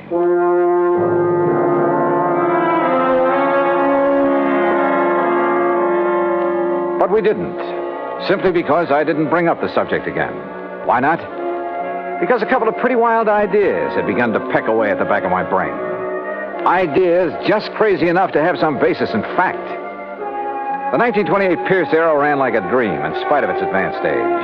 And Mrs. Winters, in spite of her advanced age, kept the conversation going at a merry clip. There was a sparkling, almost buoyancy about her. And the hunch that had hit me began to grow. We crossed the Delaware River at New Hope on Route 202, and in Lambertville, we stopped at the sign of the Flying Red Horse to gas up the car. That's item 2470. While the attendant was busy with that and checking the tires and battery and so forth, I made some excuse or other and stepped around to the telephone booth at the back. Harry Branson here. Harry, I want you to drive out to the Winters home at Bryn Mawr again. Oh, what for? Just do it, right away. Then call me up at the lake. Well, whatever you say, John, but I wish you'd tell me... Gotta go now. Goodbye. The rest of the trip through the pretty North Jersey countryside was uneventful. And finally, north and east of the little town of Andover, we came to Lake Wawayanda. We drove along a private road to the far end of it, and there, perched on a little cliff above a deep basin, was a real smart, modern brick and glass home. That's right. Straight up the little hill and park in front of the garage. Little hill? I just hope we can make it. Right here. I hope the brakes will hold, or this thing could roll right on back into the lake. Oh, and the lake is so deep right there, nearly 100 feet. An old mine or something before the water came up. Oh, this is a pretty dangerous driveway. Here now, let me help you. Thank you. One of the first things I'm going to do is have this driveway built up and leveled off and a big stone wall built around it. Yeah, you'd better. Careful now, this is pretty steep. Oh, listen. Yeah? Telephone is ringing inside the house. Oh, well, let me have the key and I'll go in and answer it for you. I'll answer it. You can unpack the car while I do. I suspected the call was from me, but didn't want to say as much. So I opened the car trunk and proceeded to take out the luggage and the big, clumsy box for the statue. The box was heavy, very heavy. And I wondered how Haskins, the chauffeur, had been able to pick up and carry the statue so easily back in Bryn Mawr. I finally got the box perched on the edge of the car trunk when Mrs. Winters called to me. It's for you, Mr. Dollar. It's Mr. Branson. Oh, okay, I'll take it. Leaving the box there on his precarious perch, I went on up to the house. Right here in the front hall, Mr. Dollar. Oh, all right, thanks. I'll go on out to the car and get my coat and purse. Yeah. Johnny Dollar. John, this is awful. Terrible. As I just told Mrs. Winters, this is... Well, I couldn't believe it. How did you know? How did I know what? Eric, the butler. Yeah? Dead. He's dead. And John, Dead from what? How did he die? He apparently fell down the main staircase. The poor cook, Martha, is the only other person in the house. She's beside herself. Yeah, I'll bet she is. But whatever made you suspect something was wrong out here? Call the police, Harry. Make sure they look for a possible blow on the head that might have been delivered before he fell. What? Mr. Dollar's going to fall. So long, Harry.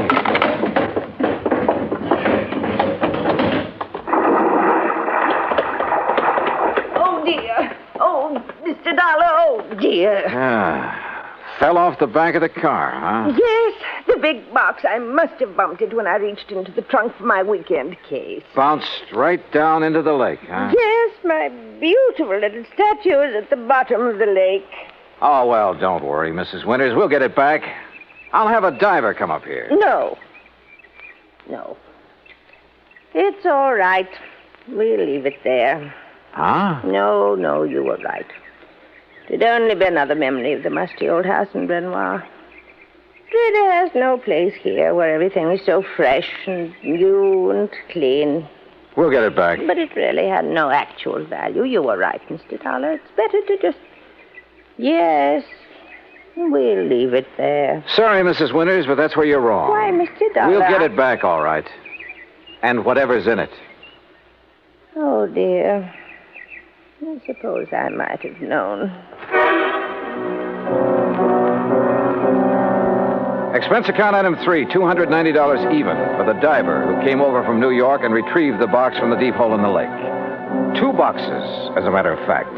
One with Haskins' body in it, and the other with the body of Charles Winters, the body that was supposed to have been washed out to sea after a car accident. The story? Well, of course. After Haskins got rid of Charles for me, I had to do something about him. Or rather, we did. Martha, you know. Such a wonderful friend. Was Haskins the one who slugged me? Yes, so foolish of him, wasn't it? But he'd heard Mr. Branson say you were an investigator, and it frightened him. Worried me a little, too. Well, he might have killed you, too, if Eric hadn't stopped him. And, of course, Eric knew that Haskins had unwittingly made this second box for his own body. So now Eric's gone. Martha, huh? Yes, she did it. But she had to put him away. Oh, yeah. You see, he was the one who took care of Haskins for us. And we couldn't have him around knowing everything. Oh, dear. Martha and I had planned so many wonderful things together. But now... Oh, dear.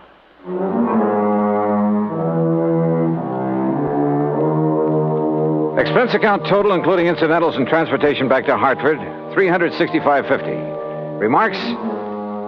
Well, I'd rather not say how I feel about a case like this, Harry. A whole crime wave by a couple of apparently sweet old ladies. The legal procedures, and there'll be plenty of them, are up to you and the company, as well as recovery of the insurance paid on poor old Charles Winters. Hey, next time, give me a case that doesn't turn my stomach, will you? Yours truly, Johnny Dollar.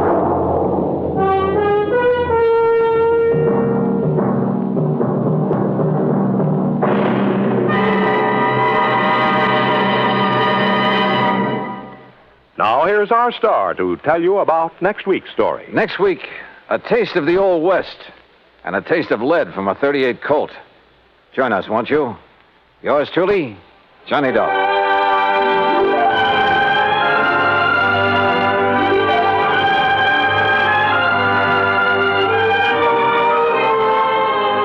Yours truly, Johnny Dollar, starring Bob Bailey, originates in Hollywood.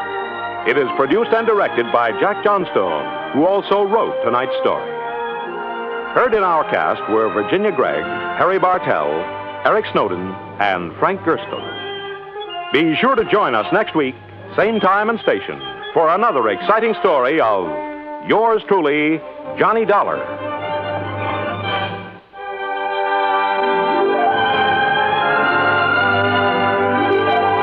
This is Joe Walters speaking.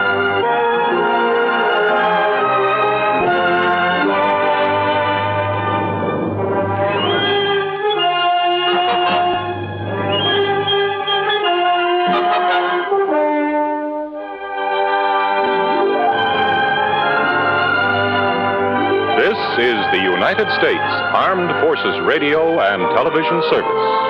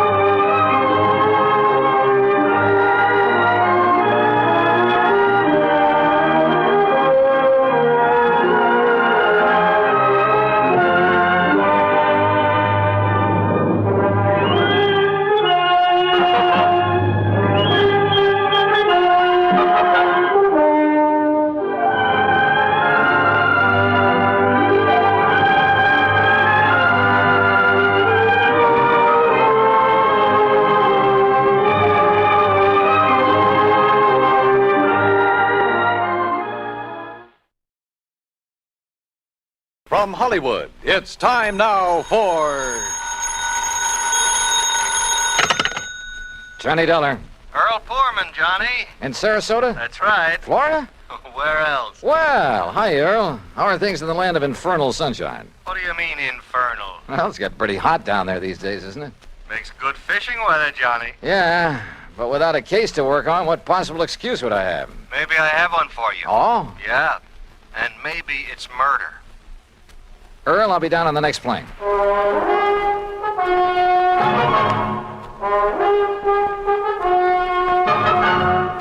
Bob Bailey in the exciting adventures of the man with the action-packed expense account, America's fabulous freelance insurance investigator. Yours truly, Johnny Dollar.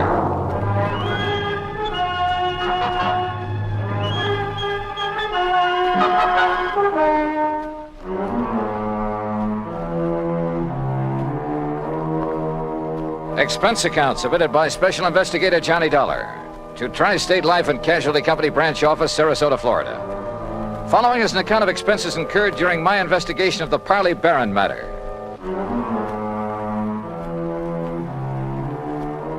Expense account item 1, $131.50, transportation and incidentals to Sarasota, Florida.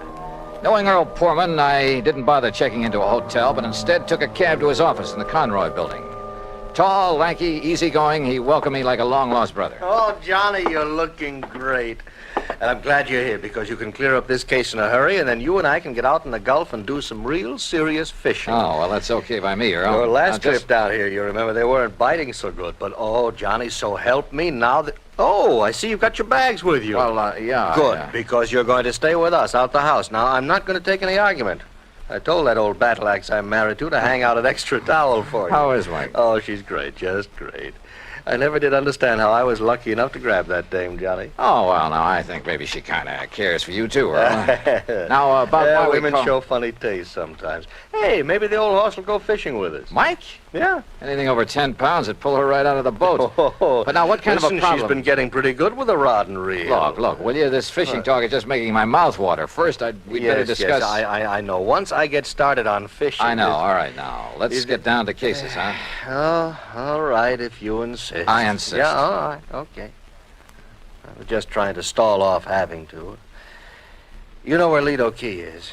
Lido? Yeah, a mile or so offshore, just beyond St. Armand's Key, where we live. Oh, yeah, sure. Well, a client of mine, a man I've known for years. He retired, bought himself a piece of property there, built a nice little home on it. His name is Parley Barron. So?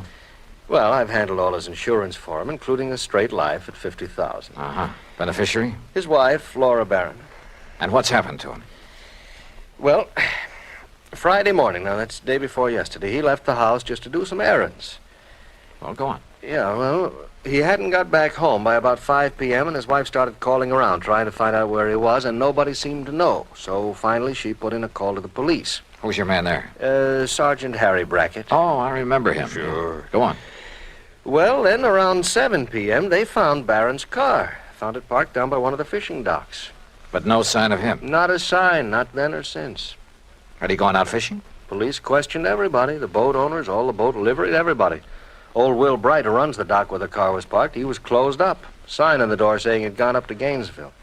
Well, could Barron have had any reason to disappear? Oh, no. Well, not that anyone knows of. What kind of a person is his wife? No, she's very sweet, Johnny. She's a bit of a bore, but... Oh, they doted on each other. All right, how about enemies? Parley Barron? Never. Sweet old guy. I sure hope you can find him. That he's still alive. I'm afraid I doubt it. Well, so far you've given me no reason to believe he's dead. Well, it's just a feeling, I guess. And I don't like it. Well, what else can you tell me, Earl? Nothing, really. Then maybe I'd better talk to Mrs. Barron and to the police. Yeah. Oh, here. You take my car. Oh, thanks. It's the new air-conditioned cad out in back of the building. What did you do? Oh, Michael picked me up. Now, we'll see you at the house for dinner, huh? Well, that may depend on what I find out in the meantime. Whenever you're ready, there's food and there's a bed waiting for you, and I hope you... Well, I just hope you find Parley Barron. Pretty good friend of yours, isn't he? Oh, yeah, Johnny. He was. Earl seemed so sure that Barron was dead. I was pretty down in the mouth about it. But I wondered, did he know something about the old man that he hadn't told me? That didn't seem like Earl. He gave me the Barron's address on Lido Key, and I drove out there. Laura Barron was a fragile, gray-haired little old lady wearing steel-rimmed spectacles and with almost a sanctimonious air about her. She sat primly, properly straight in her chair as we talked, a Bible in her hand. Then Mr. Earl Poorman has told you as much as any of us knows, Mr. Dollar. I see. But even the smallest bit of information may hold the key to finding your husband. Only prayer can help us now, Mr. Dollar, or help him if he's gone to the great beyond. Well, tell me, how was he dressed on Friday morning when you last saw him? As you see him in the picture there on the table in old gray pants and a rather tattered sport shirt and that old straw hat. That shirt is blue? Yes. He was so happy the day that picture was taken. He just finished making an addition to our dock with his own 2 hands. He was so proud. Now... Yes, I'm sorry. He'd hoped to get his own little boat, too, for fishing. He loved to fish so. Yes, well, tell me, please, do you know of anyone who might have wanted to harm your husband? Oh, dear, no, Mr. Dollar. And you'd had no argument or disagreement with him before he left here that morning? Huh? We had no disagreement even about little things in 41 years of blessed marriage. Not even about his work. I see. What did he do before he retired, Mrs. Barron? Oh, I had hoped you wouldn't ask that because I've always felt that the good Lord wouldn't approve. Of his work? I'm a very religious woman, Mr. Dollar, and as I say, in 41 years we never questioned one another's thoughts or actions. But... What was your husband's work? I won't say that it was sinful, because he wasn't a sinful man. Parley was a good man, and many times he made it plain that his work helped to save lives, too. And I accepted it because he felt he was doing right. Yeah, well, you still haven't told me, Mrs. Barron. Always deep in my heart. Mr. Dollar. Yes? Have you thought that perhaps it may have been the intercession of divine providence that has taken Parley from us? No. But you must consider it, mustn't you? Because the workings of the power that guides our destinies, our birth and our death... Mrs. Barron... They are sometimes too mysterious for us mortals fully to comprehend, much less question. Well... And so, if my beloved Parley has been taken from us for some divine purpose or for something he might have done unknowing that was not in accord with the supreme will... Mrs. Barron, I'm sorry, but I would like to know what your husband's work was. I know, and perhaps it was my humble mission on earth, the cross I had to bear to guide him away from it, to... chemicals. He was a chemist, Mr. Dollar. Explosives. Explosives? Yes, heaven please forgive me for not having led him into some other field. Where did he work? Tampa, Dufresne Chemical Corporation. Dufresne. Oh, yes, I've heard of it. Explosive things to kill in defiance of the Almighty's purpose that we love one another. Yeah, but now how long ago was this? He retired in 1951. And since then? Here in Sarasota. Uh-huh. And to keep himself occupied? Oh, this lovely home of ours and his fishing.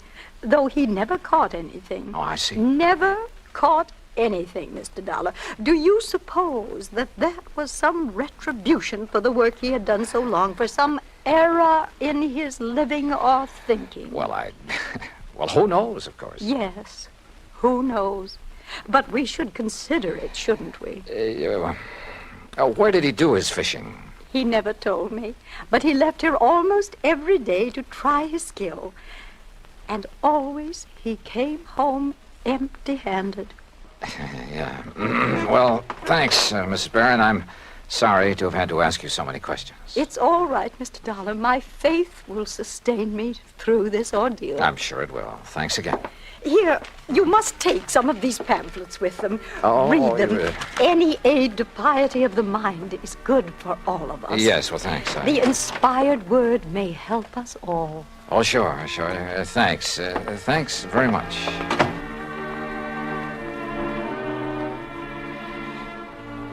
I like to think that on the whole well, maybe I'm not too religious in the sense of going to church regularly and that sort of thing, but well, at least I try to live a decent sort of life and observe the golden rule and stick to some ideals.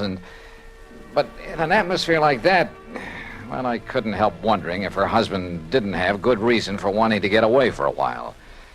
In any event, I'd got nowhere on the case, so I phoned Sergeant Harry Brackett. That's item 2, 10 cents. But the desk at headquarters said he wouldn't be back until about 6 p.m. And since I really had nothing to go on until I could see him, I dropped in on Earl again. You kidding? Then we'll take the boat, run out into the Gulf, and get some fish for dinner. It's the best time of day. So who was I to refuse? And within the hour, we were fighting the tide through the pass between Lido and Longboat Keys on our way along into the Gulf. Yeah, Johnny, I find I always have my best luck along about this time of day, just before sundown. I still ought to be back there working. Why? Sergeant Brackett won't be back at headquarters until 6 o'clock. You told me yourself. Now, what can you do until you talk to him and find out what leads he may have? Oh, man, you are a funny one. You call me long distance to get down in a hurry, then insist I go fishing instead of working on the Don't you case. know, fishing's the answer to more problems than anything else in the world. You got worries? Go fishing. You'll forget them. Got a nagging wife? Oh, don't let Mike hear you say that. Well, she's different. Cute little shrimp. But you know what I mean. A writer, he wants ideas, he goes fishing. A businessman? A detective? Huh? All right, go ahead and say it, an insurance investigator. Sure. I'll bet that more than once when you've been stumped on a case, why, if you had just relaxed your mind by going out somewhere and wetting a line. I wish it were that easy. And so far as this matter is concerned, I haven't even got started on it yet. Well, relax anyway. Who knows? Maybe the answer to what's happened to poor old Parley Barron will just come to you. Oh, yeah, sure. Oh, sure. Instead of you chasing Earl. him. Huh? Yeah? Up ahead, just to the right there. Where? Oh, yeah. Somebody's old beat-up straw hat. Yeah, and a little further. You know something? The tide will carry that skimmer right smack into the Earl, city pier. look. And if the fellow that lost it Look, knows... further over to the right. Huh? What is that, floating there? I don't know. Well, it looks like... Oh, good Lord. Johnny. It's a body, Johnny. We'll drift over to it. It's a body, all right. And that straw hat looks exactly like one I saw in a picture this afternoon. Here. I got it. Can you reach him, Johnny? Yeah. Here we go now. Oh, good boy. All right, now let's see. Oh. Is it? Yeah. Are you sure, Earl? Oh, yeah. Yeah, Johnny, it's poor old Parley Barron.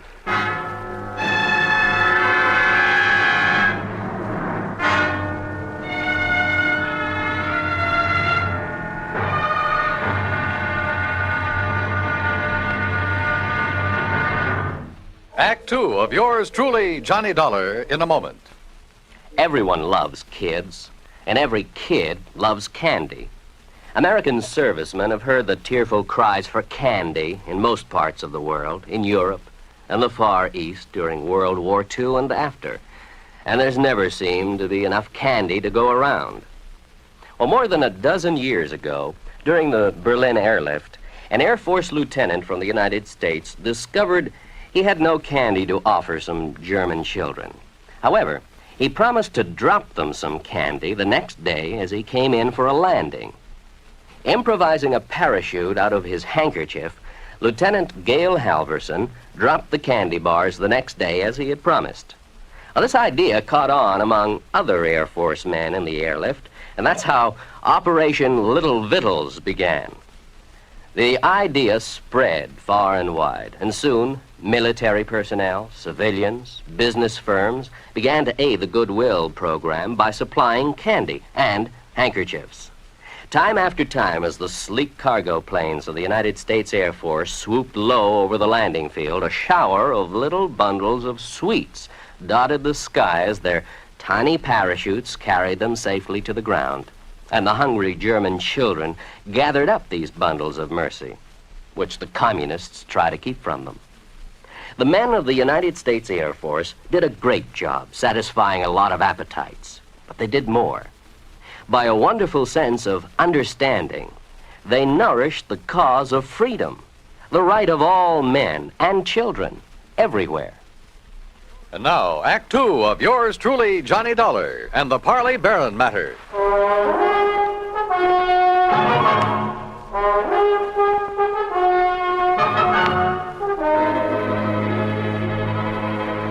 Two days' exposure to the elements and the creatures of the sea had made almost unrecognizable the body that Earl Portman and I found floating in the Gulf of Mexico off Sarasota, Florida. But Earl was certain it was the remains of old Parley Barron, who had disappeared 2 days before. The men on duty at police headquarters confirmed the identification and placed the body in the morgue to await the autopsy surgeon. On a hunch, I asked Earl to drive me over to Will Bright's boat dock, where Barron's car had been left parked. It's like I just finished telling the police over the telephone. I wasn't here when poor old Barron come for his boat on Friday. Oh, what a shame, such a nice old man. Where were you, Mr. Bright? I was up to Gainesville picking up some fishing tackle from a wholesaler. Well, then Mr. Barron must have got a boat from someone else that morning. Oh, no, sir. No? Mr. Pullman, no, sir. Why not, Mr. Bright? Oh, he never took out a boat from anybody else but me. His own boat. At least it was the one I kept set aside for him. And that's what kind of puzzled me, Mr. Dollar, is it? That's right. Well, you see, when I come back here Saturday night, his boat was right here at the dock. But it weren't tied up in its usual spot where I always tie it up. Somebody had moved it. Must have. And it weren't my helper, Pete. You know, Johnny, that means he may have taken it out, but whoever did him in returned it. Oh, possibly. Mr. Bright, which one is his boat? Oh, right here. I'll show you. I always give him the same one. Never let nobody else use it. That's why he kept his fishing tackle just laying in it, always ready to use. Here. Yeah, I see. I've heard he wasn't a very good fisherman. No, he never brought in a thing. Of course, maybe he was so soft-hearted he put back everything he caught. Or maybe his daily excursions were just to get away from his wife, Mr. Bright. Now, don't you say nothing against her, mister. Maybe she is a little touched on religion. Sure, she tries a different kind every couple of months. But she's a fine woman. Just like he was a fine man. And everybody knows it. Yeah. The whole town is mourning him. Excuse me. What are you looking for, Johnny? Earl, I just noticed something about this tackle lying in the boat. Mm-hmm. Well? Come on. Thanks a lot, Mr. Bright. I'd like to tell you what I think might have happened. Yeah, maybe later, thanks. Well, what did you find there, Johnny? Earl, did Parley Barron ever go fishing with you? You were good friends. No, he always wanted to go out alone. Yeah, but not to fish. Huh? That tackle box hasn't been moved in months. The paint is still dark under it. What? And that reel, I could hardly turn it. Well, then what? I don't know what. But Barron was using that boat every day for something besides fishing. Any ideas? You know him pretty well, have you? No. Let's get over to headquarters. Earl felt he ought to go back to his office where his wife Mike had promised to pick him up, so I borrowed his car again and went over to headquarters alone. Sergeant Harry Brackett, who was assigned to the case, had returned. He was on the phone when I walked in on it. Gentleman, he gets back to town, Mrs. Dana, so please have him call me immediately, will you? Yes, ma'am. Thank you. Yes, sir, what Johnny. Yeah, hi, Harry. Yeah, Johnny, I'm sure glad you're here. I got a real mixed-up case on my hands. The Parley Barron Matter, huh? Well, you know about it? That's why I came to Sarasota. Earl Portman called me. Have you found out anything? Nothing much, have you? Well, only what's here, the autopsy report. What's in it, Harry? Doc Snowden says that Parley Barron was dead before he was put into the water out there in the Gulf. Oh? No water in the lungs, you see what I mean? It probably means murder. Have you told anybody this? No, not yet. Why not? Well, I don't know. Maybe because I just can't figure anybody in the world would want to kill Parley Barron. Did you talk with Will Bright down at the boat dock? Just before you came in. You know, it sounds like somebody went with Barron in his skiff that morning. Killed him, dumped him over the side, and then brought the boat back alone, doesn't it? Yeah, except for one thing. Pete Marino, a little kid who plays around Bright's dock all the time, he's sort of a self-appointed caretaker when Bright isn't there. What about him? Well, Peter saw Mr. Barron take off in his skiff Friday morning, alone. But he didn't see him come back. Pete went home for lunch. When he got back to the dock, the skiff was in. Uh-huh. Then whoever did it met him out on the water somewhere. Maybe several people, so that one of them could return the skiff. Be taking an awful chance, wouldn't it? Well, how do you mean? Yeah, Doc's in a pretty isolated spot, all right, but the killer showing up in Barron's skiff without the old man along, that's too much of a chance. How else could it be returned? Tied. Tied? Little Pete says that when he got back to the dock, the skiff was there, all right, but not in its usual place. So Will Bright mentioned. Also, it wasn't tied up. It was just sitting there. Oh, then you meant untied. No, I meant T-I-D-E. When the tide's rising, it floats everything from the pass between Lido and Longboat Keys right up to Will's dock. You think the boat just floated back by itself? You got a better idea? Harry. Yeah? Are you sure it was Barron's body we picked up out there? After all, the fish and whatnot disfigured it pretty badly. Johnny, I've known him for years, and didn't Earl Pullman recognize him immediately? Yeah. In the clothes he was wearing, his own straw hat? Well, have you checked on his dental work, things like that? I'm waiting now for Dr. Dana. He was his dentist to get back to. You know, that's a funny thing. What? I called Dana the minute that body was brought in. After all, teeth are about as solid identification as you can get. Oh, I thought you were sure anyway. Well, I wanted to be doubly sure. Anyhow, when Dana didn't get here right away, I called him again. I got his wife on the phone, and according to her, he suddenly left for Tampa. Urgent call or something. Where in Tampa? She didn't know. At least she wouldn't say, but it seems kind of fishy to me. Well, it may just be that one of his patients... Daner. That's right. The man who got so much publicity about atomic radiation studies, effects on the teeth, and so on. That's the one. What's the matter, Johnny? Well, when you're stumped on a case, says Earl Poorman, go fishing. We did. We found a body. What are you getting at? Me, when I'm stumped, I play my hunches, no matter how crazy they may seem. And the hunch I have right now, man, is the craziest. I'll see you later. I learned a long time ago in this business, when you got a hunch on the line, you play it for all it's worth. Item 3, 10 cents for a phone call from a booth in the drugstore just around the corner. Hello? Hello, Mrs. Daner. Yes, this is Mrs. Daner. My name is Larkin, Mrs. Daner, from the Federal Bureau.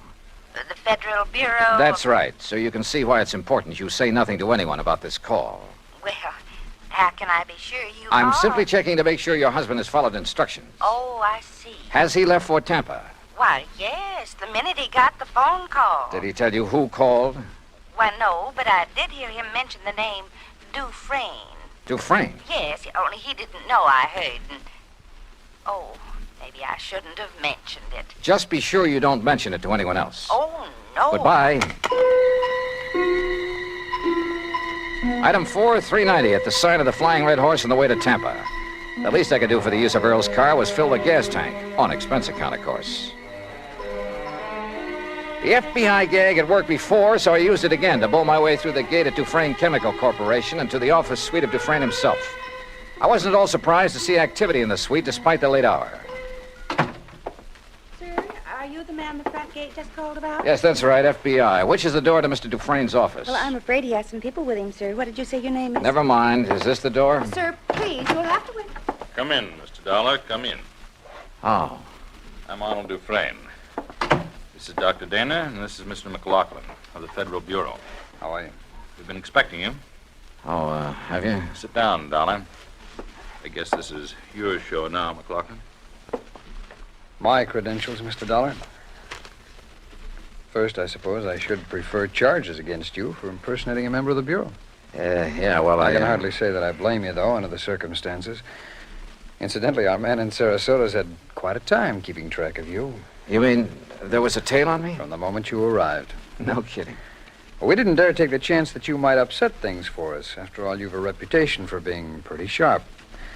We should have anticipated that you might be called in on the case, but though we planned things very carefully, we, shall we say, overlooked you. Even as we almost slipped up with Dr. Dana here, who would identify that body.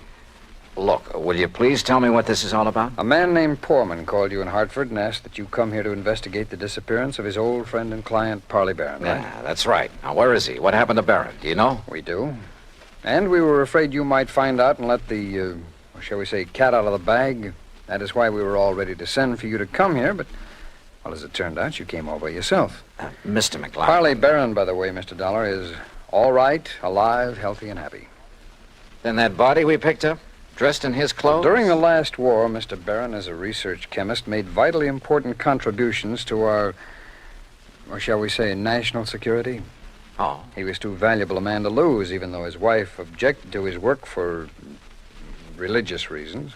Yeah, I gathered that from talking to her. Or perhaps you even thought she might somehow be implicated in his disappearance. The thought certainly entered my mind. Well, in any event, so that he could continue to have a happy home and at the same time carry on his tremendously important work, we arranged for the little deception that has been going on for some years now. His so-called daily fishing trips. That's right. But each morning in a small hidden cove, I needn't tell you where, he was picked up and brought here to Tampa to carry on his work. Well, I'll be darned. No one was the wiser. Even our, shall we say, competitor nations in atomic and missile research, who were bound to keep tabs on such a man, they knew only that he was working for the Dufresne Chemical Corporation. They did know that, huh? Well, we must suppose so. International espionage is pretty well organized these days. Ah. But now this disappearance, Mr. McLaughlin. Changes in plans for nuclear developments had made it mandatory that he spend some time in, elsewhere. Where? Well, shall we say, somewhere in New Mexico, something like that. So to openly send him there would have indicated to our competitors what these new developments could be. That had to be avoided at any cost. Therefore, the plan for his disappearance was carefully worked out and carried out. Then whose body was it we picked up? Well, some poor, unidentified old derelict who was on his way to Potter's Field. I see. Well, believe me, if the Bureau functions this thoroughly in everything it does... Oh, we try. Well, what about Mrs. Barron? Oh, she'll bear up. We, of course, made sure of that in the beginning. And then when her dear husband does return... When will that be?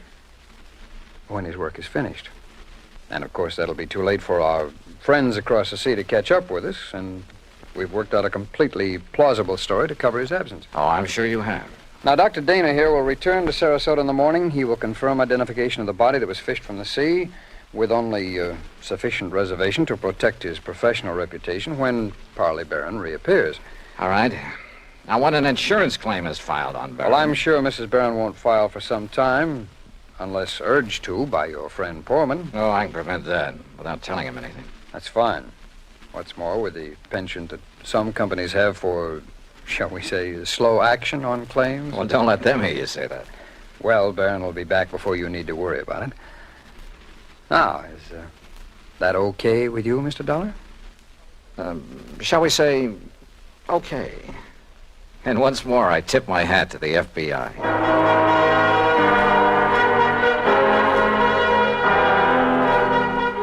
Expense account total, including plane fare and incidentals back to Hartford, $421.50. Remarks? For obvious reasons, I have used fictitious names throughout this report, and of course delayed filing it until obtaining official clearance. Yours truly, Johnny Dollar.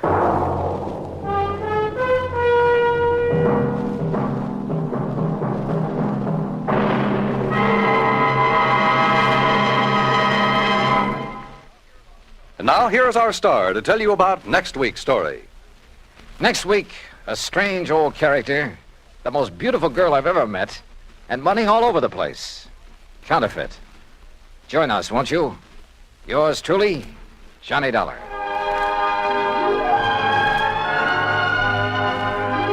Yours truly, Johnny Dollar, starring Bob Bailey, originates in Hollywood.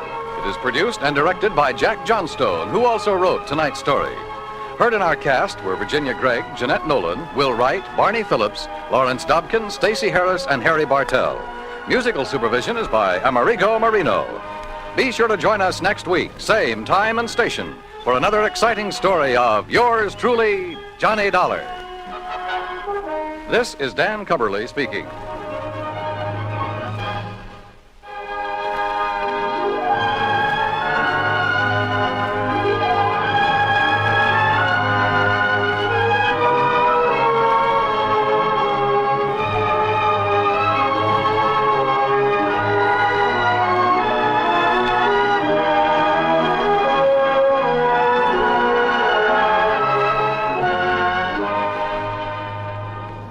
Johnny Dollar has come to you through the worldwide facilities of the United States Armed Forces Radio and Television Service.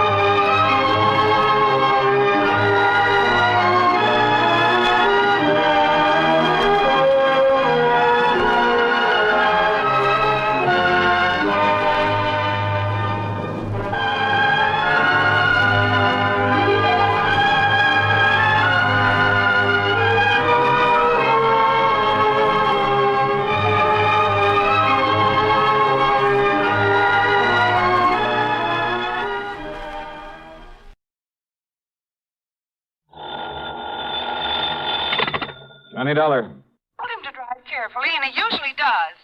But a few minutes ago, on WSPB, when I heard the radio news report... Huh? Well, it was about a man who was found dead in his car on the edge of a swamp. Oh? Well, maybe that The explains radio why... said he was found just off the Tamiami Trail, somewhere south of here. I don't know exactly where. Oh, and you think maybe that's what he went out to see about, huh? No, listen, unidentified, they said. The man, I mean. But the car, the description of the car, it was exactly like Earl's.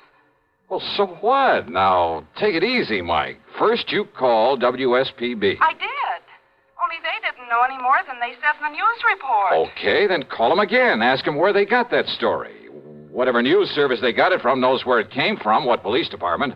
Or maybe they got it from the police direct. All right, Johnny. I'll phone them again. Sure. And when you get the information, you can call the police direct. Yes. Yeah, I'll do it.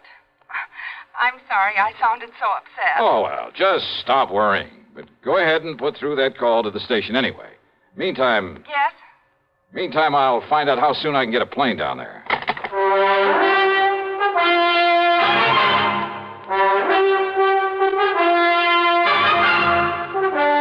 CBS Radio brings you Bob Bailey in the exciting adventures of the man with the action-packed expense account, America's fabulous freelance insurance investigator. Yours truly, Johnny Dollar.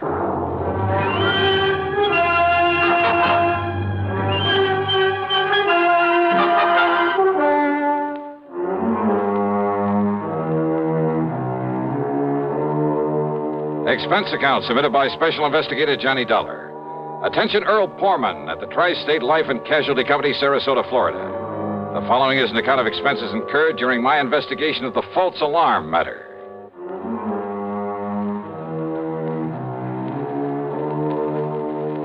Expense account item 1, $79.60, taxi and a plane out of Hartford.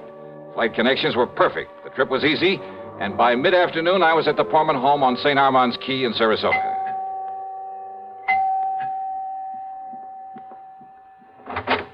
Johnny, oh, you sweet guy.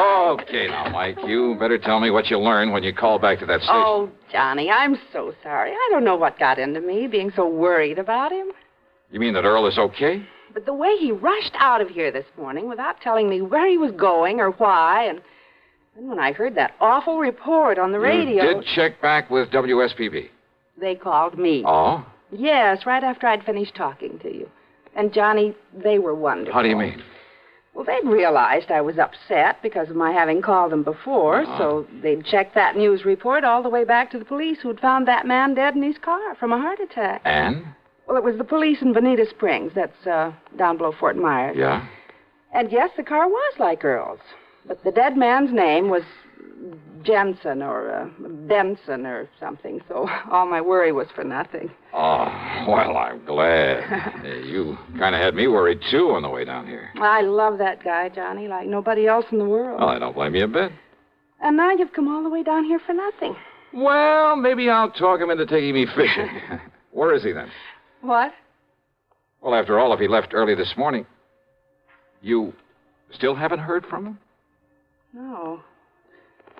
No, Johnny, I haven't. And look, it's after 4 o'clock. Ah, easy, and gal. Johnny, this isn't like him. Not to at least call or something. Now, don't start worrying that pretty head of yours again over nothing. But if he'd told me where he was going or why, he was in such a hurry Mike, to get... And with all these crazy drivers on the road this time Mike, of year... behave yourself. But Johnny, Look, now, I kind of like that guy, too. And if you'd given me just one honest reason to be concerned about him... Oh. You see? That's probably Earl calling you right now. Oh, dear, I hope so. Sure, of course it is. I'll bet on it. Well, go ahead, answer it. But if it isn't, if it's the police or something... Okay, I'll take it. Mike, listen to me. Huh? Who is it, Johnny? Look, listen, I'm sorry not to have called you. It's Earl. But I've been tied up on a pretty serious matter down here. What kind of matter? It could be a murder, one of my policy holders. So put in a call for me to Johnny Dollar up in Hartford. Johnny. Ask him to get here as fast as he can. You get that, Mike? Tell him not to bother stopping there at the house, but to meet me down here. Down where, Earl? Or maybe you can meet him at the airport and drive in... What? What did you say? Well, I simply asked you down where. Oh, well, down here... What? Who's that? Well, keep talking, Earl. No, wait. What is this? I mean, who are... Johnny? That's right. Oh, now look, somebody's trying to... Is this some kind of a gang? Well, just exactly where are you? You haven't been very definite so far. Okay. It's 9727 Sunnyvale Road. It's off the highway below Venice. But now listen... Well, if Michael let me use her car, I'll be down there in jig time, okay? Who are you? I told you. but it isn't possible. Just keep your shirt on. How could it be? Why don't you sit there and patiently try to figure it out, huh? You rascal. But, Johnny, if you really are Johnny, look, say something more. Talk to me some more. Or else I'll down in Venice. What? Yeah, try figuring that out, too. Well, I know I can. Oh. Well, everything okay now, Mike? Am I relieved? Sure. But you rascal, have you ever put Earl into the Department of Utter Confusion? Well, I tried. I'm sure you succeeded. So if I may use your car... Of course you may. Then maybe I better hit the road before Earl has a chance to call back. Yes, you do that.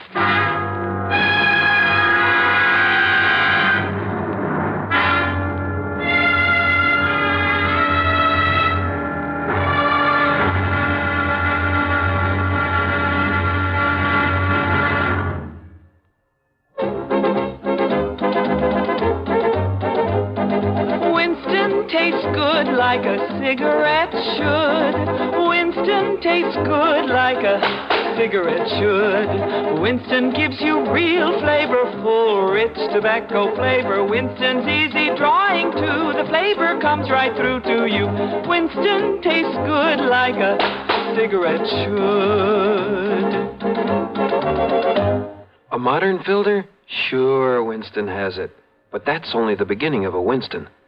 Up front, up where it really counts, Winston packs exclusive filter blend. Light, flavorful tobaccos, specially selected and specially processed for filter smoking. Filter blend. That's why it's fun to smoke Winston, America's best-selling filter cigarette. Winston tastes good like a cigarette should. And now, Act Two of yours truly, Johnny Dollar, and the False Alarm Matter.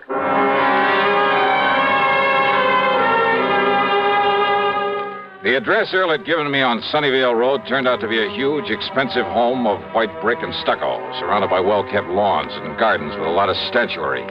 Tall palm trees lined the driveway, and there was every conceivable kind of tropical tree. Yeah, quite an estate. 2 cars were parked out front, Earl's and another one that looked familiar with a doctor's tag on it. Earl met me at the front door. After learning how come I happened to be in Florida, he got straight to the point. But now come inside, Johnny. Yeah, sure. It was Dr. Crutcher who called me, dragged me over here. You remember him? Sure do. Lives just up the street from you and Mike. Yes. Well, Doc is here now, and he can probably tell you more about this than I can. Well, Earl, you said something about a possible murder. Crutcher has been the family doctor. Has taken care of Linda ever since she was a little girl. Linda? Which is to say, since long before she inherited the family chemical business, made it pay off, then married Frank and built this beautiful home. Frank who, Earl? As wrong a marriage as there could possibly have been. Frank was after Linda's money, that's all. And everybody in the world seemed to realize it but she. Yeah, but who's to argue when love comes along? Love? Don't kid yourself. It was out of pity for Frank that Linda married him, made him president of the plant. Typical of her, though. What do you mean? Harry Forrester, chief chemist and VP. Not because he knows anything about it, but because she felt sorry for him after she turned him down in favor of Frank. Jim Tarker, Bill Price, Art Higbee, sitting there in their fancy offices, collecting big salaries, and only because she'd known them as kids, heard their sob stories, and wanted to help them. And that plant makes money? Only because Linda really ran things herself. Now that she's dead, well, I'm sorry to have got so far away from why I'm glad you're here. It's all right, Earl. The more general background I can get in a case like this, if it is murder. And I'm absolutely certain now that it is. I'm glad to see you, Johnny. How are you, Doc? Glad you could make it, though how you got down here so quickly. Well, maybe Earl will tell you about that later. Yes. Now, look here. Doc led me across the room to the bed. Lying there was the body of Linda. Even in death, she was beautiful. And I must have said something to that effect under my breath. Yes, she was, Johnny. She is now, but not when Earl and I first arrived. Oh? Her body was twisted as though in pain, eyes wide, the pupils dilated. That sounds like cyanide. But look at her now. That's right. So, I decided it must have been something far more subtle, something that would leave no obvious indication after a couple of hours. Possibly potassium theramolysilate. Oh, I'm afraid I never heard of that. Immediate symptoms are much the same as for cyanide, but now, as you see, the body is relaxed, and what color is left? Well, another doctor, not knowing her history, might have come to the same conclusion as the maid when she called me and said that Linda was having a heart attack. That's why Doc had me come along with him, Johnny, in such a hurry. What do you mean? A heart attack, Linda? Oh, I see. So, I immediately made some tests. Well, ever since you got me interested in forensic medicine, Johnny, well... Oh, I told you you'd make the best medical detective in the world, Doc. Well, I carry quite a bit of equipment about in my car. And I'll bet it even includes that ubiquitous microscope of yours. Yes. Anyhow, I found definite indications now of potassium theramolysilate. Well, how was it given to her? I said indications, Johnny, not traces of it. So? I doubt if even an autopsy would show traces of it. But then how are we going to... Well, isn't poison usually given in food? I've checked the silverware, every piece of china, every utensil in the house. No sign of it. And she hadn't been out of the house. But now, don't forget this, Johnny. Yeah? Just one good breath from a PTM crystal could produce death in a matter of minutes. Well, what about the servants? There must be servants in a place like this. There are, and I've questioned all of them. Nothing. Do you mind if I talk to him? By all means, Johnny, do so. Most of all, I wanted to see the servants, see what they were like, and, well, I must admit, they all convinced me they'd been completely devoted to their mistress, that not one of them could possibly have been accessory to this murder. The last one I talked to was Irene, Linda's personal maid, who'd been with her, helping her dress when the end came. And I was at the closet getting her shoes for her. Now, where was she, then? Sitting there at the dressing table, poor dear. She had fixed up her hair, and she was putting some perfume on herself before getting into the dress that she... Wait a minute, please. And then she clutched at her heart, and she screamed. Yeah, and then Irene, thank you. That'll be all. And she was gasping, and I helped her over to the bed, and so I laid her down and...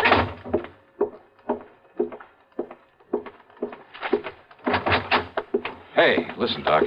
Yes, Johnny? Now, let me see. Yeah, here. This perfume bottle with the stopper lying here beside it. Yeah, here you are, Doc.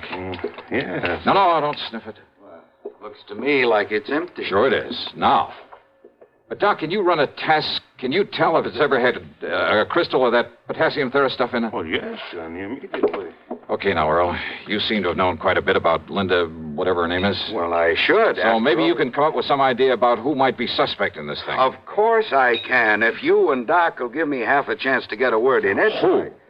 But it's the proof you've got to get for us. Who, Earl? Look, I told you about her marriage, the reason for it, didn't I? Huh? And who else would have access to this rare drug that Doc is talking about? And who else will get hold of the chemical plant now that she's gone?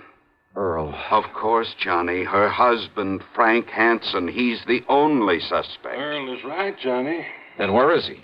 He left here early this morning, ostensibly to go to the plant. He hasn't been seen there. Hansen. That means only one thing. He skipped. But if you can find him, if you can prove he did this... Johnny, there was potassium theramolysilate in this bottle. Wait a minute. Hansen. What? She said a name like Jensen or Benson or something. Who? What are you talking about? Earl, I'm sorry, but I got a hunch this prime suspect of yours is also very dead.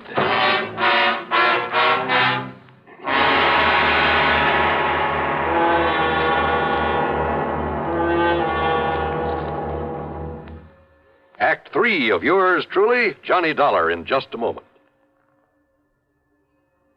Here's a reminder to you that March is Red Cross Month.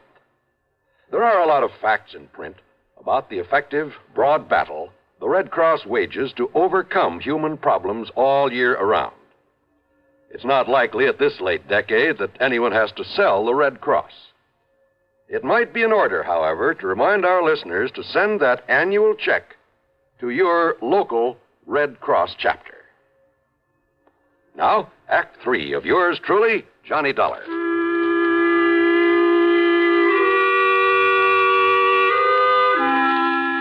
I made a phone call to Police Lieutenant Paul Briscoe at Bonita Springs. Yes, it was the body of Frank Hansen they'd found in that car off the Tamiami Trail. Apparently, he'd just been driving along on his way to the plant, smoking a cigarette, when his heart suddenly... Huh? That's right. The cigarette just fell to his lap and burned up to ashes. I told him to run a test on the other cigarettes they'd found with the body, a test for PTM. About an hour later, the lieutenant called me back. You were right, Mr. Dollar. It was no heart attack that killed him. It was that poison. Then I talked with Doc and Earl about the personal side of Linda's life, about her love affairs over the years. And yeah, sure enough, the one man who threatened all sorts of things if she married somebody else. But there was still the matter of getting proof for a confession. Yes? What is it, Johnny? What are you thinking of? Doc, I'm going to need your help. You know I'll do anything I can. Now, let me think. Let me think for a minute. Yeah. Hey, listen. Can you concoct something out of those chemicals you have there? Something that will, say, make a kind of stain after a few seconds if you put it on your hand? Well, I don't know, John. Yes, maybe there is. Yes, a combination of this colorless dye with a small amount of ferrous hide. Yes, of course it will. A combination? Good. But what for, Johnny? Because I'm going to play this hunch of mine to the end. But we need some proof. Oh, and Doc. Yes? A tiny sponge or a piece of gauze that'll absorb one of those two chemicals that I can tape it inside a finger on the left hand. Why? Anything you say, Johnny. The other chemical, well, just keep it in the bottle until I'm ready to use it. Johnny, do you mind telling me what you're up to? Sure I mind. Just get that stuff ready for me, Doc, and we'll take off. A few minutes later, the three of us in Earl's car drove down to the chemical plant. Fortunately, the chief chemist, Harry Forrester, was still there. I was introduced, shook hands with him, with both my hands. Then we took him into a private office, and I went to work on him. I'm afraid I don't understand what this is all about, Mr. Dollar. Insurance investigator, did you say? Yeah, that's right, Forrester. Now listen to me. Oh, very well. If Linda Hanson were to die... Linda? Die? Heaven forbid. Oh? I was in love with Linda at one time. Very much in love. With Linda or her money? I beg your pardon. You know that's true, Harry. Pullman, I resent that. Just sit down, Forrester, and take it easy. Okay, now. If Linda were to die, I would assume that her fortune, including this plant, would go to her husband, Frank. Frank? Well? Well, of course it would. But why do you bring up the thing? But suppose Frank were to die, too. You'd kind of be next in line, wouldn't you? I? Of course you would. After all, you were next in line in her affections, weren't you? Well, Dollar, I don't see that Smart, ambitious guy like you? You mean you didn't even rate next to Frank? Of course I did. Then you'd be next in line, wouldn't you? Well, suppose I were. What difference does it make? And you just happen to know where to get your hands on PTM. PTM? Potassium thimerosylate. You do have it here, don't you? Why, I would assume so. That is a chemist, and you aren't sure? Well, of course we have it.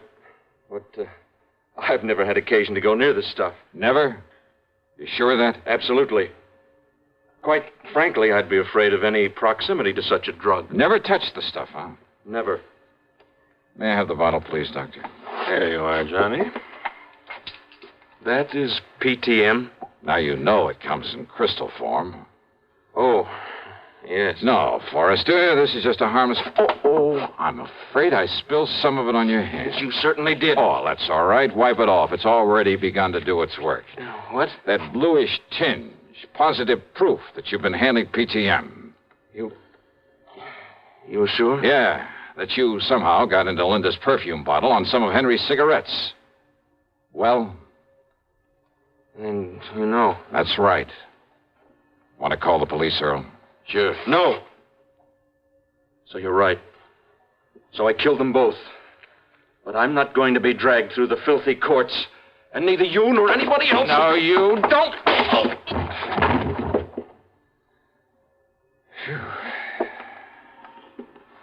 Here, look. This tiny capsule he was about to swallow. Yeah. What do you think, Doc? Well, of course I can't be sure without... Those crystals certainly look like it. PTM. PTM.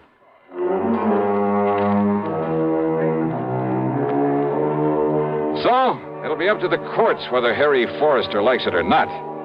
And believe me, I'd hate to be in his shoes. Well, I keep wondering, why don't they ever learn? Expense account total, including a gift to the Pormans for putting me up for a few days while Earl and I did some fishing, $161 even. Yours truly, Johnny Dollar.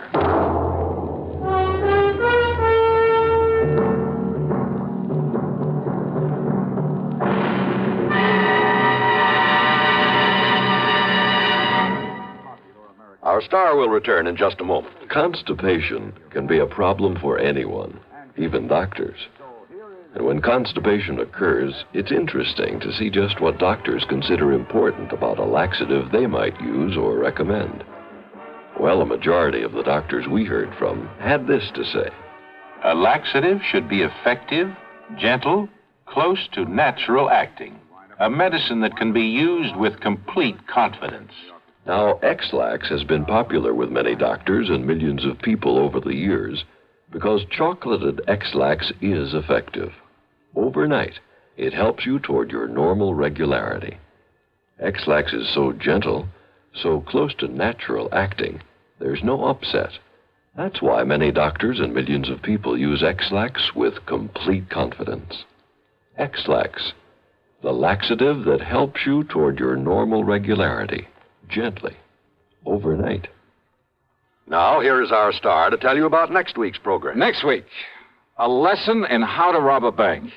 You think I'm kidding? Well, I'm not. You see, it's also a lesson in how to get caught doing it. Matter of fact, it involves a modern, clever, scientific device that not very many people know about. If more of them did, well, believe me, there'd be a lot less futile attempts at bank robbery. And it's this very device that helps me solve the case I investigate by providing a picture, a simple snapshot that didn't turn up, but that gave me all the evidence I needed. Join us, won't you? Yours truly, Johnny Dollar.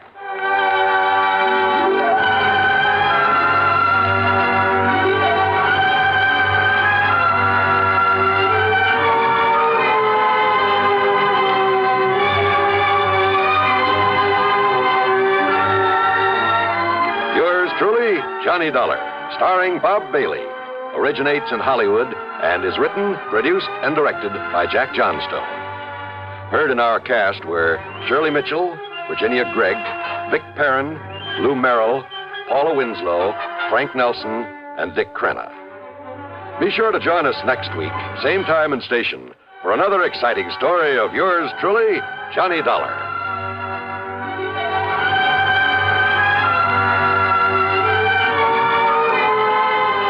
This is John Wall speaking. Stay tuned now for Suspense on the CBS Radio Network. Okay, they're coming into the stretch and turning for home. It's Warlock and Gay Reward head and head for the lead.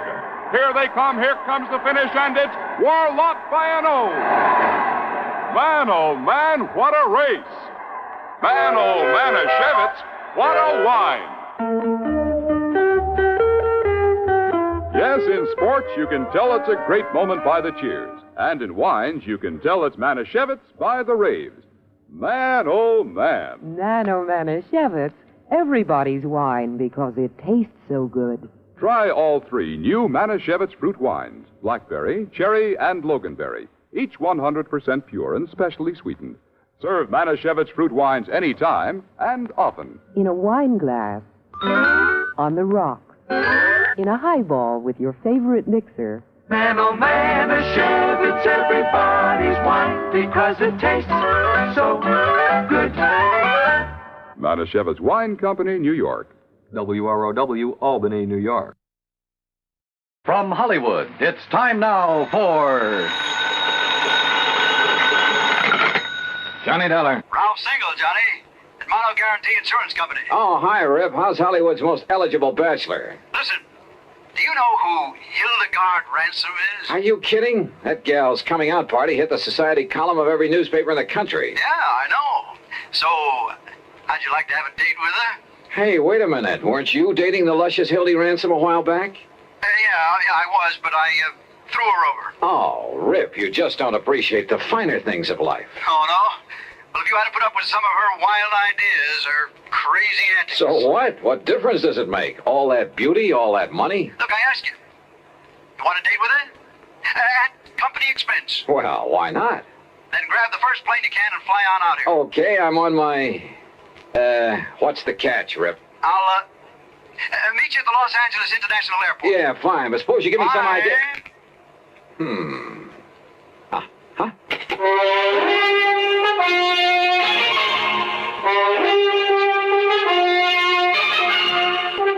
Bob Bailey in the exciting adventures of the man with the action-packed expense account, America's fabulous freelance insurance investigator. Yours truly, Johnny Dollar.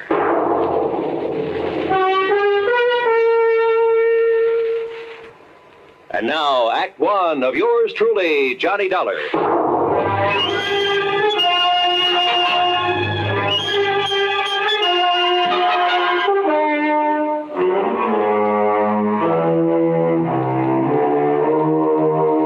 Expense account submitted by Special Investigator Johnny Dollar to the Mono Guarantee Insurance Company, Los Angeles office. Following is an account of expenses incurred during my investigation of the Delectable Damsel Matter.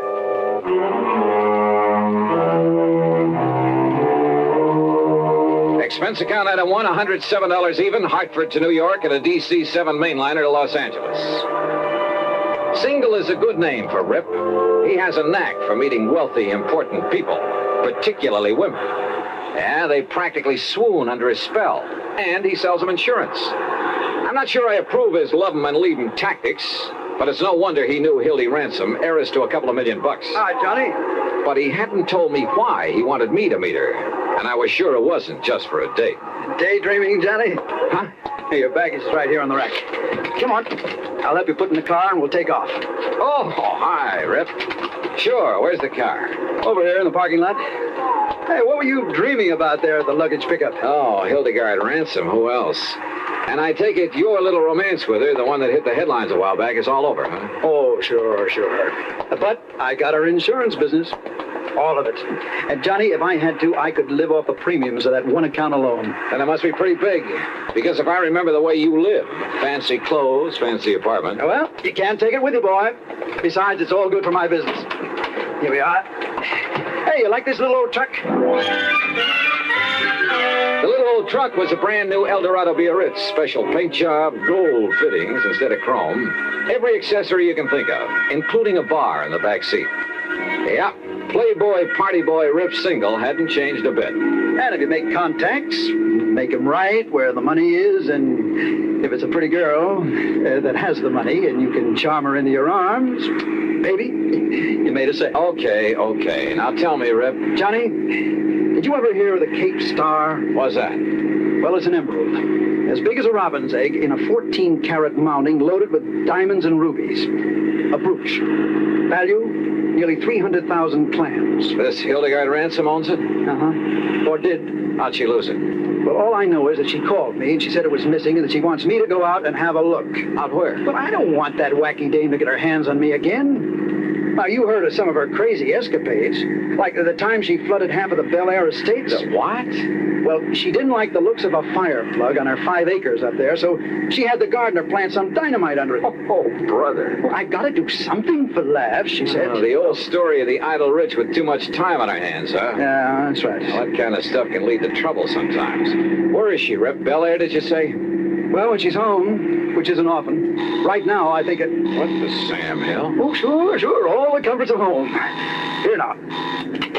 Hello? RHS 1121? That's right, operator. One moment, please. I have a call for you. Oh, thanks. Oh, brother, when I get rich enough to put a mobile phone in my car. Oh, it doesn't cost much. As a matter of fact... Rip Single, are you coming out here to see me or aren't you? Oh, well, now, Hildy... It's the 5th time I've called. And, Rip, if you don't do something about my loss of the Cape Star...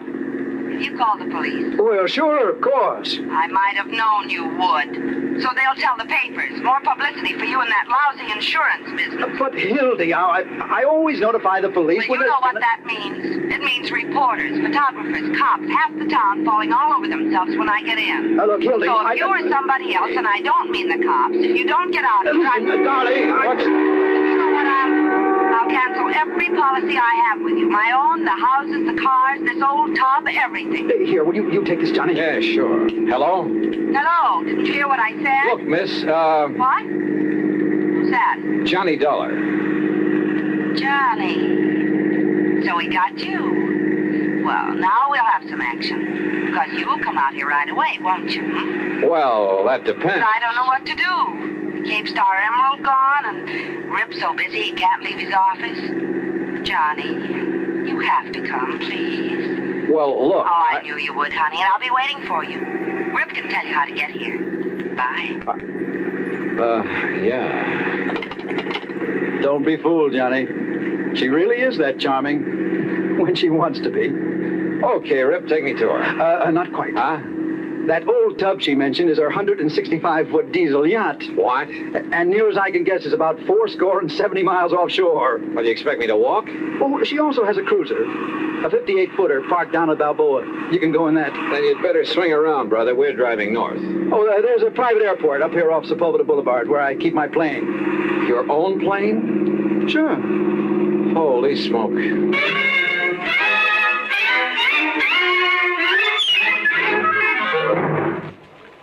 Act 2 of yours truly, Johnny Dollar, in a moment.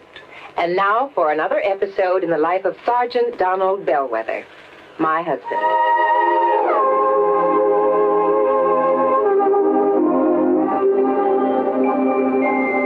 Reba?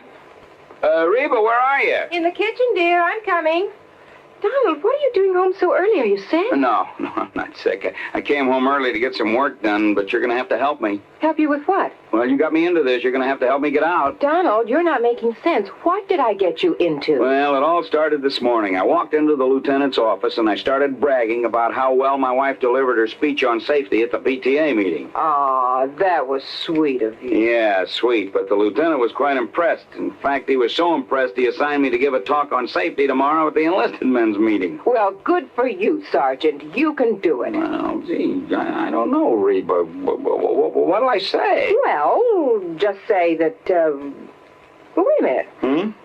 Here's some notes on traffic accidents. Just read these aloud.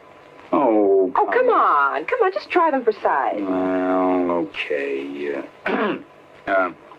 Men, what if a disaster wiped out every man, woman, and child in Springfield, Illinois? We'd be shocked, wouldn't we? So would the entire world. Yet, a total of 95,000 accidental deaths occurred 2 years ago in the United States. That's about 10,000 more than the population of Springfield, the capital of Illinois. Attaboy, you're doing fine. Now, go on. And don't think the men in uniform are exempt from accidents. In one branch of the service alone, 600 were killed and 5,000 injured in a 12-month period. On many, many days during the Korean conflict, more servicemen lost their lives on the highway than on the battlefield. Hey, wait a minute, Reba. These aren't notes. This is a full speech, all typed and ready. That's right, dear. I wrote it for you this morning. Well, how did you know? Well, your lieutenant and his wife were at the PTA meeting, dear. Put up job. I see it all now. I only hope I can do this fine speech justice. Oh, you will, darling. Well, I'll try. Oh, that's my Donald. That's my doll.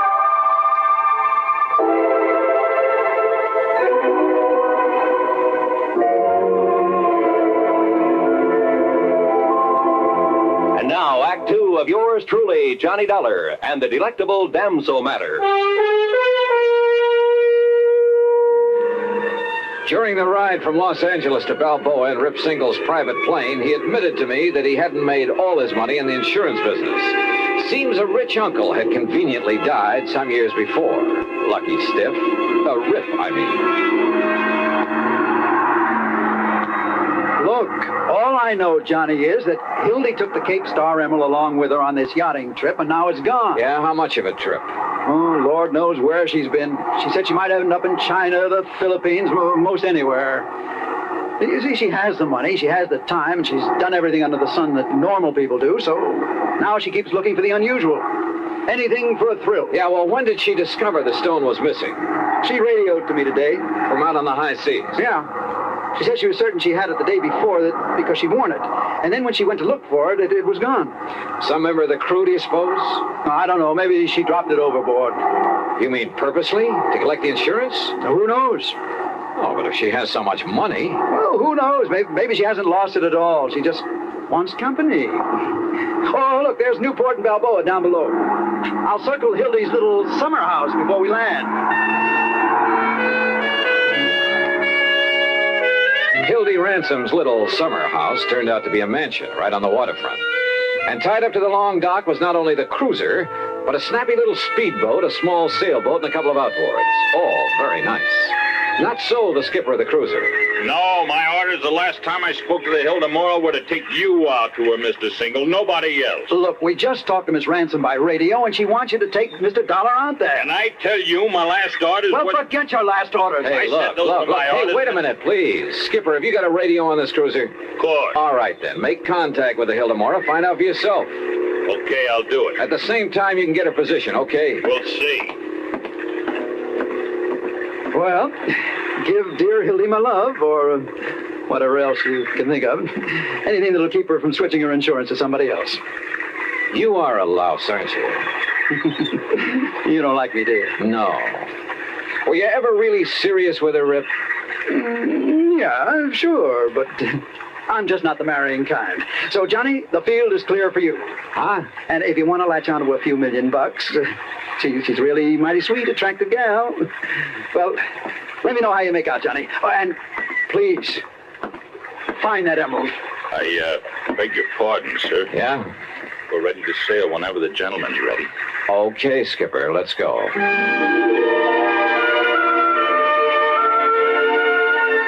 The cruiser turned out to be a dilly, luxury from stem to stern. And the trip out to the Hilda Moral took much longer than I'd expected. In spite of the powerful engines that sent us through the water at over 18 knots, it was well after dawn the next morning when we hove to alongside the Hilda Moral. And that 165-foot diesel yacht made the cruiser look like a broken-down rowboat. As for Hildy Ransom,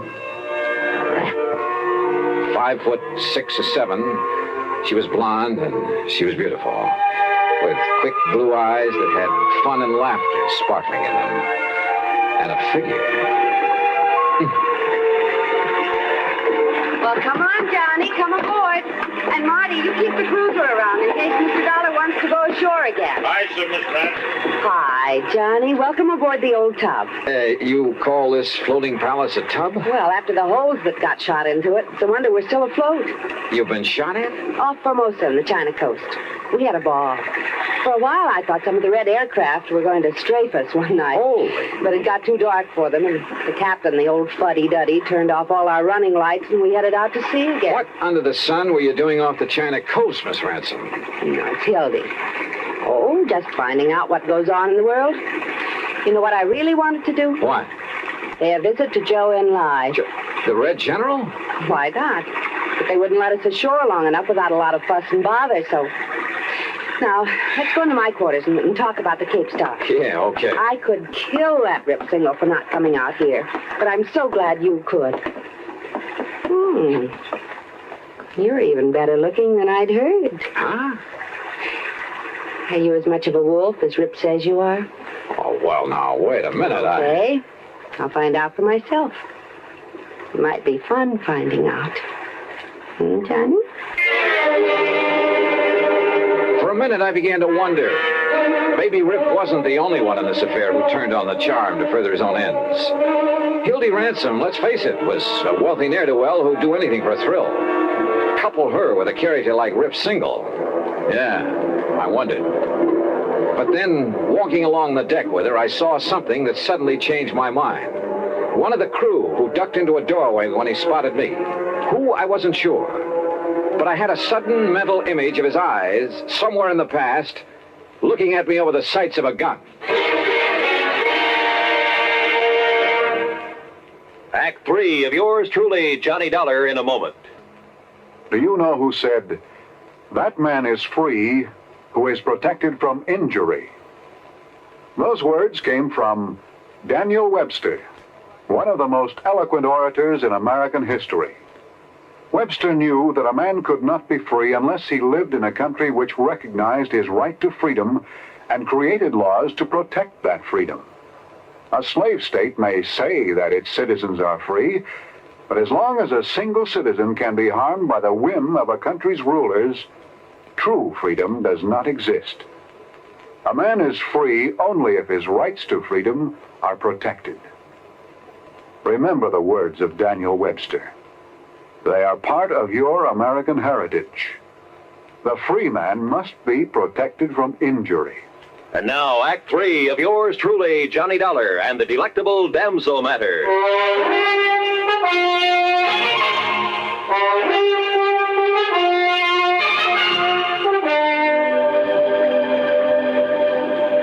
I could have waited till we got in to report the loss of the emerald, but sit down, Johnny, and I'll have some drinks brought in. Okay, thanks.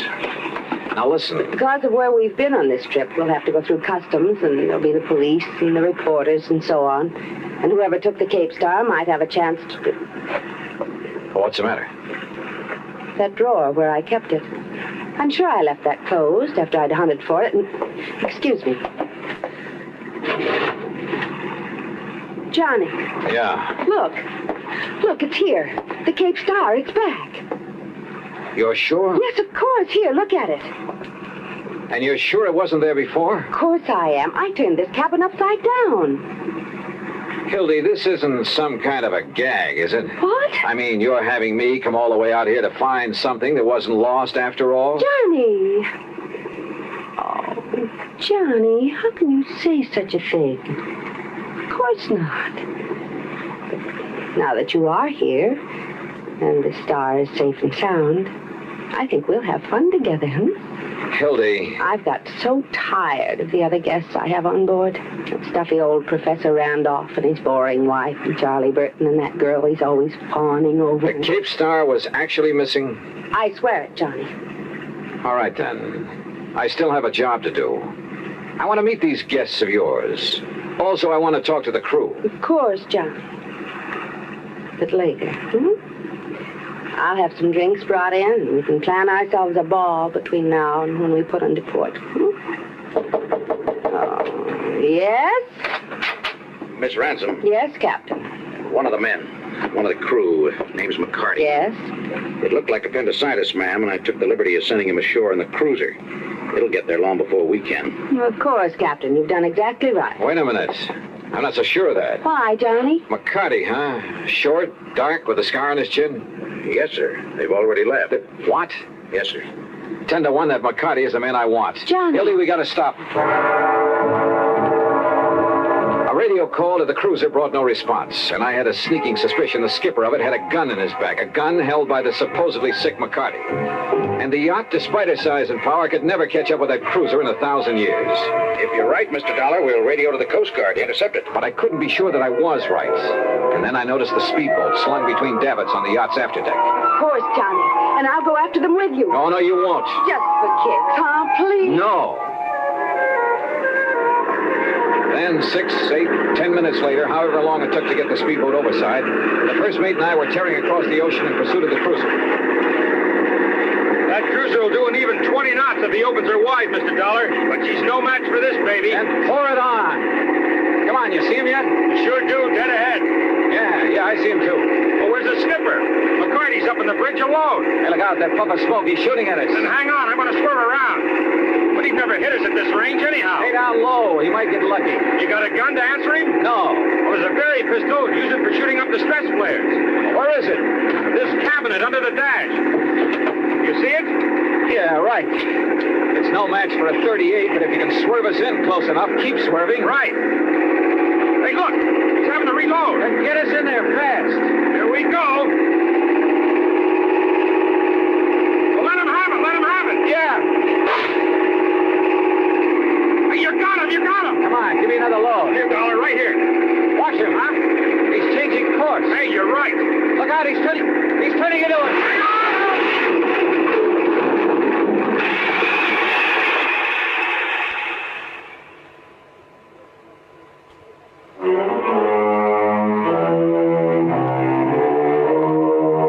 I kind of pieced things together after the yacht, the Hildemora, picked us up. By sheer luck, my shot with a flare gun had struck McCarty full on. He was badly burned. And after the smash-up, the mate had pulled me out of the drink. By then, the yacht caught up with us. And do you know what he was doing, Johnny? That man who called himself McCarty? Oh, hi, Hildy. Smuggling. Narcotics that he picked up in China. Yeah? He knew we'd never get through customs when we came to port, so he stole the Cape Star. Just long enough to make sure the cruiser would come out to us. He knew I'd sent for somebody. Oh, yeah, I get it. Then he played sick to go back on the cruiser. That way he'd avoid customs and the police. Yes, honey. Where is he now? Below, locked up. And after the way you hit him with that flare. Well, now he is sick. Darn it. Darn it. We didn't have to get him into a doctor. Gee, Johnny, you and I could cruise around and... Well, it will be 2 or 3 days before we get to port.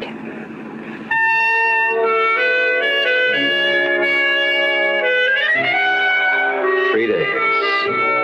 And what a 3 days. But, oh well. Expense account total, including transportation back to Hartford, $230 even. Remarks? It's funny, isn't it? You never know what you're going to get into when you take on even the most routine kind of case. Yours truly, Johnny Dollar.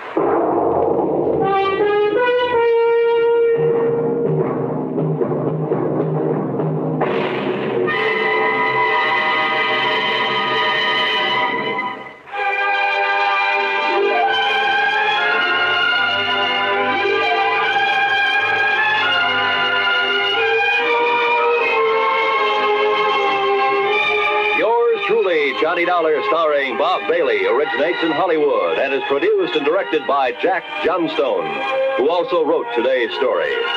Heard in our cast were Virginia Gregg, Chet Stratton, Barney Phillips, Jack Moyles, and Frank Gerstle. Be sure to join us next week, same time and station, for another exciting story of yours truly, Johnny Dollar.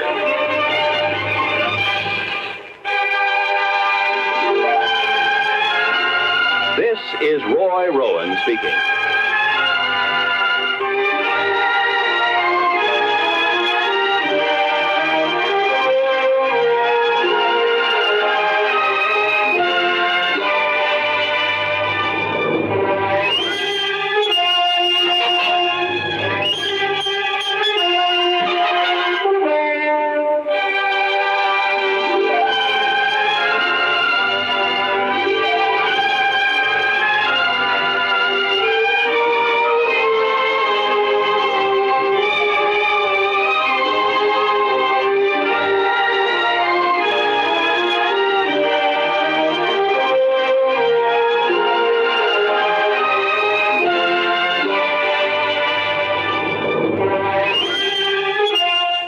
Johnny Dollar has come to you through the worldwide facilities of the United States Armed Forces Radio and Television Service.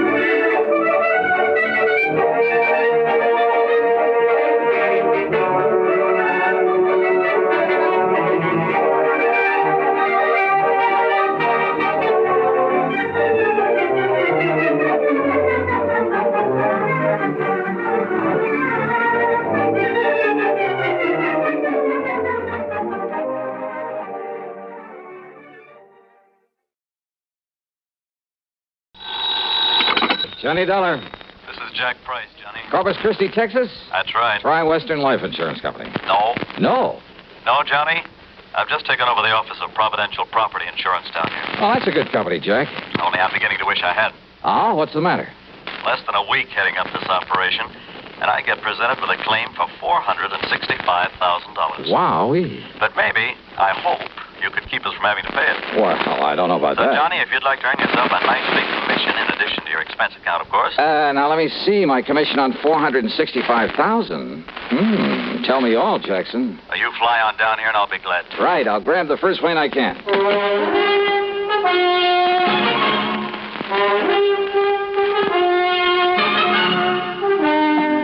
CBS CBS Radio brings you Bob Bailey in the exciting adventures of the man with the action-packed expense account, America's fabulous freelance insurance investigator. Yours truly, Johnny Dollar.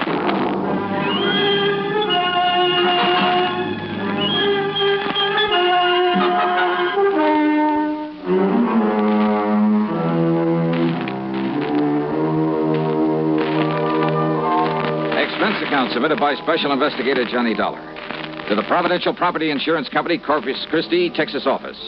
Following is an account of expenses incurred during my investigation of the Canned Canary Matter. After hanging up on him, I realized that Jack Price hadn't told me a single thing about the case he wanted me to handle. But who cares when it means a commission on nearly $500,000? So item one on the expense account is $128, plain fare and incidentals, Hartford to Corpus Christi, Texas. Price met me at the Cliff Mouse Airport. We piled into his car and headed for town. Johnny, I've made a reservation for you at the Driscoll Hotel on North Broadway. Oh? You'll get yourself a good night's sleep, and you can start on this matter first thing in the morning. Well, what's the matter with right now? At least you can tell me what it's all about. Well? The Canary Diamonds. Canary? Yeah. You mean they're for the bird? Oh, now, wait. I'm sorry. Matter of fact, Johnny, they happen to be the most perfectly matched set of yellow diamonds in the world. A necklace, a brooch, and a solitaire and a ring. Called the Canary Diamonds because of their color. No. They were stolen from Mrs. Clara Barnes Smithwick Tyson Brownfield. Oh, brother, that's a mouthful. Now, who is she? The reason she's so loaded with jewels, and about everything else an old lady could want, is that Tyson made a few $1 million in oil, and when he died about 4 years ago, he left her a considerable fortune, mostly in the stock market. Tyson? J.R. Tyson. I thought you said her string of names ended in Brownfield. About a year ago, she married young Augustus Brownfield. Oh, I see. Brownfield loaded too? He's been up and down over the years. Mostly down, I'm afraid. Until he married the rich widow Tyson. Well, yes. How old is he? 10 or 15 years younger than she is. About 45, I'd say. So that's it. Now, Johnny, you and that suspicious mind of yours. What, Jackson? You'd make a suspect out of your own mother. Oh, look, where there's nearly $500,000 involved. But you're wrong if you think he had anything to do with the loss of these jewels. I'm sure of it, Johnny. Yeah, we'll see. I've known Gus Brownfield for years. I'm sure he's on the level. That's why, in spite of all his wife's money, he's trying so hard to make a go of his little cannery business. Cannery? It's just a small operation for the luxury trade. What do you mean? Oh, kumquats, guavas, lychee nuts, things like that. For the fancy restaurants. Real expensive stuff. Oh, I see. His customers are mostly places like Antoine's in New Orleans, Romanoff's in Beverly Hills, the Chambord in New York. Even some of the fancy cafes in London, Paris, and Rome.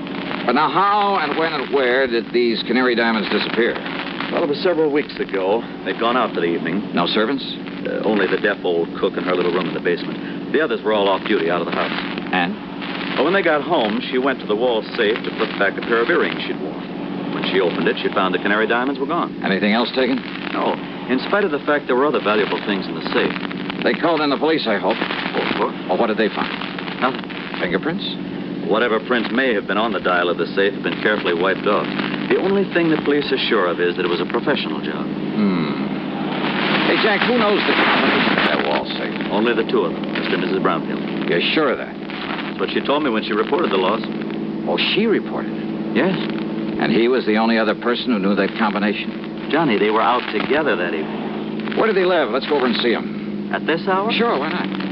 Well, besides, I told them I'd bring you over in the morning. So what? And if they don't expect us, well, who knows? Maybe we'll learn more than when they do. Johnny, if this is because you suspect Gus Brownfield... Now, did I say that? It's what you mean, isn't it? Come on, Jackson, let's go see him. Well? All right, Johnny.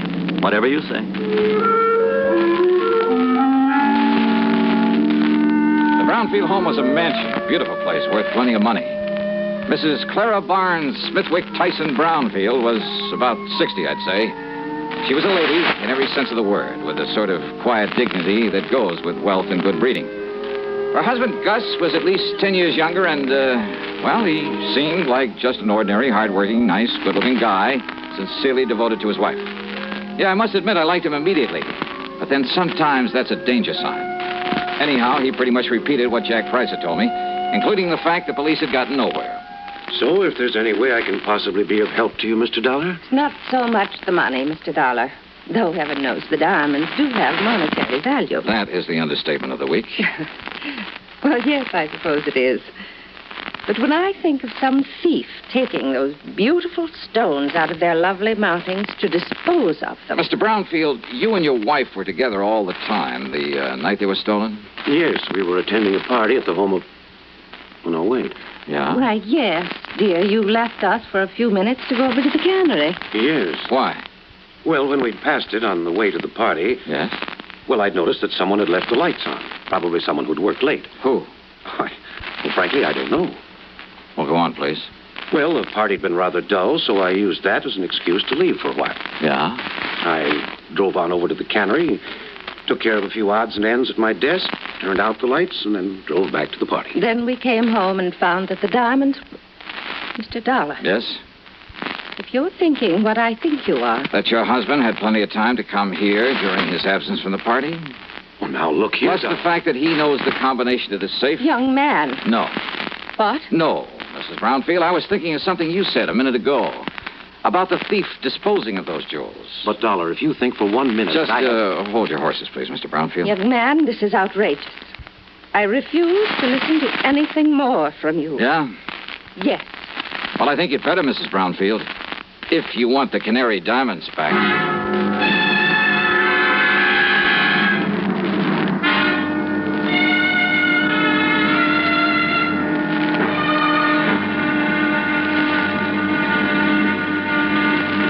Next time you refresh, enjoy a frosty, ice-cold Pepsi-Cola. Sociability, Charlie. All right, Kay, how's this? Pepsi is light, refreshes without filling. You like to refresh? Have a Pepsi right now. Well, offer it to everybody, Charlie. I will. Enjoy Pepsi at the fountain. It's delicious at home, too. Have one at lunch or with a snack. Charlie. At the beach or at dinner. Wherever you go, wherever you're thirsty, Pepsi is there. It's here, too, in our Be Sociable song. Be sociable, look smart, keep up to date with Pepsi. Drink light, refreshing Pepsi. Stay young and fair and debonair. Be sociable, have a Pepsi. For the weekend, have plenty of Pepsi around. Pick up an extra carton today. CK, I'm sociable. With Pepsi, everyone is. And now, Act 2 of yours truly, Johnny Dollar.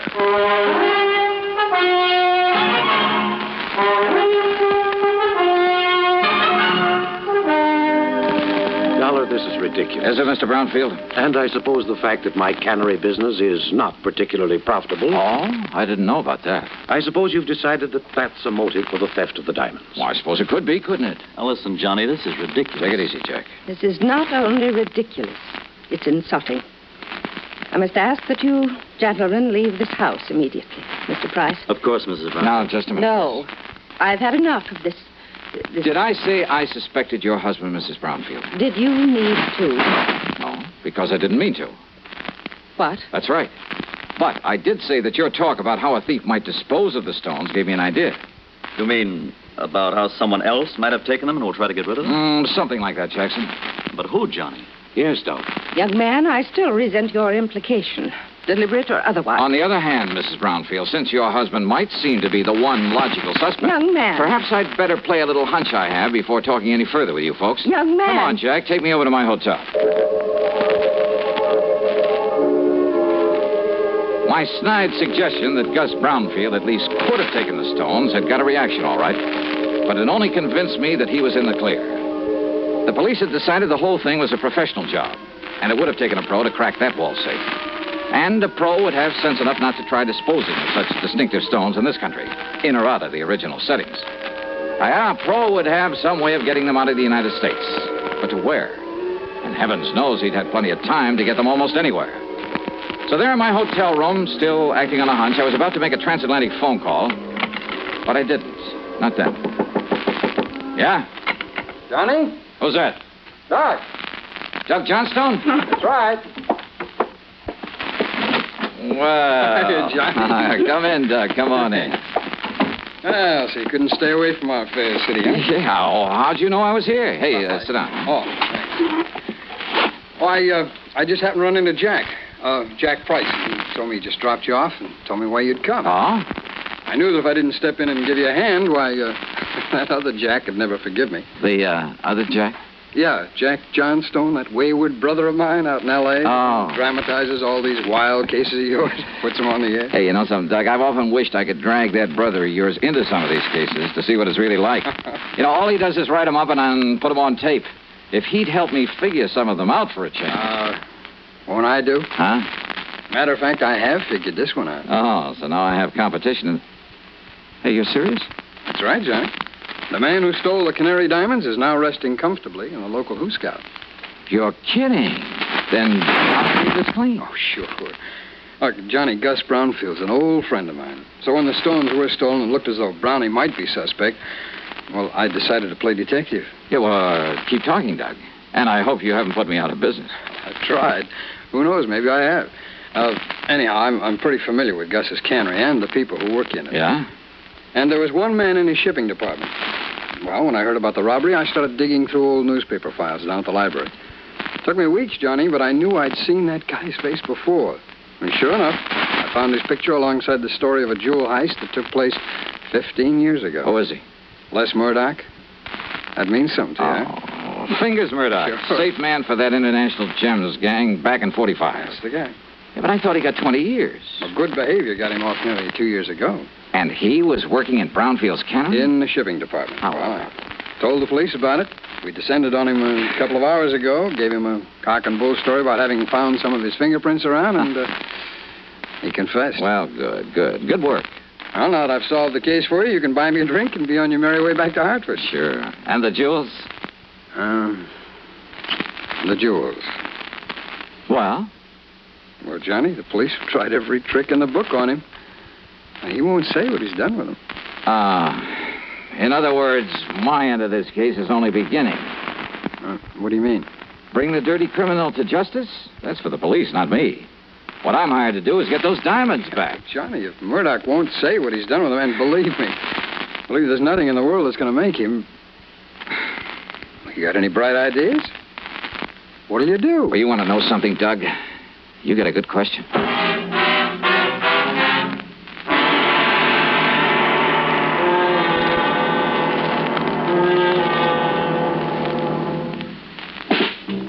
Smoking more now, but enjoying it less.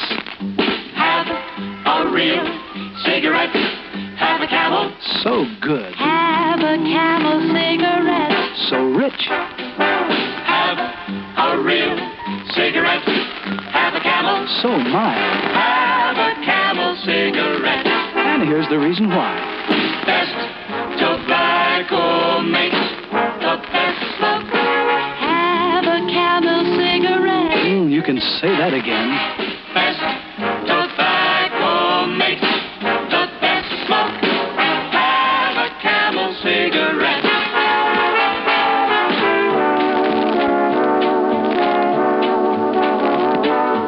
If you're smoking more these days, but enjoying it less, then change to Camels, the best-tasting cigarette of all. Start to really enjoy smoking again.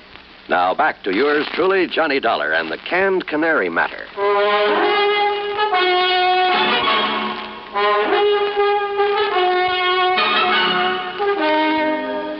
I went down to the Corpus Christi Central Jail and wasted an hour trying to get something out of Fingers Murdoch. Go on, Dollar. Get out of here and let me sleep. Murdoch. And don't give me this bull again about going easy with me if I tell you where the rocks are, because I don't better. Look, listen to me, will you? Instead, I'll just serve another stretch, and then when I get out... If you live that long. Then I'll pick up the dough for him and live on Easy Street. Then you passed them on to a fence, huh? Did I say that, Dollar? Now, go on. Get out of here. You bother me. Then I remembered about some of Murdoch's earlier activities, about his international connections, about the impossibility of successfully disposing of the Canary Diamonds anywhere in the United States. Item 2, 10 cents for a phone call to Mr. Brownfield. Yes, there had been a shipment of canned goods the day after the robbery to an outfit in Paris called Imperial Import Company. The shipment was supposed to arrive there late today. Item 3, $12 for a transatlantic phone call to Paris to a wormy little character named Louis Dumassac, who had another name for himself. Oui, monsieur. This is your oldest, your dearest, your most devoted friend, Le Jacques de Great Can. Yeah, devoted friend, huh? You mean as long as I keep forking over good American dollars for information? But of course. course, monsieur. Sure. If somebody else came along with a bigger bankroll, you'd sell me out in a second. Oh, no, mon ami. You touched me to the quick. Sure. I mean, to have you put it so bluntly. All right, now tell me just one thing. What do you know about canaries? Canaries? That's right. Uh-huh. Well? They are for the birds. Wait, well, monsieur, that's not a very funny thing I've just said. Oh, very funny. So what about the canary diamonds? Well, alas, I've never heard of them. But I'm sure that for a slight consideration, if I can find out all about them for you, say for $500. Now listen, your old pal, Francois Dubuisson, the fence. Yeah, Dubuisson. What? Oh, that miserable, that no good, that double-crossing. I love him dearly. Now what's that mean? Millions he's made smuggling jewelry and paintings into this country from your United States. Now, with your help at times. But of course, monsieur. But now what has he done? What has he done? Closed up the antique shop that he used as a front for his operations. You mean he skipped the country? Oh, no. He's still here in Paris. Doing what? Is it not unthinkable that so clever a crook should turn to a legitimate business? Under another name? What kind of business? Produce. Produce? Oui. Caviar from Russia, cheese from Holland, fine sausages from Germany. And canned tropical fruit from here in the States. Oui. Yeah, but how did you know? And he calls it the Imperial Import Company. That is so. Then tell me where I can find him and I'll cable you $100. But of course.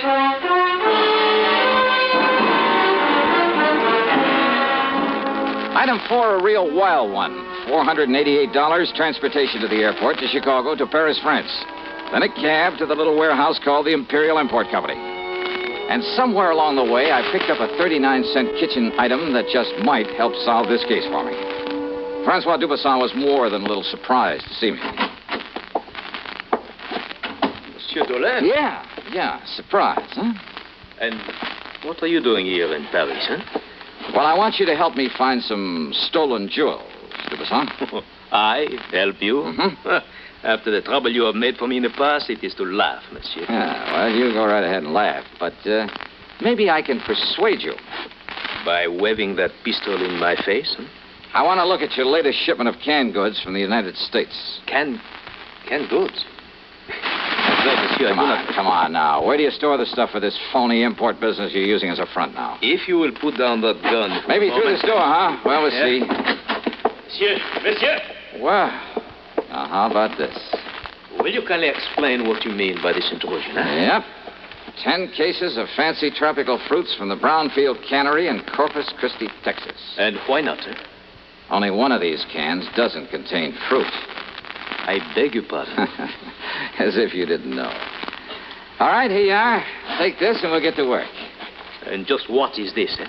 Well, now, Dubuisson, that's a fine old American institution. It's called a can opener. Yeah, I'll pry open the cases and you open the can. Monsieur. Uh-huh. Until we find the canary diamonds. All right, here now. We'll start with this case right here. But I know nothing of the canary diamonds. You are going to wield that can opener until you do. Monsieur Dolan. 24 cans to a case, 10 cases. That shouldn't take you too long, though you might raise a handful of blisters. There you are. Get started, brother. Have you forgotten? You have no authority here in Paris. Oh, have you forgotten this 38 might give me all I need? And, of course, I can always call in the police. Police? But I won't unless you make me, Dubuisson. I would not like the police. Oh, I know. And if you want the truth, when it happens, I'll kind of hate to see them catch up with you. Huh? Sure, with you in the clink, I wouldn't know where to turn when I'm over here looking for something smuggled in from the States. Then, but all I'm interested in at the moment is watching you get to work with that can opener. Well, go ahead, Dubuisson. No. No? What do you mean by that? It will not be necessary. I shall show you the case, the very can that contains the canary diamonds. That easy, huh? Oui, monsieur. Each of them bears a mark known only to me. And, of course, to the unfortunate fingers murderer who stole them. Too bad, Dubuisson. Eh? Well, I'm really kind of sorry to hear that. You are sorry? Yeah.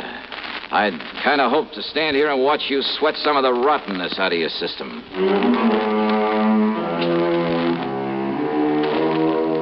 Thanks to its Paris representative, the company was able to arrange for getting the stones back to the U.S.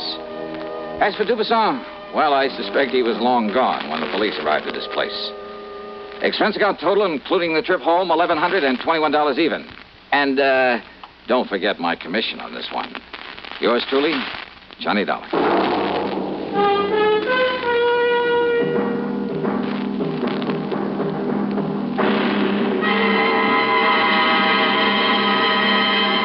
Hi. Maybe you'll recall this tuneful reminder of times past.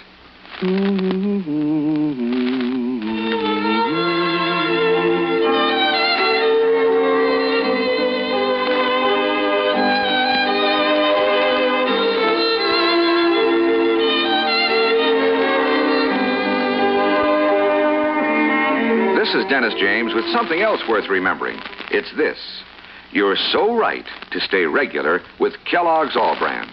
See, it's the normal, natural way to youthful regularity. The whole brand content of Kellogg's All Brand supplies your system with all the bulk-forming food that you need every day. There's only one All Brand. It's Kellogg's All Brand. So relieve irregularity from lack of bulk, as millions do, with a bowl full of Kellogg's All Brand each morning. ALL-BRAN. It's Kellogg's All Brand.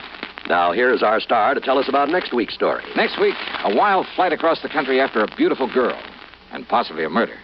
Join us, won't you? Yours truly, Johnny Dollar.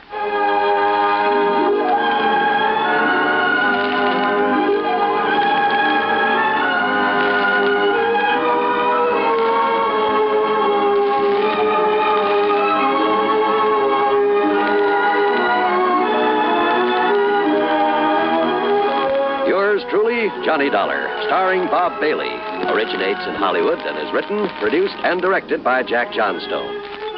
Heard in our cast were Virginia Gregg, Jack Edwards, Russell Thorson, Stacey Harris, Jack Crucian, Forrest Lewis, and Tony Barrett. Be sure to join us next week, same time and station, for another exciting story of yours truly, Johnny Dollar.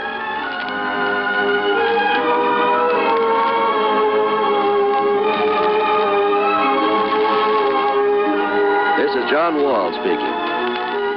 Greed for gold promises doom from Suspense on the CBS Radio Network. You know, Dooley, I've been reading up on hypnosis. Come here and let me try it on you. I'm an officer of the law and don't approve of making a man divulge his secrets. However, I'll stand by in case there's criminology involved. I just want to clear up some of his problems, Officer Suds. But I haven't got any problems. I'm the soul of contentment. Maybe that's your trouble. You're too contented. Lie down, Dooley. You're going to sleep. I feel so good. He's under my influence. Now, little tyke, get up. Go straight to the beer of your choice. Astounding.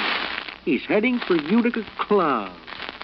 'Cause Utica Club will still take the trouble to age beer the natural way. Utica Club, you see. He's got no problem. He's a happy, well-adjusted beer mug. Brewed by the West End Brewing Company of Utica, New York. You're tuned to 590 WROW in Albany.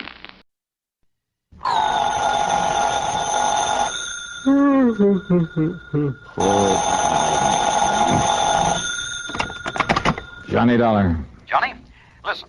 I've just looked up the plane schedule. Huh? Yes. Now listen. If you hop into your car and drive on out to Bradley Field, you can just make the point to New York. New York? At this ungodly hour? Listen, will you? It'll get you there just in time to catch the morning 707 out here to the coast. Whoa. Hold everything, will you? Get going, will you, Johnny, while this thing is still hot? Wait a minute, I tell you. Who are you? What's this all about? Oh, I'm sorry. This is Art Bascom, Western Life and Trust Insurance here in Los Angeles. Arthur, in the middle of the night. It's morning. And, Johnny, you've got to make that jet flight out of New York. Leaves here at 8:45. Why do I? Because this may be a case of murder. Yeah, what may be a case of murder? Johnny. Make some sense, will you? Hurry up or you'll miss that plane. Art, hello. Okay, here we go again.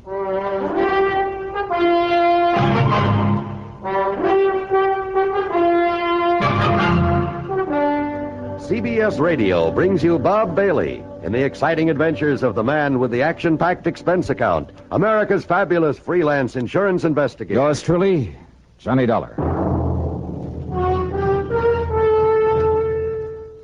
And now, Act One of yours truly, Johnny Dollar. $60 to the Western Life and Trust Insurance Company, Los Angeles office. Following is an account of expenses incurred during my investigation of the fatal switch matter. Expense account item 1, $8 for the flight to New York. Item 2, $176.25, the jet flight to Los Angeles. It was shortly after 11 a.m. Pacific time when Art Bascom met me at the L.A. International Airport. We took off in his car and headed south. Balboa, Johnny. It's about 50 miles down the coast. Very successful. Based on Free Barron's exclusive rights to the patent on a radio control device. Issuing rights, that is. Uh-huh. Big government order, that sort of thing. I see. All right, now tell me what's happened. Well, Free Barron's partner, so to speak, is the man who invented this device, who owns the patent. Young bachelor by the name of Edgar Porter. And? Johnny, it seems that Porter took the cruiser out for a trip yesterday morning. Yeah? Last evening, Mr. Free Barron thought he'd call him by radio. You know, just to find out where he was, make sure he was all right. Uh-huh. Couldn't raise him? No, he contacted him without any trouble.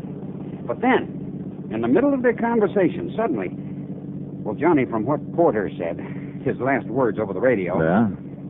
Well, it looks as though somebody killed him. Where's the cruiser now, Art? Somewhere out in the Pacific. The Coast Guard's trying to find it. Well, then he hadn't given Free Barron his position. No. I guess he didn't have time before whatever it was killed him. Uh-huh. Who else was on board the boat with this man, Porter? That's the first thing I asked Mr. Free Barron when he phoned me. Well? No one. Huh? Not even any other boats around. Porter and that cruiser were out there alone. Yet, judging by what he said, someone somehow managed to kill him. Who said? Porter himself. Well, how do you know what he said? Lester Free Barron told me. He and his wife were talking with Porter by radio when it happened. Oh, well, then you only have his word for what Porter may have said. Also, Johnny, Free Barron was making a tape recording of their conversation. Oh, I wonder why. I don't know. But he told me over the phone that he has that recording. And you're sure that Porter was alone out there? That's what he told Free Barron. But if he was murdered... I know. It doesn't make sense. Brother, it sure doesn't. Let's get on down there to Balboa. The Free Barron home on Newport Bay was small compared to some of those around it, but nice nevertheless. A speedboat was tied up at the dock, but there was no sign of the cruiser. Lester Free Barron was a man of 57 or 8, I'd say, but right now he looked a lot older than it. His wife, considerably younger, was quite a dish. A tall, statuesque redhead. She wore an expensive silk housecoat with an ermine collar. A real careful makeup job, too. Her eyes especially were, let's say she knew how to use them. And Art Bascom had said that Edgar Porter was a young bachelor. Sit down, gentlemen. Sit down. Yeah, sure. And, Marilyn, will you bring me another cup of coffee? Why, of course. Perhaps Mr. Dollar and Mr. Bascom would like a drink. No, thanks. You can pass me. No, thanks, Mr. Peavy. Excuse me, gentlemen. I just talked to the Coast Guard again. We've got planes and boats, even a helicopter out there looking for the less one, the cruiser. No sign of her. Mr. Free Barron, Art tells me you're certain that your partner, Edgar Porter, was alone out there on that yacht. Because he told me that he was. Now, let me play the tape recording of our brief radio conversation with him. By all means. Just give this thing a few seconds to warm up. How'd you happen to record your conversation with him? I just made some modifications in this machine, and I thought I'd check it out. I'm so glad now I did. Oh. Well, that's a make I don't think I've ever seen before. Oh, I made it myself, Dollar. Like this receiver here, the transmitter. Make all these things myself. That's the reason I'm in the business I am. And it's a lot better than that old chemical plant he started out with. Here you are, darling. Thank you, my dear. Now, let's start the tape. You'll hear both our voices on it, Mr. Dollar. Listen. Lester, you would spoil my little trip by calling me up this way. Just wanted to see how you're doing, boy. Is everything okay? Okay, it's great. I'm having myself a ball out here. Hello, Edgar. Hi, Marilyn. What's your position, Ed? Oh, Oh, 50, 60 miles out. And believe me, it's great to be away from people and things, Regine. You're all alone? Nobody within miles. Oh, you're sure of that? Why, of course I am. Not even a girlfriend along? Nah, you know better than that, Marilyn. Nope, there isn't even another boat in sight. Hey, it's kind of chilly out here. Edgar, put on the cabin heater, the gas heater. I put it on just a minute ago. Good. Only, Ed, be sure the ceiling vent is wide open. Oh, yes, Edgar. Be careful. Now, don't worry. I know this old tub just as... What? No. You wouldn't do it. Good heavens, man, you can't do this to... No. Edgar, hello. Johnny, that was a pistol shot. Yeah, that's all there was to the recording? That's all, Dollar. We kept trying to call him back, but got no answer. But he said he was certain he was all alone. Yes. Well, Dollar? Impossible, huh? Impossible. Except for one thing. Yes? The fact it happened.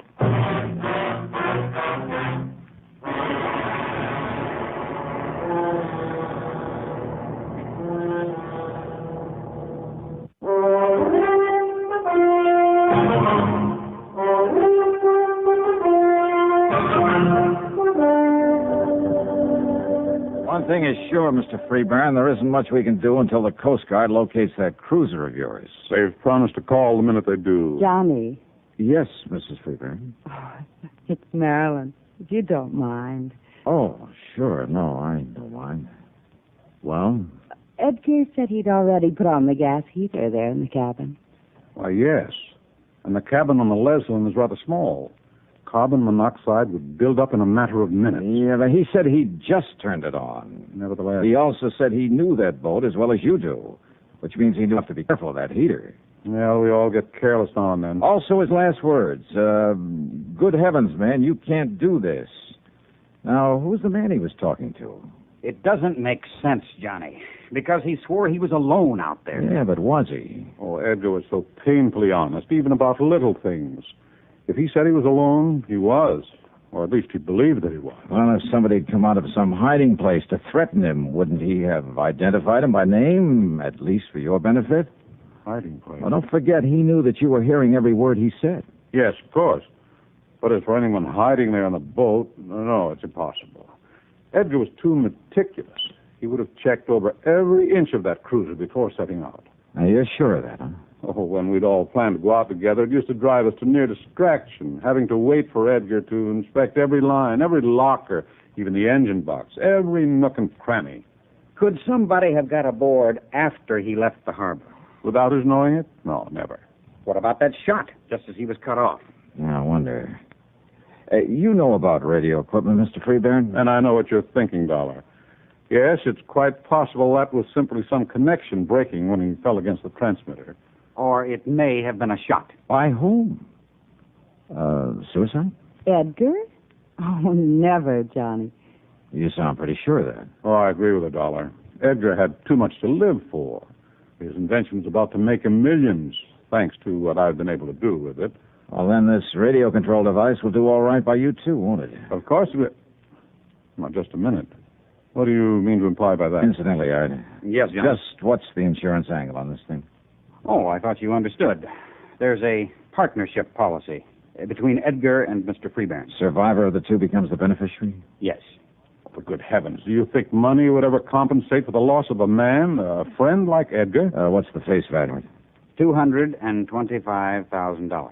Oh, No, Dollar. Hey, tell me, if Edgar is dead, Mr. Freeburn, do all rights to this patent revert to you? Yes. After all, I'm the one who... Now, look here, young man. Yes, Johnny. Well, just take it easy now. Oh, and there's one thing I forgot to ask you. Well? How did you get to know Ed Porter? There's no secret about it. Marilyn met him at some yacht club affair, persuaded him to bring the radio control to me. Oh, and there's another thing I forgot to ask. Yes, what's that? Who is your contact over at the Coast Guard? A man by the name of Adam Patrick. Huh? Pat? Why do you say it that way, Johnny? Well, he's an old friend of mine. Gave me a hand when I was out here on the Ellen Deer matter. Ellen Deer? Yeah, name of a big yacht that was being used for smuggling stuff up from Mexico, narcotics and stuff. Well, certainly you don't think our cruiser was being used for... I don't see the connection. All right, let me use your car. Of course, Johnny. Here are the keys. Good, thanks. Where are you going? Well, instead of waiting for Pat to call here, I think I'll run over and see him. I think you're right, Dollar. Why don't we all go on over there?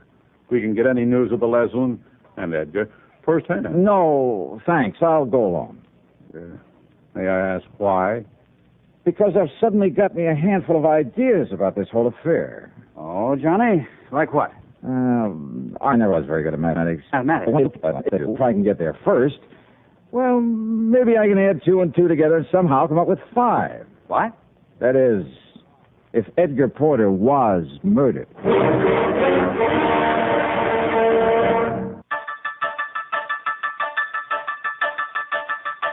All you need to know, KNX 7 million years radio.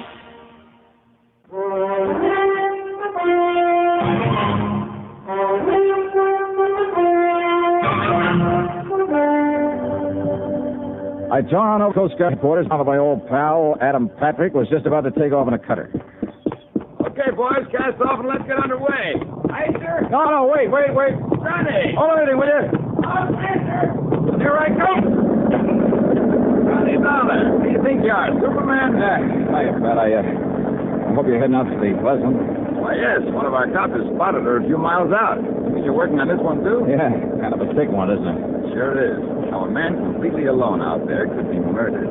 There couldn't possibly have been anyone with him. At least with old man Freeburn has been telling me the truth. Oh, I think he has, Pat. At least as far as he's gone.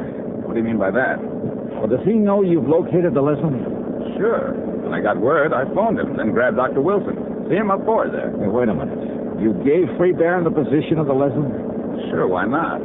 Hey, listen, can you get a few more knots out of this barge? We're up on top right now. What do you mean, Johnny? How much do you know about Lester Freeburn and his wife? Oh, man, that Maryland. Huh? Greatest business asset a promoter like Freeburn could possibly have. Oh. How else do you think he got his paws on that radio control he makes? Yeah, I know about her connections. Why not? Why shouldn't she? It's that kind of monkey shines that keeps her in furs and expensive cars and everything else she likes. Yeah, I see. Then the Freeburns are quite a team, huh? Understatement of the week. And I understand he does pretty well for himself. Look, when that government contract gets rolling, and if his partner's dead, well, man, he'll be back in the black so fast. Oh, you think he's in the red now? Look, after all that dough he spent on that plant, Johnny. A couple of $100,000 might come in handy, huh? Even $1,000 or two. What are you getting at? Let's get on out to the Leslin, huh?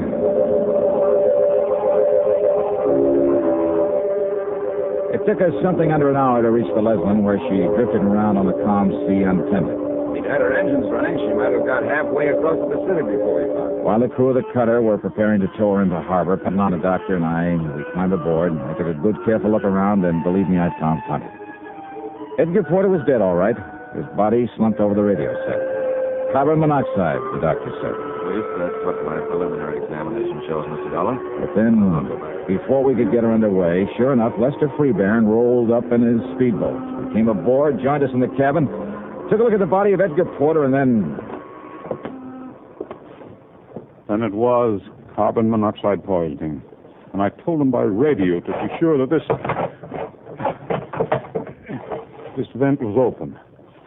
Too late, Mr. Freeburn. What, Mr. Dollar? Well, that fast little boat of yours didn't get you here soon enough. That vent was wide open. Yeah, the first thing I looked at. Well, then I don't understand. If it was carbon monoxide poisoning... Yes, John. Oh, sure it was. But not from this gas heater. You mean maybe some leak in the exhaust system? Not even that would have done it, Pat. This cabin door was wide open when we came aboard. Well, even so... Alive, Edgar was pretty valuable to you, Mr. Freeburn. Of course. As my partner with his invention... And your wife, with an eye for the dollar sign, roped him in very nicely for you. I guess he really had a case on her. I utterly failed to see... But Edgar dead would be even better, you thought. Oh, now, look No here. more need to share the profits on his invention. Are you trying to say I thought of killing him? This radio transmitter and receiver, some of your work? Of course. But before getting into electronics, you were a chemist, weren't you? So you'd know even better than I do how carbon monoxide can be produced from a little crystal of some kind. I forgot the name of it. But when it gets thoroughly heated... Now, look here, Dollar. Edgar was alone on this boat. Now, you look. The cord on his microphone is very short. So? He had to lean over the transmitter when he talked to you by radio. So what? That's one of the reasons you knew he fell against Spinetta when he keeled over. You mentioned it when you played back that tape for us. Well, I simply assumed... You knew he did. Even as you knew his head would be right over this grill work on top of the transmitter when he used the mic. Look through the grill, Pat. Yeah, Johnny. All right, that little coil on the back of the panel where nobody'd notice it. Yeah? A heating element that was turned on when the mic was turned on, see? There, you see, it's starting to glow, like a small coil on one of those electric heaters. And believe me, it had nothing to do with transmitting a signal. Instead, it was used to heat up a crystal of that chemical I mentioned to produce a deadly concentrated dose of carbon monoxide. Johnny. Sure. Take a good look at that coil, and I'm sure you'll find traces of the chemical on it. Get the picture, Pat? Yeah, Johnny, I sure do. All he had to do was stay right there in his home and put in a call to Porter on the radio. That's right. To answer him, Porter turned on this transmitter, and he leaned over to use the mic. That meant he was right on top of the coil with the chemical on it. The coil that was heating up, producing the gas that killed him. Oh, the dirty, diabolical... Well, Mr. Freebairn?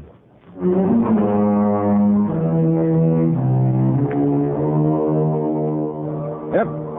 Lester Freebairn had suddenly run out of answers. And I'm willing to bet that the best lawyer in the country can't get him out of this one. Best of all, of course, he won't collect a penny of the insurance on the partner that he murdered. Expense account total, including all the incidentals I could think of, and the plane fare back to Hartford, $386.21. And cheap at half the price. Yours truly, Johnny Dollar.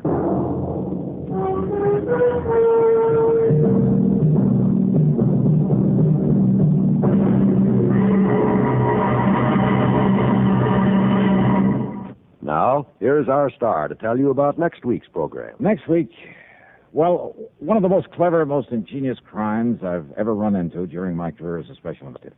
Motive and method are all too obvious. So are all the clues needed to solve the crime. Yet, a simple little device we're all familiar with is used to cover them up and apparently make them meaningless. Yeah, I'm talking about a device that we all use every day. There's probably one of them right there in that room with you, right beside you, waiting for you to pick it up and use it. Just be sure that you don't use it to cover up a murder. Instead, well, be sure to join us, won't you? Yours truly, Johnny Dollar.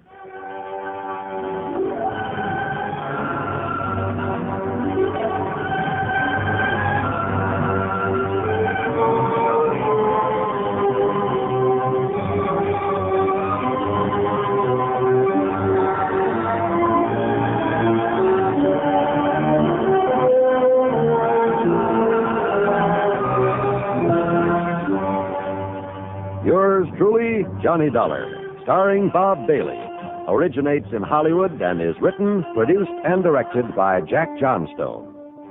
Heard in our cast were Virginia Gregg, Olin Soule, Sam Edwards, Will Wright, and Herschel Bernard. Be sure to join us next week, same time and station, for another exciting story of yours truly, Johnny Dollar.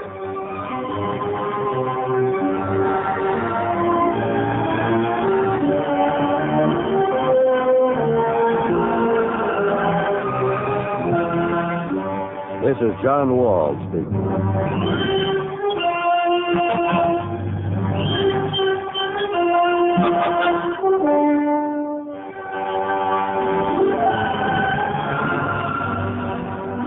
Johnny Dollar has come to you through the worldwide facilities of the United States Armed Forces Radio and Television Service.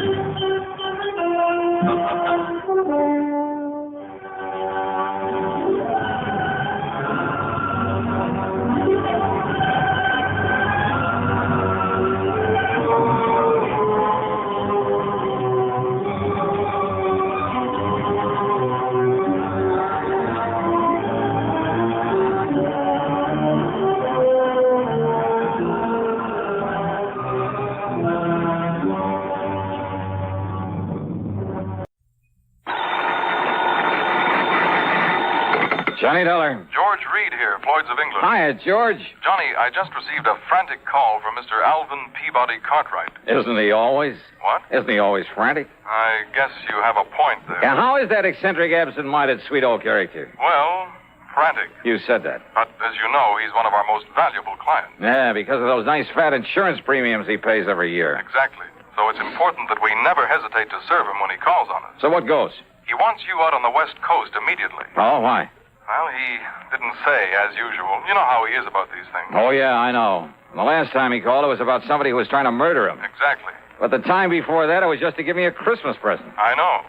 Okay, George. His place in Beverly Hills? No, he's up in Santa Barbara at the home of a Mr. Rockland Rockwell. Rockwell. Also a client of ours, also extremely wealthy. Well, good. Maybe I can drag down a nice big fee on this one. Also, Johnny. Yeah? If this thing involves Mr. Rockwell rather than Cartwright, well, believe me, it may be plenty serious. Oh?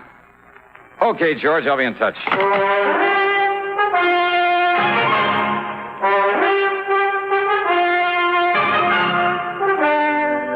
CBS Radio brings you Bob Bailey in the exciting adventures of the man with the action-packed expense account, America's fabulous freelance insurance investigator. Yours truly, Johnny Dollar.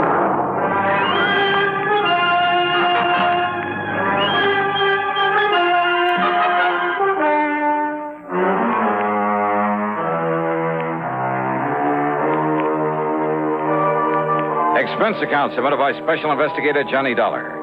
The Floyds of England, North American Office, Hartford, Connecticut. Following is an account of expenses incurred during my investigation of the Too Much Money matter. Expense account item 1, $171.40 for a plane that got me to Los Angeles early the next morning. Item 2, $50 deposit on a rental car. And the drive up the coast of Santa Barbara took me a little under 2 hours. A gas station attendant who gave me directions to the Rockwell place seemed quite impressed that I was going there. I found out why about 20 minutes later after driving up to the top of a high, densely wooded hill. Yeah, there must have been 10 acres, all of it beautifully landscaped. Broad, sweeping lawns. And on the wide, winding road up to the main house, I must have passed at least a dozen gardeners and nurserymen, tending not only the vast lawns, but the well-ordered shrubbery and the magnificent trees, the myriad flower beds. As for the house itself, well, to call it a castle would almost be an understatement. All of it, built of native stone, with towers, turrets, and parapets. And purely incidentally, there must have been 7 or 8 expensive cars parked in the driveway. Yeah, I felt almost timid about raising the heavy iron knocker. Yeah, real impressive. But Johnny! Hiya. I knew you wouldn't let me down. Yeah, hi, Mr. Cartwright. You're a good boy, Johnny. Only, I expected nothing less than 3 or 4 uniformed butlers to let me into a joint like this. Isn't it a lovely little place? You call this little? Well, if Rocky Rockwell ever gives in to me and sells me this house, or if anything happens to him... Oh, you think something may? Oh, now that's a silly question. Why else do you think I'd send all the way to Hartford for you? Oh, this is a terrible situation, Johnny. Well, you better tell me all about it, then. Well, then don't just stand here at the door letting in the flies. Oh. Come on inside and I will. Yeah, sure. Johnny, I've thought that I've had reason to think that maybe my life might have been in danger now and then. Oh, I know. But always, thanks to you, that danger's been removed. But in the case of Rocky here, and he's an old friend. Well, Johnny, I honestly don't know what you can do about this whole terrible thing. But you will, won't you? I mean, you'll do everything you can. Well, where is Mr. Rockwell? Brave man that he is. Rocky is going right ahead with his parties, his entertaining, just as though nothing was wrong. Entertaining of whom, Mr. Cartwright? Of anybody, everything. Huh? Now, don't you understand, Johnny? That's all he does. He gives hunts and balls and parties and entertains people. Well, what would you do if you had all his money in this beautiful place and all the time in the world to do it? Well, I don't know. Well, of course you would. So, right now, Rocky and his guests are out riding on a fox hunt. You know, yoinks and tally-ho and suey and all the rest of it. You know. Oh, yeah? Yeah, just as though everything was all right. But it isn't. Oh, no, it certainly isn't. And if this this terrible, this tragic... This... This... This what, Mr. Cartwright? What? Well, you still haven't told me just what you're so worried about. What's the matter with you, boy? I'm worried about my friend, Rocky. Rocky Rockwell. But why? Huh? Oh. Well? Yes. Well, of course. Well, because he's going to be murdered. You're sure of that? Yes, Johnny. Murdered.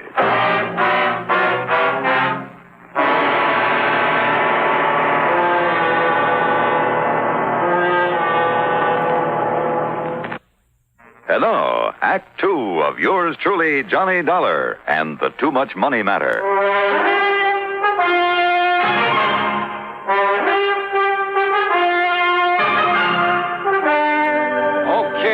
Okay, now, Mr. Cartwright, you'd better tell me exactly what reason you have for thinking Mr. Rockwell may be murdered. Maybe he will be. Unless you can do something about it. Why? Well, Johnny, I'd rather he told you about it after he and the rest come back from the fox hunt. Well, look, if this is such an emergency... Of course it is. Okay, then. First, I want to show you around this lovely little house. Huh? You know, to see what you think of it, in case Rocky does decide to sell it to me. Oh, now, wait, Mr. Cartwright. Heaven forbid, in case something happens to the poor man. But if it's so urgent that I get to work on this case, I told you shouldn't... it is, didn't I? Now, come along, and I'll show you the house. Mr. Cartwright. Not another word, Johnny. Come along. Well, I suppose a description of the Rockwell mansion seems out of place in a report of this kind. But it's just too fabulous to pass up with only a word. The reception hall where we started was floored with polished marble. There was heavy oak furniture and huge gilded mirrors, a wrought iron chandelier. On one side, a broad oaken staircase led up to the second floor. The living room, the main salon, well, it must have been 80 feet long with a 15 or 16-foot ceiling, full-length French windows, and a tremendous granite fireplace with a slab of finished oak for a mantelpiece. A thick, lush oriental carpet covered almost the entire floor. And then there was a music room with not only 2 concert grand pianos, but a full pipe organ. The main dining room could have seated at least 100 people. And there was a morning room with walls of patterned silk instead of wallpaper, a couple of private little sitting rooms. The library must have held literally thousands of leather-bound books on mahogany shelves that reached from floor to ceiling. The den, in addition to a study, was paneled in richly green walnut. So was the billiard room in the huge basement. As for the bedrooms, I mean the 5- and 6-room suites on the second floor. Well, why go on? We ended up back in the den. Or maybe it was only one of the dens. Well, do you like it, Johnny? Wow. Well, now, what does that mean? After all, I may be able to buy it for only $2 or $3 million. Unless, as I said, Johnny. But why, Mr. Cartwright? Why do you think he's in danger? How should I know why? And why should I be bothered with trifles like that when they... Oh, look. Huh? Look. I see. Here they come. They're riding gaily over hill and dale. They're returning from the hunt. Oh, Mr. Rockwell's with him? Of course he is. So, Johnny, you stay right here. Well, now, look. And I'll go out and fetch him to come in and tell you everything. Well, Mr. Cartwright...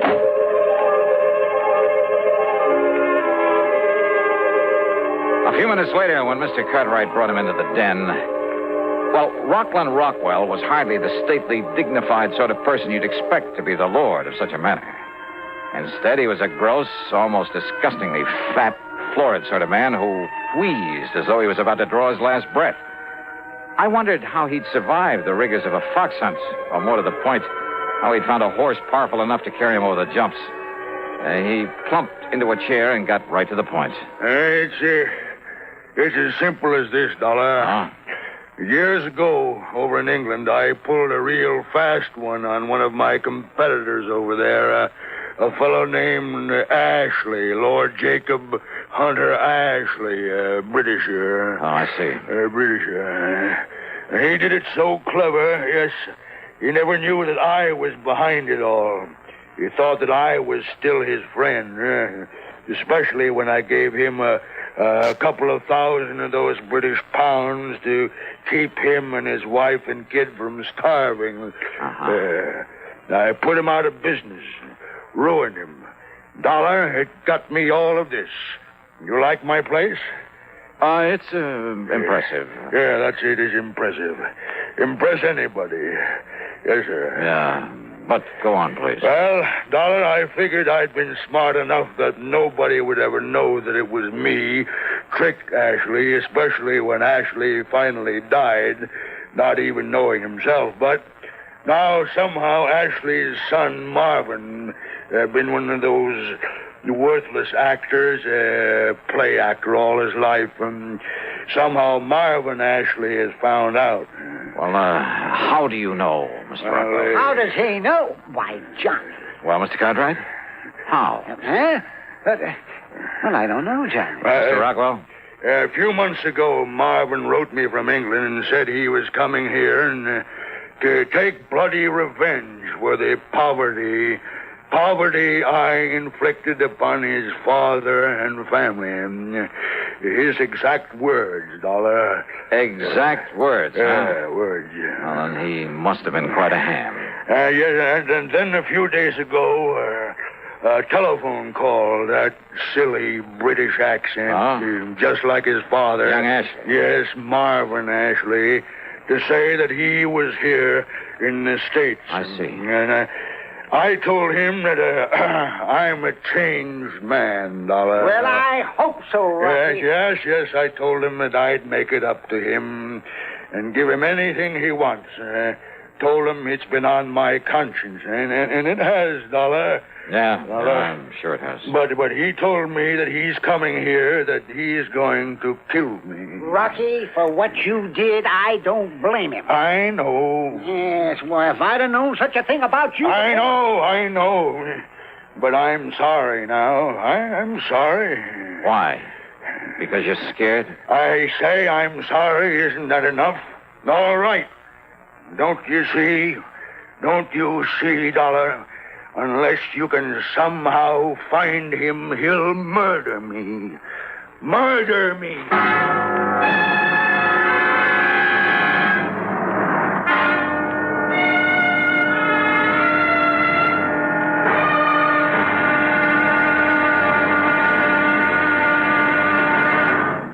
And now, Act 3 of yours truly, Johnny Dollar.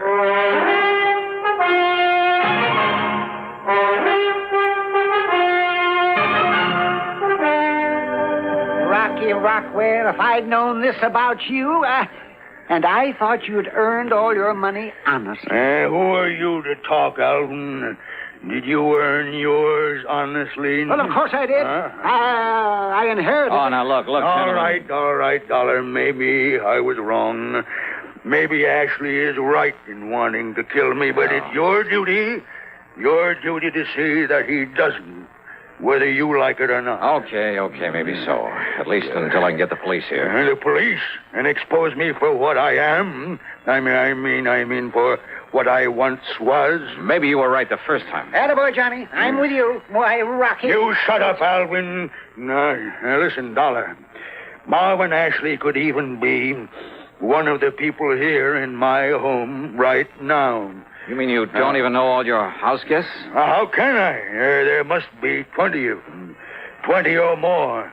Sure, some of them are friends, but some are friends of friends, or friends of friends of friends, or I entertain people all the time. Everybody knows it, so anybody comes who wants to. All this so you can show off your wealth. All right. So what if it is, eh?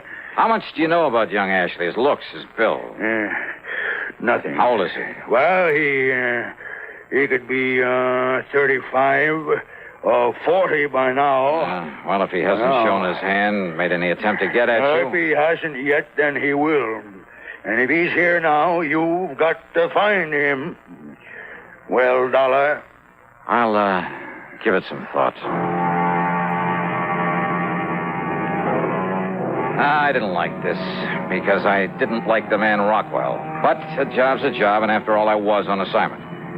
There were nearly 30 people at dinner that evening, and Rockwell made a good host, even though he didn't know the names of half of them, and he gave no sign that he suspected any of them. Nor did I. Nor did I see anyone who looked or sounded English, much less like any actor I've ever known. After dinner, Rockwell took me aside. Well, Dollar, is he here?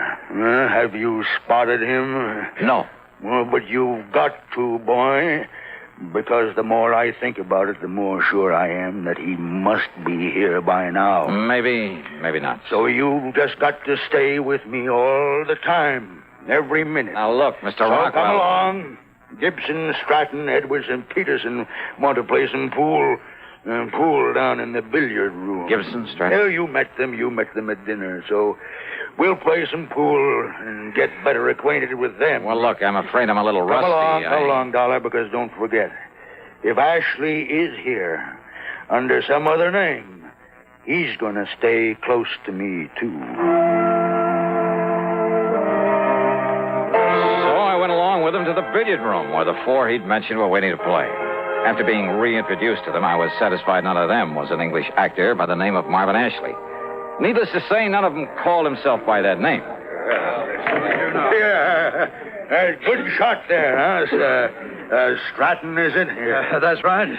Thanks, Mr. Rockwell. Well, go ahead now and sink that 4-ball. Go ahead. Yeah. It looks like a bank shot's the only way. Well, here goes. It's too bad, Stratton. You might have made that with a massa shot. With a what, Mr. Gibson? Massa. Masse shot, Dollar, is when you hold the cue up vertical and... Oh, yes. I'll show you $1 after this game is over. Dollar? Yeah. Name seems kind of familiar. Oh, does it, Mr. Gibson? Well, come on now, Edwards. What are you waiting for? See if you can get that 4-ball. Sure, Mr. Rockwell. Sure I can. 4-ball. And the 5 and the 6 and all the rest. You watch this. Tell me, you ever get up San Francisco way, Dollar? Well, not often, Mr. Gibson. Why, are you in business up there? Yeah, in a brokerage office. Oh. Rockwell's one of my accountants. I doubt if he even knows it, though. I had to introduce myself like a perfect stranger when I came down here for the weekend. Yeah, I can understand that, all right. Okay, now, Peterson, see how you can do. 5-ball, eh? Well, I certainly missed that time. I got the 4-ball and nothing else. Edwards, is it? That's right, Sam Edwards. And your name again? Dollar. You look familiar, Edwards. Do I? Yeah, haven't I seen your face or picture somewhere before? Excuse me, will you? I want to get myself another drink. Yeah, sure. That was funny. Oh, but as I was about to say, Dollar, when you come up to San Francisco again, look me up. I'll show you the town, give you the grand tour. Fine. Good. Drive you down the coast to Cliff House, perhaps, for lunch. To where? The Cliff House. It's a place to eat there, I think. Yes, I've heard of the place. All right, come on now, Dollar. We're waiting for you. Oh, well, maybe I'd better skip this turn. Mr. Rockwell. No, you don't. You got to see if you can sink the 8-ball. Maybe Mr. Gibson here would like to get that one out of the way, huh? What? Here now, take your cue and show us how it's done. Well, okay, Mr. Rockwell. You mean... like this? Well, now that's just fine, Dollar. You ripped the cover, and that's the end of this game. Yeah, the game is over. It sure is. And I guess I could be corny and say the play is over, too. The play, Dollar? For Mr. Gibson here. Only that isn't his name. What was that, Dollar? Well, a couple of minutes ago, you talked about making a massa shot. Well, only a Britisher calls it that. We call it masse. Dollar. Well, I'm afraid I don't understand. But I suppose even an actor might make that slip. Actor? Yeah, your real slip, though, Ashley, was in naming that restaurant up the coast. Ashley? Are you addressing me as... Cliff House, didn't you? Are you talking about Cliff House, this side of Frisco? Oh, now, look. Yeah, that's here. right, Mr. Edwards. Cliff House. But you said Cliff House, didn't you, Ashley? The way only an Englishman would. Did you say Ashley again? That's right. Marvin Ashley, the actor who came here to murder Mr. Rockwell. Gibson, broker from San Francisco, huh? Well, not a bad act, Marvin, but I'm afraid your acting days are over. Well, I'm sorry, old boy. But that's where you are quite wrong. Wait a minute. That's a gun. Because I assure you that I am not finished until I kill this despicable... He has a gun! And I have a... Pull won't you?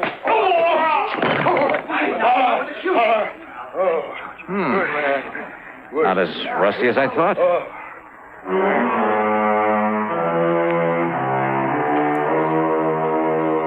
Hey, you know something? Dear old Alvin P. Cartwright furnished the high-powered legal talent that got Ashley off with nothing more than deportation. And needless to say, Cartwright is really through with Rockwell, as it would be. Expense account total? Forget it. Alvin P. handed me a check big enough for 3 expense accounts. Yours truly, Johnny Dollar.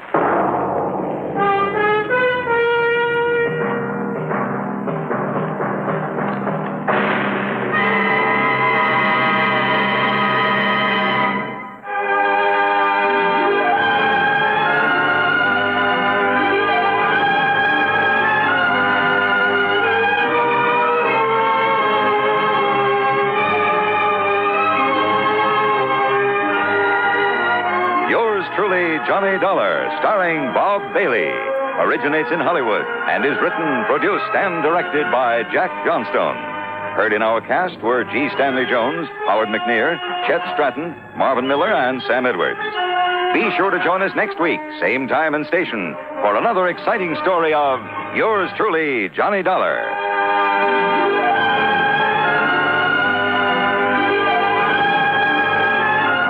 This is Hugh Douglas speaking. Johnny Dollar has come to you through the worldwide facilities of the United States Armed Forces Radio and Television Service.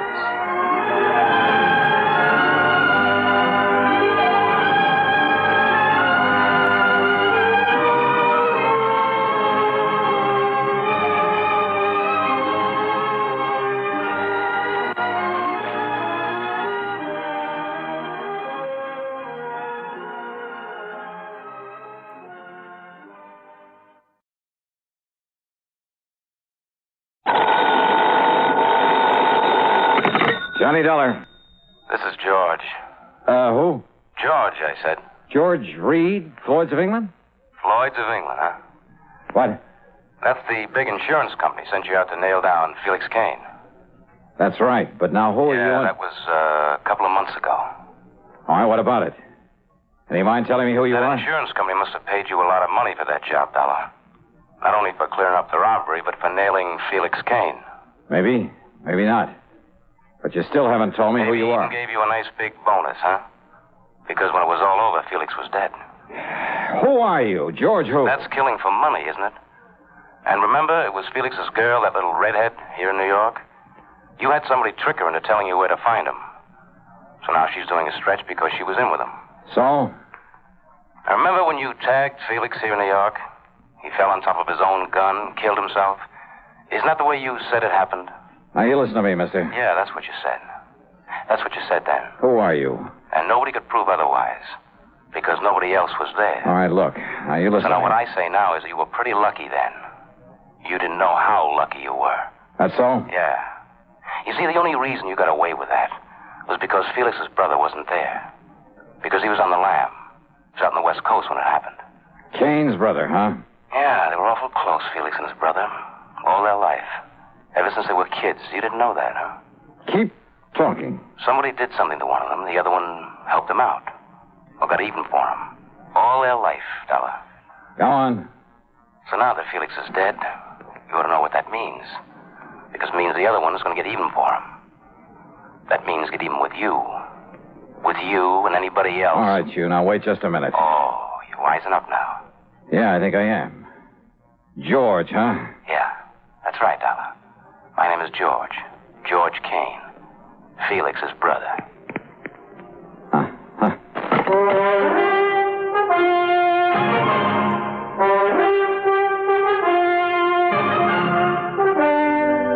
CBS Radio brings you Bob Bailey in the exciting adventures of the man with the action-packed expense account, America's fabulous freelance insurance investigator. Yours truly, Johnny Dollar.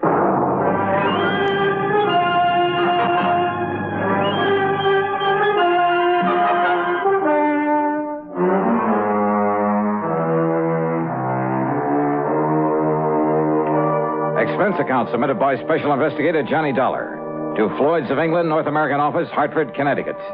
Following is an account of expenses incurred during my investigation of the Killer Kin matter.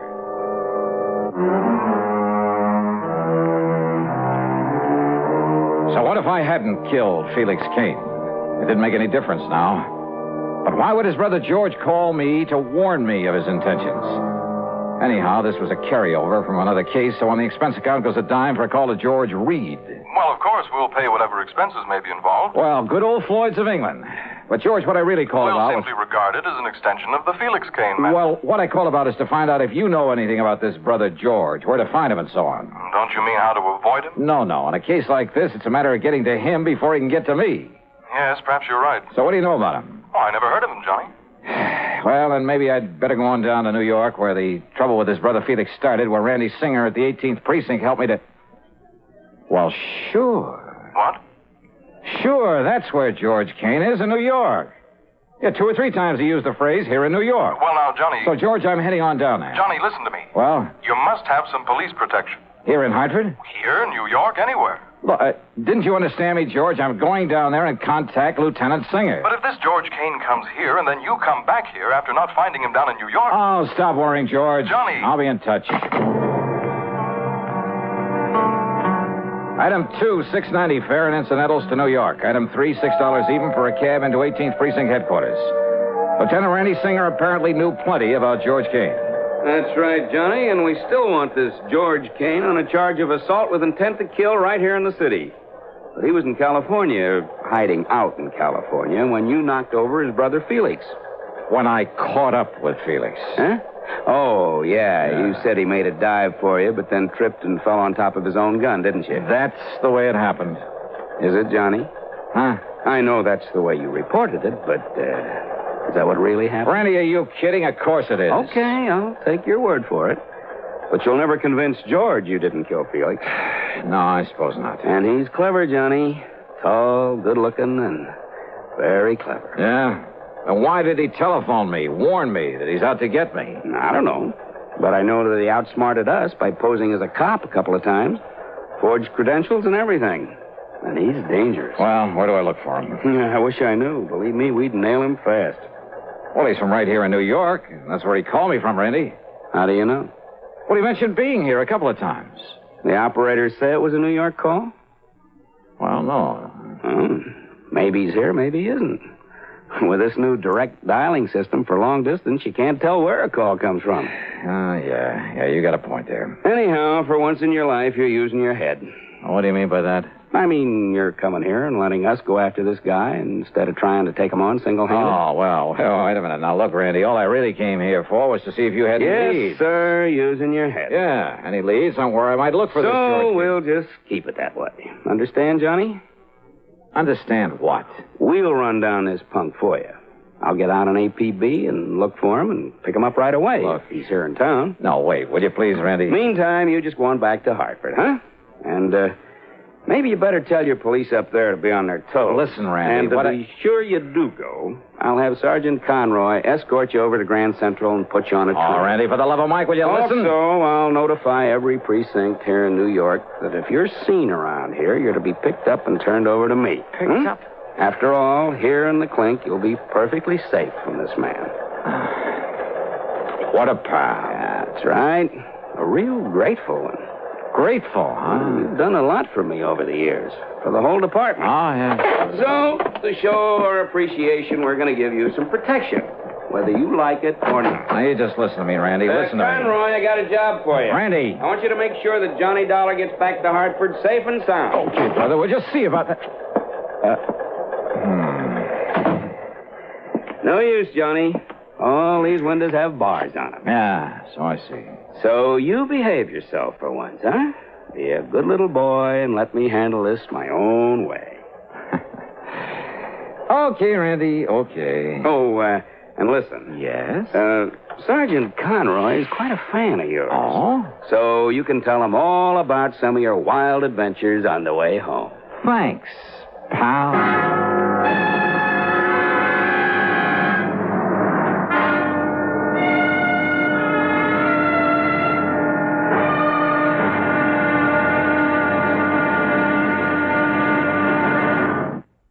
And now, Act Two of yours truly, Johnny Dollar, and the Killer Kin Matter.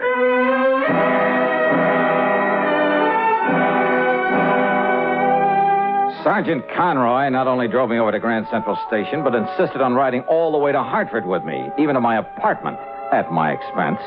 That's item 3, 1255, train fares and taxi. And what if it is a little irregular, Mr. Dollar, me coming up here to Connecticut? Oh, will you finish up what you was telling me on the train about the deadly debt matter you worked on last week? You just got to the part. So item 4 is 70 cents for his phone call to Randy, telling him he delivered me safely home. And item 5 is about $3 for the good Scotch whiskey that he drank there at my apartment before I could send him on his merry way back to New York. Then, less than 5 minutes after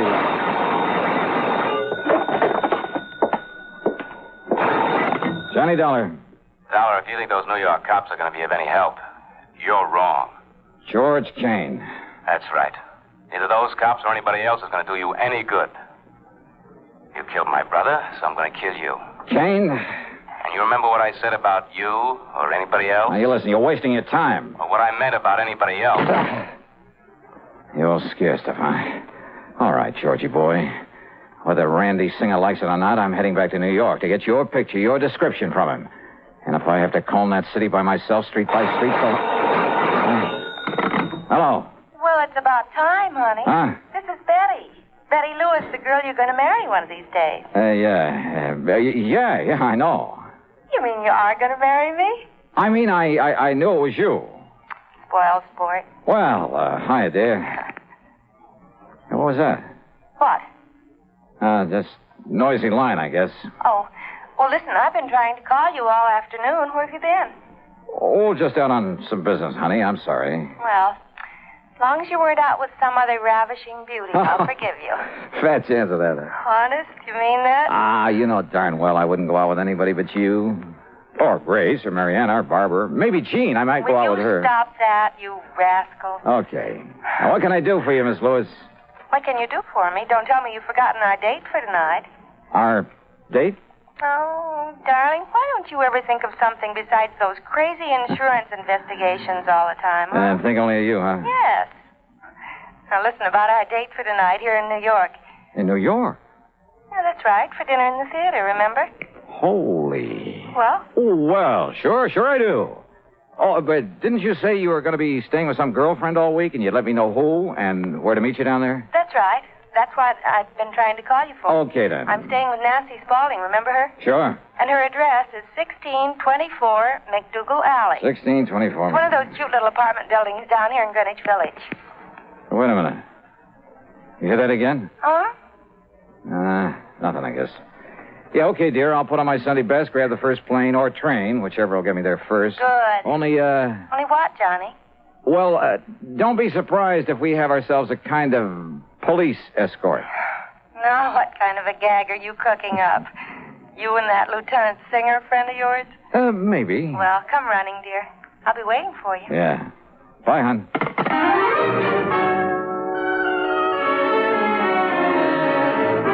The plane schedule told me I barely had time to shave, shower, and get dressed.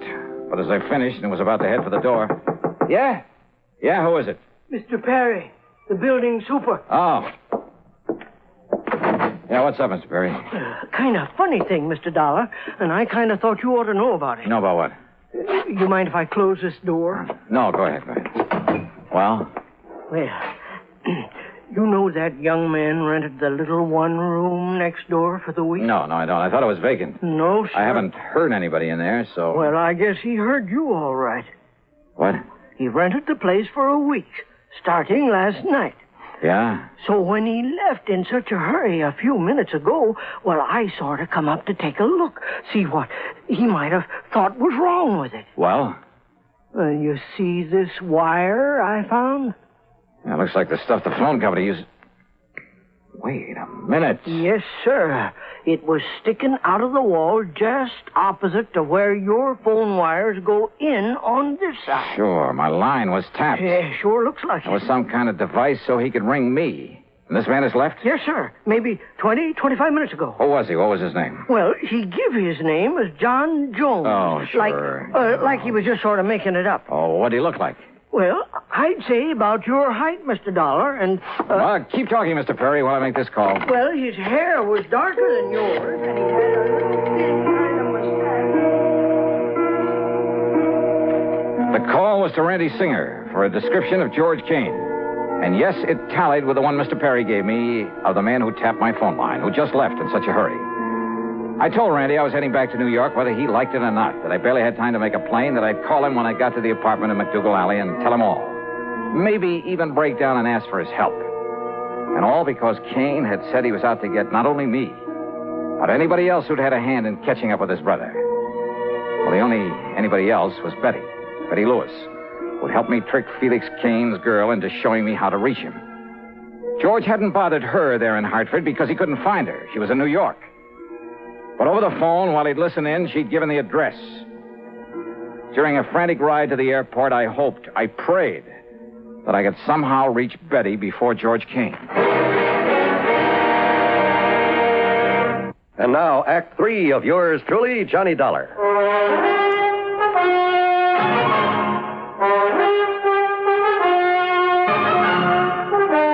Expense account item 5, $20 even for a plane to New York and a cab to the little apartment in McDougal Alley. I tore on up to Nancy Spaulding's apartment on the second floor. Yes, who is it? Johnny Dollar. Oh, just a second, Johnny, while I slip on a robe or something. Is Betty there? Betty, are you kidding? What? You and your practical joke. What do you mean, Nancy? Come on, let me in, huh? Well, just a second. Wait till I get presentable. Oh, come on. You see, I got in the shower after Betty left. Betty's gone?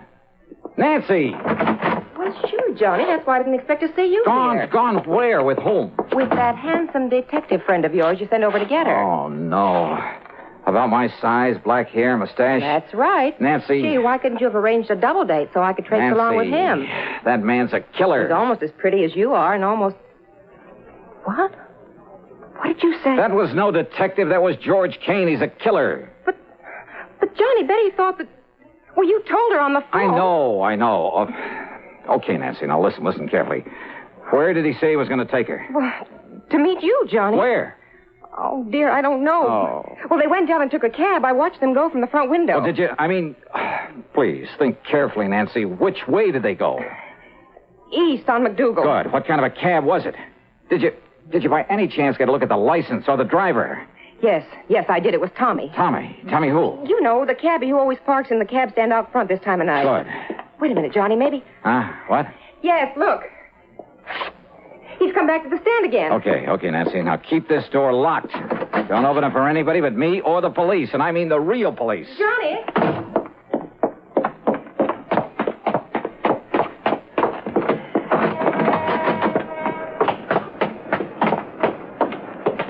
Tommy. Is your name Tommy? That's right. Where to, mister? Okay, listen. A little while ago, you picked up a man and a girl here. You mean that good-looking doll staying with Miss Nancy up on the second floor? That's right, yes. That's right, I did. Her and the good-looking guy, I think I heard him say he was a plainclothes man. Okay. Do you remember where you took them? Why, sure, mister. You see, we have to keep a record of... Get going, Tommy. Get going. Take me to where you took them. Yes, sir. It's a kind of funny place for a couple of good-looking people Get going, please, huh? Yes, sir.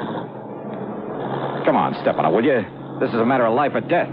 You serious, mister? Look, Tommy, that was no plain clothes man with that girl. That was a killer. You serious? Step on it. Yes, sir. But if we run across any prowl cars, mister... forget him. I'll give you enough to pay your fines for the next 2 years. Now, where did he take the girl? This section of town we're getting into looks kind of That's what I told you. It's over near the Bowery. Some dirty dump that... Uh-oh. Well, what are you slowing down for? I knew I shouldn't have mentioned it. I knew we'd tangle up with a prowl car. Don't you see the red light in back of us? Oh, yeah. Well, maybe that's the best thing we could ask for. The best thing? Come on, pull up. Let me handle it. Somebody better, mister.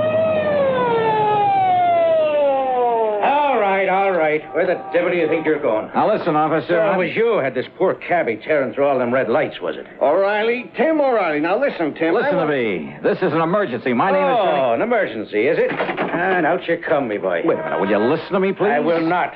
Come out of there and get into me prowl car in the back seat. Listen, we're chasing a killer. You can help us. I said get into the prowl car. So get in. Do I have Sure, yeah, okay. Tommy, look, you lead the way. Here's $20 for you. Well, thanks, but I Just don't lead the way for this prowl car to wherever it was. He'll lead the way to nowhere.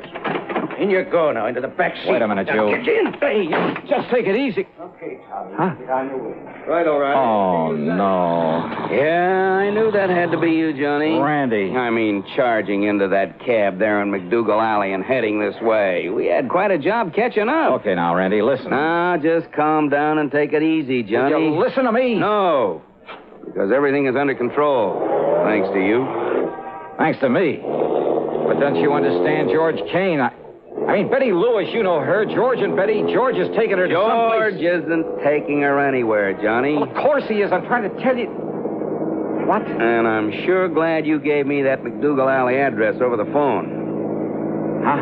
Of course, we only went there to pick you up, but when we saw a cab taking that girl of yours and some man away... George Kane? Yeah, I kind of thought it might be him. I don't know why.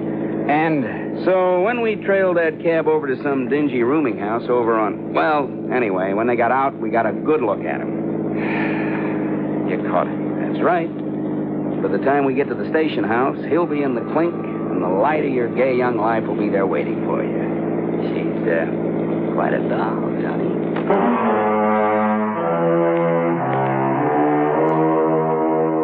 The expense account, forget it. Forget all of it. I only hope that someday, somehow, I can repay Randy Singer. Over his dead body, though, because all he cared about was getting his hands on Kane. And for some silly reason, he seemed to think that I'd been helping him. What a guy.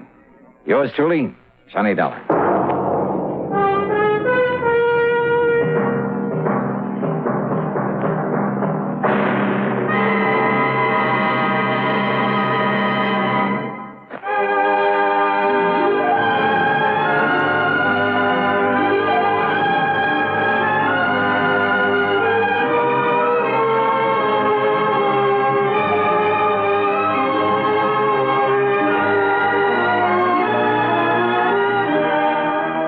Truly, Johnny Dollar, starring Bob Bailey, originates in Hollywood and is written, produced, and directed by Jack Johnstone. Heard in our cast were Virginia Gregg, James McCallion, G. Stanley Jones, Herb Vigran, Jack Moyles, Junius Matthews, Lillian Bayef, and Paul Duboff.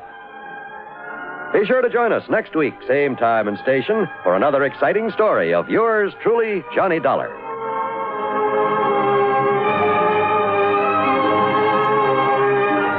This is John Wall speaking.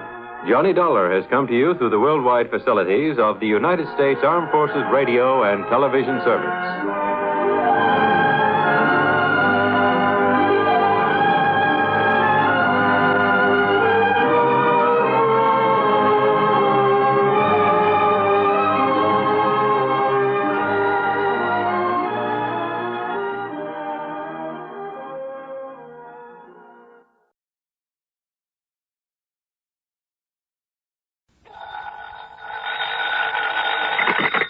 Johnny Dollar. George Reed here. Well, good for you, George. What? I can use an assignment about now. Who's in trouble this time? John Patrick O'Shea. Never heard of him. He's retired and lives here in Hartford. He's been confined to a wheelchair for the past couple of years. Now, what's happened to him? At 11 o'clock last night, someone broke into his home and gave him a terrible beating. Oh? Probably would have killed him if his next-door neighbor hadn't barged in, scared the assailant away. Want to give me his address? I'll run over and see him. Better still, why don't you pick me up here at the office and we'll both go over there. Sure, whatever you say. You see, Johnny, I myself am somewhat involved in this thing. You? Yes. Well, why don't you come on over here? Yeah. Okay, George. I'll see you in a couple of minutes.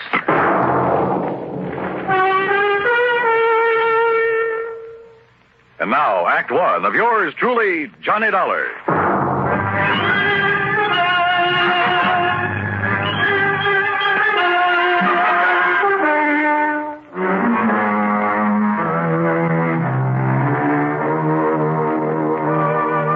Expense account submitted by Special Investigator Johnny Dollar.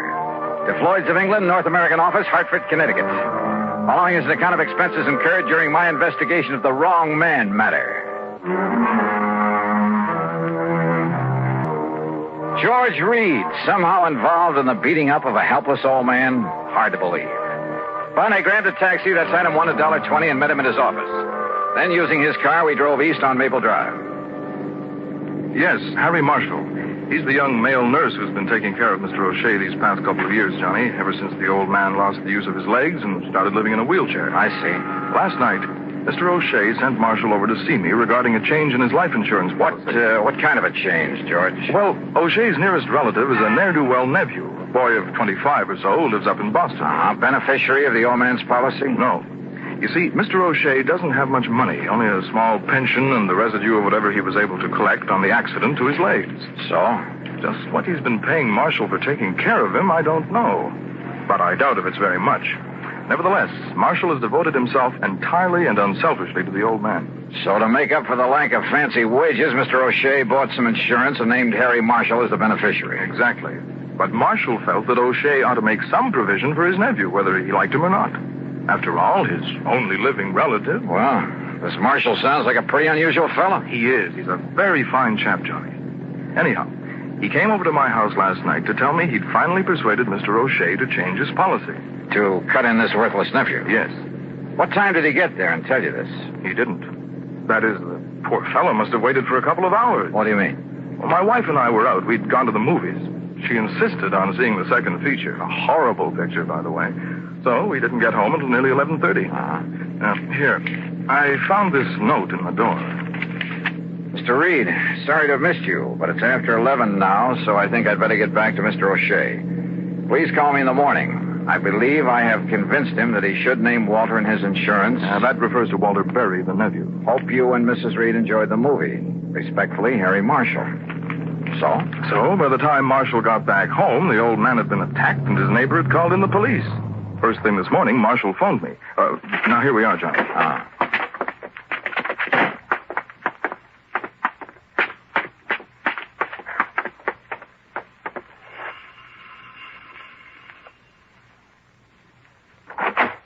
Oh, Mr. Reed, I'm glad you were able to come. I told you on the phone this morning this is a terrible thing. Terrible. Yes, Harry, I'm sure it is. This is Mr. Johnny Dollar, a special investigator for us. Oh, good. Excellent. Won't you come in, please? Lieutenant Barley's already here. Yeah, sure, thanks. Has he found anything that might indicate... Oh, hello, Lieutenant. Hello, Dollar. Here, take a look at this. Yeah? The attacker must have come and gone by way of the living room window. Apparently tore this off his coat or pants on his way out. Oh, Harris tweed. Yeah. Anything else? Not a thing. Where's Mr. O'Shea? Upstairs in bed. Doc says he's in pretty bad shape, but that he'll pull through. The doctor left a few minutes ago, Mr. Dollar. And O'Shea himself hasn't been able to give you anything, huh, Lieutenant? Nothing. Except that the man sneaked up on him from behind and slugged him. He didn't hear him, didn't see him. Oh, great. Somehow, Mr. Dollar, you got to find the man who did this.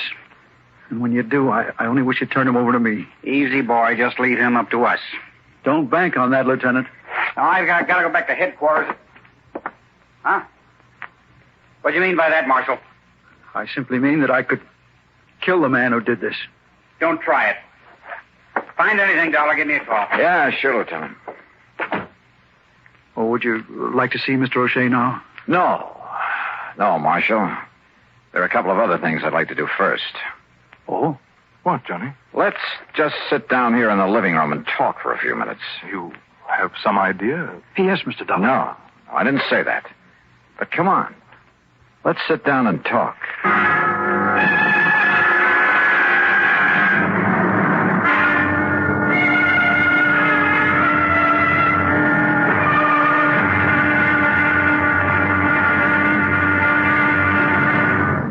Act two of yours truly, Johnny Dollar, in a moment. In the history of America, the inventor has had a place of importance equal to that of statesmen and other national leaders. Indeed, our inventors, many of them mechanics, craftsmen, or even thoughtful tinkerers, have strongly influenced our destiny. They have contributed greatly to our amazing development from a barren outpost of civilization to the foremost industrial nation in the world. Incidentally, when we think of great inventions, it's natural to think of involved mechanisms like the McCormick Reaper, the sewing machine, or the phonograph. However, some inventions are so simple, one wonders why they weren't thought of centuries before. An invention in this category is, of all things, the universal, all-important safety pin. This was the invention of Walter Hunt, who lived in New York in the first century. Between 1832 and 1859, he created and patented more original and worthwhile inventions than any man in the country. A revolver, a repeating rifle, and a bullet with a metal cartridge containing its own explosive charge. But of all his simple inventions, the safety pin is the most useful. It was patented in 1849, and he gave the patent to a draftsman in discharge of a very small debt. Somehow there must be a way. And now, Act Two of yours truly, Johnny Dollar and the Wrong Man Matter.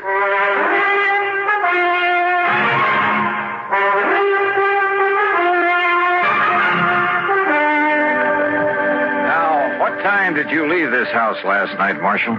A few minutes of 10. I went over to see Mr. Reed here to tell him about a change that Mr. O'Shea had finally agreed to make in his insurance. It was something Mr. Reed and I had discussed before. Yes, but as I told you, Johnny, my wife and I were at the movies. Yeah, George. Had Mr. O'Shea gone to bed by then, Marshal? No, sir. He was sitting here in the living room, in his wheelchair, of course, watching television. He always stayed up late watching television. And, well, to be honest about it, he usually slept through most of it. That I can understand. So I quietly left and I went over to Mr. Reed's home. When I found they were out, well, when 11 o'clock came around and they still hadn't returned, I decided I'd better come back here. Go on. When I got here, I found the front door wide open.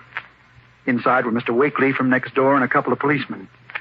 And there's poor old Mr. O'Shea. That neighbor, Mr. Wakely, did you say? That's right, Stuart M. Wakely. In other words, me. I didn't hear you ring, Mr. Wakely. Time like this, you expect me to be formal, young man? And who are you, sir? Another policeman? Plainclothesman? Mr. Dollar is an investigator for my insurance company, Mr. Wakely. I'm George Reed. Why didn't you send for me, Marshal? What was that? This man Dollar would probably want to know just what I found here last night while you were out gallivanting around someplace instead of being here where you should have been taking care of that old O'Shea. I beg your pardon. Well, weren't you? I hardly see it's any business of yours. But I just happened to have been out on an errand for Mr. O'Shea. Well, all right. Which reminds me, Mr. Reed, you will make the changes in the policy, won't you? Oh, well, of course. Well, all I got to say... Yeah, go ahead and say it, Mr. Wakely. ...is that if it wasn't for me coming over here the way I did, old man O'Shea'd be dead as a doornail right now. Not that I'd cared particular. Just how was it you happened to come over here last night, Mr. Wakely? Are you in the habit of dropping in here at all hours?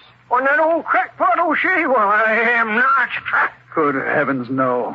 It's the first time Mr. Wakely ever so much as entered this house. After all. Just what time did you get here, by the way? Well, it's not more than 2-3 minutes after 11 o'clock. You're sure of that? Well, of course I'm sure. I've been trying, you hear me? I've been trying to hear the 11 o'clock news on the radio. Trying. That's the reason I come. Marshal, that's the same time ready to leave George Reed's home and come back here. Yes. Like I started to say, the reason I come over here was to tell that crazy old man to turn down his television. What? Inconsiderate old fool. Night after night, that dang thing squawking away so loud you can hear it all over the block. Driving me and everybody else out of their mind. Mr. O'Shea is slightly hard of hearing, Mr. Wakely. Slightly. Now, Mr. Didn't I Wakely. call you on the telephone, Marshal, almost every single night and beg you to turn that thing down and I'd come over and do something about it? Yes, you certainly did. But a lot of good it done me. So that's why I come over here last night, Mr. Dollar, to tell the old man and this smart young whippersnapper that if they didn't turn down that TV and leave us have some peace around here... Yes, I'm sure. Now, would you But when I got up on the porch, I heard the old coot hollering for help. Even over that squawk box, I could hear him. And I heard his wheelchair fall over, and him still yelling for help. So what did you do? So I banged on the door, and I finally busted it open. And, well, you know what I found in here. Just what did you find? Old man O'Shea, laying there on the floor, all cut, and that window back of him wide open. And you called the police? Yes, sir. And that's when Marshal, that should have been here taking care of him, that's when he come in. And, of course, I sent for the doctor. And, Marshal, you have no idea who might have done it. I wish to heaven I had. I'll tell you this, mister. Yes? Everybody living on the block, everybody in range of that noise machine would have been willing to murder him for it. Yes, sir. Even you, Mr. Wakely. Yes, sir. Yes, sir, I should. Now, wait, I didn't mean that. You sure? Now, listen carefully. Motive? Opportunity? Let's give a little thought to that, huh?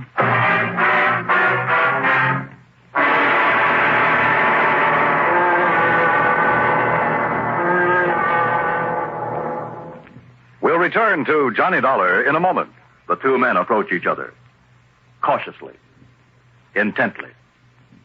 A fearful murmur sweeps through the crowd.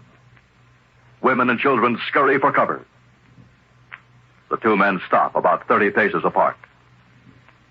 Silence fills the street. Each man's hand hovers over the pearl handle in his holster. And at an unheard signal, pistols are drawn. 2 shots ring out. And one man falls to the dusty street, dead. The hero holsters his weapon and ambles toward the saloon. Thus ends or begins the great source of American entertainment, the Western. Although glamorized now, the six-shooter did play an important part in the settling of the West. The man responsible for that ingenious weapon was Samuel Colt. Born in 1814, Colt, as a child, had an insatiable interest in gunpowder and the weapons that used it. As a young man, he was dissatisfied with the current one-shot pistols then in use. One day he remembered a sea voyage he had taken when he was 13, and how he had been fascinated by the ship's paddle wheel. Why not use a similar wheel in a pistol? Working feverishly, he finally perfected a weapon with a rotating barrel of 6 chambers. Thus, the six-shooter was born. Like most inventions, however, it took time to gain the public's acceptance. The opportunity came. War with Mexico was declared in 1846, and soldiers returning from the war told of the great success they had had with the Colt 45. Soon, the Texas Rangers adopted the repeating pistol in their many battles with the Indians. Samuel Colt, an inspired American with a philosophy that somehow there must be a way. Let's find it.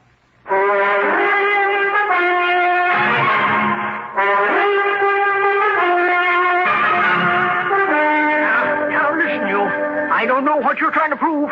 I mean about me, but I warn you, Dollar. Warn me, Mr. Wakely? That's right. You accuse me of anything, I'll make you mighty sorry you did.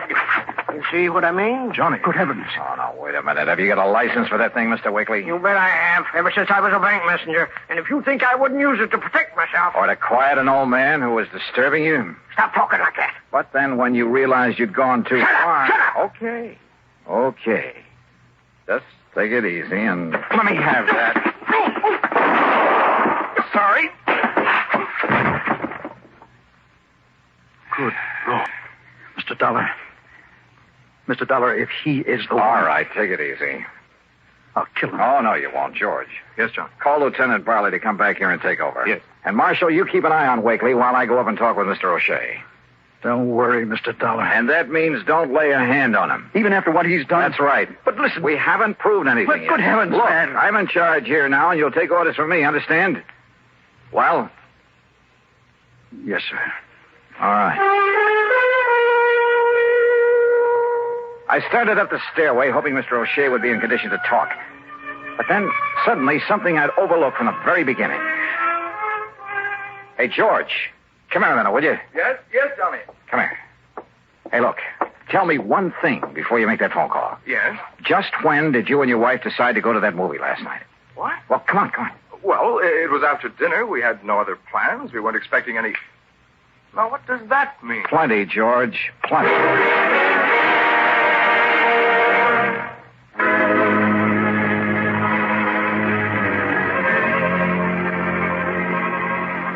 A quick look in Mr. O'Shea's room told me he was out like a light. No doubt the doctor had given him something to make him sleep. But that was all right by me. I had other ideas now. I located... Meantime, you're to keep an eye on Mr. Wakely. You are, George. What? I gotta leave you two for a few minutes and keep an eye on Marshall, too. On me, Mr. Dollar? I don't want Mr. Wakely harmed. Just see that he stays here. Marshall, if I come back and find that you've so much as touched him... I gave you my word. Okay. See that you keep it.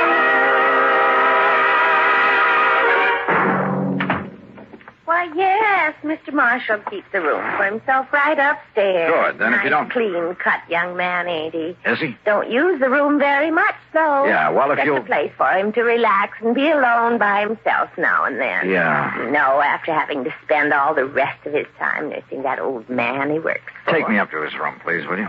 Well, now, I don't know. All right, here, my credentials. Eh? Johnny Dollar? Yes. Special investigator? Yes, that's right. Let's go, please. You mean he's in trouble, Mr. Dollar? I didn't say that. Oh, well, I'm glad you didn't.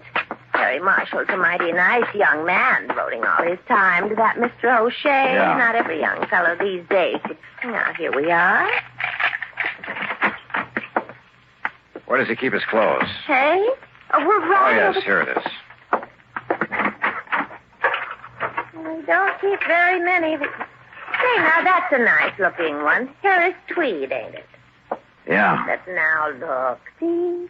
Yeah, I see. Ask me. He should have had that mended. Ask me, it's his ways he should have mended. What?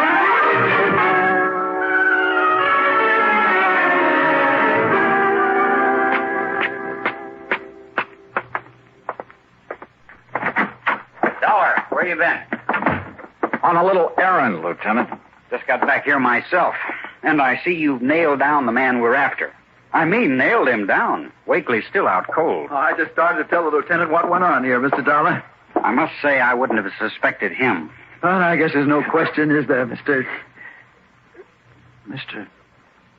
Yeah. Huh? Oh, I see you found the coat that was torn when he escaped out the window. Where'd you find it? In a little rooming house over on South Elm. I see. Well, I don't. Marshal, your suggestion that Mr. O'Shea had another beneficiary to his policy was real smart. Worthless nephew. That way, even if your plan failed, not too much of the money would be diverted away from you. His plan, Johnny. But, of course, if Mr. O'Shea were to die or be murdered before the change was made in the policy, why, nobody in the world would think to suspect you. You don't think young Marshall was in this, too? It was a one-man job, Lieutenant. Fortunately, it failed. Because of Mr. Wakely. Huh? Yeah, you better call a doctor, George. I'm afraid I must have hit Mr. Wakely pretty hard. Now, look here, Dollar. Tell me, Mr. Dollar. What, well, I guess the expression is tipped you off. Marshall?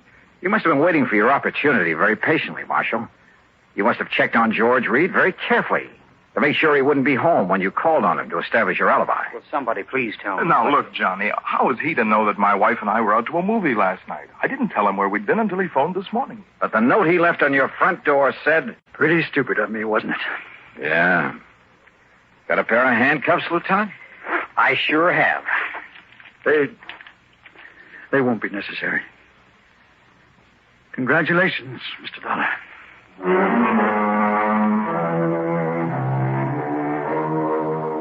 So, George, having saved your company from having to pay off the old man's insurance, well, how much is my fee going to be? If it's big enough, of course, I'll forget all about the... Wait a minute. What expense account? A lousy buck for the trip over to your office this morning? Well, me. Yours truly, Johnny Dollar.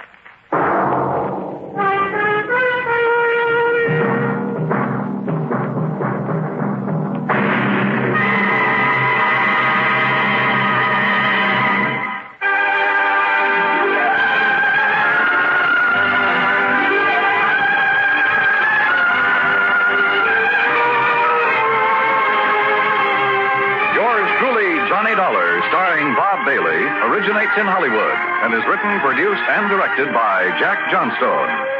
Heard in our cast were Virginia Gregg, G. Stanley Jones, Jeff Stratton, Sam Edwards, and Junius Matthews. Be sure to join us next week, same time and station, for another exciting story of yours truly, Johnny Dollar.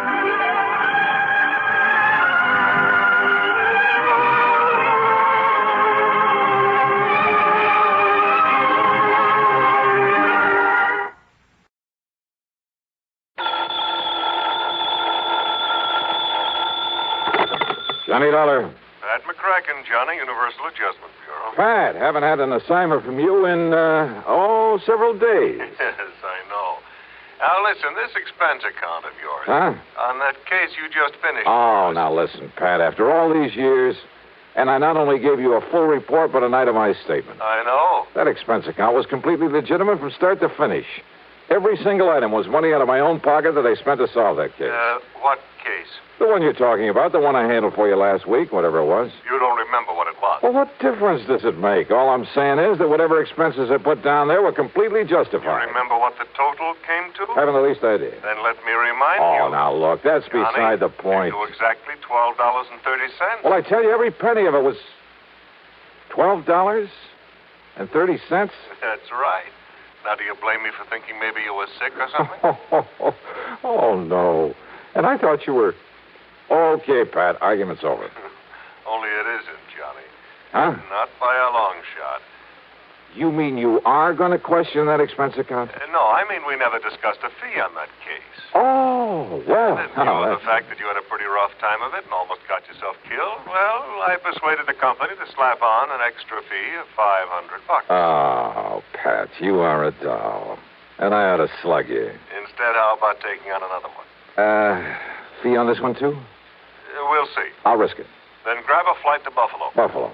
Contact Edward J. McNair at McNair's Emporium. McNair's what? The Emporium. That's one of the big department stores. Somebody lifted a few dollars out of their safe last Saturday. How much?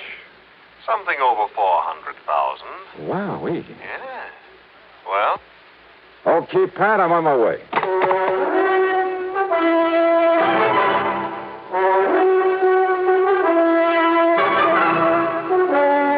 CBS Radio brings you Bob Bailey in the exciting adventures of the man with the action-packed expense account. America's fabulous freelance insurance investigator. Yours truly, Johnny Dollar.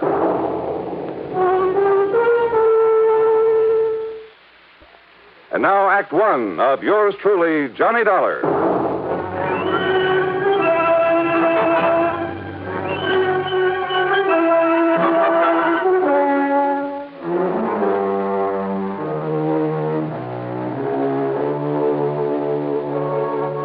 Expense account submitted by Special Investigator Johnny Dollar to the Universal Adjustment Bureau, Home Office, Hartford, Connecticut.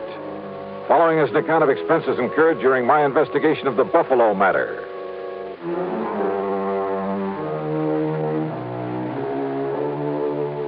Expense account item 1, $49.50 plane fare and incidentals to Buffalo, New York. Item 2, $8 even for taxi fares. After dropping my luggage at a hotel, I went over to the Emporium. In the big office on the top floor, I talked to Mr. McNair himself. $421,216, according to the books. Well, that's quite a loss, Mr. McNair. And I suppose, Mr. Dollar, that to some extent it's my own fault. My fault. Oh, why do you say that, sir? Heaven knows John Harker suggested changing the procedure more than once. John Harker? Yes, my young personal assistant. Also company treasurer. Oh, I see. But I've run things single-handed the same old way for so long, and nothing like this ever happened before. Mm-hmm. What do you want to tell me about it? We've followed the same procedure every Saturday night for over 28 years, which is to say that as soon as the store was closed, each department head, in turn, brought his cash receipts up here to the treasurer. This, John Harker. Then Harker gave the department head a receipt, put the money in the vault, and that was that. Well, sir, it seems to me it would have been a lot safer to have an armored car deliver that money to the depository of some bank during the day, maybe several times a day. Exactly what John suggested some time ago. I suppose I should have listened to him. Well, go on, sir. Last Saturday, after we closed, things went along quite as usual. That is, until Mr. Ellery in Sporting Goods, always the last to bring his money to the vault, until he knocked on Harker's door. Well, right on cue. Excuse me. Come in. Mr. McNair, John, come in, please. I want you to meet Mr. Johnny Dollar. This is John Harker. Mr. Dollar? Hiya. Dollar represents the insurance companies we trust will make good on our loss. Well, I certainly hope you can make more progress than the police have, Mr. Dollar. That bandage on your head have anything to do with the robbery, Harker? Yes, it certainly has. Terrible, isn't it? Now, sit down, John. Tell Mr. Dollar exactly what happened on Saturday night when Mr. Ellery came up to turn his cash over to you. Thank you, sir. Oh, I'm afraid it was all my fault, Dollar. Not a bit of it. Yes, for being caught off guard. All right, what happened? Well, when Ellery knocked on the door of the vault room, I asked who it was. He told me, and, I should have known by his tone of voice that something was wrong. Now, John, you're not to blame. This sort of thing could have happened to anybody. Even to me. Thank you, Mr. McNair, but it doesn't alter the fact that... Well, Dollar, I went over and unlocked the door for Ellery. But instead of walking in, he was forcibly thrust into the room. The door was thrown back so hard, it knocked me down, knocked me unconscious. Terrible. And when I came to, the cash drawers of the vault were empty. The keys had been literally torn out of my pocket. You shall have a new suit for that, John. Thank you, sir. Ellery, poor Mr. Ellery, lay there bound with adhesive tape after being badly beaten. Did you see whoever it was came barging in that way? If I hadn't been standing behind that door, I might have. I see. What about this man, Ellery? Tell him, John. Yes, sir. Well, poor Ellery did catch a glimpse of him, but the man was wearing a sort of mask over his face. He gave what description he could to the police, of course. And, that's about it. Thank you, John.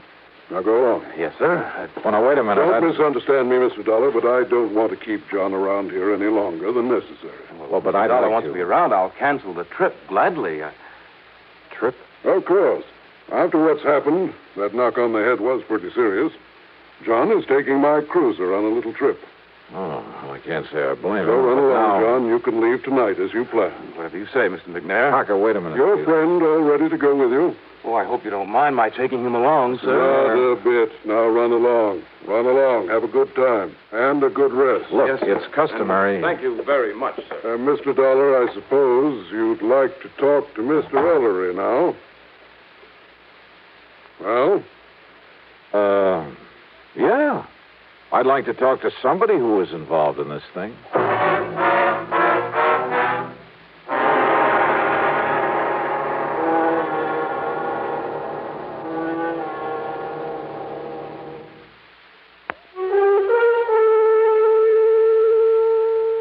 David Ellery, the other victim of the robbery, was still out to lunch, so I grabbed a bite myself. That's item 3, $1.75, and checked with the police.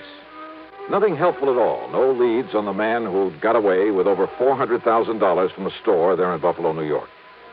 Then I went over to the Emporium to the sporting goods department.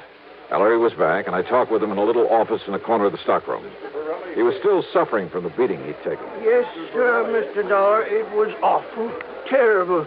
And, yes, sir, it was just like young Mr. Harker told you it was. I understand that you gave the police a description of the man who attacked you. Well, yes, sir, best I could. Had you ever seen him before that you know of?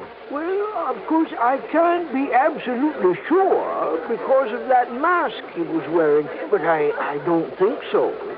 Was he waiting at the door of the vault room when you got there to put the money in the safe? Well, Mr. Harker always does that, sir. Yeah, I suppose so. I just go up and knock on the door and tell him who I am. Well, you see, he always keeps the door locked when he's taking the company cash that way. Yeah, sure. So I knock on the door and shout my name, and then he opens up and I give him the money. Then he gives me a receipt, and he puts the money in the vault. But you didn't answer my question. When did you first see this man in the mask? Well, only when Mr. Harker was opening the door for me. Yes? He must have sneaked up on me, and then just when Mr. Harker opened the door, he grabbed me by the shoulders, and, sir, he just throwed me into that vault room. And John Harker was struck by the door as it was banged open. Poor young fellow. It must have hurt him something terrible, knocking him out that way. Looks to me like you got the worst of it, though. Oh, I'm so sorry for John Harker. What? Nice young fellow like him, trying so hard to make his way in the company, and then to have a thing like this happen. Now, Mr. Ellery, doing real good for himself, too. Doing real good for the Emporium. Yeah, well, now tell me... Lots of good ideas for building up the business. And Mr. McNair liked that, and kept pushing him ahead. Oh, yeah, sure. So that someday John could be earning himself a lot of money. Not that us old-timers ever complain. Mr. Ellery... I mean about the wage scale here at the airport. Wait a minute, please. Yes, sir. How long has John Harker been with the Emporium? About a year now, and he's lived up to the recommendations he come with so well. It's just no wonder, Mr. McNair. Recommendations? From where? Macy's and Gimbel's in New York, and John Wanamaker in Philadelphia. Oh, from lots of big stores. A couple in Chicago, too. Yes, sir. Mr. McNair told us about it himself when he hired Mr. Harker and explained that's why he'd give him a better job than some of us old-timers have. Macy's, Gimbel's, Wanamaker. You don't believe me, you ask Mr. McNair. You know something, Mr. Ellery? What, sir?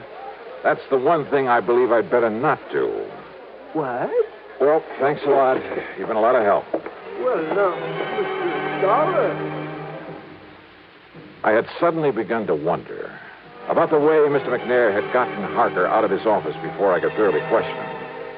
About the possibility that McNair might have engineered this robbery himself. Because it had to be somebody completely familiar with the procedures, the routines of that store, because of the timing. Somebody who knew the place would be virtually empty at that time of day. Who knew that Ellery was always the last to take his money up to the vault. I'd noticed a checkbook on Mr. McNair's desk and made a mental note of the name of the bank. But it was now after 5 p.m., so rather than push things until I was sure, I went back to my hotel room to clean up, eat some dinner, and get a good night's sleep. But as I started to open my handbag, wondering, by the way, if I'd forgotten to lock it for the first time in my life. Yeah, I'd heard that sound before. I grabbed the bag, made a dash for the open window, and threw it as hard and as far out from the building as I could, out over the empty lot beside the hotel.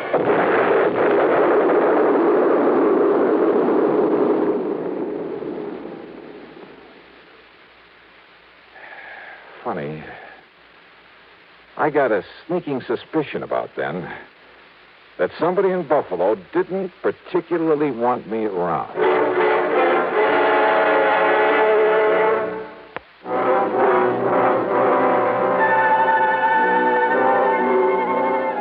Needless to say, I had to do a bit of explaining to the police about the infernal machine in my handbag that I'd tossed out of my hotel. And the company will have to pay for some broken windows in that neighborhood. And needless to say, their only theory about who might have planted that bomb was the man in the mask, whose identity was still unknown to them. But I had an idea. Besides the police, only 3 people could have known I was there. Mr. Ellery, hardly the type. Young John Harker. No, he was off on a yachting trip. And that left Mr. McNair. But like I said, rather than push things without some proof. Well, item 4 is $7 for drinks and a good dinner, and I hit the sack for some much-needed rest. But first thing in the morning, I was in the cashier's office at the bank. Yes, sir. What can I do? Johnny! Willie Barton. Now, what under the sun are you doing here? I'll have you know that I'm not only cashier of this bank, but a vice president, too. How are you, boy? Congratulations. Well, look, I got to get right to the point. I want to know all I can about the financial condition of not only Mr. Edward J. McNair, but also the store he owns, the Emporium. Oh, now, Johnny, you know that things like that are of a confidential nature between a banker and his client. Oh, I can see you're going to be a lot of help.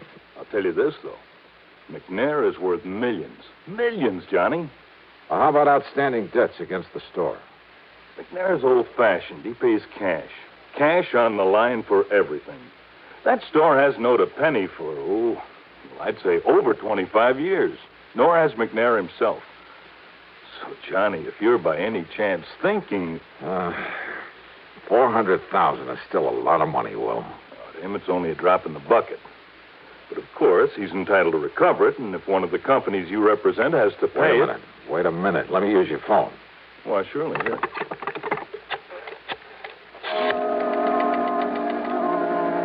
Item 5, 840, long-distance calls to New York and Philadelphia to Macy's, Gimbel's, and John Wanamaker's, to the personnel directors. And from each of them, I get the same answer. They'd never even heard of John Harker. I left the bank and went over to the Emporium to the office of Mr. McNair. I know, Mr. Dollar. I haven't the least idea where John and his friend are going in my cruiser. He simply asked if he might have it for a few days. Asked for it? I thought it was your idea that he take that trip. Well, of course I agreed that he should get away for a few days to rest, recuperate. A few days? Yes. Huh? And also get away with your $400,000. What? Played right into his hands. You know anything about this friend he's taking along? Well, I presume, being a young man with lots of lady friends. Well, I presume it's the guy who helped him with that robbery. What are you saying, Mr. Dollar? Oh, brother, how nicely things are beginning to add up around here. To begin with, it had to be somebody here in the store. And listen. I'm listening, sir. Harker told me, right here in your office, he told me that when old man Ellery knocked on the door of the vault room, that Harker should have known something was wrong when Ellery called to him and identified himself. Mr. Dollar. I should have known by the tone of his voice that something was wrong. Now, those were the words that Harker used. You heard him say it, too. But he was lying. Lying? Yeah. Because Ellery didn't know the robber was even there until after John had opened the door for him. You're sure of that? I'm sure. Mr. Dollar, are you trying to say that John Harker, that fine young man... I am trying to tell you that you have made an old fool of yourself, that you made your first mistake when you hired that smart young crook. I'll have you know that John came here with the highest possible recommendation. Yeah, well, Macy's and Gimbel's and the rest never even heard of him. What? So in your blind faith, you not only taught him how to stage the robbery, he and his pal, whoever he is, but now with your cruiser, you've helped him get away with it, with your money. But good heavens, Mr. Now, Dollar. if you'll just give me a hand, come up with some bright idea for finding that boat of yours somewhere out in the middle of Lake Erie. Yeah, and probably headed for some remote little port on the Canadian side of the lake. Believe me, if ever I needed a stroke of luck, it's right now.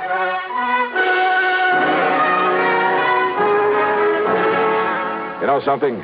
Well, Lady Luck must have been tagging along right at my heels. And don't ever underestimate the United States Coast Guard. A big sou'wester had built up over Lake Erie, so they'd contacted every small boat within 100 miles. The boys aboard McNair's yacht hadn't dared not answering the call. They would only have sent the Coast Guard out looking for them. And where were they? Dollar, they're riding out the blow in the lee of Long Point off the Canadian shore. Here it is in the chart. Or is that just where they say they are? No, radio compass checks have verified their position. Right there. But now, Mr. Dollar... Yeah, no. That puts them in Canadian waters, doesn't it? Yeah, I'm afraid so. Which means we have no jurisdiction, no authority. Of course, our friends across the border will be glad to cooperate any way they can. I'm sure of that. Yeah, but by the time we take whatever legal procedures may be necessary... No, listen. Yes, sir? Now, off the record, unofficially... Suppose I were to go out there after them myself. Oh, now, Mr. Dollar. Well, somebody has to nab them. Suppose I could find a boat and a skipper willing to weather this storm. Huh? How about that? Well, I think maybe... Now, I'm not sure, mind you, but I think I've heard of some chap around here that owns a converted subchaser. Will weather out any kind of a storm. Yeah? Now, of course, you understand, I'm hardly in a position to recommend that you attempt any such... Expense account item 6, $585, rental of the subchaser and the skipper to go with it. And while I'd like to give you a thrilling, dramatic ending for this case, well, the trip across Lake Erie in that storm did have its moments. But from there on in, it was just a matter of running down John Harker and his pal, clapping him into chains and hauling him back to Buffalo with the money. So expense account total, including transportation home. Well, now, wait. As it turned out, there's a lot more to this thing. Yeah. I'll tell you all about it in my next report. Yours truly, Johnny Dollar.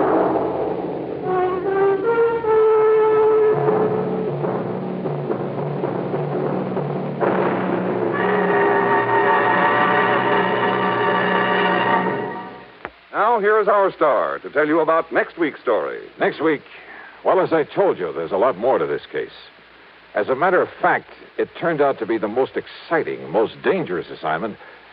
Well, join us, won't you? Yours truly, Johnny Dollar.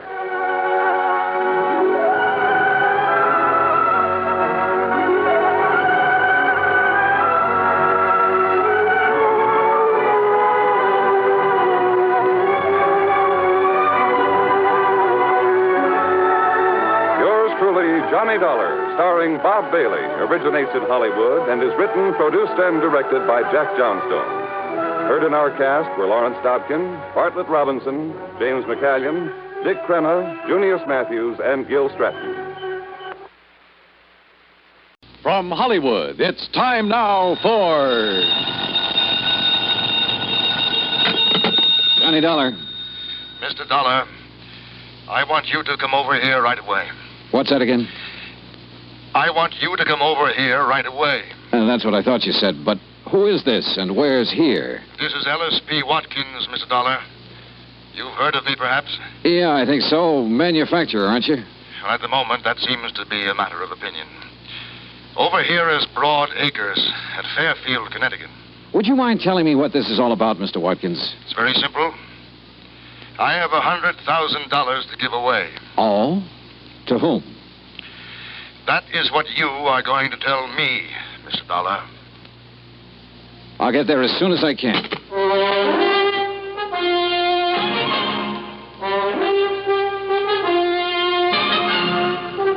Bob Bailey in the exciting adventures of the man with the action-packed expense account, America's fabulous freelance insurance investigator. Yours truly, Johnny Dollar. And now, Act One of yours truly, Johnny Dollar.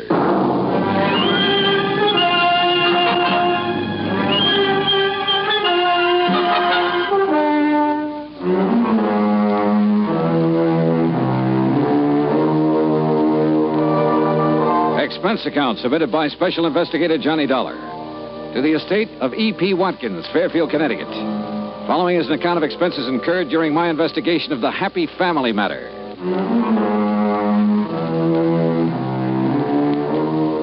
Expense account item 1, $1.20 taxi from my apartment to the home office of the Universal Adjustment Bureau and Pat McCracken.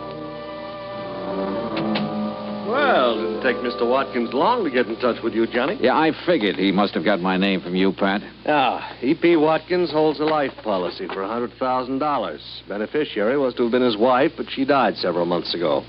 Now he wants to designate a new beneficiary. You mean he wants me to tell him who the beneficiary should be? That's right. No, thanks. Now, look, You Johnny... look, Pat. I got tangled up in a family matter once before. I still have the scars to prove Johnny... it. Why doesn't Mr. Watkins pick his own beneficiary? Ordinarily he would, but in a case like this, it might take time. So what? From what I can gather, Johnny, Mr. Watkins doesn't have much time left to live. Oh? Okay, Pat. Item 2, $4.30 transportation by car to Broad Acres, the Watkins home in Fairfield. It was a big place, and it was old. I was shown into the library. E.P. Watkins was sitting in front of the fire. I could see that he wasn't well, but there was still a lot of strength in his face. Mr. Dollar, according to the medical authorities, I have somewhere between 1 week and 1 year to live. I'm sorry. I'm not. Oh? My wife is dead. My business is on the verge of collapse, and my children are strangers. Should I be sorry? Well, I don't know. I have 3 possible beneficiaries. A daughter, Sheila, 28 years old.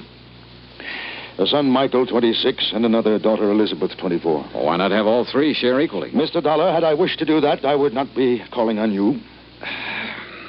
The others will be taken care of elsewhere in the estate, I suppose. There is no estate other than this insurance policy. Oh. Most of it has gone down the drain of an ailing business. The rest will be consumed in estate expenses. I see. Watkins' money should be kept in the Watkins family as I see it.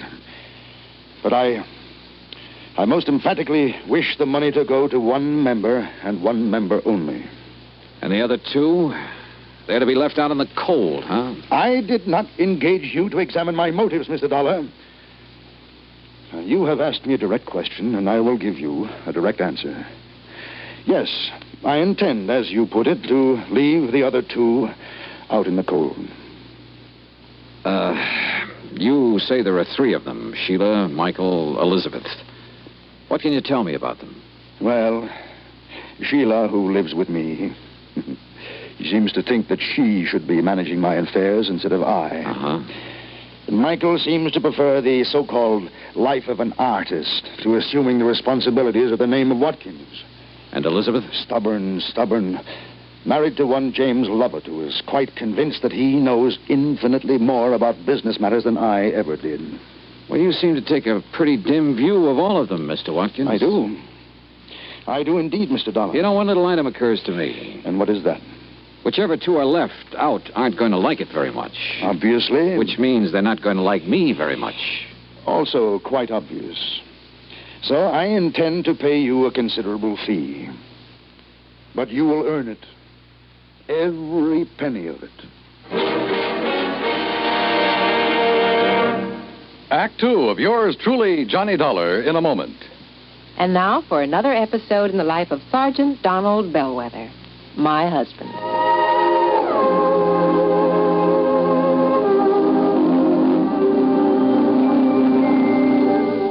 Reba, is everything packed in this duffel bag? Yeah, everything but these, Sarge. Oh, let me see that bottle. Reba, what in the world would a bunch of guys on a fishing trip want with these indigestion pills? Well, now, you just take them along, Don. Remember, you boys will be doing your own cooking for 3 whole days. Yeah. Maybe you're right. Oh, boy, I can hardly wait to pop some of those freshly caught fish into the pan. There, now. Everything's all packed. Yeah, well, we better get going. The fellas will be waiting. Well, I'll walk you to the car. Okay. I'll carry this bag. The rest of the gear's already packed. Here, I'll open the door for you. Oh, thanks, honey. Now, I'll just put this bag in the back seat. Okay. Now, kiss me goodbye right here on the front lawn so the neighbors will know I'm not leaving because we quarreled. Oh, you're so silly. Good luck, dear. Have a wonderful time. You really deserve this fishing trip. Oh, is that all you got to say? I mean, you usually tell me to drive carefully, et cetera, et cetera. Well, this time I will not say a word. Oh. Okay, dear. Well, I guess I better be going. Hey, what's this note on the steering wheel? Dear Sergeant, on one holiday last year in the States, speed was a factor in 71% of the accidents. Drinking was a factor in nearly half. Accidents were most frequent early in the weekend. 82% of the accidents happened in rural areas, and the victims were usually the drivers. Your loving wife, Reba. I might have known you'd get to me somehow. Goodbye, dear. Oh, I'm going to miss you. I'm going to miss you too, Reba. And don't you worry. I'll drive safely. That's my Donald. That's my doll.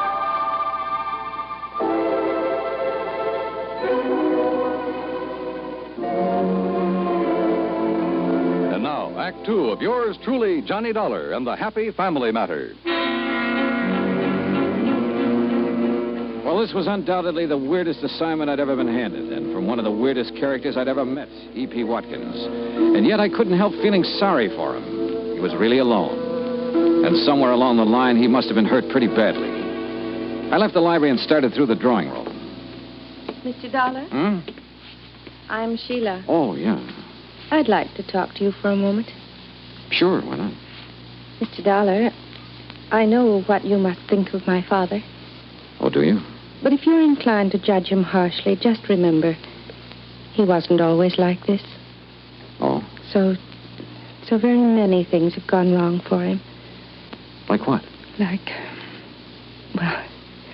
I'm afraid the main thing is his feeling that the 3 of us, Elizabeth and Michael and I, have let him down somehow. He seems to resent us so terribly. Why should he, Sheila? I'm not sure. I think he resents me because I'm not a man. Oh? You see, I'm the oldest. And in many ways, I'm more like Father than the others are. If I'd been a man, I could have, taken over for him. Yeah, I see. I've tried to do what I could. Help make decisions, that sort of thing. But I think he somehow resents that, too. Well, I gather it hasn't exactly been easy for you living here with him. Somebody has to.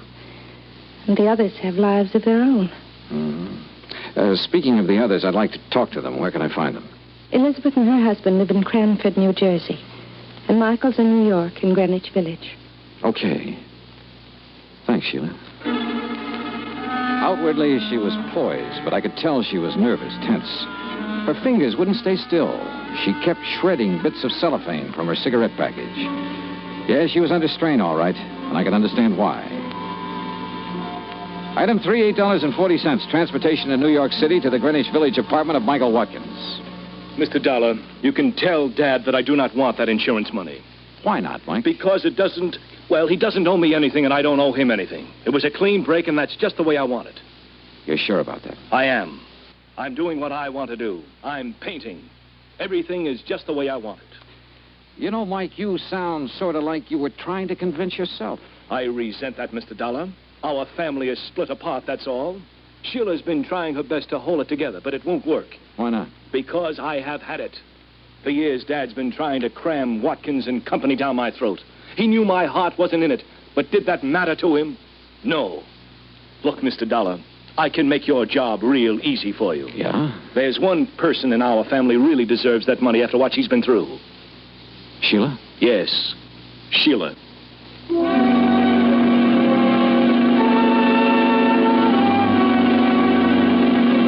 Item 4, $6 even. Transportation to the Lovitz home in Cranford, New Jersey. Look, Mr. Dollar, if sending you here is some scheme of Dad's to force us into line, you're wasting your time, and so is he. Now, wait a minute, Elizabeth, After the way he's treated Jim. Relax, honey. That's all over and done with. Look, Dollar, I can simplify your job for you. Can you? Give the insurance to Elizabeth here. Why? Because then I can get my hands on it. Oh? Well, what would you do with it, Jim? Buy controlling interest in Watkins and Company and put the business back on its feet. You once worked for Watkins and Company. Why did you leave?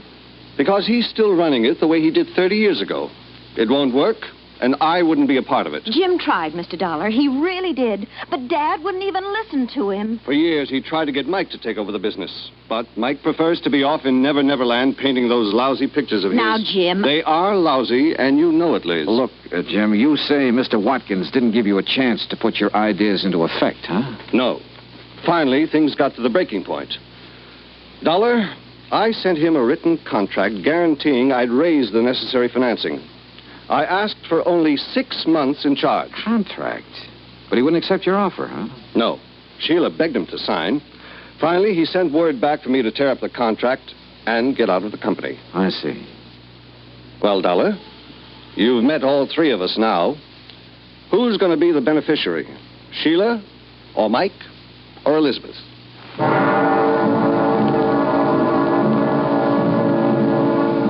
One thing I wanted to check on was Jim's opinion that Mike was not a good painter. I nosed around until I found an art dealer who'd handled his work. He showed me a couple of paintings and then leveled with me. So far as he could see, Mike was a lousy artist. I went back to my hotel to think it over, but I found a message that Mr. Watkins' attorney wanted to talk to me. He'd taken a room on the floor above, so I went upstairs. Come in. Halfway into the room, I noticed it was dark.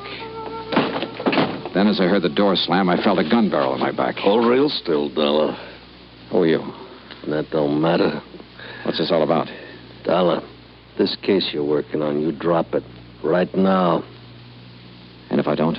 If you don't, you get dropped for keeps.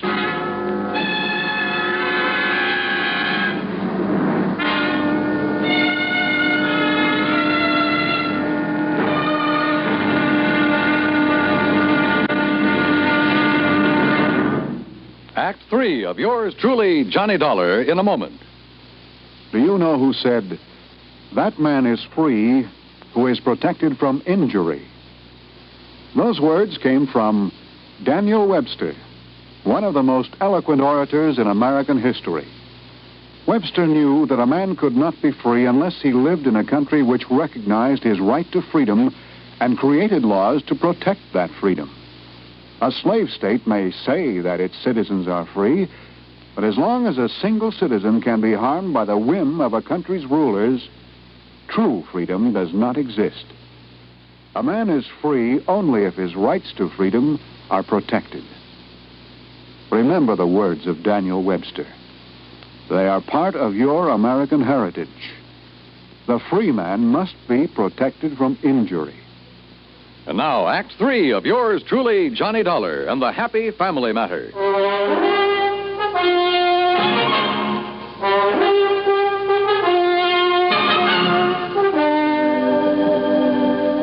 get the message, Dollar? Sure. I dropped the case or else. Look, you're obviously not Watkins' attorney. The message was just a decoy to get me here. Who hired you to give me this warning? Don't get so nosy, Dollar. You got the warning. It's the main point. Just to make sure you get the message. I'd seen what was coming and ducked, then swung and knocked the gun out of his hand. He gave me a knee in the stomach that flattened me.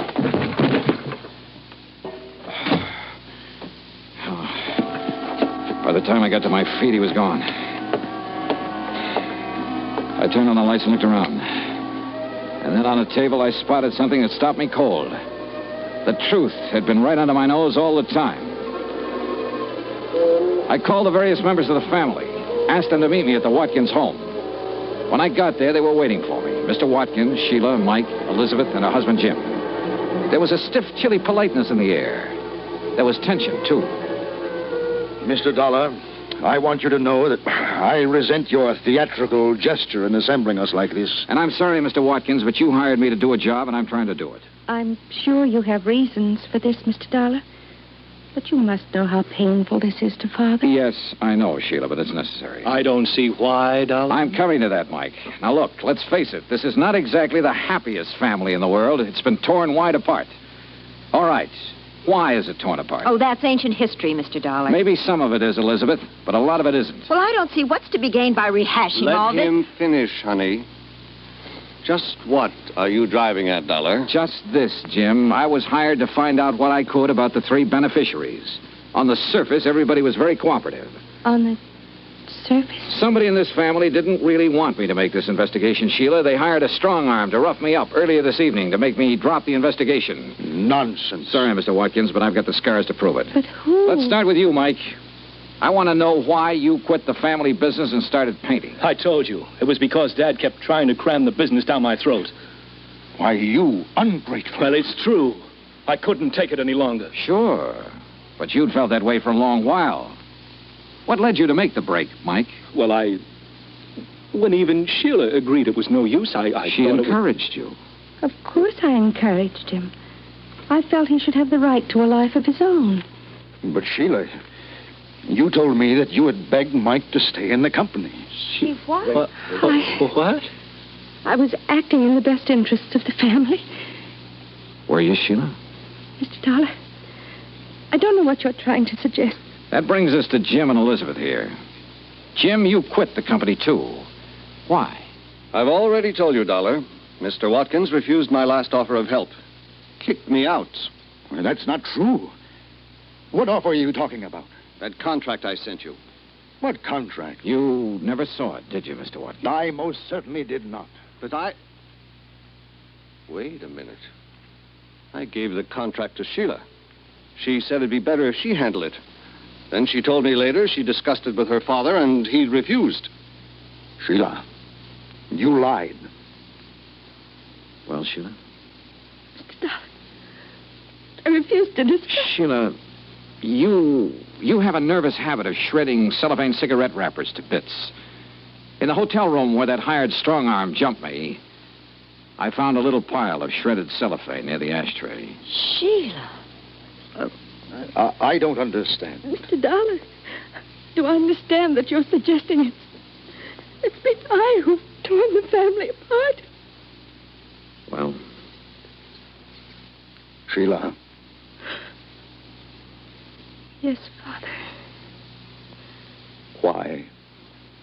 I'm not sure. I don't know.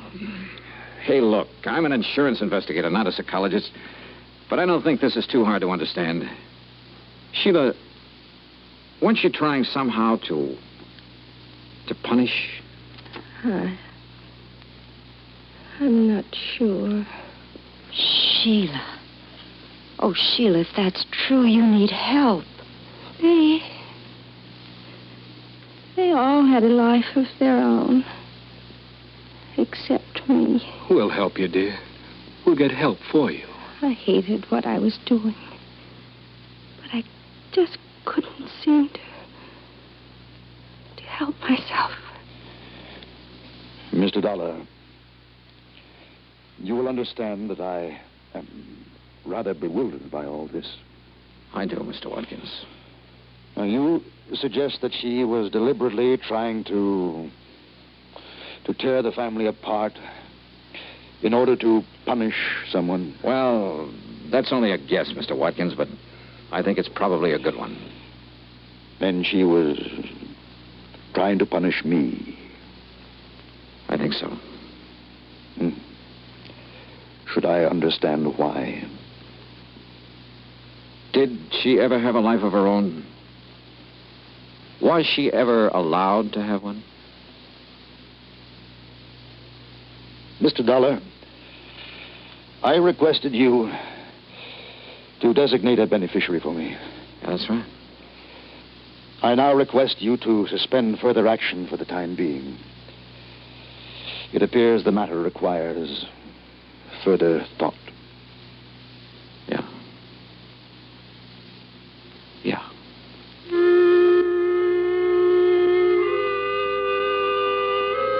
Item 6, $8.50. Transportation and incidentals back home. Expense account total, $73 even. Remarks? Sheila is now undergoing treatment, and the outlook is favorable. Elizabeth's husband, Jim, is managing the affairs of Watkins and Company. Mike is helping him. And I guess he's doing a good job. Mr. Watkins, well, he's still alive. And his doctor tells me that now the old gentleman has found some reasons to be alive, he'll probably be with us quite a while. And make all 3 of his children his beneficiaries. Yours truly, Johnny Dollar.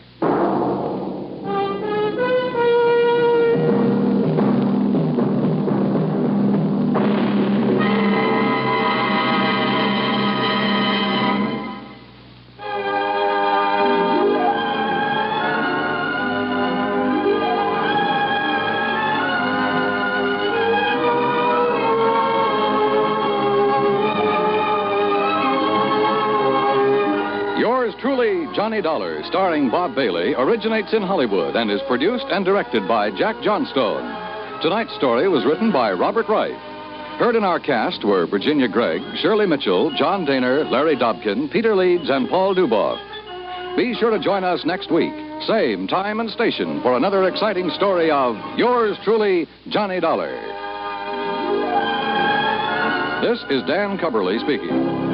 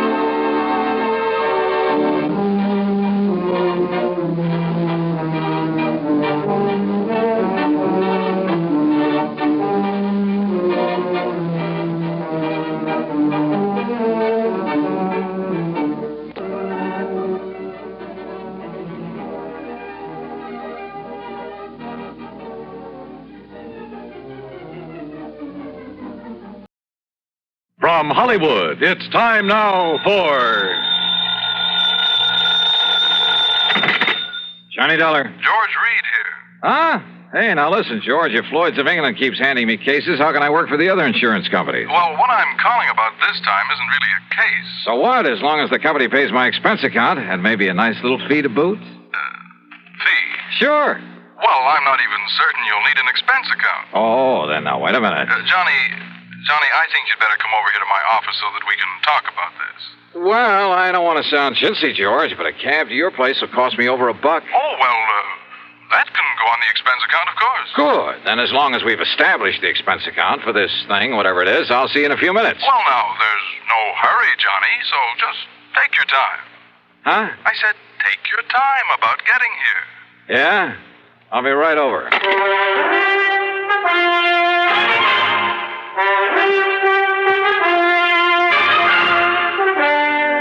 Bob Bailey in the intriguing adventures of the man with the action-packed expense account, America's fabulous freelance insurance investigator. Yours truly, Johnny Dollar. And now, Act One of yours truly, Johnny Dollar.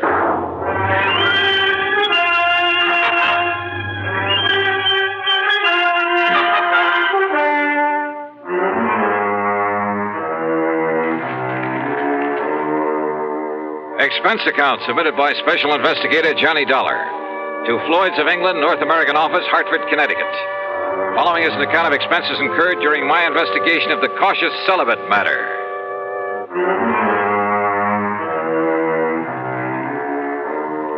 Wait a minute. Over the phone, George Reed did not tell me what he wanted me for. Also, he very plainly said not to hurry. Item 1, $1.20. No, make it $1.50 for a taxi down to his office. Go right in, Mr. Dollar. Mr. Reed's expecting you. Okay, thanks. Oh, come in, John. Yeah. As I tried to tell you on the phone, there was no reason to rush over. Oh, yeah, I got the message, George. That's why I did rush. Oh, well, sit down. Sure. Well? Cigarette? No, thanks. I'll smoke one of my own. Oh, sure. But here, let me give you a light. Okay. Honey, I filled this thing just this morning. Here, give it to me. Oh, that's all right. I'm sure I can make it work. Well, what is this, George? Some kind of a stall? Oh, here, give me. Well... As for me, I don't think you were trying. I guess I didn't flick it hard enough. Yeah. Now, what's on your mind? Well, you got back from that assignment out in Oklahoma sooner than I expected, from that town with the unlikely name of Bum Spung. Well, it's really the name of Durango Laramie Delhart's ranch.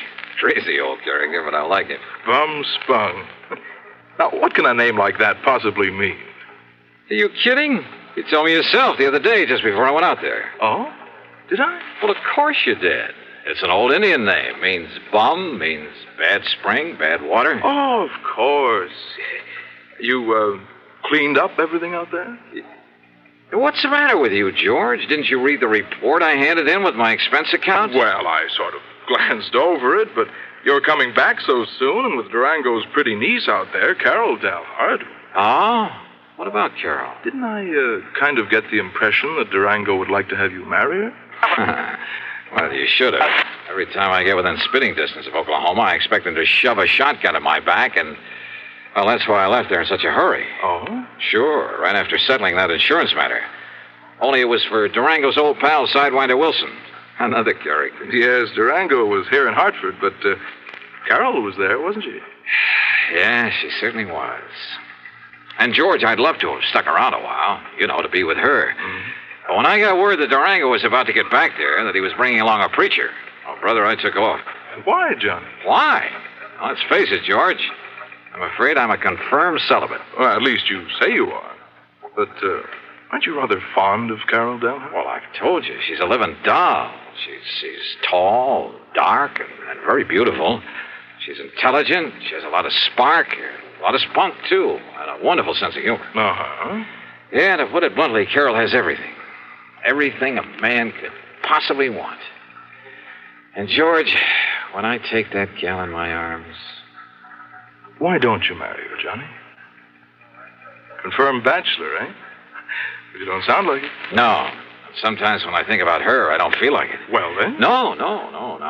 Let's stop talking about it. Why? Because, George, I'm not marrying. Not Carol or anyone else. At least, not right now. Someday, perhaps? Not now. Best years of your life, Johnny. And with someone like her. George, I've made up my mind about this whole thing, and that's that. Yes, but I'll bet if she were to walk in here suddenly... I said, cut it out, please. And listen, what difference does it make to you? What business is it of yours? Well, of course, it wouldn't hurt me a bit from the standpoint of client relationship. Huh? And after all, Durango is a mighty good client. You mean to say you've been giving me this big marriage build-up just... George, so help me, I ought to wring your neck. Oh, well, now, Johnny... But come on now, you've been stalling around long enough. Stalling? Yes, stalling. Now, what did you want to see me about? Well, actually, it's about Durango. Johnny, he asked me to have you come here. What for? And to keep you here. What? Yes, until he can arrive. You mean Durango's on his way here? Well, he thought of asking you to fly out to Bum's Bung again, but he was afraid you wouldn't. George, can't you see what this means? Can't you see why he's coming here? And probably with that shotgun I mentioned. Oh, now, Johnny. No, sir, George. When old Durango gets here, you tell him... Hi there, Huh? Reuben. Where is he? Durango. Ain't that Johnny Dollar got here yet? Wait, the fire escape. What did you say? Oh, yes. Well, then I'll go right in. Johnny, wait! Tell him I left town. No, wait, listen! Well, where is he? Durango. Hi there, Georgie. Where's he at? The window. You mean went out the window? Yes.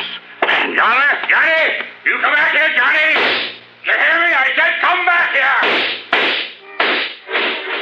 And now, Act Two of yours truly, Johnny Dollar and the Cautious Celibate Matter.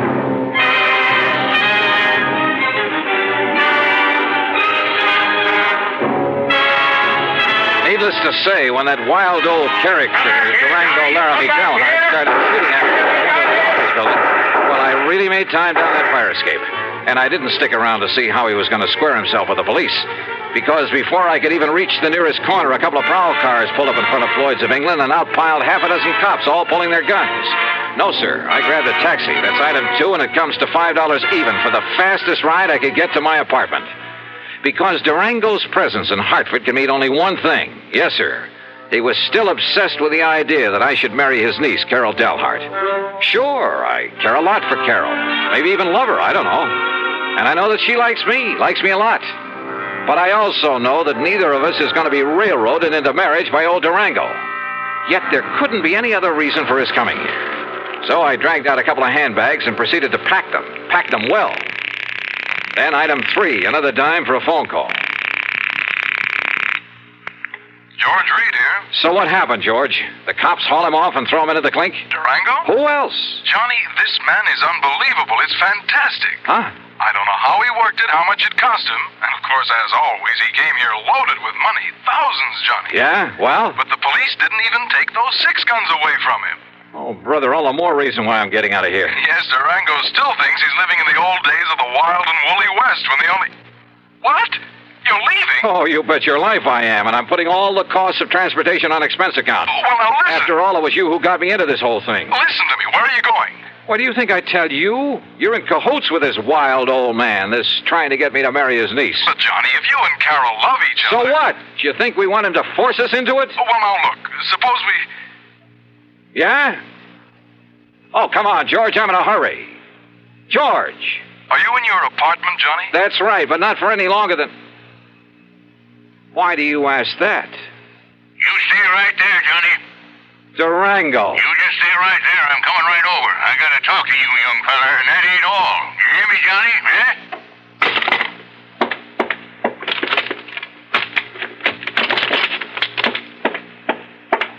California, here I come.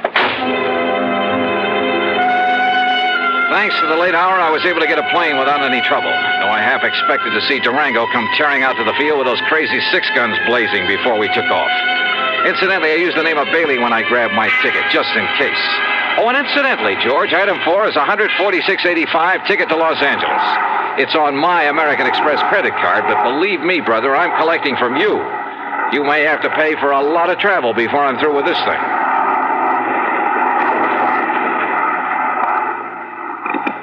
This is the pilot speaking. We'll be landing in Chicago in about 10 minutes. Weather is clear, the moon is bright, and ground temperature is 52 degrees.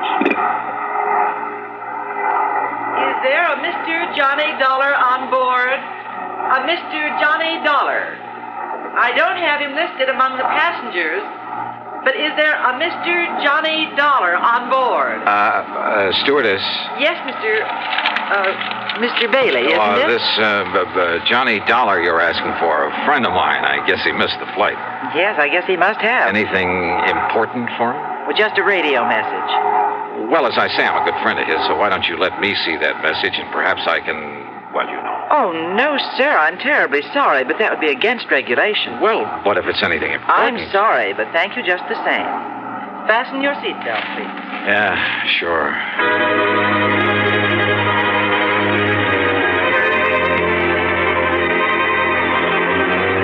When we landed in Chicago, I was tempted to grab a telephone, call George Reed, and ask him if Durango had given up the chase. For I knew that by now George must have realized he'd have to be on my side in this whole silly business. But during the stopover, I didn't even risk leaving the plane.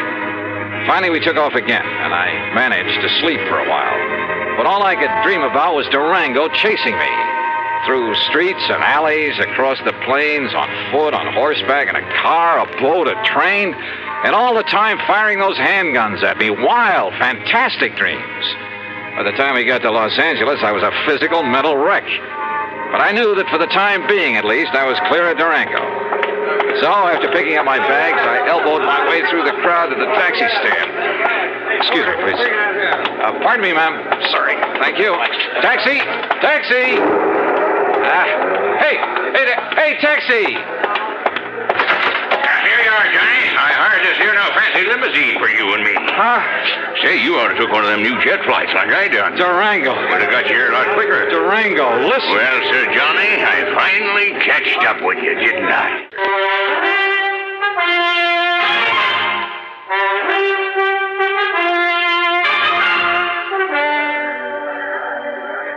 Durango. Well, Sir Johnny, I finally catched up with you, didn't I? Yeah, I guess you did. Well, you're the slipperiest young maverick I ever did see.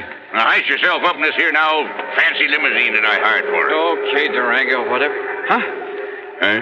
What's the matter? Look, that man. Where? The other side of your car. Hasn't he got a gun there? Well, I have, so I'll soon find out. You wait here, Johnny. Oh, sure.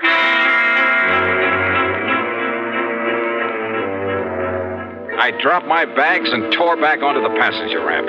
By jumping over a fence, I was able to climb on board an airliner that was about to leave. By flashing my credentials at the stewardess, I kept her from throwing me off, and in a couple of minutes we were in the air. Yes, sir, and headed for Portland, Oregon. The plane fare is item 55620. And to prove I'm not kidding about the company paying my expenses on this wild trip, item 6 is $425 for my 2 leather handbags and all the clothes I'd packed in them. So what happened at Portland? You won't believe it. But Durango was there and waiting for me. Sure, he chartered a plane, and because of the stops that my flight made along the way, he got there first. But I saw him in time. Johnny, here I am! Over here, Johnny! By jumping another fence and doing 100 yards in something like 9 seconds flat, I managed to find a taxi stand. Item 7, $35 for a wild ride through the streets of Portland, because I knew that somewhere in back of us, Durango was in hot pursuit. We finally ended up at a private airstrip out north of town. Item 8, $200 for the plane I chartered. And I told the pilot just to go anywhere. But according to regulations, he had to report his course and destination.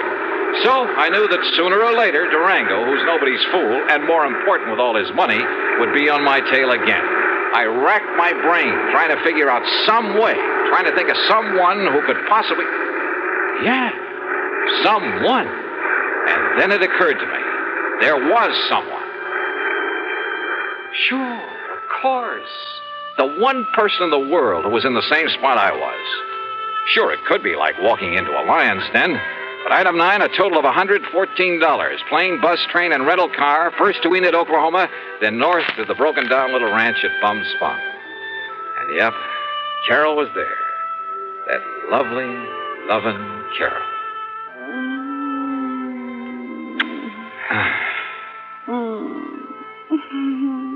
Oh, easy, gal, easy. You don't like to be kissed? Oh, I do. Johnny. Well, I love it, honey, and you'd know it. But listen, has Durango been here? Oh, Johnny, I don't know where that old goot went. Yeah, well, I do. He went to Hartford. Hartford? Yeah, Hartford, gunning for me. That crazy old man is so set on having us get married, Carol, Well, sure he is, but to go all the way to... Well, now, that's just carrying things too far. Yeah, I think so, too. I mean, if he thinks that by waving a 6-gun around... Listen, Johnny Dollar, I'm real gone on you. You know that. Well, yeah, and I think you know how I feel about But that doesn't mean that just because old Durango wants it that way, we've got to get hitched up together. No. At least not right away. So if he thinks he can shotgun you and me and... Oh, no. Durango! I know he'd be coming back to you, Carol, so now we really celebrate. Durango, you crazy coyote! Now, Durango, you stop that. You put down that gun and listen to me. Well, he's going to marry you, ain't he? Well, ain't he? No, Durango.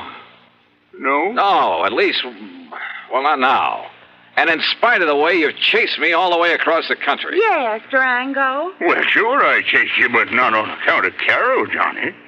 Huh? Well, sure. I hope all the time that sometime you and her will get married up together. Well, then? But I give up trying to force you kids doing it. Huh? Well, I just figure when you're ready, well, then you will. But going to Hartford and chasing me that way. Huh?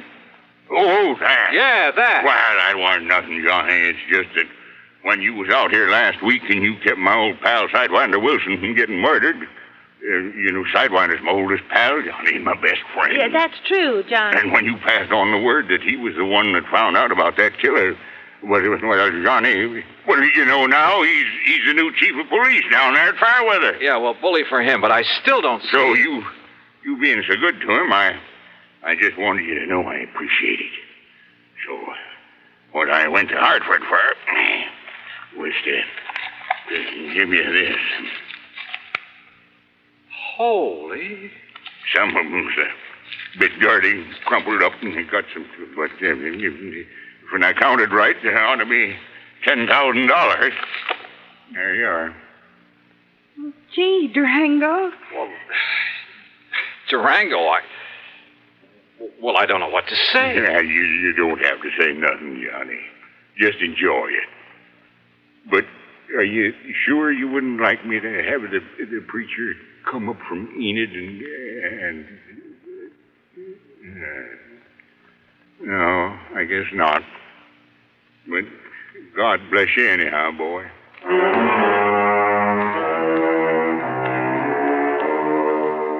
This time I did stay over for a couple of days. Yeah, and if I ever do take the leap...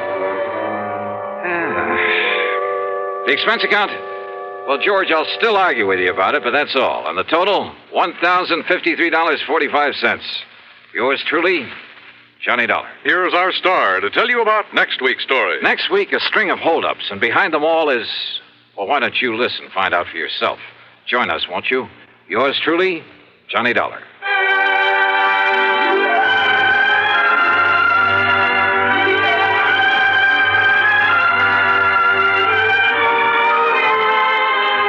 Yours truly, Johnny Dollar, starring Bob Bailey, originates in Hollywood and is written, produced, and directed by Jack Johnstone. Heard in our cast were Virginia Gregg, Gene Tatum, John McIntyre, and G. Stanley Jones. Be sure to join us next week, same time and station, for another exciting story of yours truly, Johnny Dollar.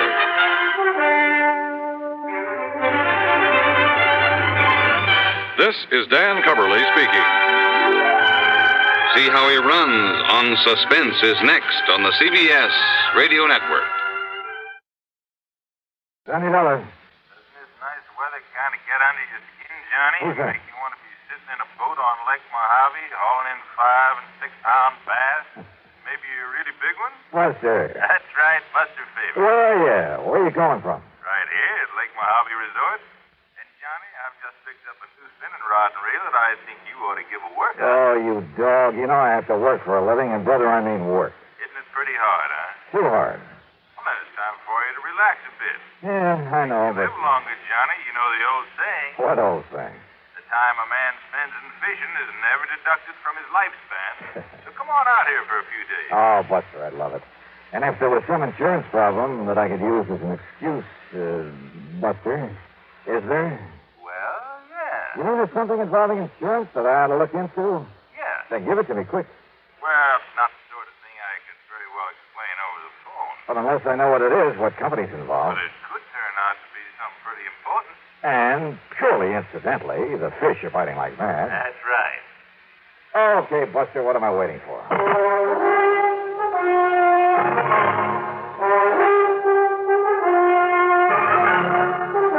Bob Bailey in the exciting adventures of the man with the action-packed expense account. America's fabulous freelance insurance investigator. Yours truly, Johnny Dollar.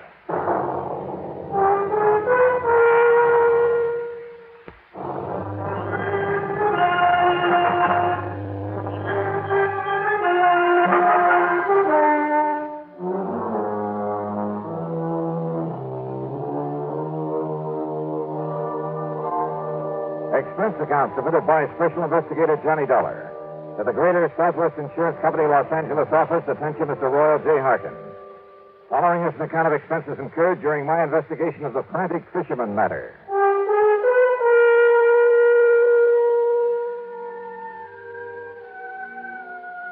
Roy, why kid about it? When I started this trip, I had no way of knowing that your company was involved.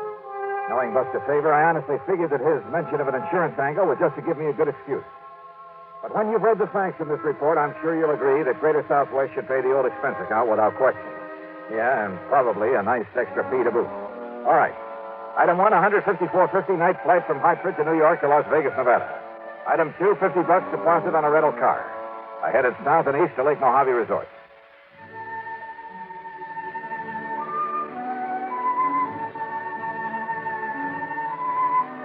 To me, this place is the answer to a fisherman's prayer. The lake itself is over 60 miles long, averages about a mile wide. The resort is at the lower end, complete with modern accommodations, cafe, dock. Well, just about everything you could ask for. Ham Pratt, the general manager, Buster Favor and his wife Marilyn are the salt of the earth. And because of it, the customers are a pretty fine lot without exception. Almost. I'm going to put you here in number 18, Johnny. Good, Buster. I'll feel right at home. And here's a new spinning outfit I want you to try out. 7-foot Harnell. Uh-huh. That's right. And a Mitchell 350, loaded with 4-pound test. So, as soon as you can change your clothes, we'll hit the lake. Okay, now, this is all very nice, Buster, and I'll be changed in about 5 minutes. But... Good, I'll be waiting at the dock. But... until you tell me what the insurance angle is for my coming out here, or where I'm going to charge my expense account. The answer to that is out on the lake. Oh, sure. That was all just an excuse to get me out here to fish. Wrong. But as long as I'm here, I might as well... Wrong, did you say? That's what I said. Then start talking. Sure. Out on the lake. Buster. I'll meet you at the dock.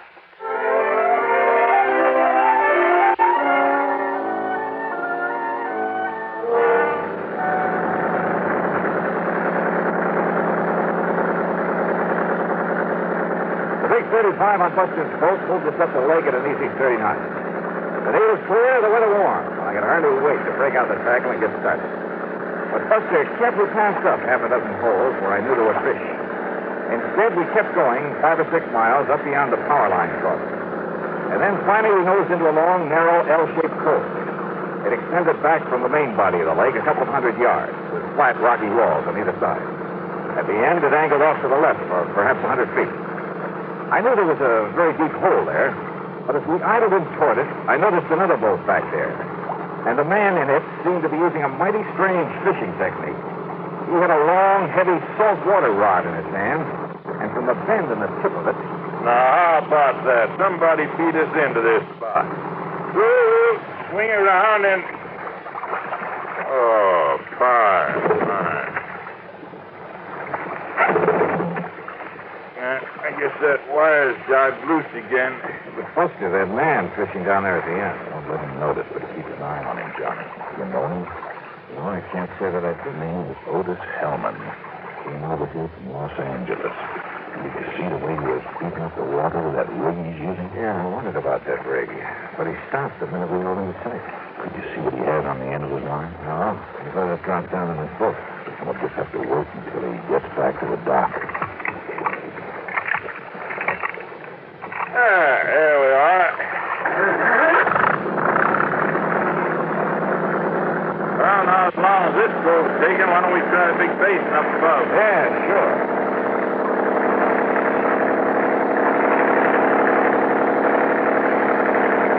Now, what did you mean, Buster, about that man in the boat? Where'd you get a close look at that rig he's using? Wait a minute. Otis Hellman, did you say? That's right. In all the papers last week. He got out of prison over in California. Yeah, sure. Yeah. Fishing, huh? At the end of that same code, day after day. But if you ask me, that man isn't after fish.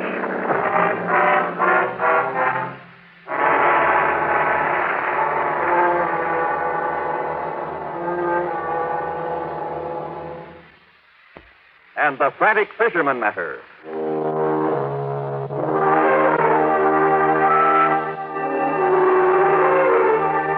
Buster Faber and I went up to Sculpture Rock there on Lake Mojave. We caught fish, plenty of them. Nice big lunker bass. We also kept an eye open for the man who'd been so frantically working the little cove on the way up, using heavy saltwater tackle in a rather peculiar way. At sundown, we saw him pull out and head back to Lake Mojave Resort. So we followed him and set our speed to arrive at the dock just ahead of us.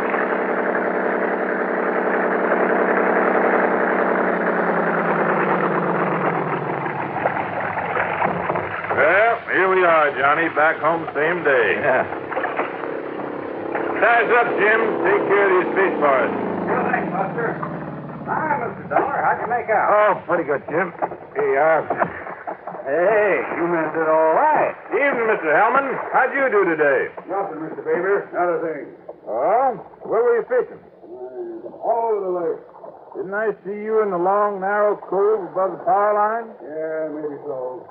Hold on, Jim. Tie me up. Tie me up. Yes, sir. Sure. Take a look, Johnny. Oh, I'll take care of the tackle myself. Oh, sure. Anything you say. Anything you say. Hellman quickly stuffed the tackle from the end of his line into a fish stack. But I caught a glimpse of a couple of huge triple hooks with lead collars. They were big enough, heavy enough to catch a whale. A respectable freshwater bass couldn't even get one of them into his mouth. Back in my room over a scotch and soda, Buster and I talked about it. When I asked him, Johnny, the first day he came here, he muttered something about trying to snag some carp with that rig. Snag some carp? But if you noticed up there in that cove before you saw us looking at it. Yeah, he was right over the deep hole at the end of it. The only place I've ever seen him fishing. If you can call it that. Well, he was apparently dropping those heavy gang hooks down to the bottom and then scraping them up the rocky sides. Like a grappling hook, Johnny? Right. Yeah, he's trying to snag something down there, all right, Buster. But it's certainly not carp. Have you tried dropping a line down there to see what you might hook onto? Well, you can't get near the place because he's always there. Even at night? Well, no, but Johnny, you know what I think it is? And he just got out of jail, too, remember? I remember. Well, Johnny, I think there's a body down there. And for some reason, he's trying to bring it up. Could very well be. Yes, sir. And that's why I called you. Well, okay, Buster. I'll see what I can do.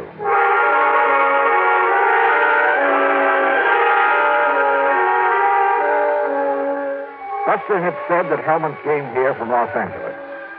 Well, there was a man in L.A. who was a veritable fount of information. Royal J. Harkins, at Greater Southwest Insurance. It was evening now, so I put in a call to his home. I paid him $3.85, and he had plenty for me. Of course I know who Otis Hellman is, Johnny. When he and that partner of his walked out of McKinney Mining Supply with $60,000, and in cash, mind you, we had to make good on it. Is that why Hellman was sent to prison, Roy? Yeah. For complicity in that job, though, I believe his partner was the one who really did it. Who was the partner? Another old prospector named Oscar Kirkman. Kirkman. Is he still in jail? No, he disappeared, Johnny. Just before he was to go to trial. And the money? Not a penny of it was ever found. So if you have any ideas about how and where you might recover it... Sorry, Roy. But if you're interested in Kirkman's body, I might be able to find that for you. What? Or what's left of it.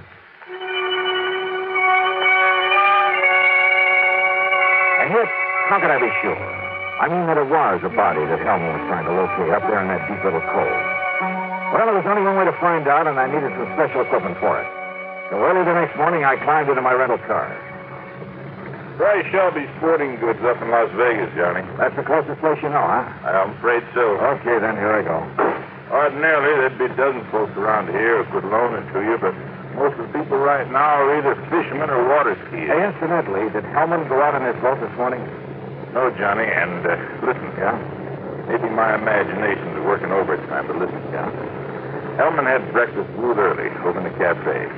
Then he sat by the window where he could look over at your room. He must have drunk a dozen cups of coffee sitting there, but he didn't budge until you came out. Oh? When you did, when you went over for breakfast, he sort of casually walked down to the boathouse. I mean, it was a little too casual. And he just stood around down there, still keeping an eye on you. Well, I don't like it. Somebody must have told him who I am. Not one of the help, Johnny. I warned him not to before you arrived. Well, I don't think any of the guests know. Just the same, I think Hellman's suspicious of you. And Johnny? Oh, stop worrying, Buster. Just the same, Just Johnny. keep an eye on him. I'll see you when I get back from Las Vegas.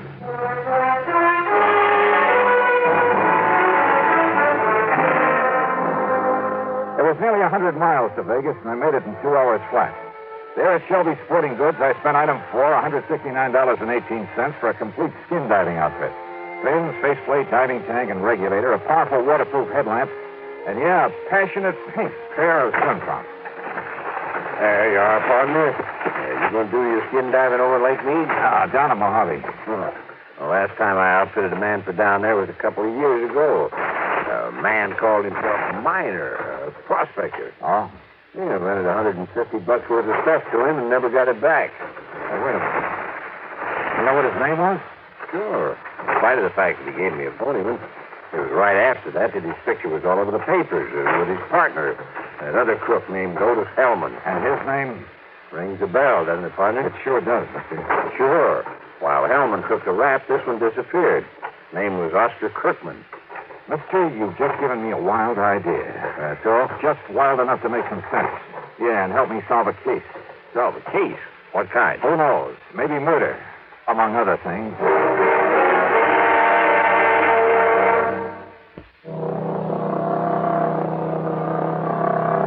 On the drive down to Lake Mojave Resort, I stopped in Boulder City at the office of the National Park Commission. There I got hold of a topographical map of the whole area before Lake Mojave was filled up by Davis Dam. Then, back in my room at the resort, I went over it very carefully. I only got a minute, Johnny, before I drive over to Bullhead City. But I saw you come rearing in a minute ago, and what do you got there? Hey, come here. Huh? Look, Buster. Take a look here on this map. Yeah? Before the new dam filled up the lake a few years ago. Uh-huh. Over here. There. Now, look here. Oh. Why, yeah, that's where that long cove is now, where Otis Hellman's been working with that phony rig of his. Uh-huh. And in the deep hole at the end of that cove... Kirkman Folly. That is right. Kirkman had a mine there before the lake was filled, when it was all just desert land by the side of the Colorado River. And right there is where Hellman is grappling for something. Right. Kirkman disappeared, Johnny. Yes. But what really happened is that Otis Hellman killed him and stuffed him down there in that underwater mine. Maybe. But why he wants to bring him up again, whatever is left of him... Buster, I want to use your boat. Well, sure. And if Hellman hasn't gone out fishing, has he? Oh, he's still hanging around down at the dock. All right, good. Somehow you've got to keep him from following me. Well, Hellman's seen you and me together so much, but I can have Jim fill up the fuel tank on Hellman's boat and... meantime, take out one of the spark plugs, something like that. Good. He'll have plenty of chances because Hellman will be watching me when I take off. What are you going to do? A little skin diving up at the end of that cove. And don't be surprised at what I may bring up.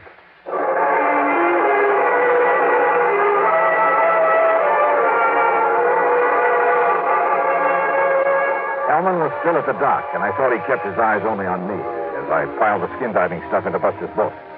Meantime, Jim went through the motions of fueling up his motor. Then I took off and with the throttle wide open, drove up the lake to the long L-shaped cove. At the end of it, where the deep hole was, I tied up to an overhanging rock, put on swim trunks, faceplate, slippers, and tank, and gently let myself over the side.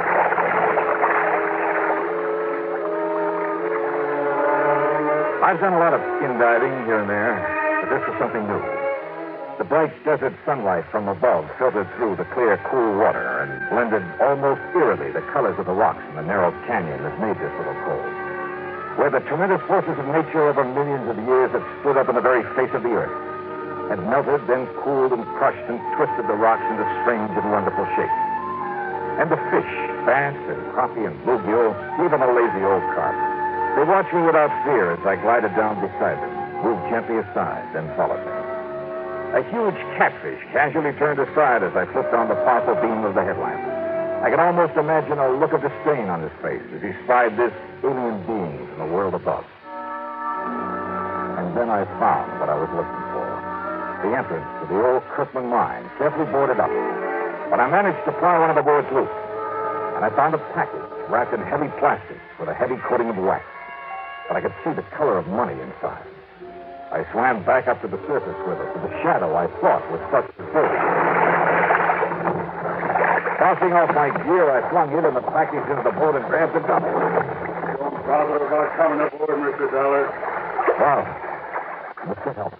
I convinced Jim that he should replace the spark plug in my motor that you had him removed. Well, good for you. You saved me a lot of trouble, Dollars, locating and recovering the money for me. Now that I have it... Look, if you'll aim that thing the other way... Did you also find the remains of Oscar Kirkman down there? Now, listen, Hellman. Well, it don't matter. After I've killed you, you're going to join him down there with his anchor tied to your feet. Thanks again, Mr. Oh, no, you... I kicked with all I had and overturned the boat. As he entered the water, Hellman fired again. A concussion hit his throat, but he dropped the gun, and with the help of the fins of my feet, I was able to turn him, to grab him around the neck and drag him down. I had taken a deep breath before capsizing his boat, and he was an older man than I. But it seemed like hours before he finally quit struggling, and with my lungs almost bursting, I carried him back up to the surface. He was still alive, but harmless.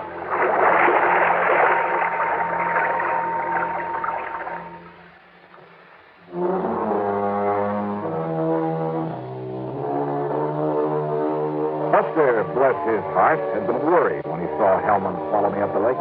So he had borrowed a boat and was waiting for us there at the end of the cove. Otis Hellman? Well, that's up to the court. The money, of course, all $60,000 of it will go back to the company.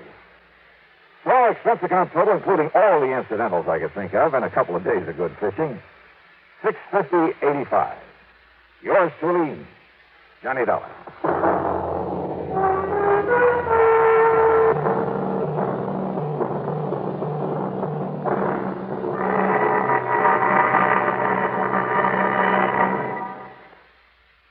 Here's our star to tell you about next week's story. Next week, a call from an old friend. Yeah, to meet with death in the desert. Join us, won't you? Yours truly, Johnny Dollar.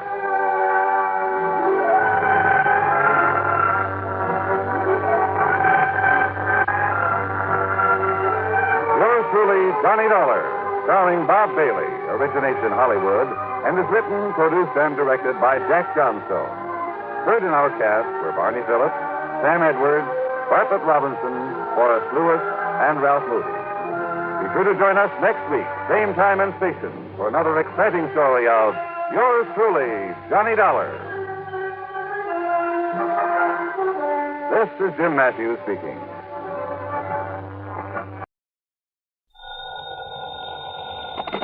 Johnny Dollar. Johnny, down here in Sarasota. Earl, so how's the insurance business down in Florida these days, to say nothing of the fishing? Well, why don't you come down here and find out for yourself? But now listen. I'm listening. You remember how my home is situated out here on St. Armand's Key? Well, sure, I ought to. I've been there often enough. It's near the end of a long bayou that comes in from Sarasota Bay. Yeah, and the bayou is lined with expensive homes, private docks, and it's full of mullets, sea trout, sheepshead, flounder. So what about it? Johnny, what would you think if I told you I'd sold a man $50,000 worth of straight life insurance? Well, I think you were just doing your normal... Huh? Did you call to talk fishing or business? Listen, will you? Okay. What would I think if you sold a man a $50,000 policy? And? And then, 3 days later, just this morning, as a matter of fact, found his body floating under my dock. Oh. Okay, Earl. I think I'd better grab the first plane I can. That's what I think. And not to go fishing.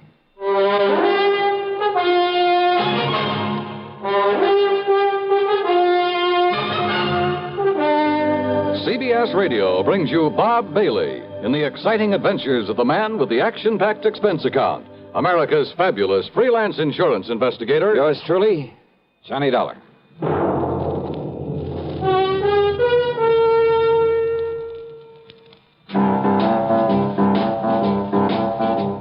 Talk about best-selling records. Here's a familiar tune about America's best-selling filter cigarette, Winston.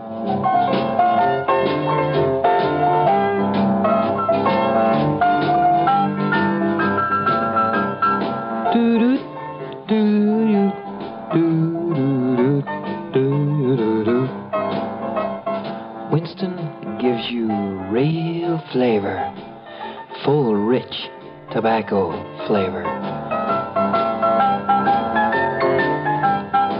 And you know, that's because only Winston has filter blend up front. Choice, flavorful tobaccos, specially selected and specially processed for filter smoking. No wonder Winston tastes good. like a cigarette should. Smoke, Winston. And now, Act One of yours truly, Johnny Dollar.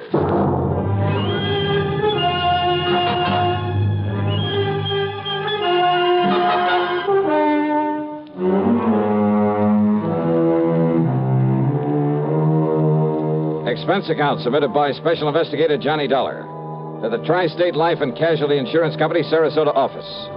Following is an account of expenses incurred during my investigation of the Bayou Body Matter.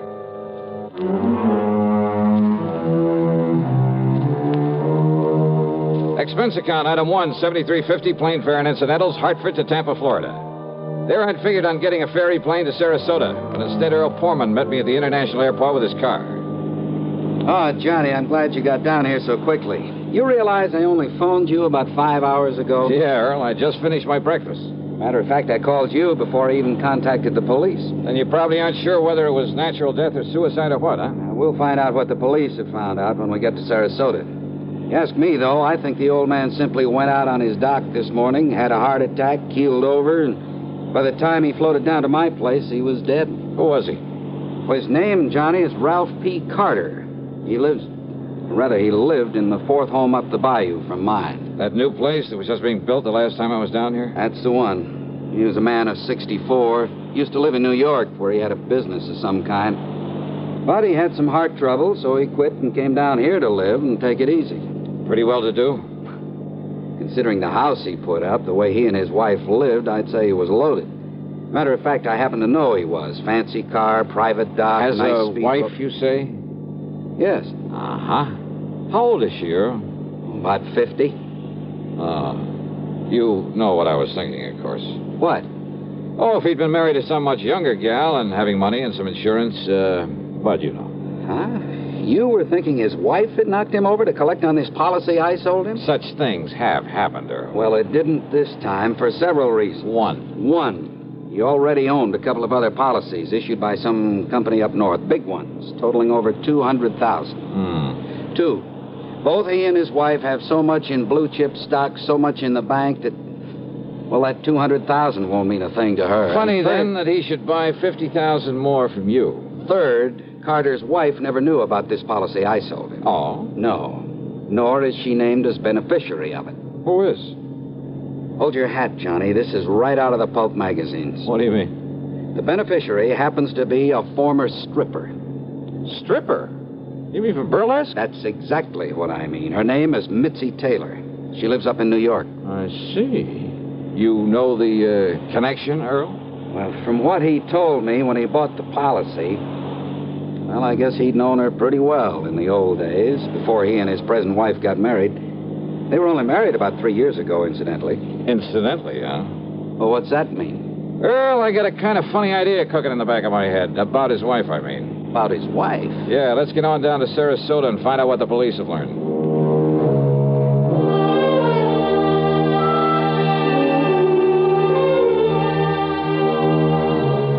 The police hadn't wasted any time. After recovering the body from the bayou, they'd immediately turned it over to the coroner, Dr. Phillips. Sergeant Edwards, who was in charge of the case, made us cool our heels until the coroner could finish his preliminary examinations. But why an autopsy, Sergeant? You mean you suspect foul play, something like that? He was alone. He was unattended when he died, Mr. Pullman. That means an autopsy is mandatory. Oh. Hey, tell me this, Sergeant. Do you yourself have any reason to be suspicious of how Mr. Carter may have died? You don't mind, sir. I'd rather wait until Dr. Phillips is through before we talk about it. Which means you did find something suspicious. I didn't say that, sir. Well, you might just as well have. Did you talk to Mrs. Carter? No, sir. What? It happens she isn't home. Then she doesn't know her husband is dead? Looks that way, doesn't it? Oh, come on. Now, wait a minute. Sergeant, that's a pretty evasive answer.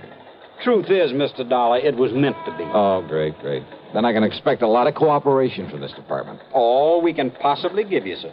When we find out what we have to go on. Yeah. Earl, do you know if Carter had a regular physician? Yeah, Dr. Theo Foote, Johnny. We've checked with him, Mr. Dollar. And? Mr. Carter's heart condition was such that he was ready to go at any moment, and without warning. But if you're suspicious of something else... Have I given you any real reason to be suspicious? Now, look, Sergeant, let's not be... Dr. Phillips. Johnny, Johnny Dollar. Hiya, Doc. I might have known you'd be called in on this, Johnny. You certainly got down here in a hurry. Mr. Pullman. Hello, Coroner. Did you find out anything, Doctor? You were right, Sergeant. I've got a lot more work to do, of course, before making out my report on this case, but there's no question about it. Mr. Carter died neither from a heart attack nor from drowning. Oh? What did kill him, Doc? He was struck so hard at the base of the skull that death must have been instantaneous. Murder, Johnny. And without question, the murder weapon was the wrought iron poker that you found there in his home. No reason for suspicion, Sergeant? Thanks, Doctor. I'll get out an APB on Mrs. Carter right away. I think you'd better. And, Mr. Dollar, I'm afraid you'll just have to wait around until we pick her up. You, want to bet on that?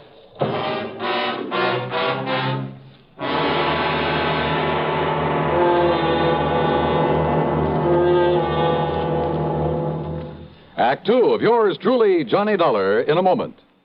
Bonjour, I am Jacques Leroy, expert on the stereophonic phonograph. I will now clear up this whole subject. S'il vous plaît, listen to ordinary stereo. A girl crossing the street. Eh bien, now on Columbia Stereo 1. Ah, that was a pretty girl crossing the street. Quelle différence! The fantastic Columbia Stereo 1 phonograph gives you all the realism and excitement of a live performance. Oh, in a moment, mademoiselle. Oh la la. Oh, pardon. You see, only Columbia has exclusive stereo projection. Not just a few separated speakers, I know, but multiple speakers that send interlocking circles of sound through every inch of a room. See the Columbia phonograph man tout de suite. Columbia Stereo 1 portable start at $39.95. Consoles from $129.95. Attendez, ma chérie! Wait for me!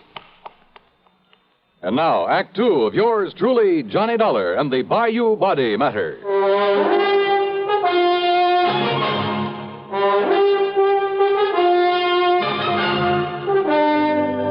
The machinery is in operation, Mr. Dollar, and as soon as we get any word as to the whereabouts of Mrs. Carter, we'll let you know. Yeah, thanks a lot. Earl, just how much did you know about Carter and his wife? Well, you know how it is, Johnny. There was some talk about their not getting along too well, but... I've thoroughly investigated, Mr. Dollar. They fought like cats and dogs. Well, now, I wouldn't go so far as to say that. At times, that is. At times. According to the people next door, they had quite an argument just last night. Oh? At one time, according to these people, she hollered at him, "I could kill you, Ralph. I could kill you." Yeah, well, that's not proof that she did. No? Then why would she say haven't you ever told somebody you'd like to kill him? Well, saying I'd like to, or saying I could or would are two different things. And look here, sir. If she didn't do it, then why would she hightail it out of town early this morning? All those neighbors reported that she did? Yes, sir. She drove away from their place at approximately the same time as the coroner says he was killed. Well, let's face it, Johnny. The sergeant must be right. She must have done it. No question about it, Mr. Dollar. But why? What could her motive have been? Who knows? Could have been most anything. Now that we know there was friction between them... And what about his money? She stands to be worth an awful lot with him out of the way. And don't you forget for 1 minute she's much younger than he was. Not only that, but she's a nice, healthy, attractive woman, too. And he, with his heart condition, well, he was probably just a millstone around her neck. Makes sense, Johnny. Sure it does. Did you or the coroner find any fingerprints on that poker that was used on him? No, sir. But there was some lint from a pair of cotton gloves on it. All right, then. Johnny. All right. I've seen Mrs. Carter many times. She prides herself on her dress. She can afford to. And I've never seen her outside that house without a hat and without a pair of gloves. And, of course, a lot of people wear gloves when they drive a car.